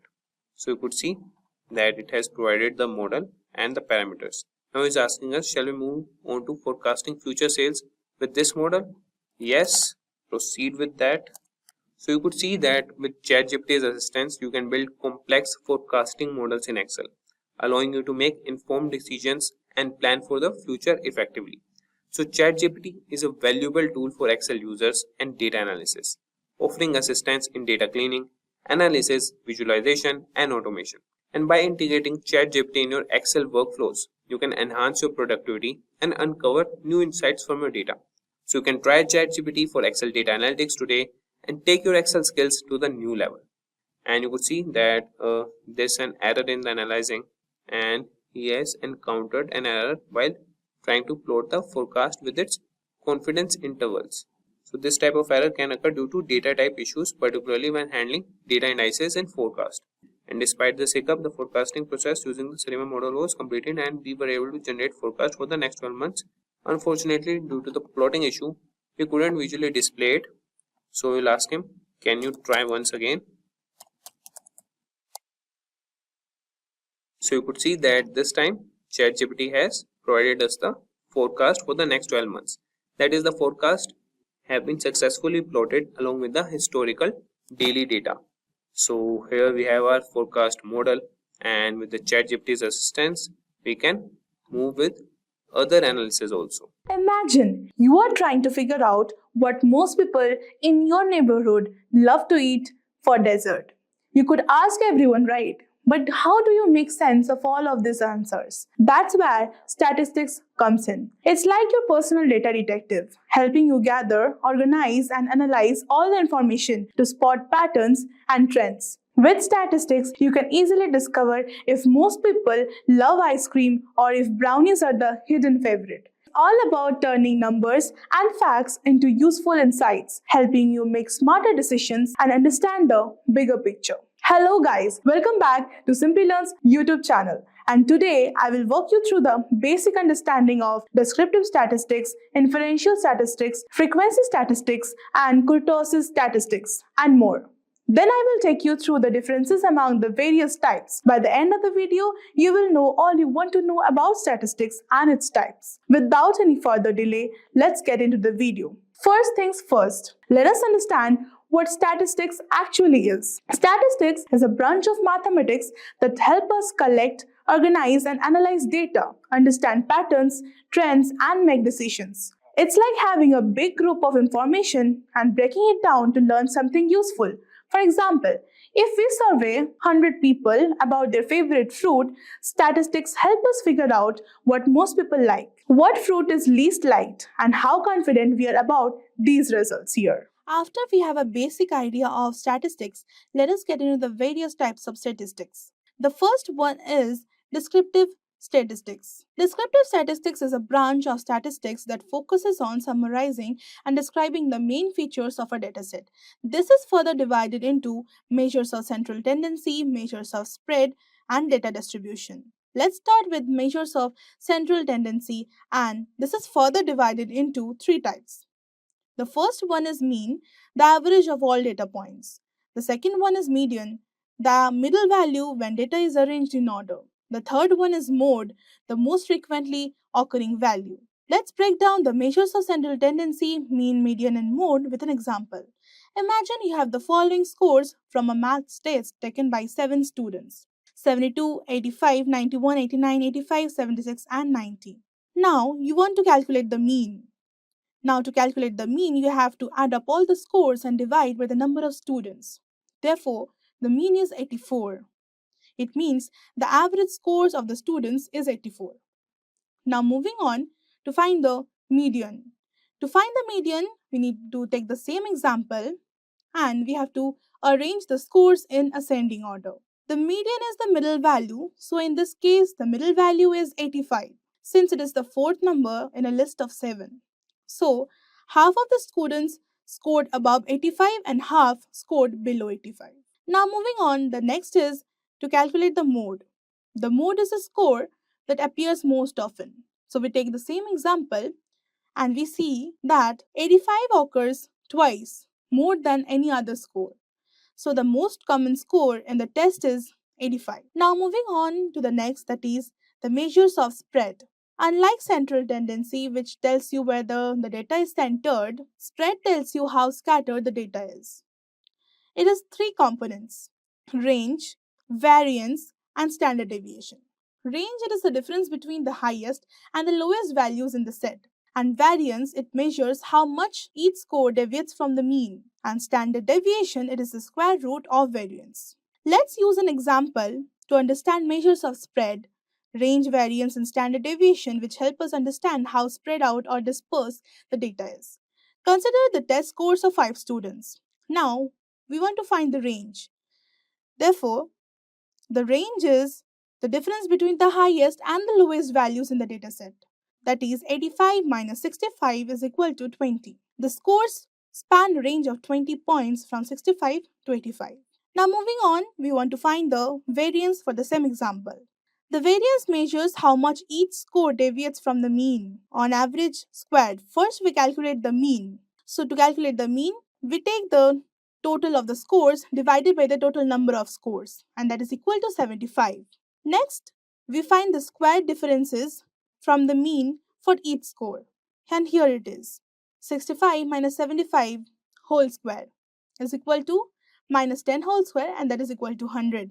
And in this way, we perform the same for each score. Now, the sum of these square differences divided by the number of data points is the variance.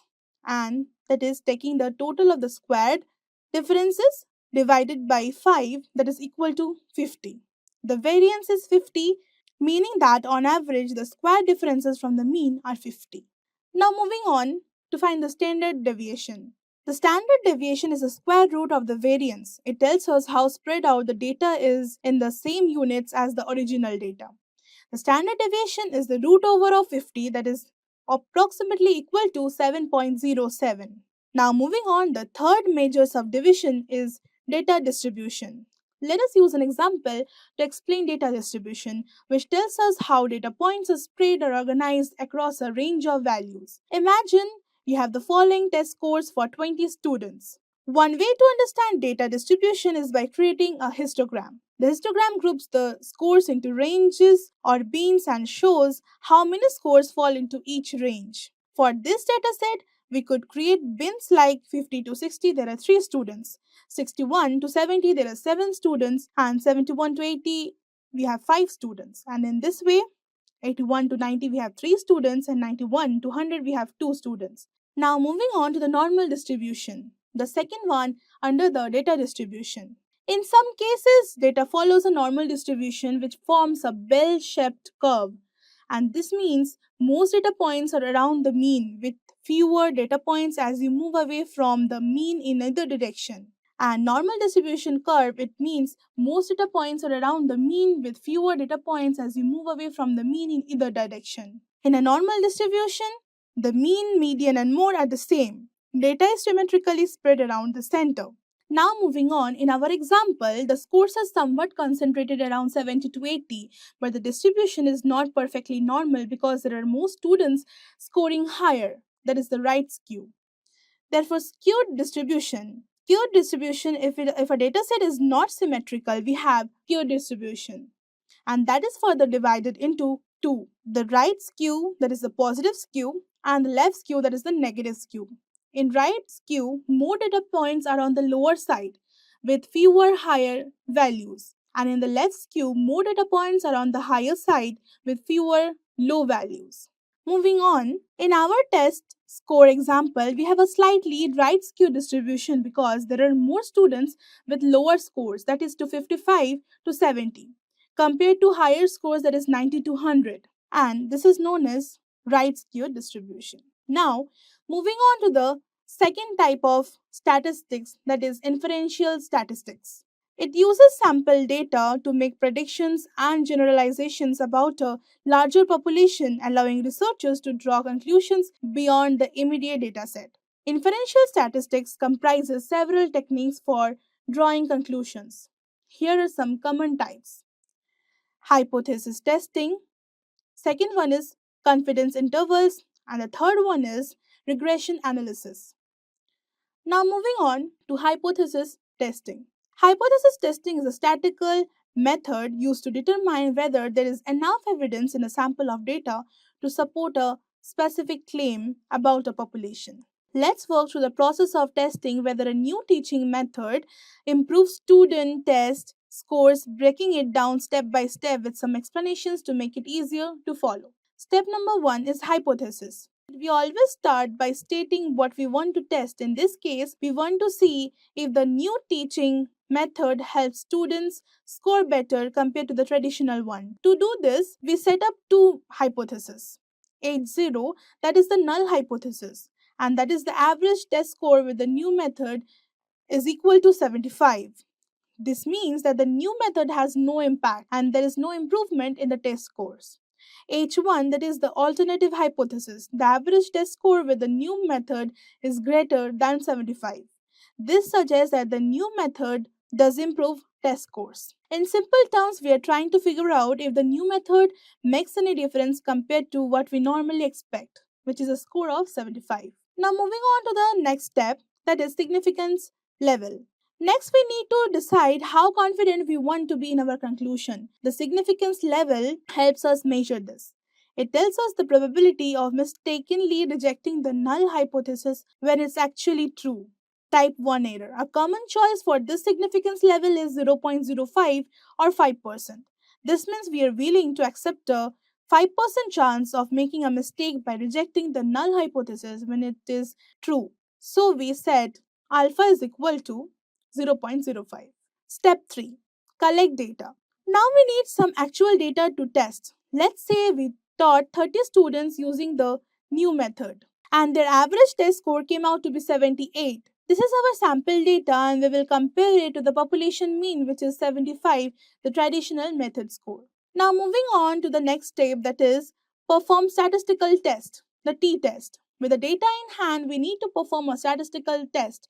For this test, we will use a t-test which will help us compare the sample mean 78 to the population mean 75.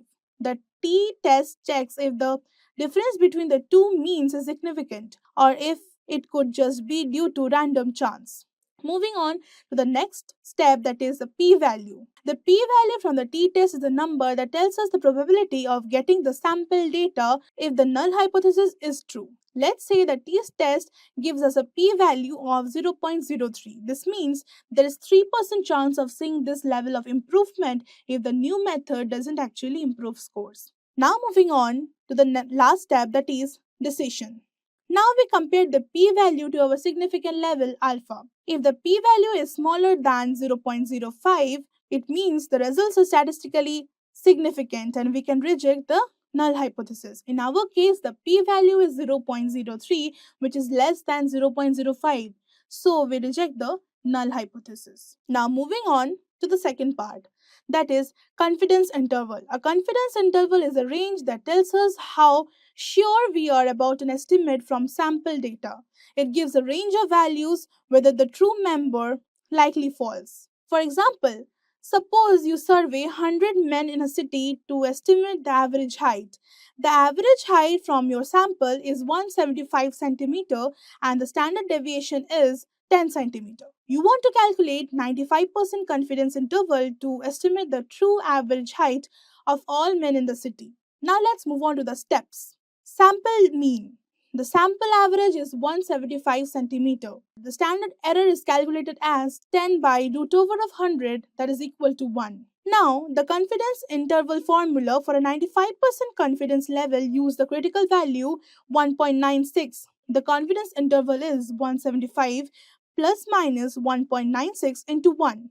That is equal to 175 plus minus 1.96.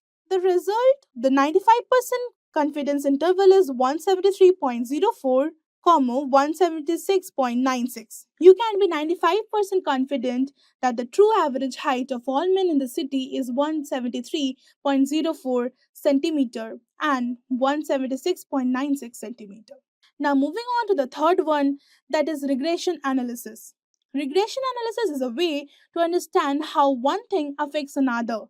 For example, if you own a shop and want to know if spending more on advertising increases your sales, you can use regression analysis. In this case, advertising spending is a thing you control, that is the independent variable, and sales is what you want to predict. By analyzing the past data, regression helps finding a pattern or relationship. For example, you might discover that for every $100 you spend on advertising, your sales increase by $200. This means you are positive relationship between advertising and sales. Now, if you plan to spend $500 on advertising, you can predict an increase in the sales by applying that relationship. Regression analysis gives you a formula or model to make such predictions based on the pattern you identified. In short, regression helps you logically predict how changes in one factor affect another. Next, I will be talking about is frequency statistics. In statistics, frequency refers to how often something occurs in a dataset. It simply counts how many times each value or event appears. Frequency is useful for understanding the distribution or pattern of data. Let's say you surveyed 10 people about their favorite food and the results were 4 people chose apples, 3 people chose bananas, 2 people chose oranges, and 1 person chose grapes. Here's how frequency works. Apples have a frequency of 4 as 4% chose it. Bananas have a frequency of 3, oranges have a frequency of 2, and grape has a frequency of 1. In this simple example, frequency helps you see that apples were the most popular fruit choice, while grapes were the least popular. Last but not the least, let's talk about kurtosis statistics.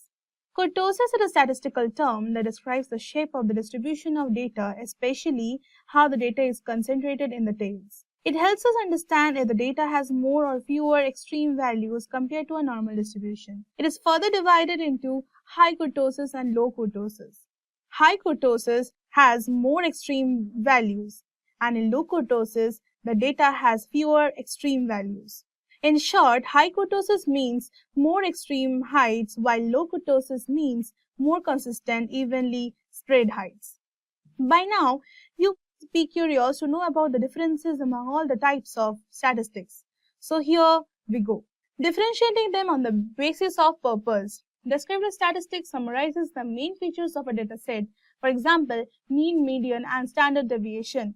Inferential statistics makes predictions or generalizations about a population based on sample data. Frequency statistics counts when specific values or events occur in the dataset.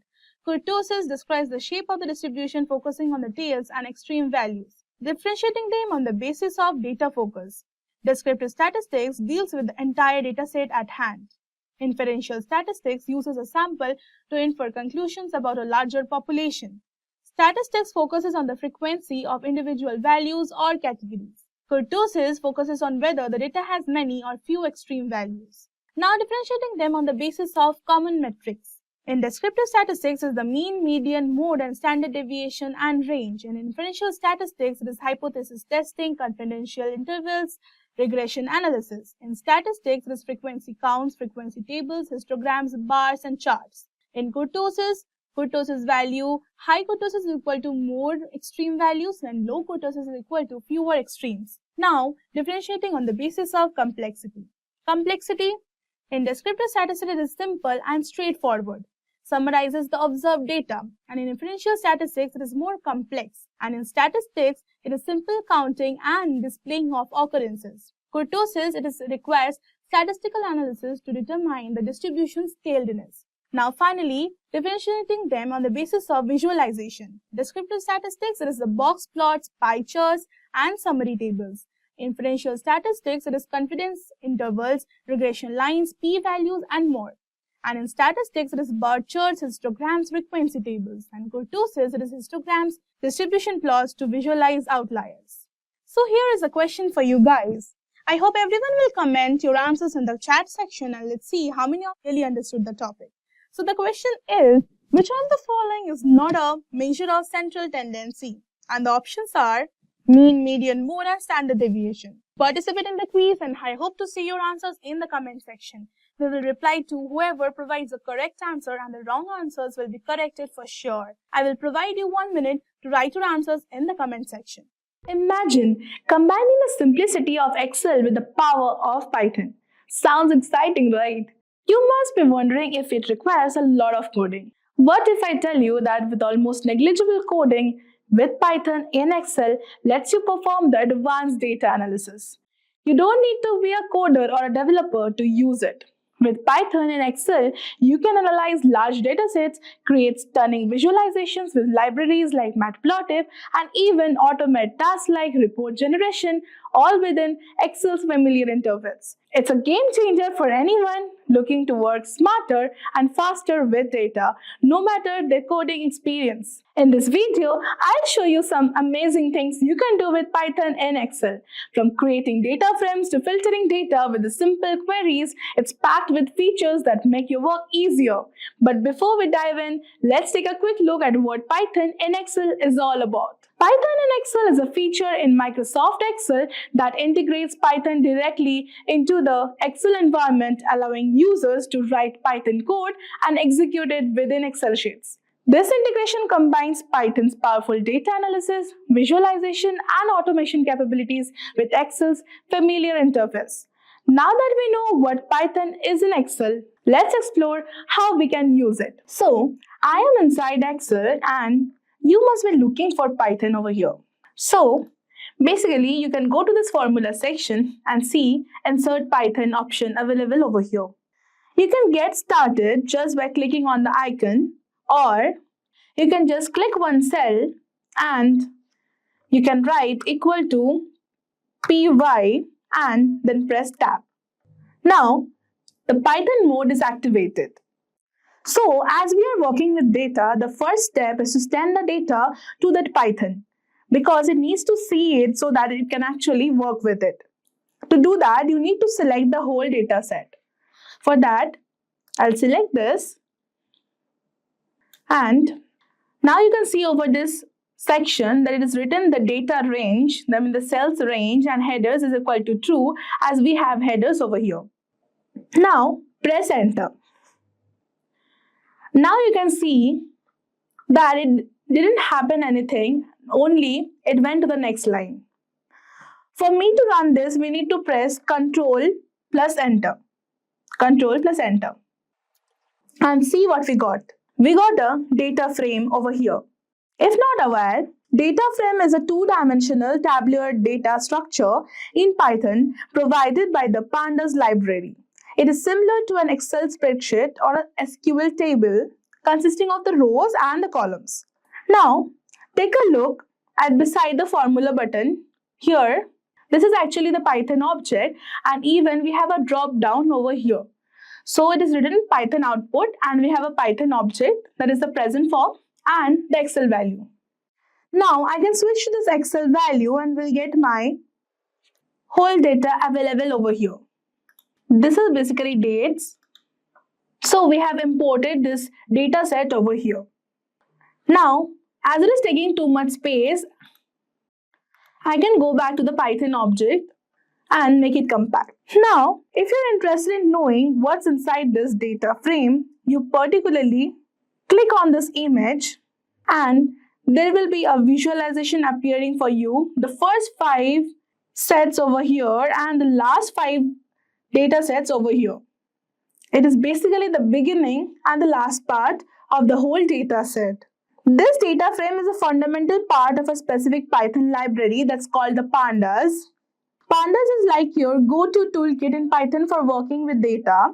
It makes the handling tables like spreadsheets or databases like this super easy with its data frame structure. So whether you're cleaning the messy data or analyzing trends or merging data sets, Pandas has covered everything. Plus, it works great with the libraries like NumPy and Matplotlib. So you can explore and visualize data effortlessly. So better you can go and research about it. I will talk about this later. But guys, now I'll tell you what all cool things you can do with this. Now, I'll go to another cell, then switch to Python mode, py and tab, and then take the reference of this previous data frame, and I'll write dot describe, open and close parenthesis, and then Ctrl plus enter. See, I got another data frame back. So as I got a new data frame, I'll switch to this Excel mode value, and let's see. It's a date. So we have some information. So the total count of quantity we have is 20. The mean is 23.7 and the sales mean is also 1687.6. Minimum is this and everything we have got. Now, we'll move to Python object. It basically gives a quick insight of the data set. Now, it must be planning to perform various calculations using this data set. So it's better we give it a name so that you don't have to reference to the cell again and again. For that, you need to go and select the first data frame and then write in the formula bar here. Just type the name given to it. I will give it as DF, which represents the data frame before everything, and then you can press Ctrl Enter. So I have already defined the name to this. So every time I don't need to take a reference of this data frame.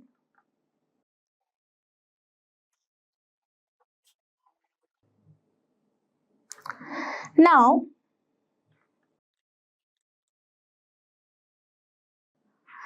basically we can now go and write df.describe. Ctrl Enter. Now nothing has changed. Now let's talk about the shortcut keys like the quotations, Now, suppose if I go to this Excel value and I want my product details over here, so for that I would go here,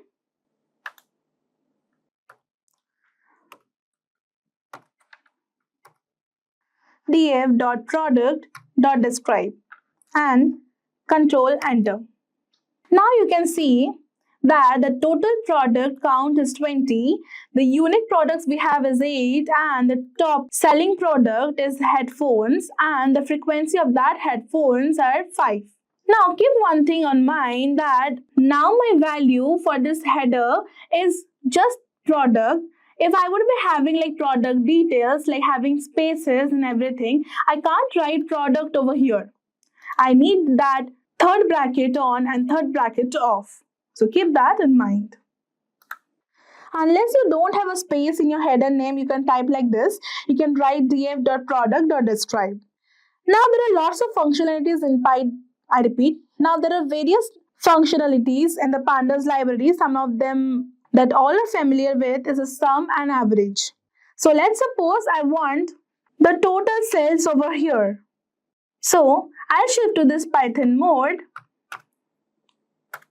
and I'll write df.sales.sum and open and close parentheses. Then I press Ctrl Enter for running it, and you can see the total sales has come. In a similar way, you can even get the average. You just have to replace this sum method with mean and then Ctrl plus Enter. And now you can see the average value of the sales. So you must be thinking right now that this can be done with Excel functions as well. So why do we need Python? Don't worry, I have got you covered. So let's take this tutorial a little forward. Let's think we want the total sales for each date available over here. Then for this I'll switch to a different cell and I will activate this Python mode and then type df, that is this data frame initially we have, dot group by, this is a function in Excel, then open parenthesis and we'll write date, then close parenthesis, dot sales dot sum, just like the previous one we made. And then Control plus Enter, and I want an Excel view of this whole series. So let's see. This may be loading and you can see the date over here and the corresponding sales. It works so wonderfully that you can do data filtering and data analysis in just a few seconds. So now I want everything on a monthly basis. So for that I'll get inside this group by and I'll write pd dot grouper, first bracket on, and we'll write key equal to date, comma, frequency equal to m, and close parenthesis and Control Enter. So it has basically given C for February, for March, for April, May, and in this way you can get the whole monthly wise sales. Now I want to give this a name as chart. Type as and I will press Enter. Now I will write chart dot plot x equal to date, comma, y equal to sales, comma, kind equal to line, and I will close this parenthesis. Now press Ctrl Enter and you will get a very little chart over here. have to wait for some time, and you can see a great thing, very interesting one over here. Now I'll show something more cooler than this. So I'll select one cell over here.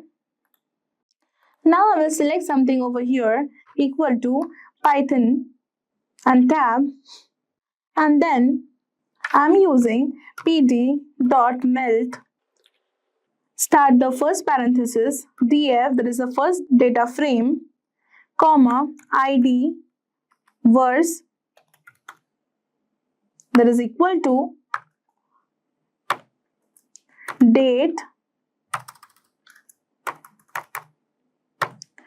comma, product, close the third bracket, then comma, value, verse, equal to, third bracket open, quantity, comma, sales, and control enter. And we'll see something amazing. We'll go to this Excel view,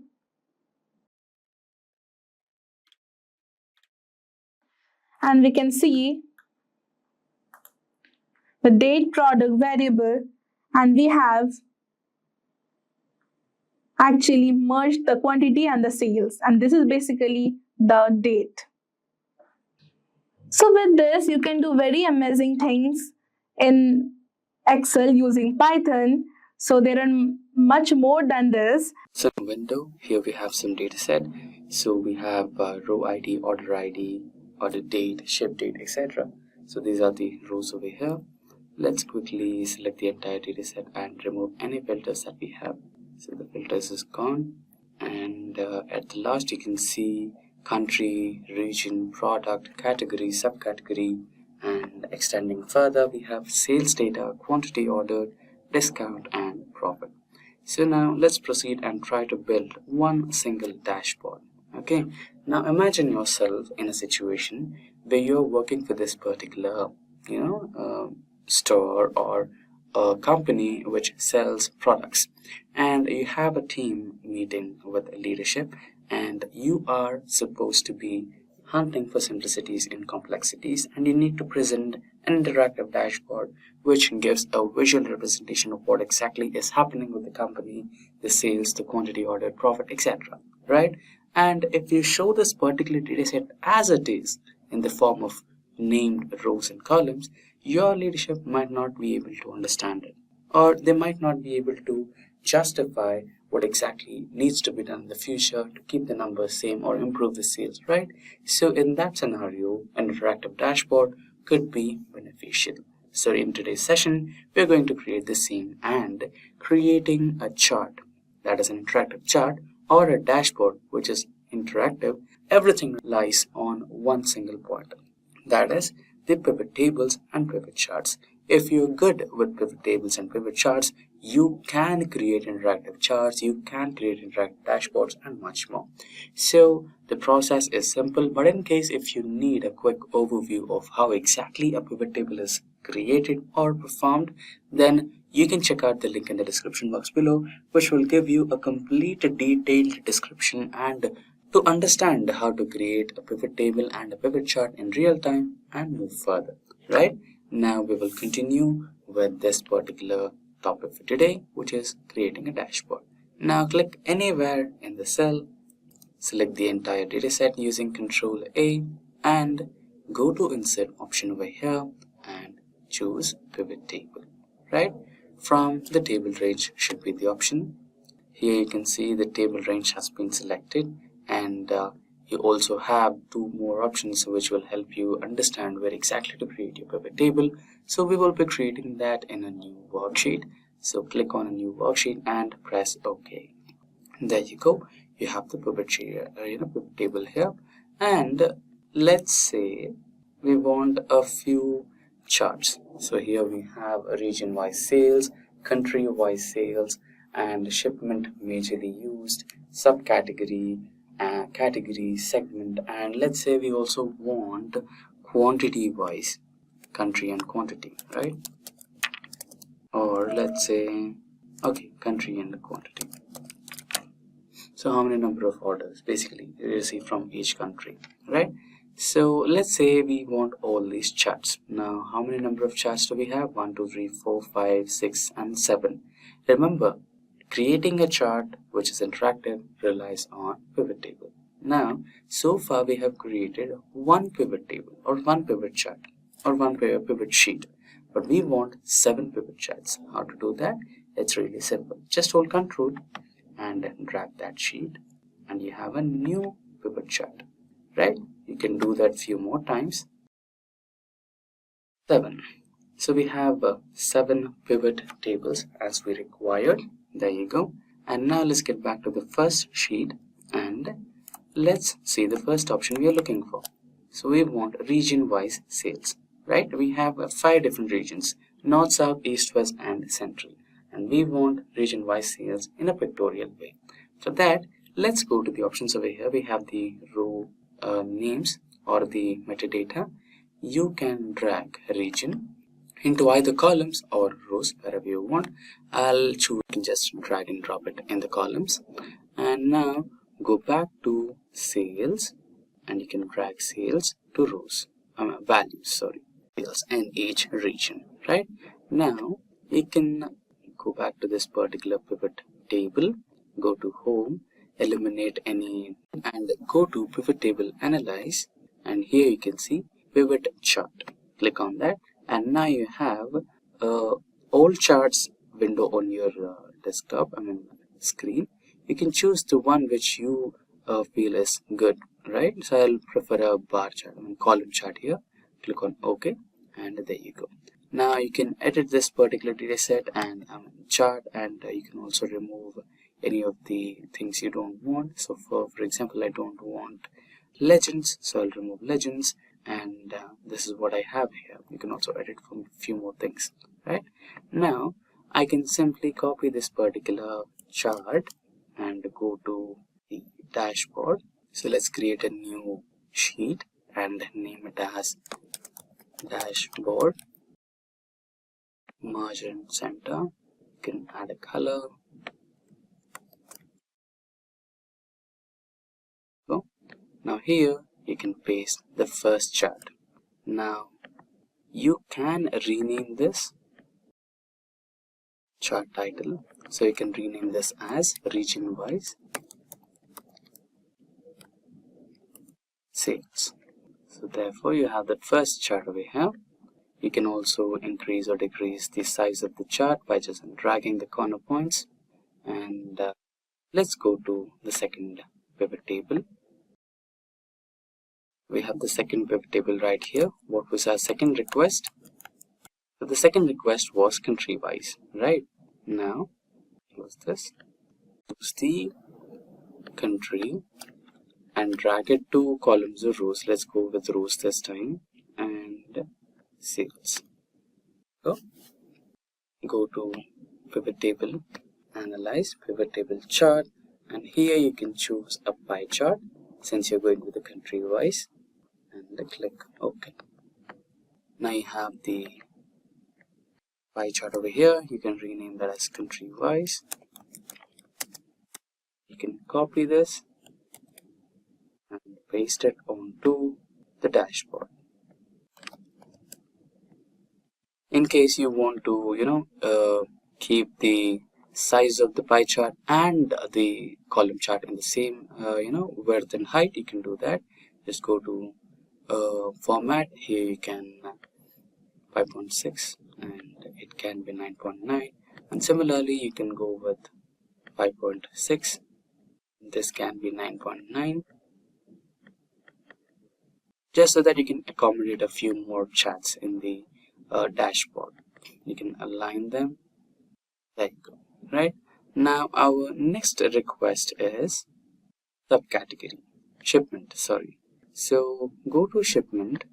So this is the fifth sheet. So we need to go to the third spreadsheet where we have the pivot table. So close the format shape and we have shipment here, ship mode. So select the shift mode, drag it to rows or columns, sales to here, and we have, or you can count it, right? You can change it to count, okay? So you have standard class with the highest number of, sales happening. So many sales which are happening in your store, choose the standard class of shipment, right? So very least people choose first class or same day shipment, which is highly expensive, and the standard shipment will take minimum pricing, and most of the customers have chosen that. Now you can choose the same data here, go to pivot table, analyze, and here we have pivot charts, and out of this you can select any one. Let's say if you want to go with the tree map, or if you want to go with the bar, or any one, you can go with that. So let's go with the bar graph. You press OK, and here you create it. Now rename this particular chart as ship mode. Now you can copy the same chart and paste it onto the dashboard. You can close that. If you go to format, you can do the same setting, 5.9 and 9.9, 5.6 and 9.9. There you go. We have everything lined up. And this space that we have over here, we can add a few more things which will come under slicers and filters.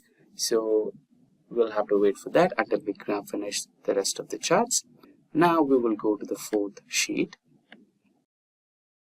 So what was the fourth request? Let's check our list here. So subcategory wise sales. Now we can check the categories, subcategories over here. Yeah, we have the subcategory.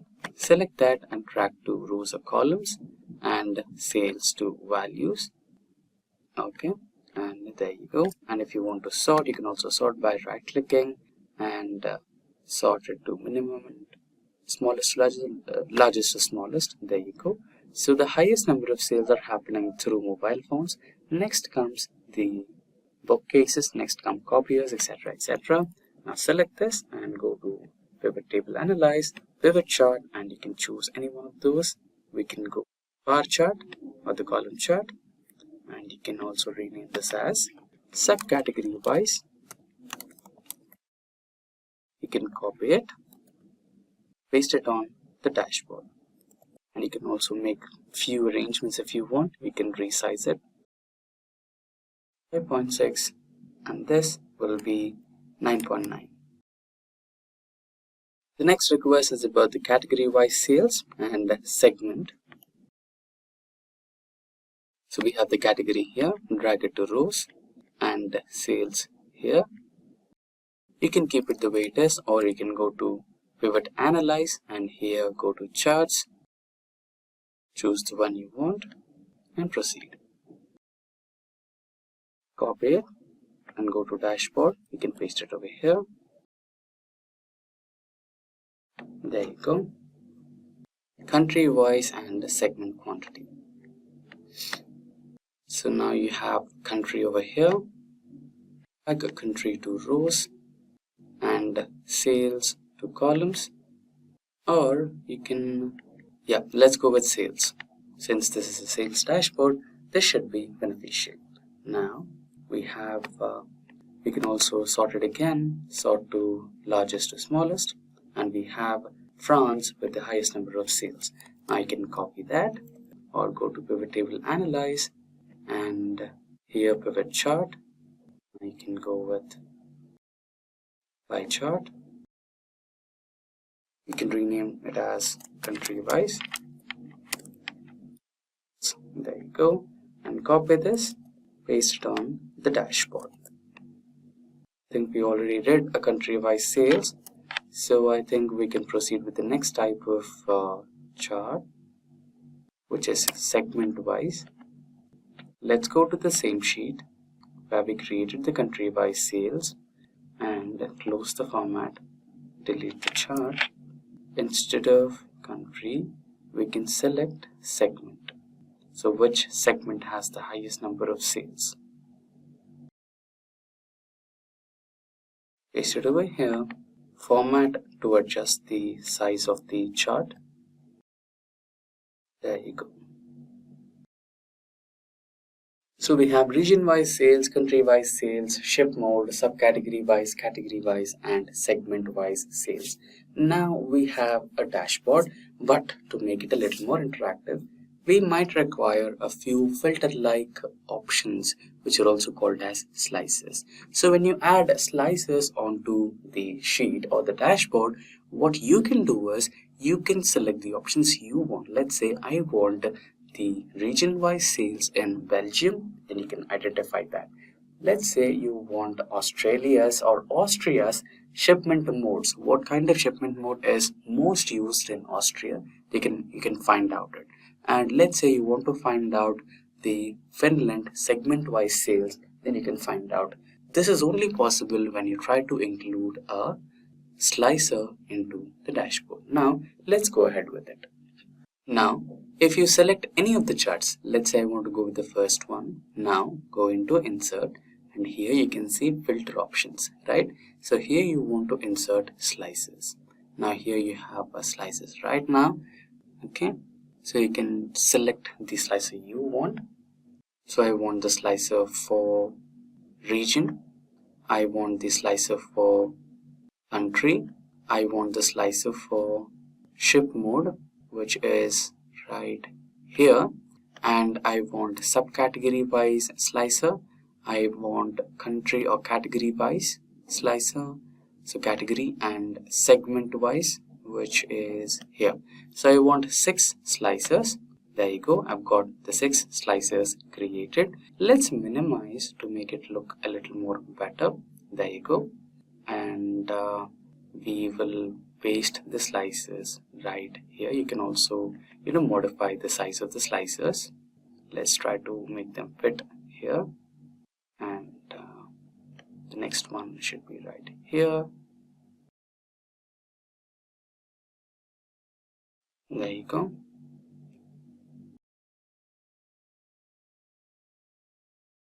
Now let's drag this here.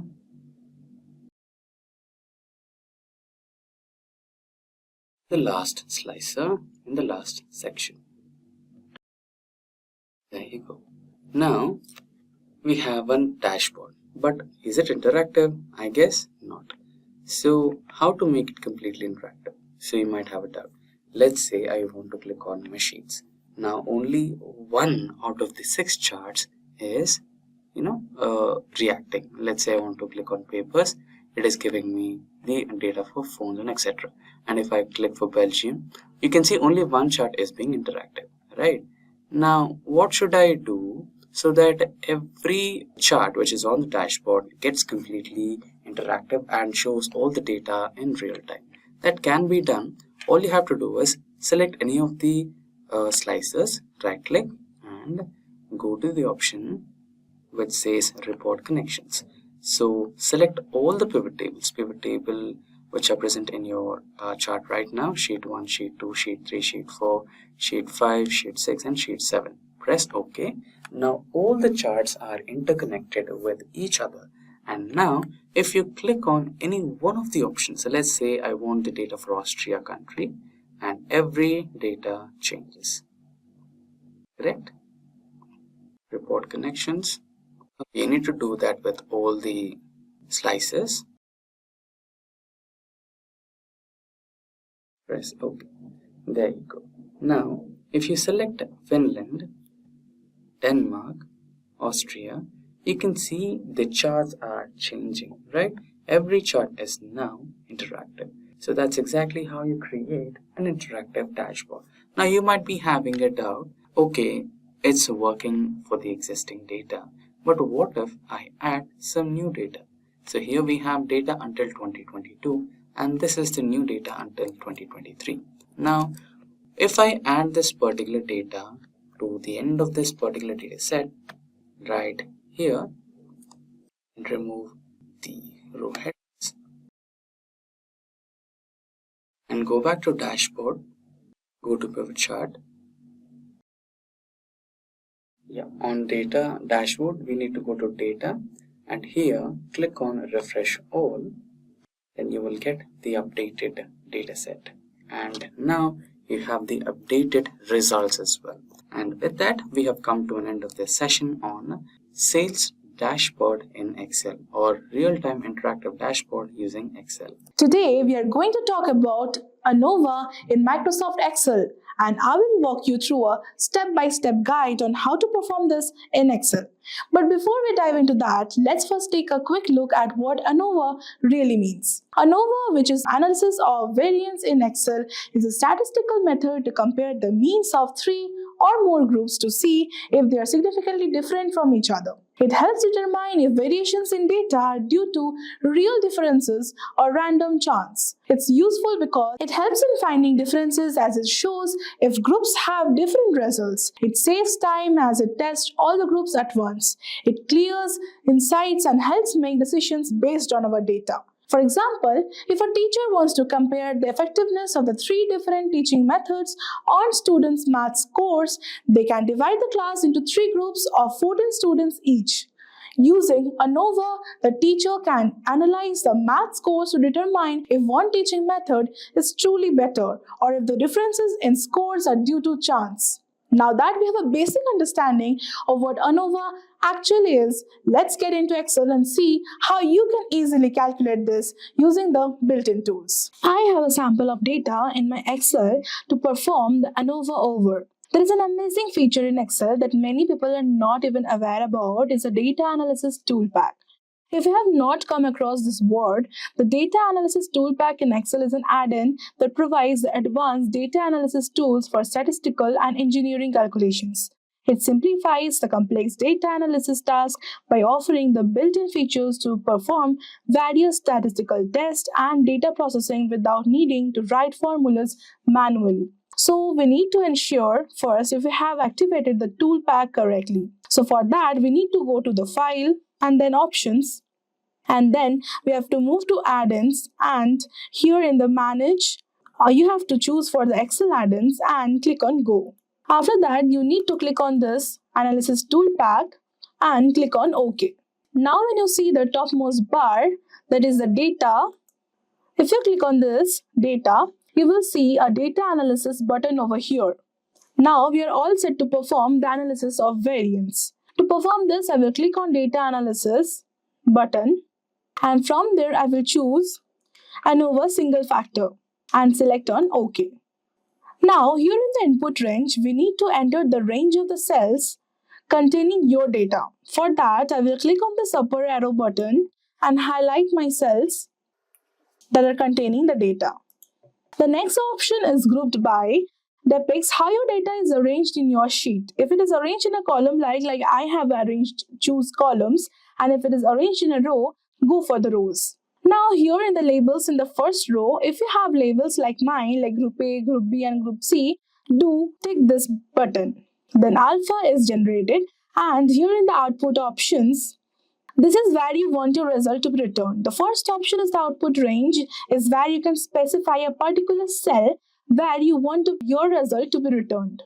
The second option will enter the answer in a new worksheet, and the third option will enter the result in a particularly new Excel file. I will choose the second option and will name it as ANOVA. Now we have got this result.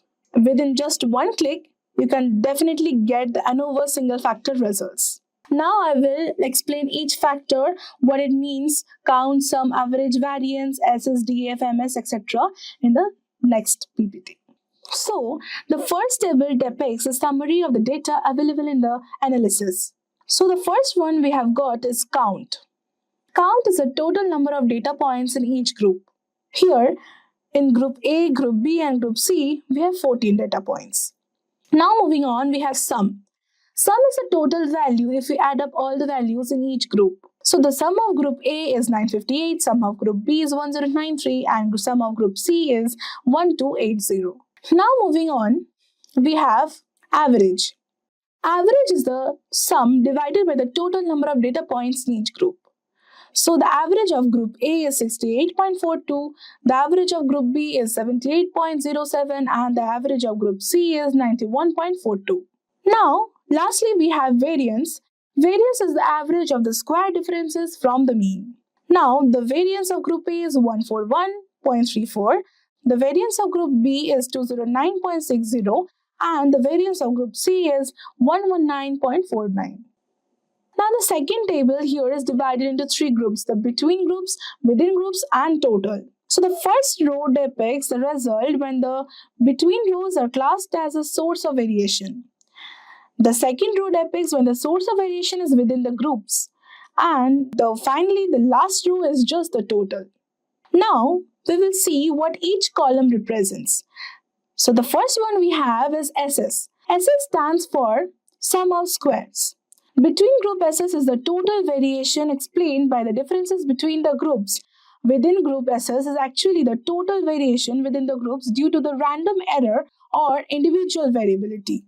And the total SS is the sum of the between group SS and within group SS. So the between group SS over here is 3735.19, within group SS is 6115.78, and the total SS is 9850.97. Now moving on, we have DF. DF stands for degrees of freedom. This is calculated slightly differently. For between groups, DF is the number of groups present in your data minus 1. I have 3 groups, so 3 minus 1, I have got 2. To determine this, within groups, DF is the number of observations minus the number of groups, that is 42 minus 3, that is equal to 39. Then we have MS. MS stands for mean square. You can think it as the variance for each source of variation. To calculate this, we can simply divide the sum of squares by the degrees of freedom. Now moving on, we have F. F stands for F statistic. Here the F statistic is calculated as MS between the groups divided by the MS within the groups, and it is equal to 11.90954. Now moving on, we have the F critic. F critic stands for F critical value. It is calculated easily by Excel, or you can perform it manually by looking at the critical value table.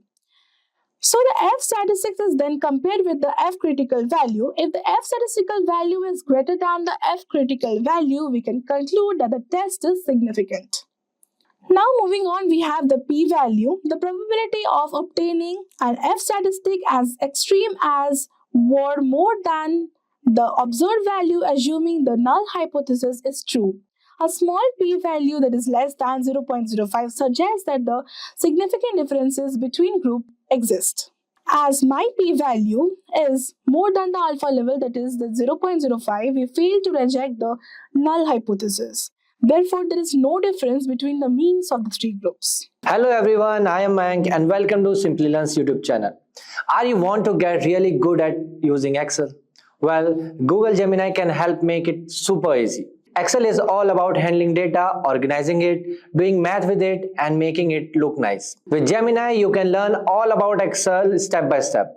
Whether you are just starting out or already know a bit, Google Gemini can teach you everything from the basics like how to write formulas to more advanced stuff like analyzing big sets of data. All you have to do is ask Gemini questions or tell it what you want to learn, and it will explain things to you in a way that makes sense.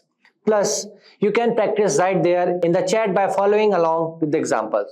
So if you want to get really good at Excel without any hustle, just start chatting with Gemini and you will be an Excel wizard in no time. So yeah guys, this is our Gemini prompt. So here first we will write how to learn Excel using Gemini, right? Just for the clarification. Okay, so it will give some prompt. See, here you can see there seems to be slight misunderstanding. Gemini is the large language model you can interact with. Okay, so learn Excel basics. You can do you can learn data analysis with Power Query and like this. So here we will write give me week-wise Excel syllabus. Okay, so it will give you week-wise Excel syllabus. So okay, so this is week by week Excel syllabus, basic to intermediate. Okay, not advanced. You can learn advanced too. So in week 1, what you can do, you can object and navigate Excel interface, understand basic spreadsheet, Topics you can learn: introduction to Excel environment, working to cell rows, and even you can just particular modify the selected text. So in week 1 you can learn these type of things: entering data, text, number, dates, and these. And we in week 2 you can learn building formulas with references, related and absolute, and you can learn lookup functions, VLOOKUP, index match. Okay, in week 3 you can learn conditional formatting, and in week 4 you can learn a little bit of data analysis, like this. Okay, so here we can write. So this is like you are chatting with someone. Okay, so you can write here, give me brief about the week 1 syllabus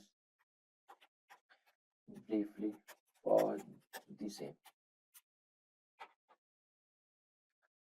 Okay, so see, it elaborate particular thing for you. So see, master the interface, data entry and editing, formatting fundamental, formula fun. Okay, so what if you want to learn particular only logical function? Okay, or you want to learn building formulas with references, or you want to learn lookup function, or you want to learn date and time function particular. So here you can ask Gemini, give how to work with date function in Excel, explain me with example. Okay, so till then let me open the Excel file for you, Araf. Okay, so yeah, so see, the date function is Excel is a handy tool for creating specific dates or working with existing ones. So here is a background. So year, month, day, example, right? So enter today date in a cell, let's say cell 1, A1. Okay, so Excel is now here. Okay, so what he's saying, so what it's saying, enter today's date in a cell, let's say cell A1. You can type directly, that is 2024, this. Okay, let me copy it directly. Okay, and paste it here.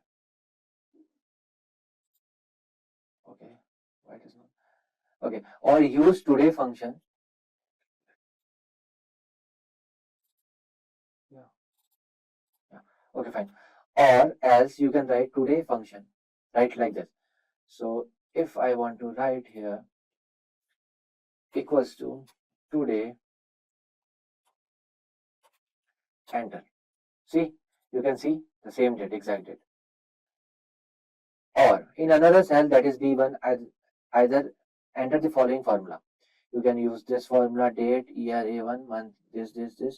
Okay, so what it will do? So this part extract the year cell from A1, which has already did this, then month from cell this, from cell this. So this is how you can learn any formula using Excel. Okay, so I will write, give me example of data in which I can learn basic formulas of Excel. Okay, so we will sort some try to formulas of Excel. So this is our particular data set. So as you can see, export to sheets. So either you can go directly to the sheets, and you can say sheets and this Excel are both same. Okay, so after that what you can do, first let me try to copy it. Okay, if possible. Okay, I'm not sure. No, it came in one cell only. Okay, so I can directly, so it's creating a spreadsheet. Fine, open sheets. So yeah, so this is the data. So now what learning with formulas. So this data allows you to learn, practice. Okay, what I will do, I will just copy everything. We copy it and paste it here. Fine. So now the thing is that I want to learn sum function. So calculate the total quantity of each product sold by using the sum function on the quantity sold column. Okay, so what you have to do, formula in cell E2 for choco chips cake, right, equals to sum B2. Okay, so I can write here in which column? E2 column. E2 column equals to sum B2. B2. Enter. It's 50. As you can see, 50 is here. Okay, so this is how you can learn. You can learn average function. Okay, let me copy it directly from here, and you can paste it anywhere. Okay. Okay. Average of C2. Then C5. Okay, fine. Why it's coming like this? Okay. E5. Okay, I will write here. See what's the issue.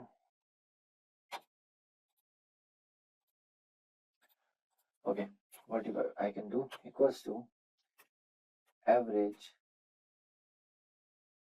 of average. Okay, my bad.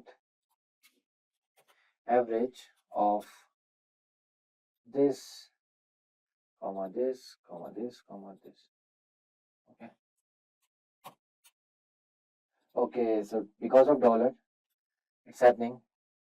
Okay, so this is how you can learn. You can find across all using a function on the price per unit column, formula in cell E5. E5. E5. If I will copy it.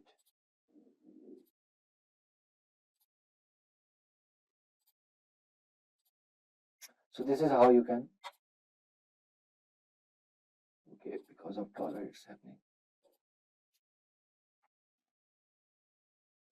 Okay, see how it will work now.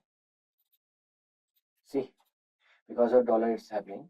So now the average of C2 to C5 is 2. Okay, so this is how you can learn. You can multiply, you can apply VLOOKUP. So these are some additional tips from the Gemini.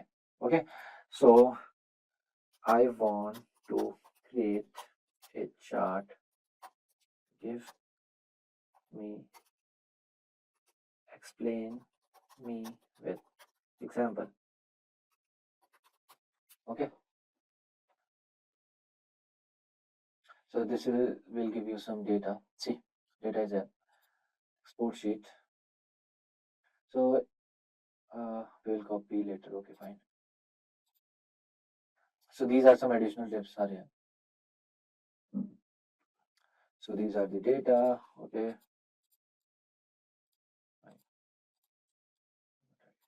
copy it and paste it here. Okay, so now what can I do is, see, select the data, highlight the data you want to include in chart. This typically includes category, labels, product names.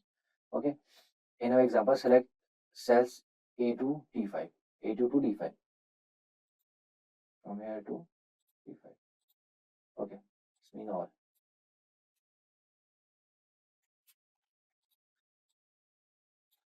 Right, select data. Then what you can do, you can choose a chart. Go to Insert tab on the Excel ribbon and locate the chart section. Go to Insert. Then, okay, these are some charts. So what you can do, I want this chart. Okay, 2D column chart. Okay, I selected this. The best chart depends on the data, but you want to. Here are some options: column chart, line chart. Okay, let's select column chart. Okay, insert. Where is the chart? Where are you? Column chart. Okay, so here you can choose recommended section. Okay, so these are some recommended by Excel itself. Okay, so stack chart is there, clustered column chart is here, and the stack bar is here, then clustered bar is here. So we will choose this stack column. Okay, so as you can see, this is your data is ready. Okay, chocolate chip cookie, cupcake, bread lovers, muffin. So this is how you can learn Excel using Gemini. You can ask anything from beginner level to advanced level from Gemini. It will give you through. It will explain you with example. Okay. In today's video, we are diving into Power Pivot in Excel. So if not aware, Power Pivot is a powerful tool in Excel that allows you to import and analyze large data sets from multiple sources. For example, if you have any separate data sets for sales transactions and product details, the Power Pivot enables you to link them together using a common identifier like the product ID, create custom calculations with DAX like the total or average sales, and quickly generate interactive reports like the pivot tables. Basically, it simplifies the complex data analysis, making it easier to work with the large amounts of data without relying on traditional formulas, and help users create meaningful insights in a more efficient and error-free way. By the end of this video, you will be equipped with everything you need to master Power Pivot. In this video, we will cover activating the Power Pivot as an Excel add-in, creating relationships between tables, calculating the profit, total profit, and more, and wrapping it up with KPIs to filter data like a pro. This video is packed with exciting and super informative tips to level up your Excel game. So, I am inside Excel, and before going to the pivot table, I have a list of data over here. I have basically three tables: the salaries, transaction, and the employee. And we can see that some columns is common, like the employee level over here, and in the salary sheet, and the level column in the employee sheet. They are the same. So let's get started with installing Power Pivot. For that, we need to go to File and then Options. And here in the add-ins, as I have already activated it, so it is in my active application add-ins. You will find it over here in the inactive application add-ins if you have not activated. And you can just click over here, and in Manage Excel add-ins, you can go for COM add-ins, as it is a type of COM add-in. And then click on OK. So I am inside Excel, and before going to the pivot table, I have a list of data over here. I have basically three tables: the salaries, transactions, and the employee table. And we can see that we have some columns in common, like the employee level in the salaries table, and in the employee table we have a level section. These are basically the same. So let's get started with installing Power Pivot. For that, go to File and then Options. And here in the options, then you have to go to those add-ins and select Microsoft Power Pivot for Excel. It is in my active application add-ins, as I have already activated it. You will find it in an inactivated application add-ins if you have not activated it. So you have to just click on it, and in spite of Excel add-ins, you have to go for COM add-ins, as it is a type of COM add-in, and then click on Go. And when you click on Go, you will have a drop down over here. In that drop down, you have to select Microsoft Power Pivot for Excel and just click on OK. And there up in this section, you can see this Power Pivot just got available. And now we can close the file and open a new Excel file where we will do the calculations and analysis. A blank workbook. So we need to cross this. And in the new Excel file, you can click on Power Pivot and then click on Manage, and this will take you to the Power Pivot in Excel sheet. Right now we don't have any data, so let's import data from the external sources. So let's go to external data from other sources, and you just need to scroll down and you will find the Excel file over here, and then click on Next. And when you click on Next, you will get this Excel file path. Basically, you need to locate the place where you have already saved your Excel file. So click on Browse, and as I have already kept in it my downloads, I will just open this. I will tick this box as use first row as column headers and click on Next. And now you will see the three available tables over here, and I want to import all the three and hit on Finish. After it is being initiated, you can close this. And when you close this, now we can see everything is uploaded over here. We have employees, salaries, and transaction. Now that we have whole data over here, you can do the diagram view and see. Let's go back to data view and try to delete this. Delete. Yeah. Now we can go to this diagram view and let's build some relationships. We can now basically connect staff ID over here with that staff ID of the transaction table. So you can just click over here and attach to this. So it has created a relationship. Same goes for the employee level. The employee level under this salaries table and this level under this employee table will connect this. So it got connected. So now that we have basically added connection, it's no longer just 3 tables, but one large data model. Now we will go back to this data view and we can basically add columns if we want. As we have the selling price and the cost price, we will find out the profit. And add a column, you need to write here just equals. You have to just click the selling price minus this cost price and just click enter over here. This is basically our profit, and now we will rename this as profit. Now we have the staff ID.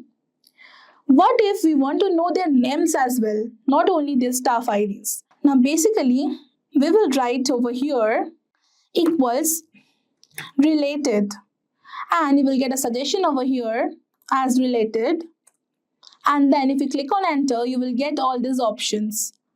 Now basically I want this employee name to be written, and click enter and close this parenthesis, and finally click enter and see you have got the names. Now what about measures? Assume we want the sum of all the profit we all made. We will go down somewhere over here and select a cell, and over here I will write equals sum and click on enter, and then choose profits, and I will close this parenthesis and put on enter. See, it's done. Now I can rename this as total profit as it looks good, and click on enter. Definitely it will change here in the cell as well. Now we are all set to begin the analysis, and click on just pivot table and then click on existing worksheet and just OK. It may seem like a normal pivot table, but it's not. We actually have 3 tables over here: employees, salaries and transactions. Let's assume we want to see which employee is getting what revenue. So under employees, we will drag their names to rows.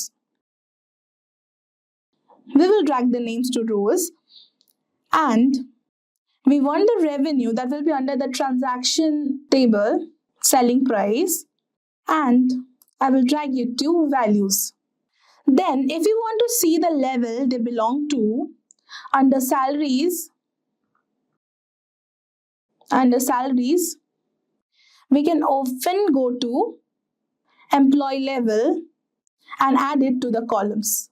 Now it looks good. Now when you move forward, just beside these measures we have KPIs, and click on KPI, new KPI. We can have an absolute value, like for example I'll give 20,000. That is a target value basically, and I will choose this icon and I'll click on OK. Now I will clean it a bit. Okay. I will only have profit and values under it. So under the transaction, we will go to this total profit. I'll click on status and see I have got this.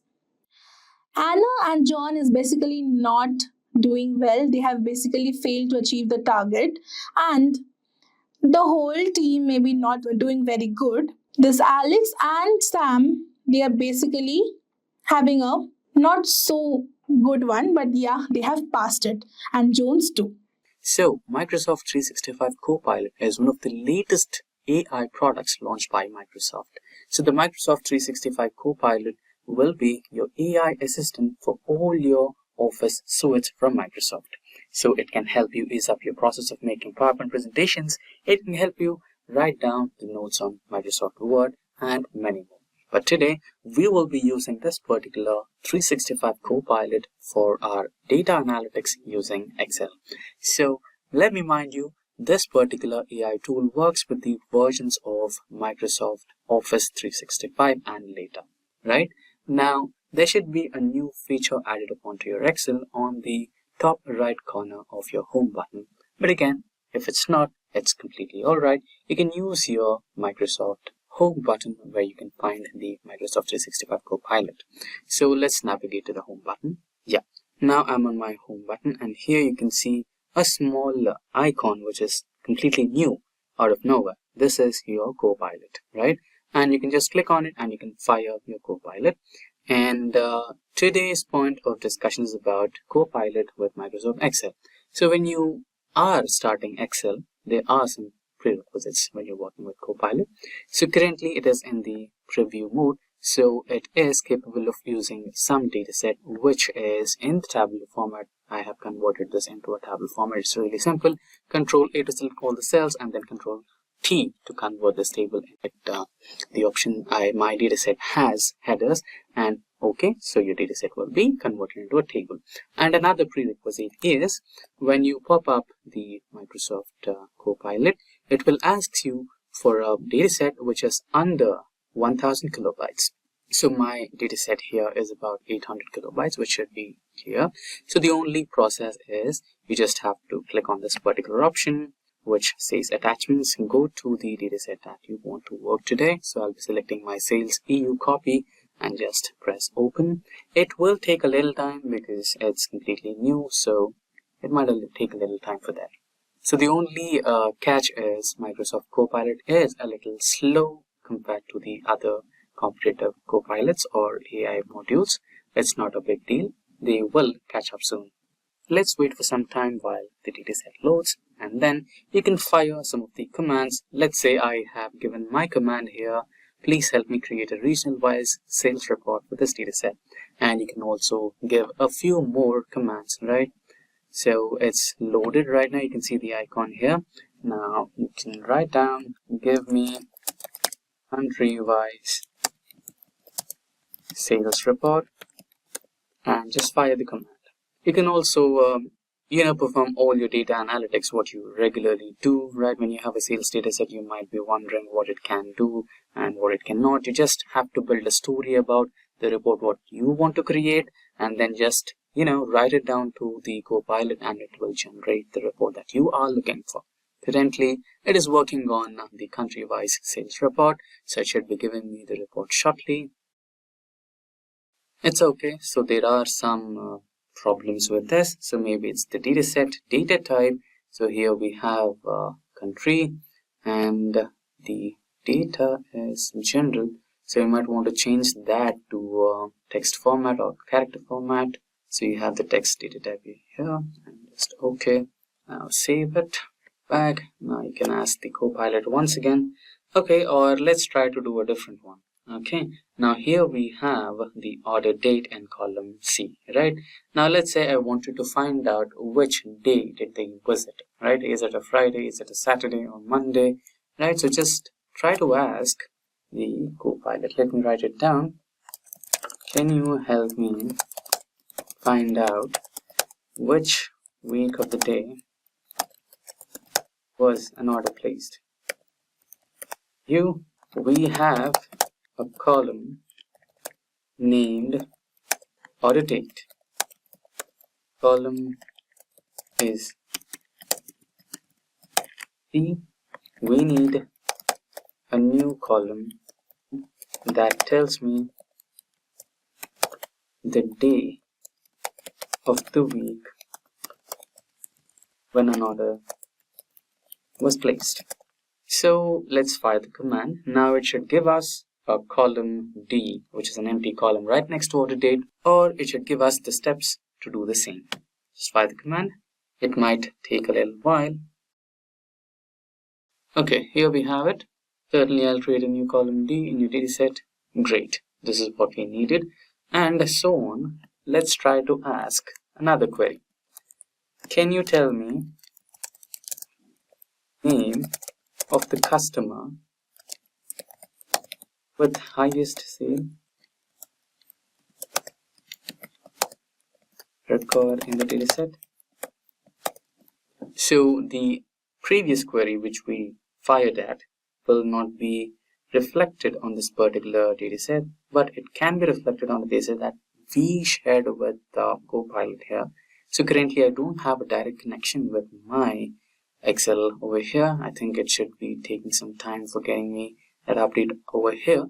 But anyways, it will be updated in the dataset that it is currently dealing with. That's not a problem. Now let us see what's the answer. I apologize, but it seems that I'm unable to extract any text content from the uploaded file. It's okay. Let's try to file. There are some discrepancies, but it should be resolved soon.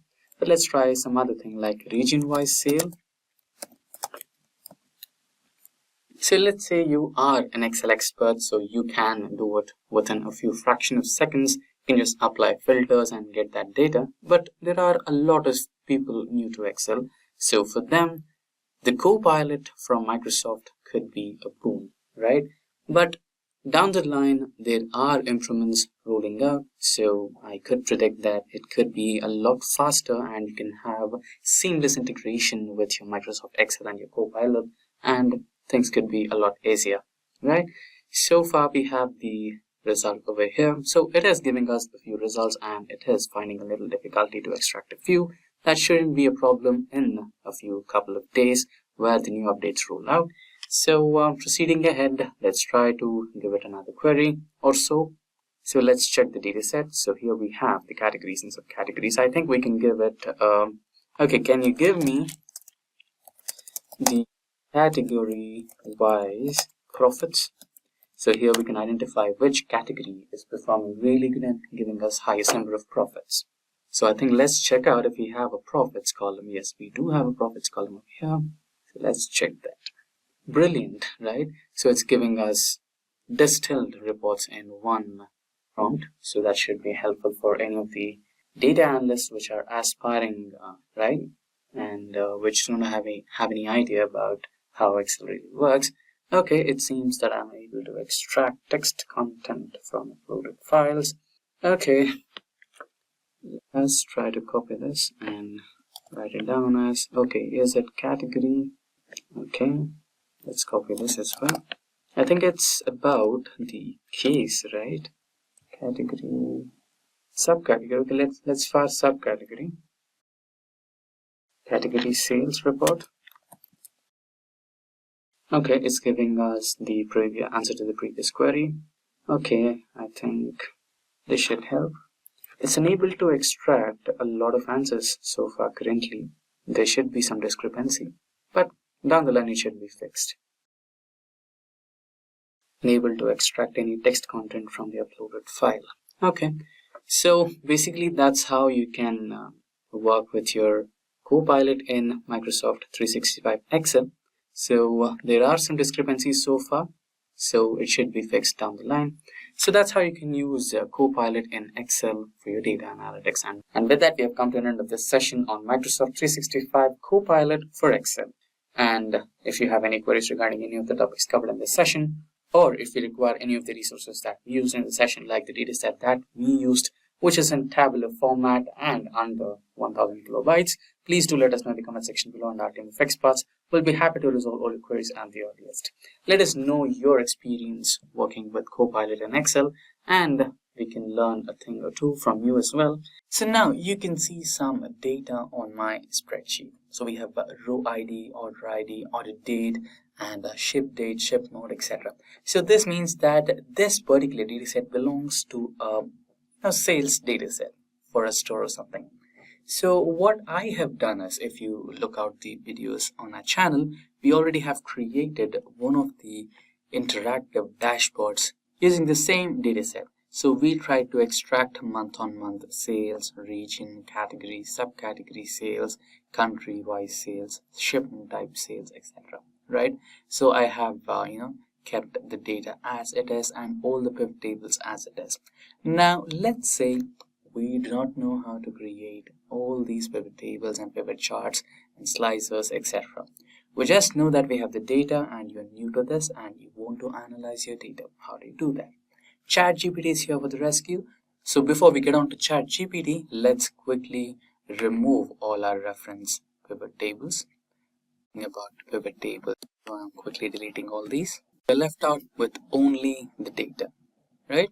And again, you can do this dashboard using ChatGPT 3.5, or in case if you have a premium version, which is ChatGPT 4, you can directly attach your dataset onto the ChatGPT prompt and ChatGPT will do all the analysis you need, right? But for now, let's experiment using the ChatGPT 3.5 version, which is basically open source and free to use. Now let's quickly hop on to ChatGPT. So there you go. We have ChatGPT version 3.5. We are not switching to 4. So now let's quickly explain what we are up to. Hi ChatGPT. Just keep it simple, as if you're talking to your friend.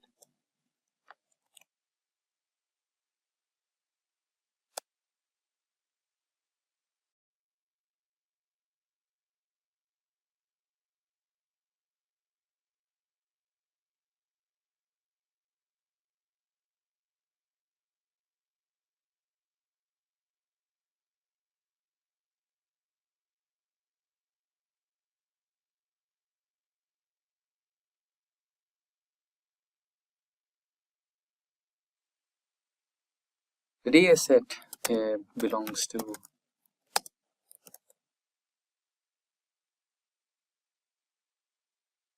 Superstore sales, or is about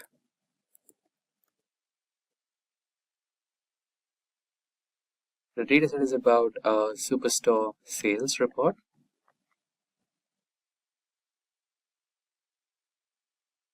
And I need to create a dashboard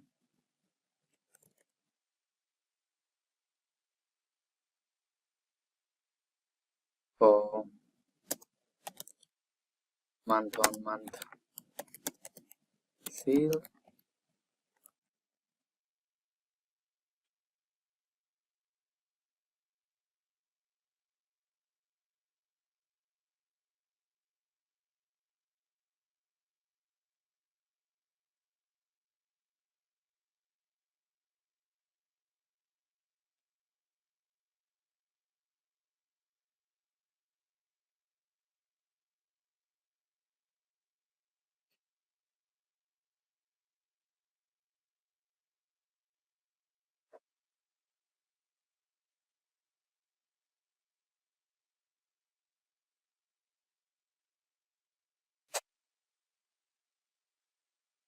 So this is the prompt, and basically I just explained in a brief way.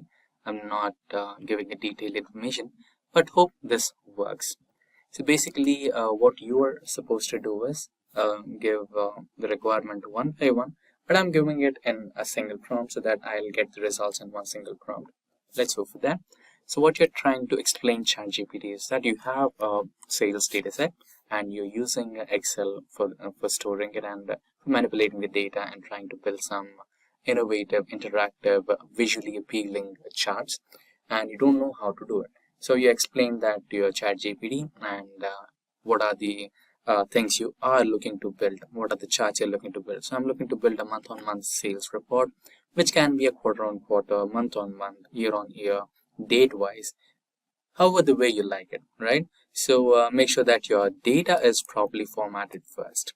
So here, let's check out that your date column is formatted to date data type, right? Sometimes what happens is the representation of date changes to user by user. Let's say this particular data set or this particular inventory has been allocated to 5 different people to entry the data, right? Somebody might use this type of, here you have, let's create a new sheet and try to, let me elaborate what I'm trying to explain. So let's say person 1,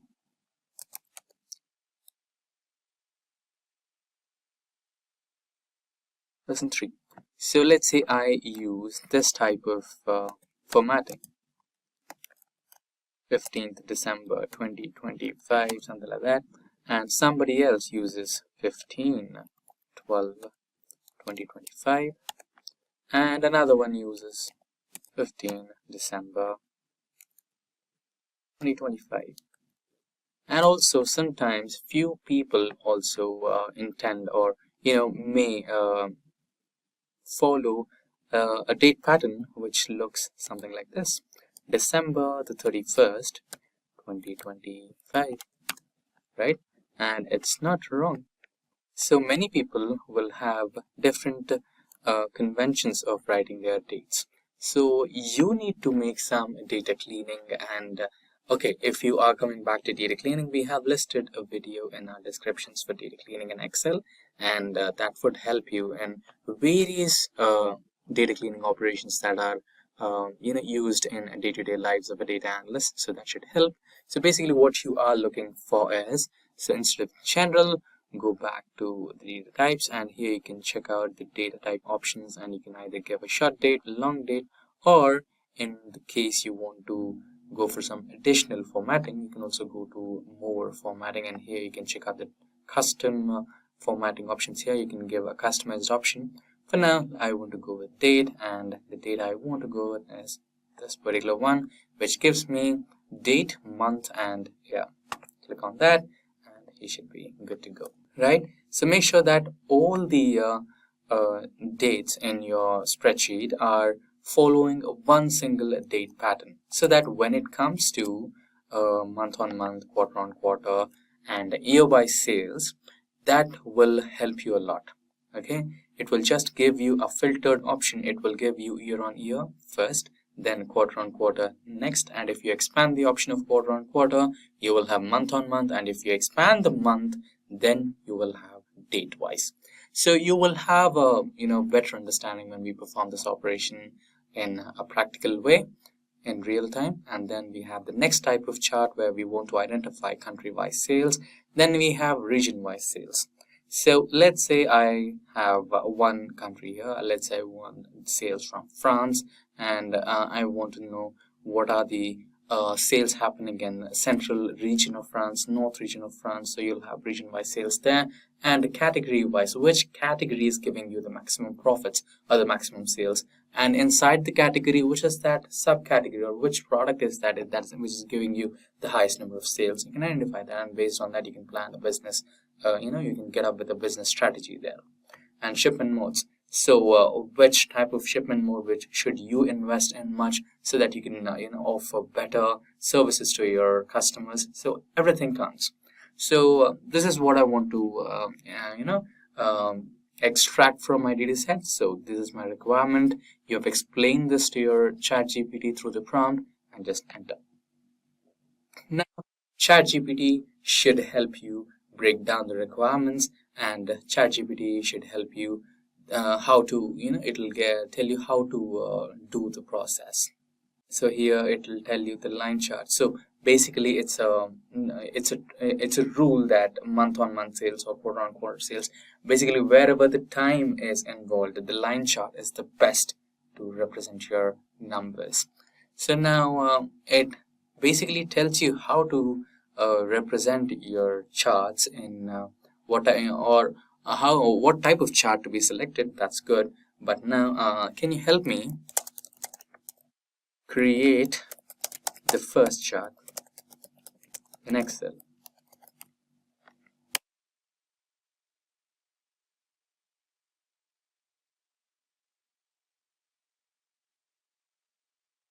There you go. So it tells you how to create it ensure you have a column for dates and other corresponding values. So basically it is telling you to have a properly mentioned or properly defined metadata or column headers. Then select the data, go to the insert tab, choose the line chart. Okay, and let's say you wanted to create an interactive dashboard, right? So to create an interactive dashboard, or to basically create a dashboard, you need pivot tables, and you don't know how to create a pivot table. You can ask ChatGPT to help you create a pivot table. Help me create a pivot table for the first type, for all the types, okay, or for the data set.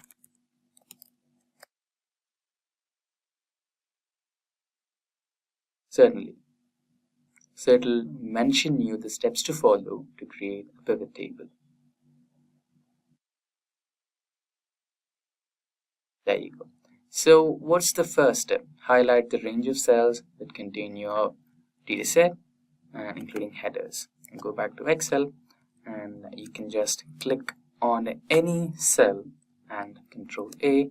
All your data set has been selected, or these days you can just select one of the cells and go to Insert menu and Pivot Table. And now from the table range, Excel will automatically select the entire range of the table you're looking for or you're working on. And in case if you are having any doubts on that, you can just select all the range and go to the same insert option and select the pivot table. Now click on OK in a new worksheet, and there you go. You have your new, pivot table. Let's delete this. Now remember, we wanted to create the month-on-month sale for the first pivot table and pivot chart. So, and remember about the date formatting. So we'll be looking on that. Now we will drag order date onto rows here, and you can see here. So this is what I was talking about. So Excel has automatically segmented your dates. We have about 10,000 rows in this particular data set, and it has segregated all the 10,000 rows into 4 different years: 2020, 21, 22, and 23. And if you expand the selection of year, it has segregated again into quarter 1, 2, 3, and 4. Right? And if you expand quarter 1, you have month-on-month sales in quarter 1, month-on-month sales in quarter 2, and month-on-month sales in quarter 3, and so on. Right? So this is why I was requesting you to have a proper data formatting for all your dates, right? Which could be really helpful when you want to extract the quarter-on-quarter sales and date-wise sales and year-wise sales, right? So now we wanted to find out month-on-month sales, right? Or year-on-year sales. So where is the sales? Yeah, here we have the sales parameter. Just drag that onto the values, and there you go. Now format this into the currency type. So the currency is dollars, American dollars, and you can eliminate the leading zeros here if you don't want them. There you go. Now you have the whole number here. You can also do the same for this.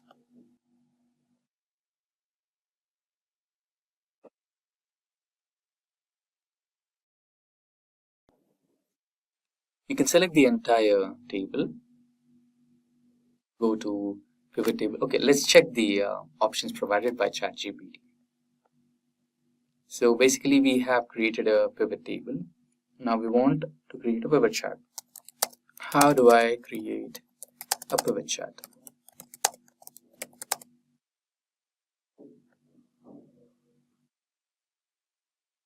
So again, it's making really clear statements and really clear steps.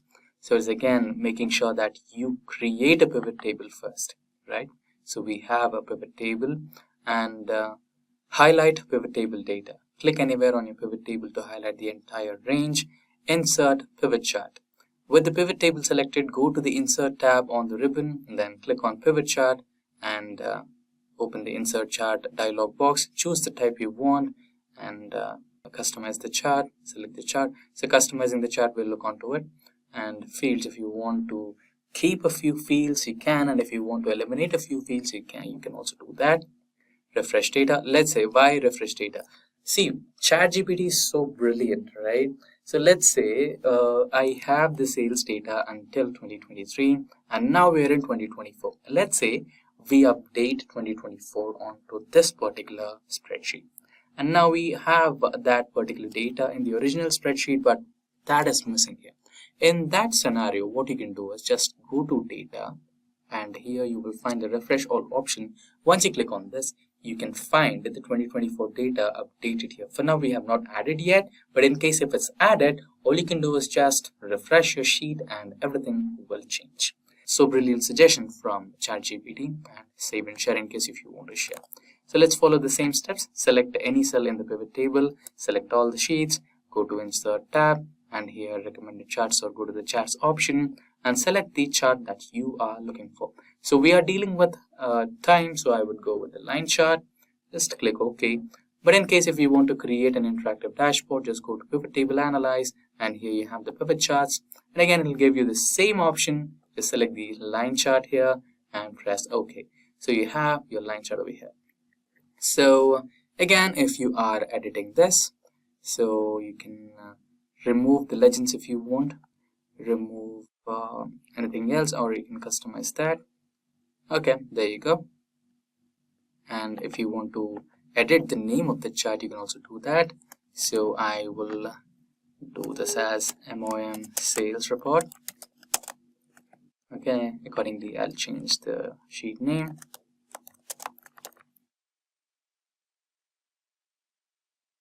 Okay, right now quickly we will create the other charts as well.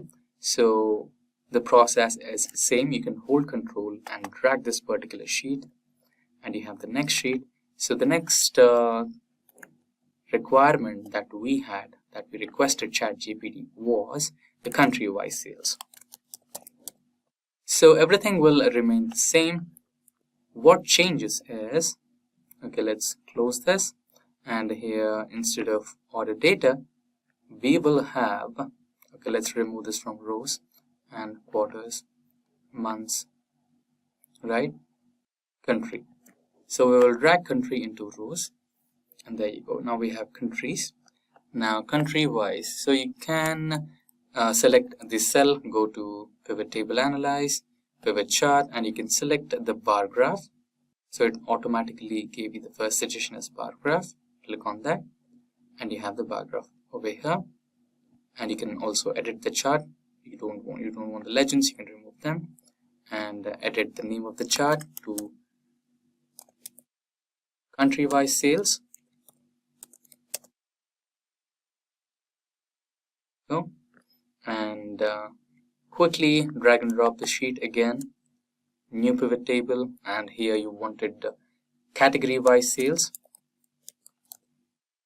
or segment-wise sales. Close this particular thing, delete this, and instead of country, you're going to add segment to the rows and remove country, and you have segment wise sales. Select any cell on the pivot table, go to pivot table analyze, pivot chart, and here you can use any of the available charts here. Let me use the funnel chart, or histogram. Bar chart will be better. Press OK, and there you go. You have the bar chart. Same. Edit your, customize your chart. Change the name to segment-wise sales. Hold control and drag the sheet. Now you have subcategory-wise sales.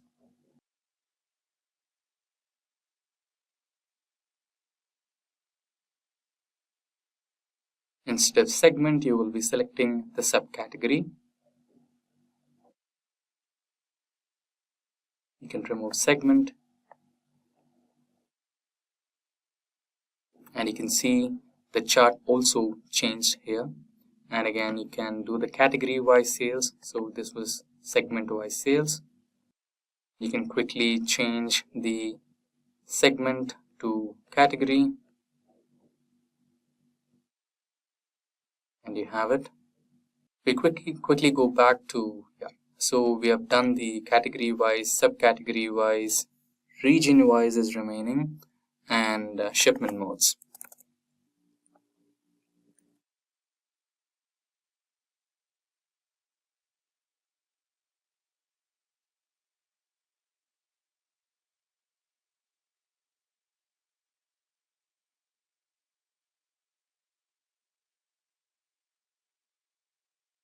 So quickly drag and drop the region, remove subcategory from the list.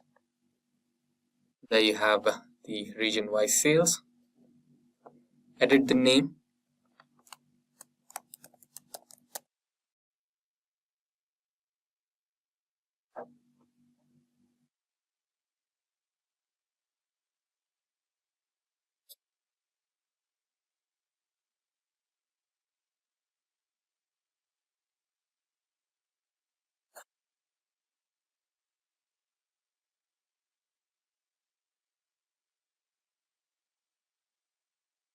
And the last one, which is about the shipment modes.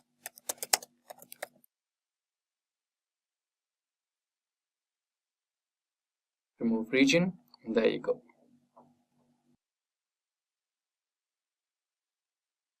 I can create a new dashboard over here and name it as dashboard. You can do some customization to your dashboard, like selecting these cells.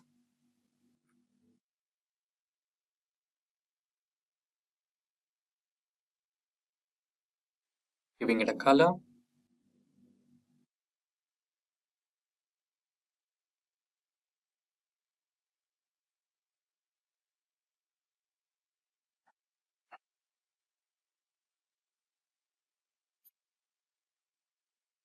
There you go.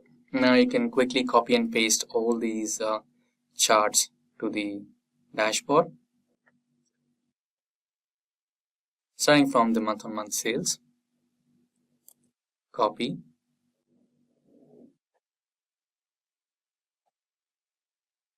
And paste.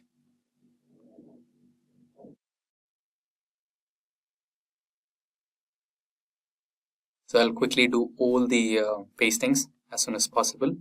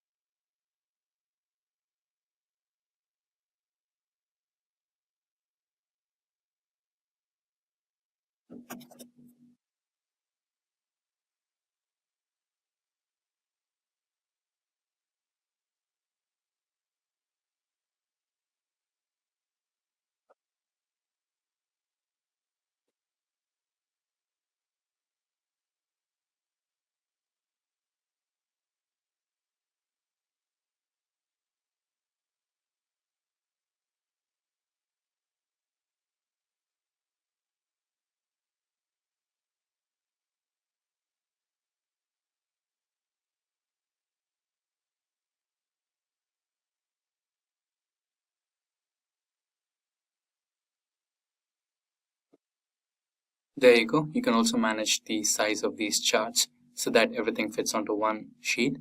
So for now, let's try to unpin this so that we have a little better visual appearance.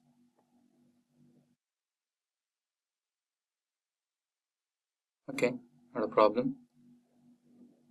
And now we need some filter, right? So something which can make it a little more interactive. That's when you add slices. And let's say you don't know how to add slices. Back to ChatGPT and ask ChatGPT, how do I add slices to my dashboard?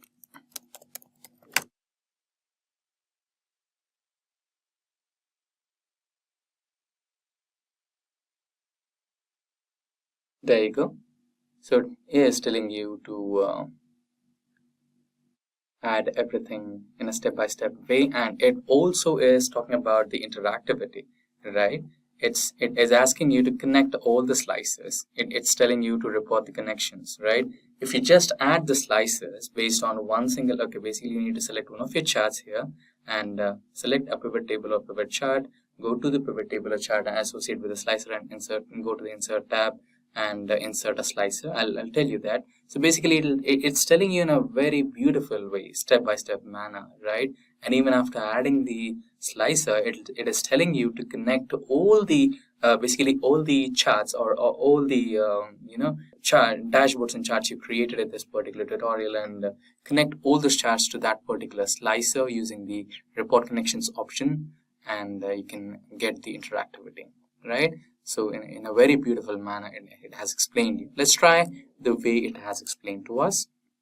Go to the dashboard, select any one of it, and go to the insert option. And here you have the slicer, right? So now you have all the slices over here. So basically we wanted what type of slices. So I have created a month-on-month chart. So I'll go with order date slicer, which is here.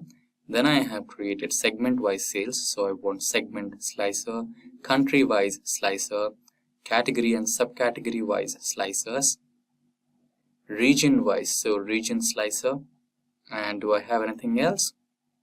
Let's scroll down. That's the last one. So where is the shipment here?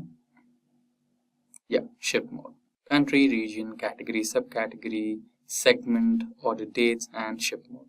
So I will have multiple slices in one go, right? Now you have to arrange your slices in such a way that they are interactive and they look like they are sorted in one place. So let me do that quickly. We have some space left here in the bottom place of the dashboard. You can also keep your slices there. So what basically ChatGPT meant was, if you try to use the slices here, it will, the changes will reflect only in one of the pivot charts, not on all the pivot charts. So to get that interactivity, to get that connectivity between all the charts, you need to do a small setting which is called as report connections. So select one of the slices over here, right click, and here you have something called report connections. So when you report connections, you have all the pivot charts and pivot tables that you just created. You can just select all those pivot tables that you created and press on OK, so that all these pivot tables are connected to that particular slicer. You can just expand this and check if all the pivot tables are selected. Press OK. Do the same for all the slicers. I'll quickly do that.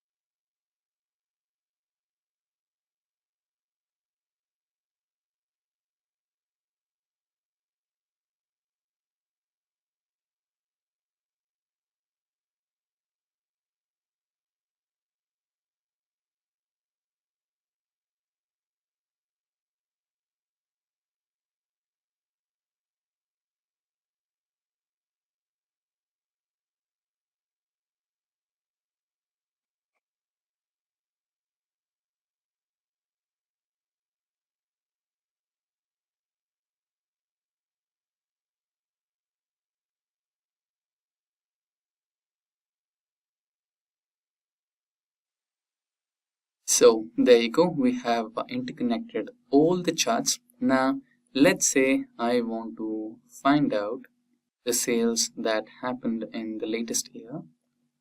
Just go to the filters, select any of the dates, 2023, and you have the data.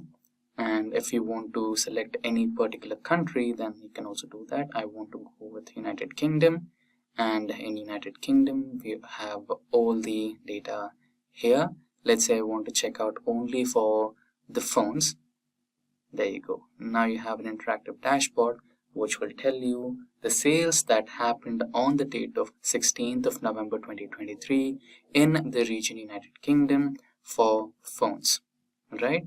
And segment is home or office, shipment mode was standard class, and major sales that happened are from North region, and the category is from technology, right? And that's how you create an interactive dashboard using ChatGPT in Excel. So each and every step has been mentioned very clearly by ChatGPT, and you have all the data in one place. So let's quickly remove all the filters. And there you have the entire dashboard.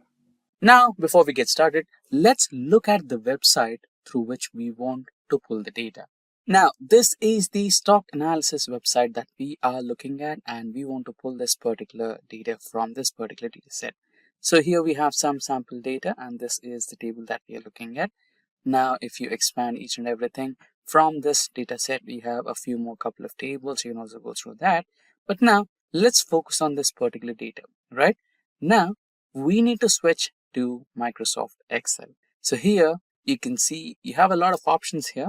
And if you see into the data, here you have an option that says get data. And here you can pull data not just from a website, you can also pull data from an existing workbook, from a database, from cloud, or any other. If it's data, you can just pull it. Now that's the best feature of Microsoft Excel.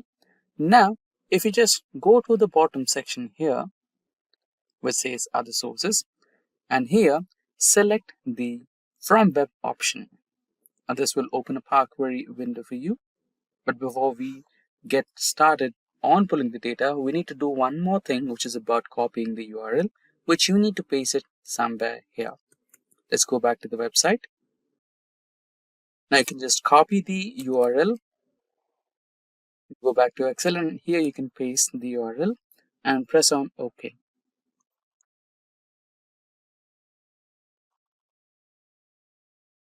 Now here you go. You have established a successful connection with the particular website. Now here you have a couple of tables in that particular website. Now just click on those tables and you can see the sample preview of the data you're looking at. Table 0, Table 1, Table 2, etc. Just look at the preview and select the data table that you are looking forward to have it in your dataset. Now let's say I want to go with this particular one. You can just click on load, or if you have some transformation to be done, let's say you wanted to categorize this based on name, like first name, last name, or if you wanted to make sure to do some calculations or find out the rate of the product or anything as such, mathematical calculation or data transformation that you want to do, you can go with the option which says data transformation. Or if you're feeling happy with the data that's currently on your data set, then you can just click on load. Now I'll go with load for time being, and it'll run some queries and your data will be loaded. And also, just in case if you wanted to know if this particular data set is really dynamic or not, let's say somebody does some update on the particular website. Since this is a stock trading website, maybe there are updates based on per day or based on weekly, right? And someone adds some new data onto the website, and again you cannot carry out the same operation, right? In such scenarios, you just go to this option which says refresh all, and you can refresh the data and automatically the new entries will be added to the same table. You can also see some of the queries running. Right now it is quick, so you can see that. You can see an option that says query is running in the bottom section of the Excel spreadsheet. Let's look at it once again while I press the refresh button. Running query background. That's how it runs, and you have the updated data table on your Excel spreadsheet. Are you struggling to find meaningful insights from your data? Don't worry. ChatGPT is here to simplify your data analysis process and make it more efficient than ever. Whether you are handling small dataset or tackling complex ones, ChatGPT can help uncover patterns, trends, and insights without the confusion or stress. So in this video, we will explore how ChatGPT can transform the way you work with data.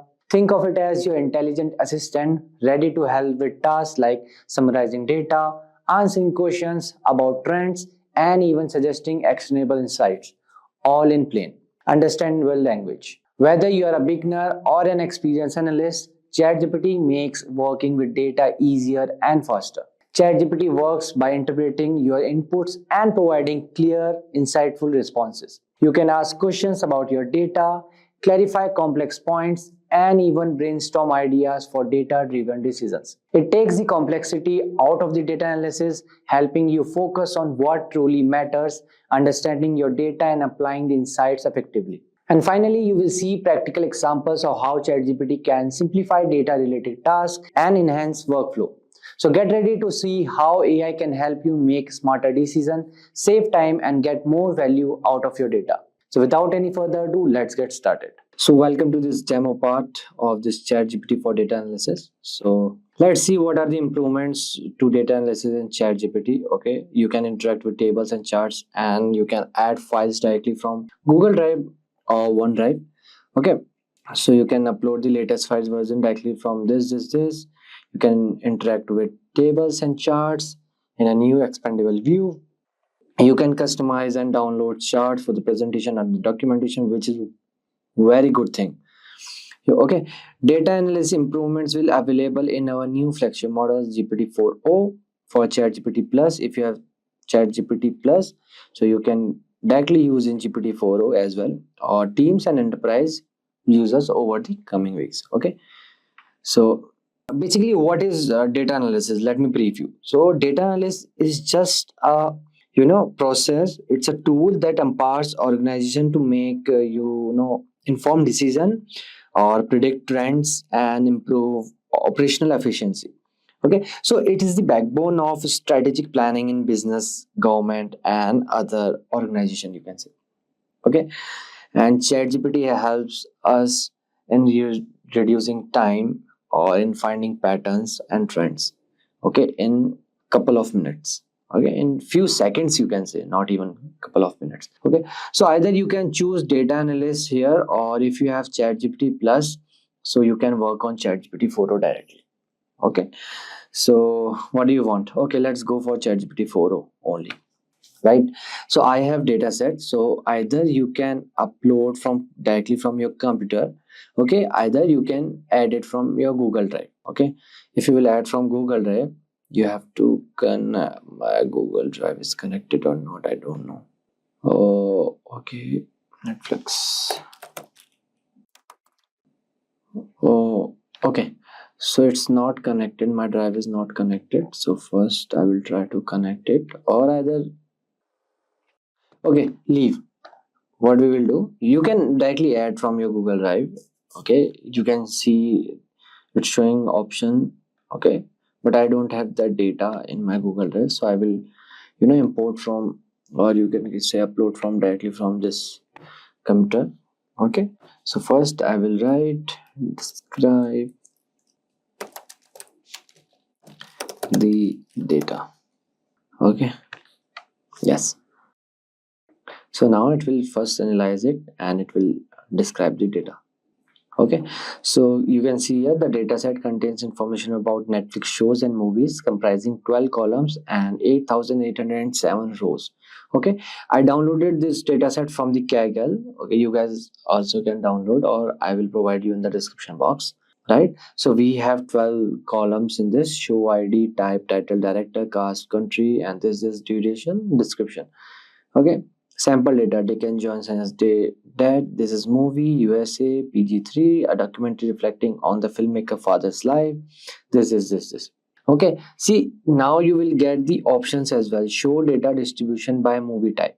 Okay, but first what I will do, I will clean this data. Okay, please clean this data.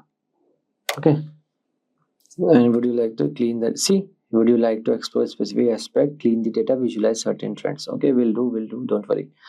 See, now data set has been cleaned with the following adjustment: remove duplicates to ensure unique records, handle missing values in director, cast, country were filled with unknown, fine. Missing data added, not specified. Rating, not rated. Okay, cool. Okay, updated data set summary, columns, see this. Okay, columns, no change in column, unchanged as no duplicates are found, no critical value. Okay, so now what I will do, please give me 5 different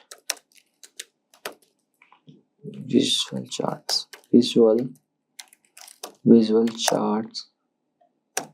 from the data. Okay, and okay, later on I will tell you one more thing, and you can use this data analyst as well. And I am having this plus version, so I can use ChatGPT 4 directly. Cool, it's analyzing. Yeah, so now you can see, okay, count of movies versus TV shows. See, switch to interactive chart, and this is for, see, here you can download and you can expand the chart.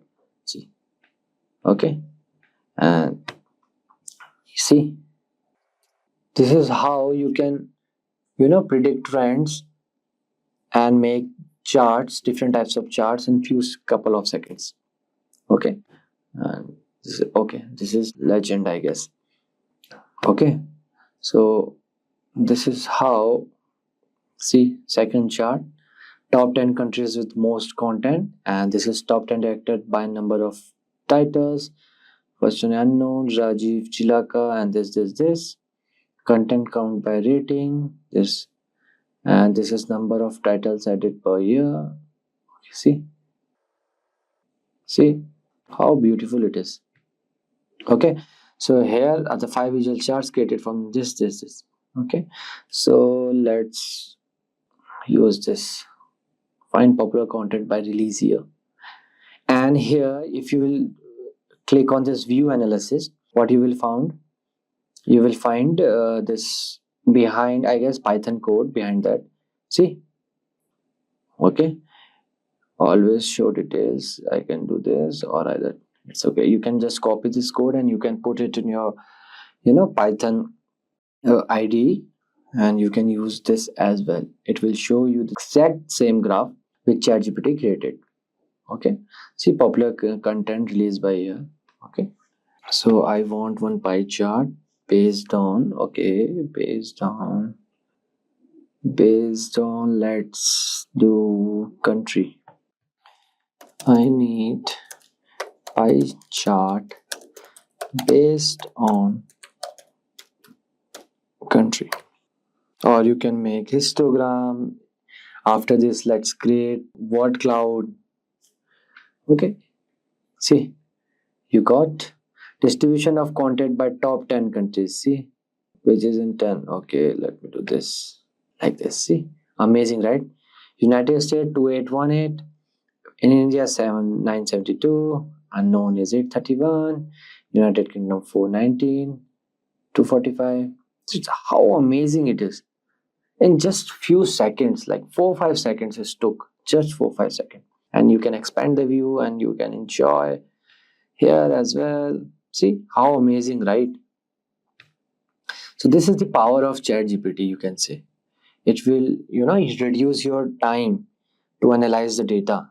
Okay, you can just see the code behind this particular chart, and well, let me please create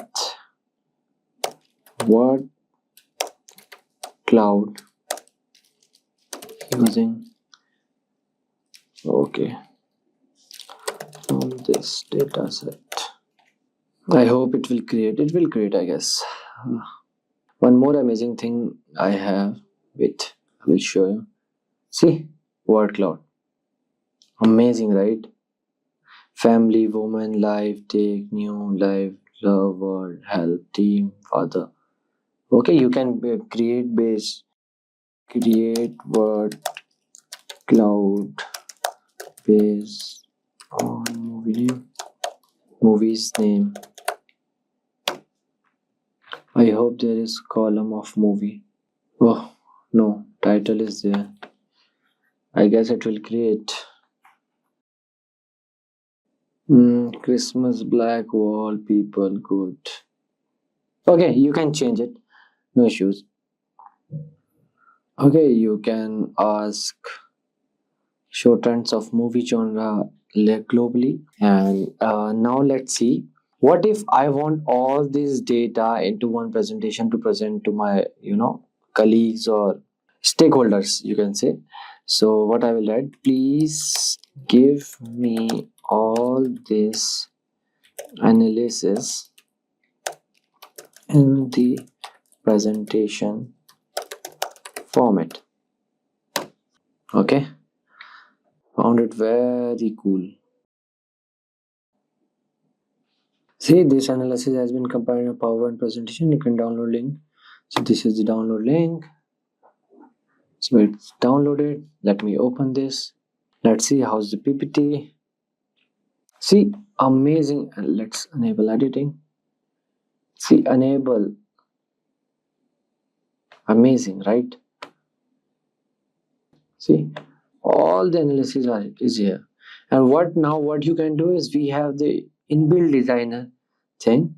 So you can just click on designer. You can just choose the design how you want. See, or like this, or like this.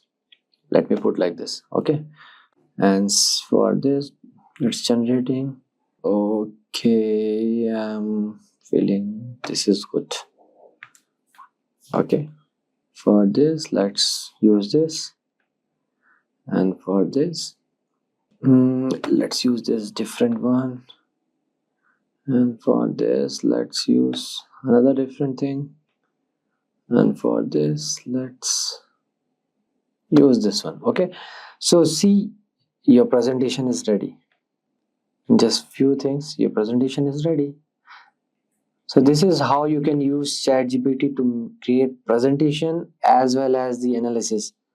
Okay, in just few minutes, you can say.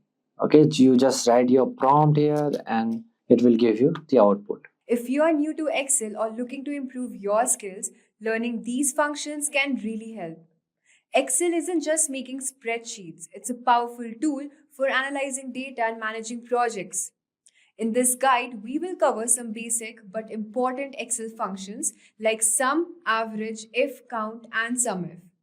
You'll see how these functions do and learn and how to use them with practical examples. This knowledge will help you with daily tasks and make you more confident in using Excel. So let's explore these functions together and see how they can make handling data easier and more efficient. Let's get going and make the most of your data with Excel. Why learn basic Excel functions and formulas? Functions and formulas are crucial for mastering Excel. By learning even a few essential ones, you can outpace many around you. They are fundamental for daily Excel tasks. To deepen your knowledge or explore advanced functions, consider exploring a comprehensive database of all existing Excel functions. Microsoft consistently updates Excel, introducing new functions like XLOOKUP in Microsoft 365, enhancing your data management capabilities. So now let's move on to the demo part. Okay, so first we will understand the sum function in Excel.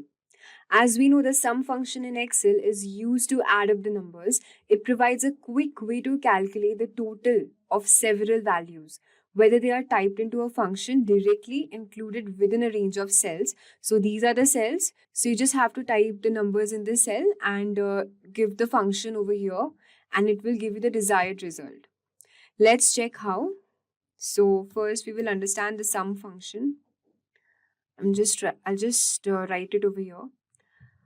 So the first step is like open your Excel file in your computer and select any column or row.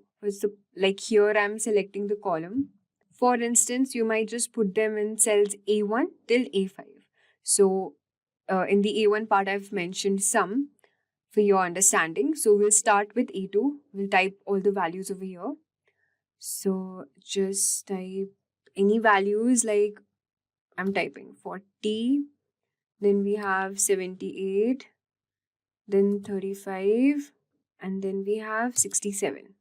From A2 till A5, we have typed the values.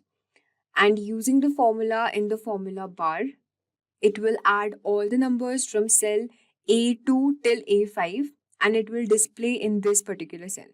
So just select the cell where you want your answer to be shown and just insert the formula over here.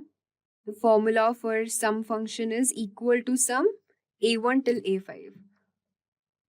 So we just go back to this bar and just select this particular cell, and here in this bar just type the formula A1 till A5, but then here we have A2, so we're just gonna change it to A2 till A5. All right, and just press enter. So here you get the value 220, which is the sum of all the values which we have mentioned over here. So it was pretty simple, right? Now let us understand the if function in Excel. Okay, so the if function in Excel is used to perform logical tests and return values based on the results of these tests. This function checks whether a condition is true or false and then returns one value for a true result and another for a false result. It is extremely useful for decision-making process within your dataset. Let us now understand what are the steps to use this if function. So just input your data and put any numeric values in the cells from B2 till B5, okay? So 56, 90, 36, 23, and here I want my result to be shown. So I'll just insert the formula here in the function bar.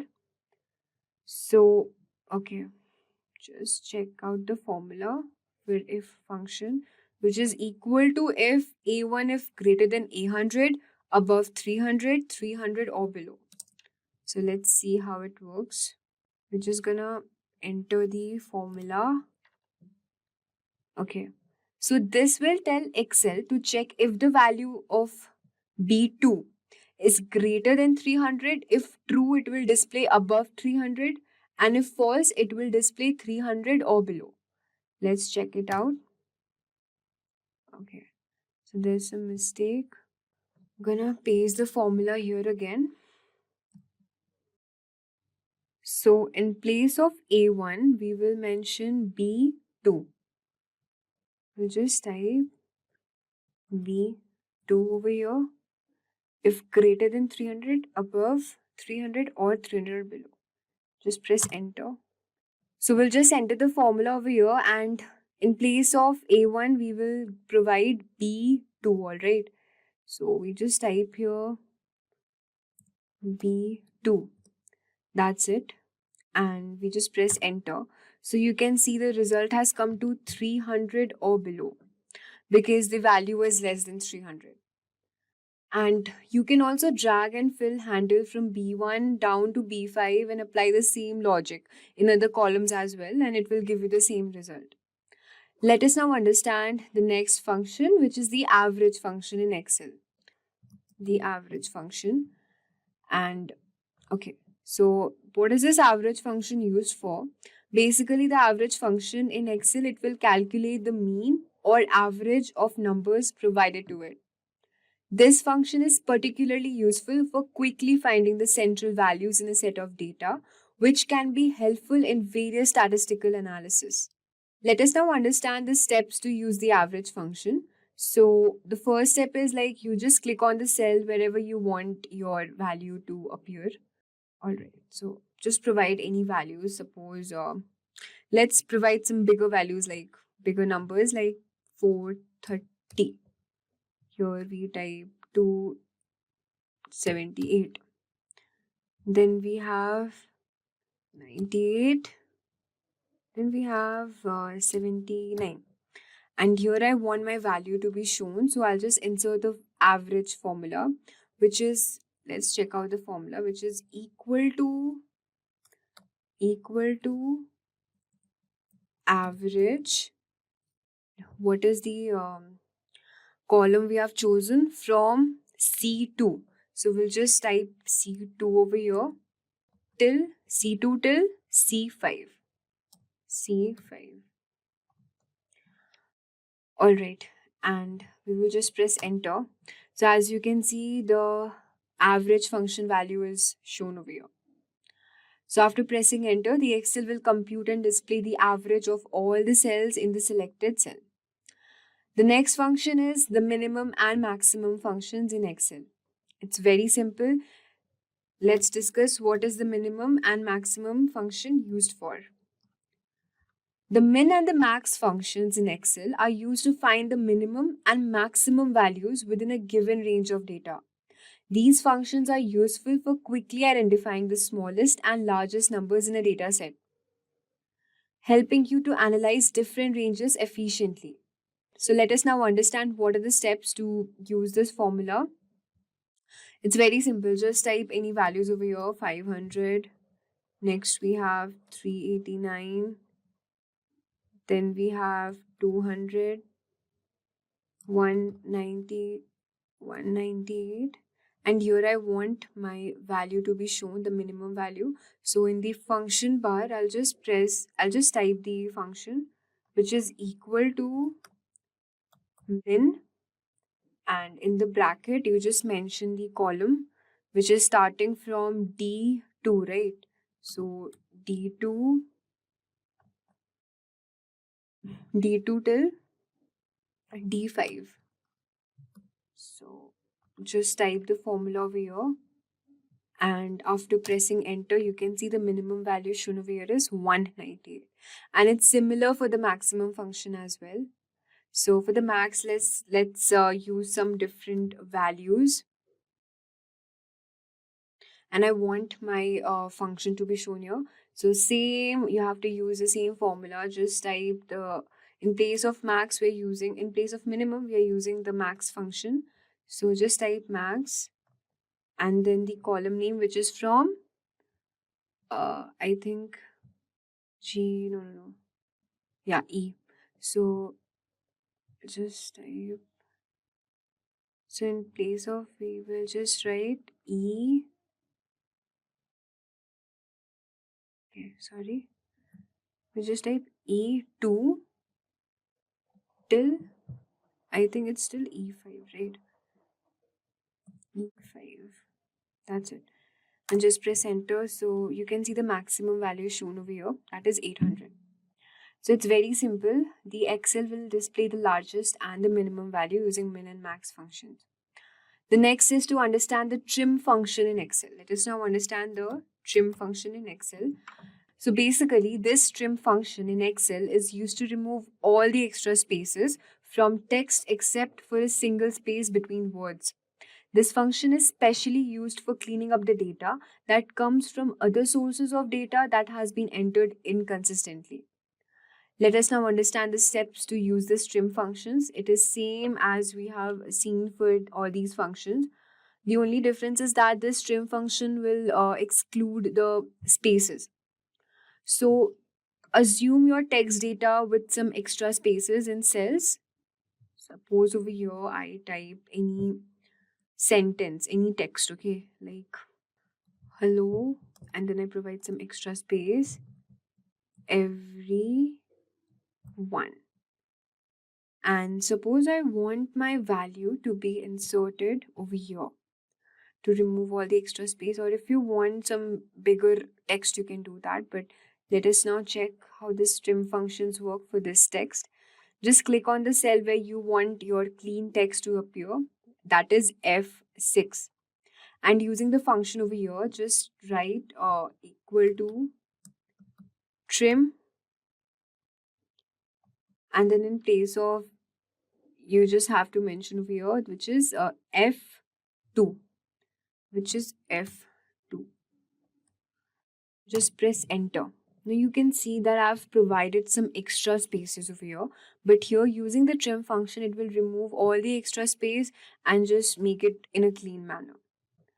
So you can also drag the fill handle from B1, like from this F2 down to G2 and all of that, and then you can use the trim function in other column as well to clean up the text.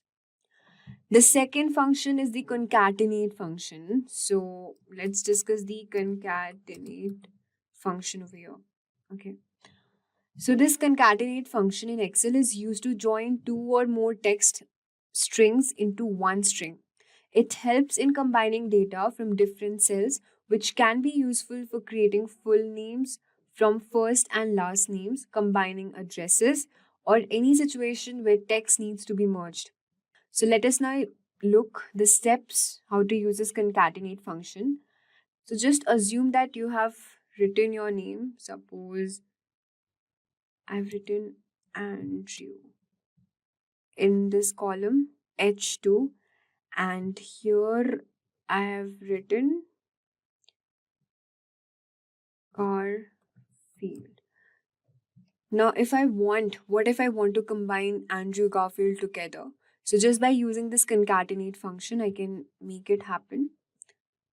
All right, so if I want my result to be shown in this particular cell, I'll just click on this, and then in the function bar, I'll just enter the formula, which is equal to concatenate,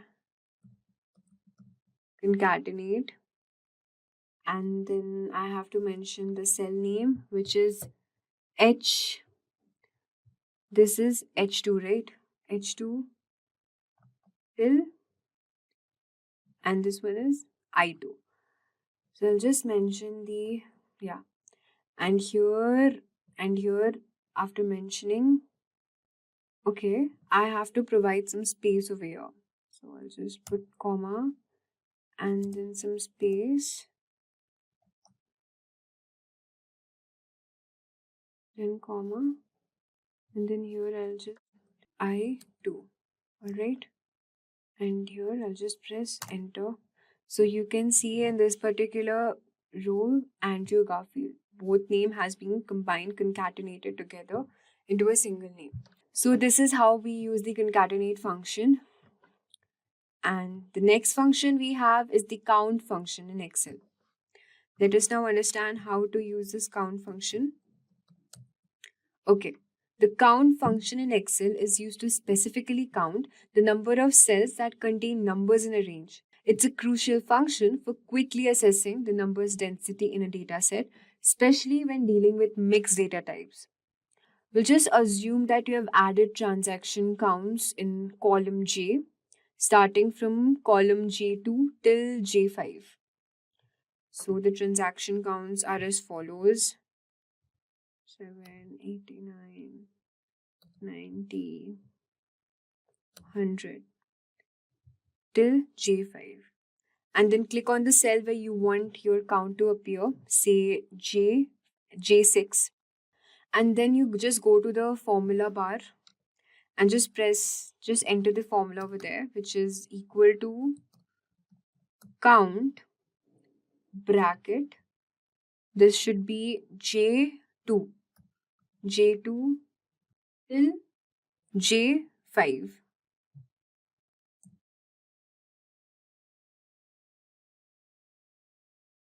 And just press enter. And you can see the Excel will display the number of cells that contain numbers in column J, which is 1, 2, 3, 4. Okay, so this was all for count, concatenate, trim, max, min, average, if, and sum functions. Next we have is the count A function. Let us now understand what is this count A function used for and how is it different from count function. So this count A function in Excel counts the number of cells in a range that are not empty. It is useful for determining the size of data sets that include various types of data, such as numbers, text, or even logical values. So it will just count the number of non-empty cells in a specific column. Just click on the cell where you want the count to appear. Okay, let me just tell you the difference between count and count function is that the count function generally used to count a range of cells containing numbers or dates, excluding blank. Whereas this count A function will count everything, including numbers, dates, text, or a range containing a mixture of these items, but does not count blank cells. So suppose if I enter 56 and I leave it blank, and then I enter 98, and then again I leave it, okay, and then just enter 56, and I want my formula to be shown over here. So I'll just go in this formula bar and just enter equal to count A, and then from K column, this is K column, right? K2 till K5. Okay, and I just press enter. So as you can see, it's showing 3. 1, 2, 3. It will not count the extra space or the empty cell we have left behind. And also one more thing, that we can also type text over here. It's not necessary to type only the numbers. You can also type the text. For example, I type apple. Here I type banana. Okay. Here is the function. Just press enter, it will count 3, which is 1, 2, and 3. So this COUNT function is used both for text as well as the dates as well as the numeric values, but the count function is only used for the numeric values and a date. It will not count the text over here. Now let us understand the COUNTIF function in Excel. We have now understood count and COUNTIF function and what is the difference between both of these functions. We will now understand the COUNTIF function over here. So let's understand the COUNTIF function.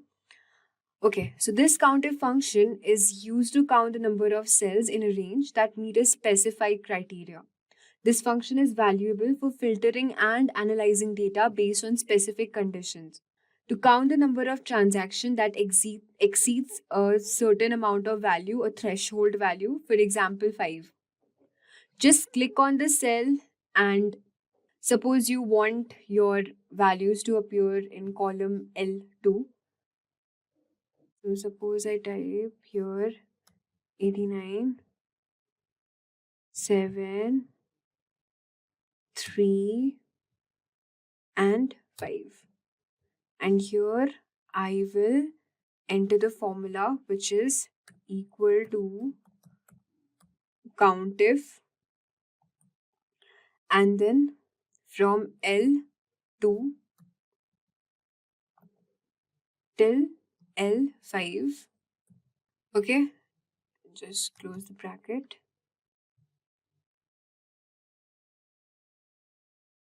And here you just also have to input the threshold value. Suppose I take the threshold value as let's say 3 or let's say 5. Okay, let's take it 5. So this is my threshold value greater than 5. So it will display only the numbers which are greater than 5. And I just press enter. So you can see it's showing 2, okay? Because 7 and 89 are the only two values which are greater than 5. So you can see that using any threshold function, even if I could have written over here, let's say 3, so it will show 3 because the numbers greater than 3 are 5, 7, and 89. So this is how COUNTIF function works. We will now understand the last function, which is the SUMIF function in Excel. So what is the SUMIF function used for? Basically, the SUMIF function in Excel allows you to add up values in a range based on specified criteria. This function is extremely useful for performing conditional sums, where you can want to show the sum numbers that meet certain condition. So to calculate the sum of transactions where the number is greater than 5, click on the cell where you want your total number to appear. Let's say over here I select, which is M6, and you just have to enter the formula. Before that, just write any number values like 7, 5, 3, and 10. And over here, just mention the formula, which is equal to sum if, and the column name is starting from M2 till M5. Value should be greater than 5, comma, this is M2, right? M2 till M5. That's it. And we'll just press enter. So it's showing 17.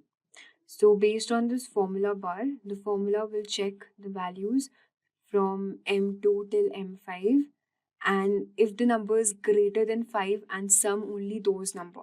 So as I've mentioned the value 5, so it will only calculate, it will only sum numbers which are greater than 5, which are 10 and 7, which is equal to 17. So this is how the SUMIF function is used.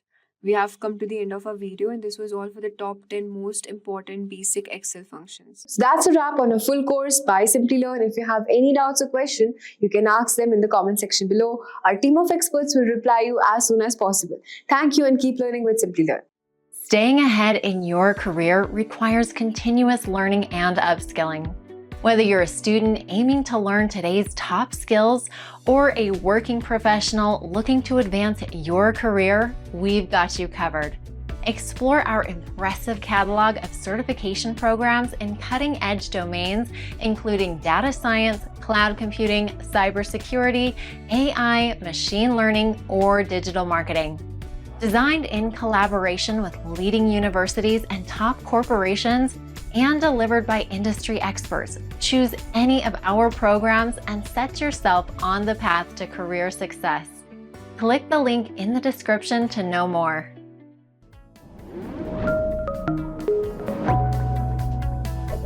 Hi there, if you like this video, subscribe to the Simplilearn YouTube channel and click here to watch similar videos. To nerd up and get certified, click here.